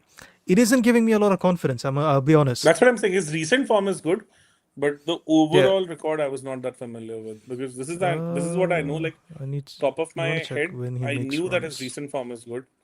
Yeah. Like, even Is from the Odisha under-9s a good first class team? Both his hundreds come against Odisha. No. Yeah, then no, I don't. I don't trust think it. so. Do you guys see my problem here? There isn't an obvious option. Anyone you try will be rogue at this point. I think I would actually go back to the first option itself, because Padikkal actually makes a good case, because he's scored truckloads of runs opening for Karnataka, and No, he's a 3 for them, no? Mayank. Because opened Mayank and was- KL opened. So KL, it was yes. No, it's Number Padikkal 3, 3. Karun 4, and then Smaran 5. Yes. I got confused with the red ball and white ball. Yeah, so he scored all the runs for Karnataka at number 3, truckloads of runs. And I think he becomes the best case. And plus, he's kind of now given the glimpses of him being able to do it at the biggest stage possible with his IPL stint also. So I think he has it in him. One thing that he's worked pretty hard on is the strike rotation, because earlier with the Z ball game, the problem was you could actually kind of pin him to a certain degree, to a particular end. Remember that knock in that Perth Test match in 2024, where he's batted for good 10 overs, but hardly. Yeah, he dug in, didn't right? but he didn't even get off the mark in that innings. So he scored like duck of like 20 odd balls. It's just not. He was looking good, but just not able to rotate the strike in that match also. People are saying Mushir Khan. So didn't Mushir just begin his career though? He's pretty young. Yeah. And that's A the lot other of annoying thing I have with Sarfraz, by the way. Why the hell is your baby brother who just started cricket batting above you? Right? What the hell are you doing, man? And Mushir was more of a bowler when he started off at the age of To be 8. fair, his record is very good. I think he's averaging 74 at number 3. He's someone I think a bit too soon for me. I think he's definitely, I'd keep an eye on him, but too soon. Yeah, Ranji finals 100, quarterfinal 100. Yes, he is like in 2023, I think, when Mumbai won 24, he scored 100 in the Ranji final, second innings 100. So No, Anurag. Sarfraz bats at 3 for them in T20 cricket. He doesn't bat at 3 in first class cricket. yes, If he batted at 3 in first class cricket, I'd be celebrating from the rooftops. Mushir bats at number 3 for them. Yeah, Mushir that's my bats at main number 3 issue. for them.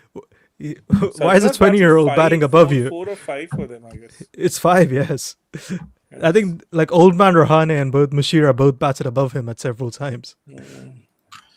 Why is this game taking so long to happen? Is it still going on? I'm How are they not- only at the and 15th just- over? Just How is imagine. Mumbai? Mumbai are chasing Just 240 and they haven't scored more sixes than Phil Salt did yet. And he started batting yesterday, like yesterday Yeah. morning. Why the hell are we still watching this? There's 5 overs left of this nonsense. 94 off 30 they need. And unless they chase it, in which case, fair enough, they've duped us into not being at all bothered about the best game of all time. But what are they doing, man? What are they doing? Okay, Rutherford's Oh, is he a 6? classic Oh, thank for half a dozen. 6.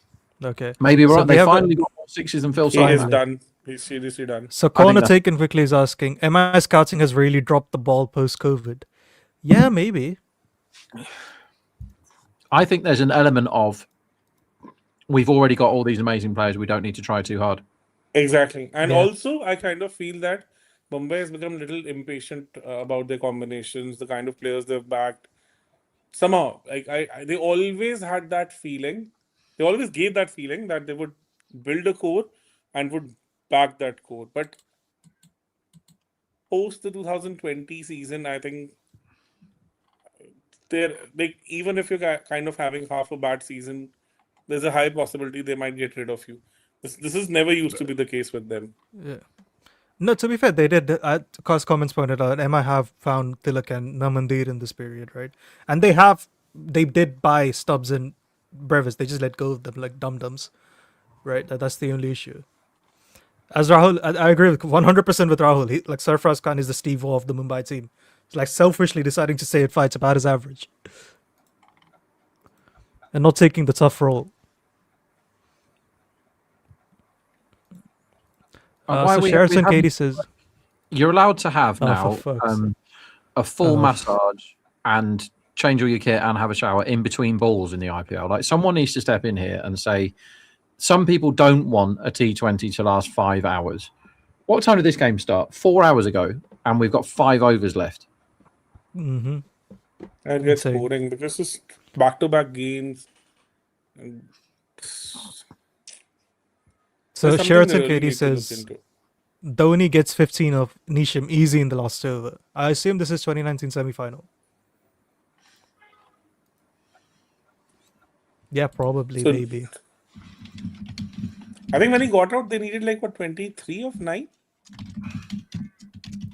Was it 21 of 31 9. of 2 or 25 of 2 they needed? And he hit a 6. I know for a fact the first ball of the 49th over goes for 6. Yeah, that I remember. Yeah. I think it was back of the length ball. He had hit it over Yep. covers, I guess. Or cover point. Yeah. It's similar to what he does in 2011.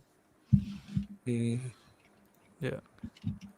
Anyway, so Andy B says thoughts on Matre's knock before he got tired. I thought it was okay. Like, again, it wasn't his optimal role, and he was fine.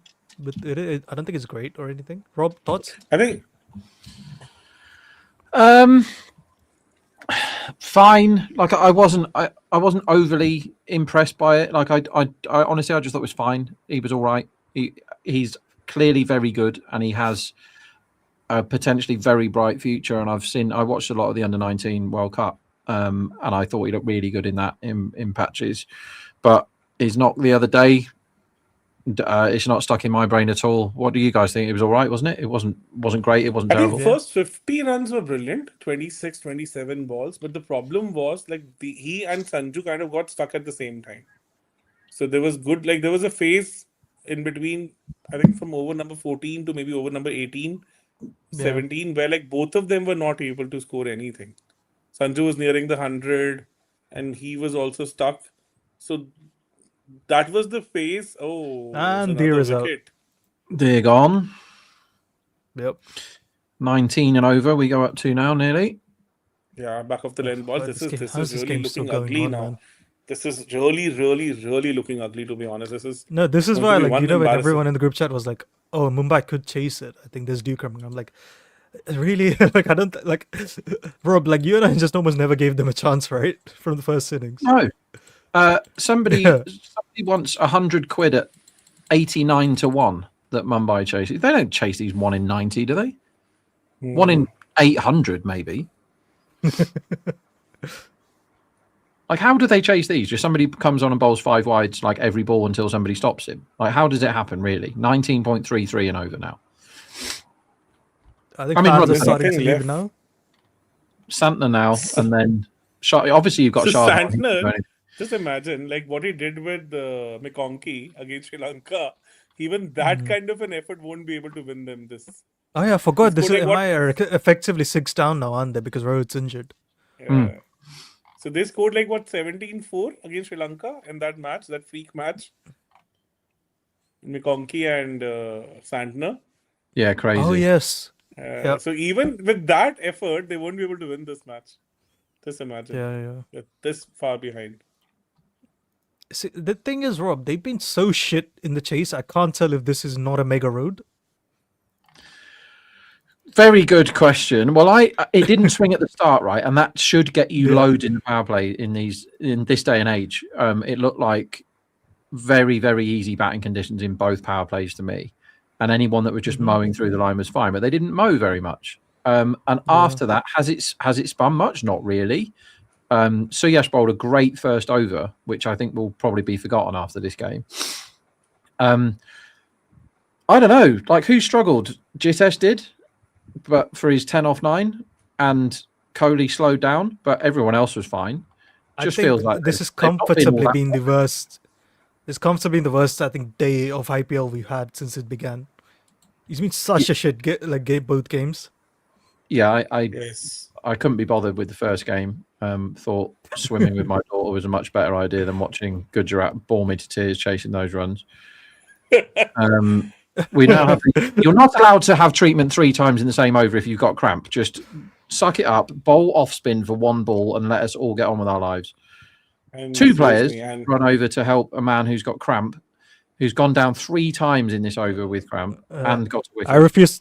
I refuse to talk about this game anymore, Rob. So let's just answer super chats. So Fair enough. Yeah, Pradeep can T. you- Oja asked. Can we talk about cartoons again? Because I really enjoyed that yesterday, and we're now talking. Let's answer the super chat. We'll get to it, Rob. I'm with Okay, you on fine. that. Yeah. So Pradeep T. Oja has asked us, ICT should somehow get Shreyas and Patidar into the 11. Sky looks done. Yeah, fair. All right, now Rob, cartoons. Where do we begin? Well, where do you want to? I hope you all watched Arnold Schwarzenegger singing the DuckTales theme tune on AI, because that, honestly, when I saw that, I just laughed for 15 minutes and I didn't do anything else. And I was like, whoever I could find, I was like, saying to my wife, you had to come watch this right now. I don't care what you're doing. And then I'm like, get my daughter is doing so. I'm like, no, put down whatever that is. Come over here and watch this now. Honestly, I laughed for 15 full minutes.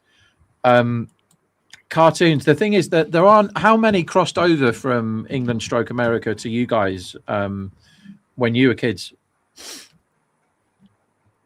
Like, which ones did you watch? Come on, Deepak. What were your cartoons? Cartoons, I was Ben. Ben 10, Power Rangers. Is Power Rangers not a cartoon? is God, it? you're No. so young. I forgot that. All right, enough of you, Yeah. Varun. What about you, Deepak? I watched Scooby-Doo. Were you born in the 2000s, Varun? Because me and you are going to fall out if you say yes to this question. 2001. Oh, for God's sake. Right, we're not talking to Varun anymore, Deepak. Just mute him. So did you watch the Scooby-Doo growing up? Yeah, plenty of Scooby-Doo. Mm. Oh. If it wasn't for those Scooby-Doo. pesky kids, we'd have gotten away with it. Yes. Scooby-Doo. Tailspin. So Tailspin was off of DuckTales, wasn't it? DuckTales. Tailspin. I have to look Tailspin was Tailspin the up. one in which like they had that I think transport business.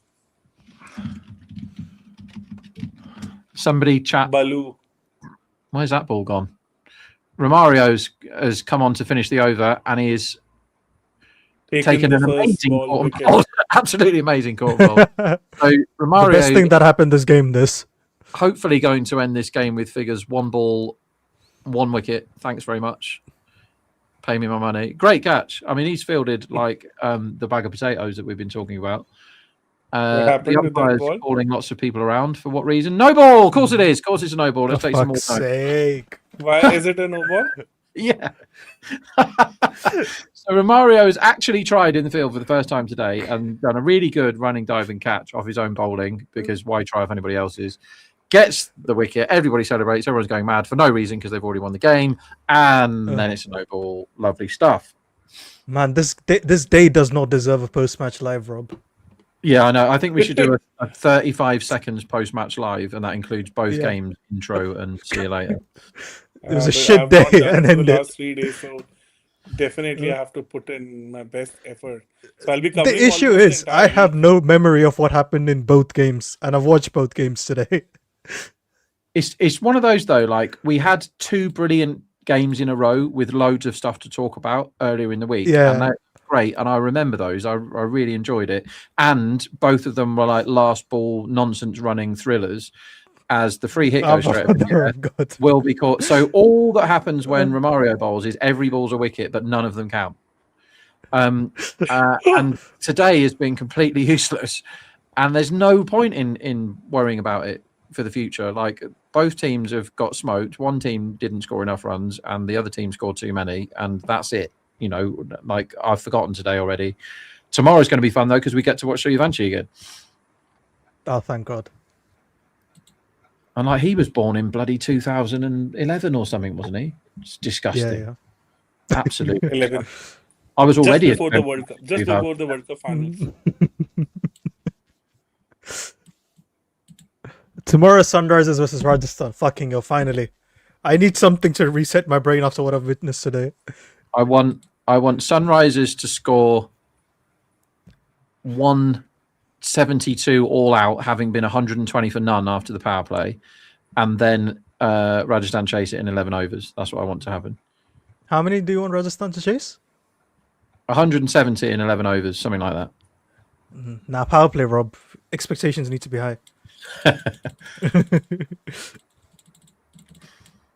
Either of you care about How's there golf? 4 overs remaining in this game? 4 overs, 24 balls. Either of you care about golf? Oh the my Masters- God. So the last over took 12 minutes, 12 minutes. Jesus. 12 I hours. felt like it's been 5 years. Come on, Booth. Fight the game. Get rid of Rutherford and then just take a hat trick or something. Well, stop playing the ball along the floor for singles. I can't take He's this. 81. Oh my God. 81 off, what is it? 81 off 22, and we're getting the ball pushed to long on or long off. Who I think cares? MI once nearly chased 18 4 overs versus RCB, but I can't see that happening today. Right, let's talk about golf for the first time in the history of Combox or any cricket thing. Masters? Anyone? Does the Masters get to India? Anyone care about that? I don't think so. No. The only time India cared about golf was when that girl from Bengaluru kind of was competing for the bronze at Tokyo Olympics. Remember? Yeah, okay. Romario 2021. not trying to stop the ball And there. in one 'cause single he's not bowling. night, entire India got to learn about golf. It's another Just silly because- game. Best way to ruin a good walk is what Winston Churchill described golf as. Santner. You have to hit the ball in the air, Santner. That's all I'm going to say.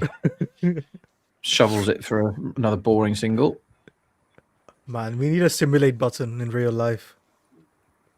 Yeah, just let them have 184 all out. So, That'll do. so my son has a very weird golf story. So it happened, he was learning golf at school, but he's a left-hander, and we could not find the left-hander club for him because there's hardly anybody following golf. So I had to basically search it online. Found it really tough. Like, it was hell of a effort to kind of get a left-hander club for him because there's hardly anybody following golf. Did he Our part not of the just world. try and play right-handed? Like, most lefties can do crazy stuff, can't they? Can he do anything right-handed? I don't think so. He's a pure left-hander, pure. So I'm ambidextrous. I can use both of my Oh, hands, nice. but he is. Yes. So Gagi So I has a ride super with- chat. MI is an aging team, need fresh faces. No wonder. I've aged for 10 years in this game. Yeah, Aaron's 28 now. Fuck is he?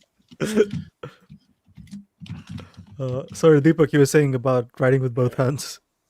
Yeah. So basically, just like Jared, I'm also dyslexic, and my son is also dyslexic. So Oh, we are like, it's a little when he was like what 5-year old, then he used to have a lot of problems, but he picked up really well. So my childhood till my 6th class, my mother used to read all the stuff for me because I was pretty bad at that.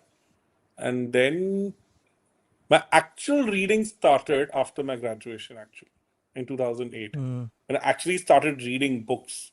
Before that, I used to take a lot of notes so that I could actually make some sense out of it.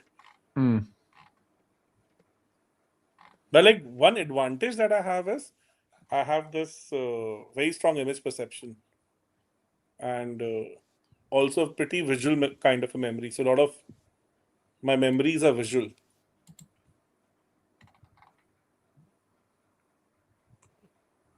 Your memory is absolutely ridiculous, Deepak. Like, it's one of the best I've seen. You can just pluck out games from 10 years ago, no problem. My mother was even, she was insanely crazy. Her memory was insane.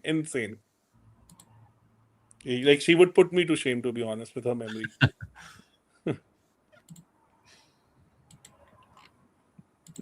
But remember every minute details for like 50 years back also.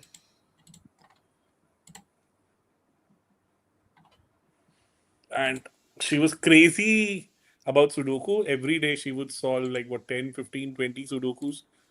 No way. And she did it for like good 20 years. Do you do connections? Connections like took over from. Did Wordle get to India? Everybody did Wordle over here. I think it was like a lockdown thing. It's like a word game everyone played every day. Varun, you must have done that. I have not done anything of that. So my mother was yeah, I've like done a few of insanely them, but passionate. not a lot. She was insanely passionate about Sudoku. Insanely passionate. And every single morning, it used to be like 10, 15, 20 different Sudokus. Bloody hell. No, wait, wrong one. Where am I looking? They're reviewing a wide here because it's really important whether this was a wide or not. So Petro Penguin asked what Power Rangers have I watched. I watched SPD, Dino Fury, Jungle Fury, not Dino Fury, it's Dino Thunder, Jungle Fury, RPM, I want to say. Time Force, I think I've seen. What else have I seen? I think that's kind of it. I forget unless I'm forgetting someone. Did I mention SPD? You did? I never did watched then, Power yeah. Rangers. Never did it. I don't even know. Operation what it is. Overdrive, I've seen. Yes, I've seen Operation Overdrive. Thank you for that. What else is there? What the hell actually came out? Oh wow! Whoa. It goes Finally. Yay! Yeah. So he finally woke up.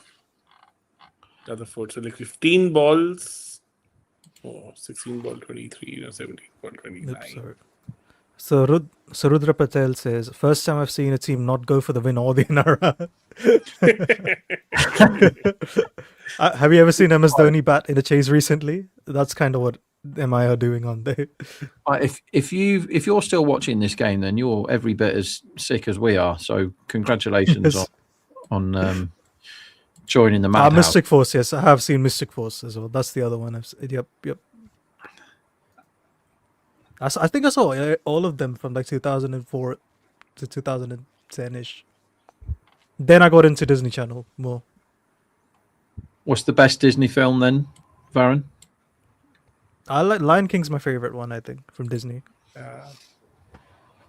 I used to like that until my daughter watched it. It was the only thing that would make my daughter not cry for the first 2 years of her life. So I've seen The Lion King very many times. That's fair. I also like Aladdin. Full toss, hit to the moon. Thank you, finally. Just 6 keep more. both 15 full tosses. Don't get too many more sixes, please.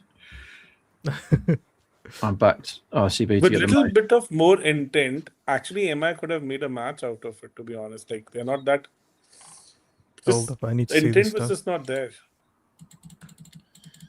Oh, hold up. So apparently Stumpo is a cricket players Wordle. How am I just hearing about this? Oh yeah. I've seen Stumple. I forgot about that. We might have to set that one up again. Yeah, Stumple's a good idea. Somebody's put a lot of effort into that. Yeah. Should be more games about cricket. It's not loading. I'd imagine you'll be amazing at it, Baron. No, I think Jared would be amazing at it. If Betty Snowball's in it, as she should be. Are we reviewing a bloody wide again? Come on, lads. This is a joke. They've just decided to try and make the world's Oh my longest God. T20 game. We're 4 hours and 5 minutes in. Oh my God. Did I just say Kick Batowski? I did watch Kick Batowski, yes. Good show.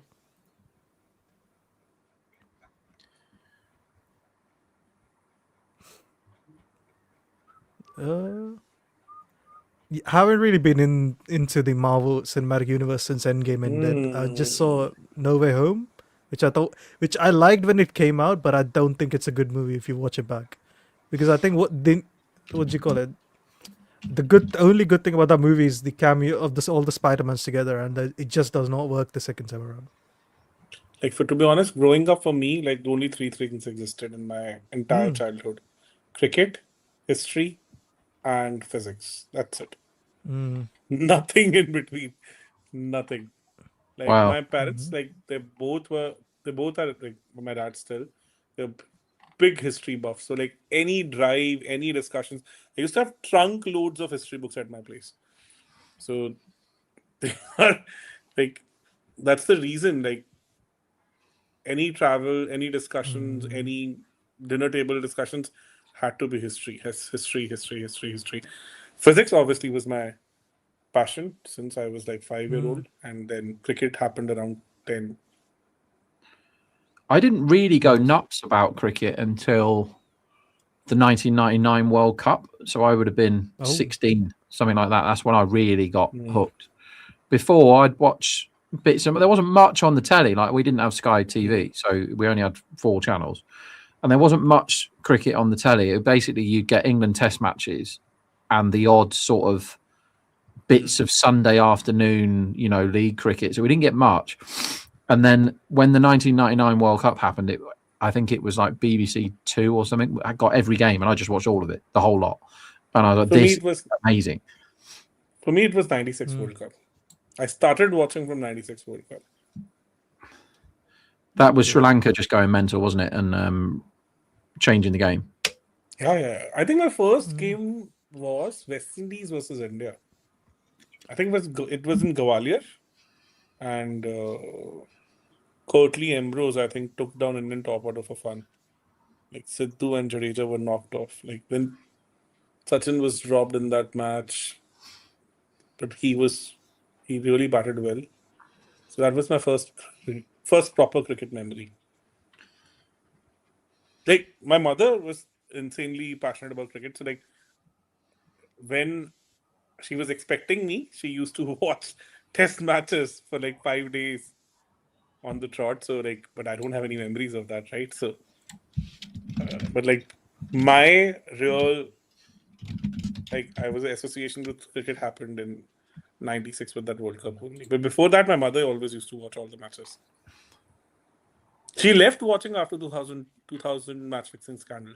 That was it. After that, she did not even watch a single ball. And that kind of killed my professional career also, because I was going to the club. I got picked for under 16 state level and she was my biggest supporter. My dad was never interested in cricket. He hardly understood anything about it. So for him, it had to be education. So like after that debacle, after that match fixing thing, so my mother also kind of gave up on it. So what were you, Deepak? Bat or bowl? At district, I opened and I was a part-time Chinaman.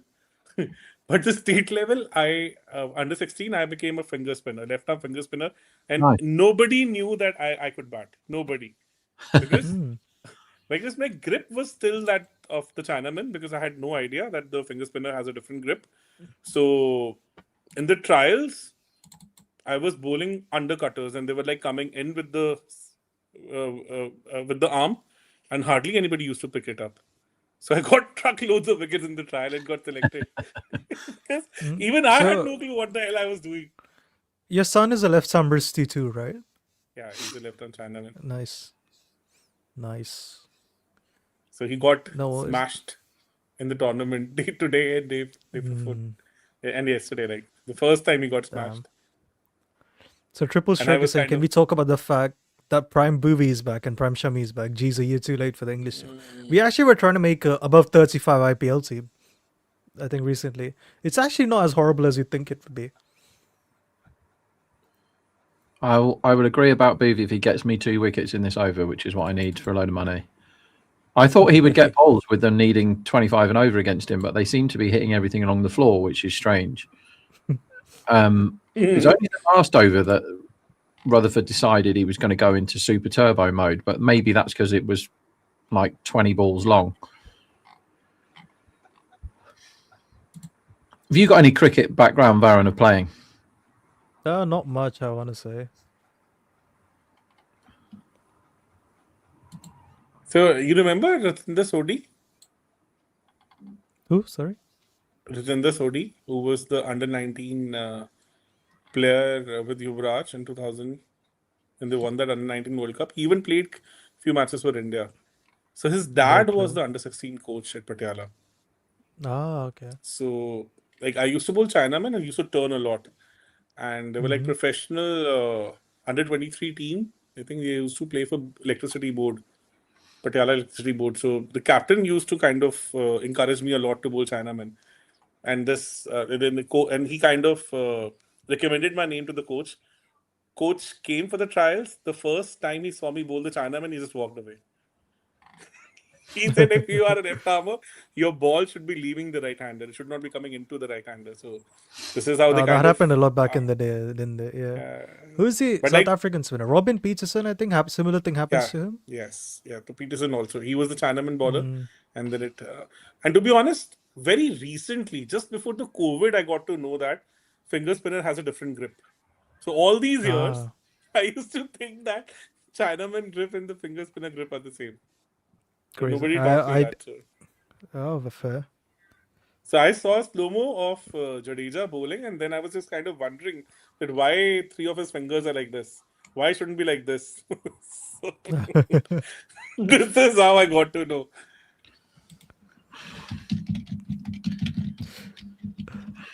So Ganded is saying, shouldn't have given up drinking. This will make me an alcoholic again. Yeah, fair. I can't argue with the logic. Do you know what I need, Rob? I need some cocaine to watch this match. I think I might take up drugs because of this game. If I end up going on like a mad spiral of lunacy, it's because of this game. It's utterly boring. They're going to end up getting 200, almost as if they would, they had to get exactly 200 in the 20th over or something. Like, I just don't understand this cricket match at all. I've already forgotten the first. I think someone told them, they read the comments that their ceiling is like 215 to 220, and that's what they're chasing. That has to be the only thing. Why is Razik Salam bowling again when he went off 3 times during his last over and didn't manage to finish it? And now he's bowling it. Just give the ball to anybody who isn't going to need treatment after every single ball. This is a joke, this game. Full joke. I don't think they bowled particularly well into defend. I think he's going off, isn't it? All right, good. Get off then. No, they're not. Oh, they're not letting him off. Why?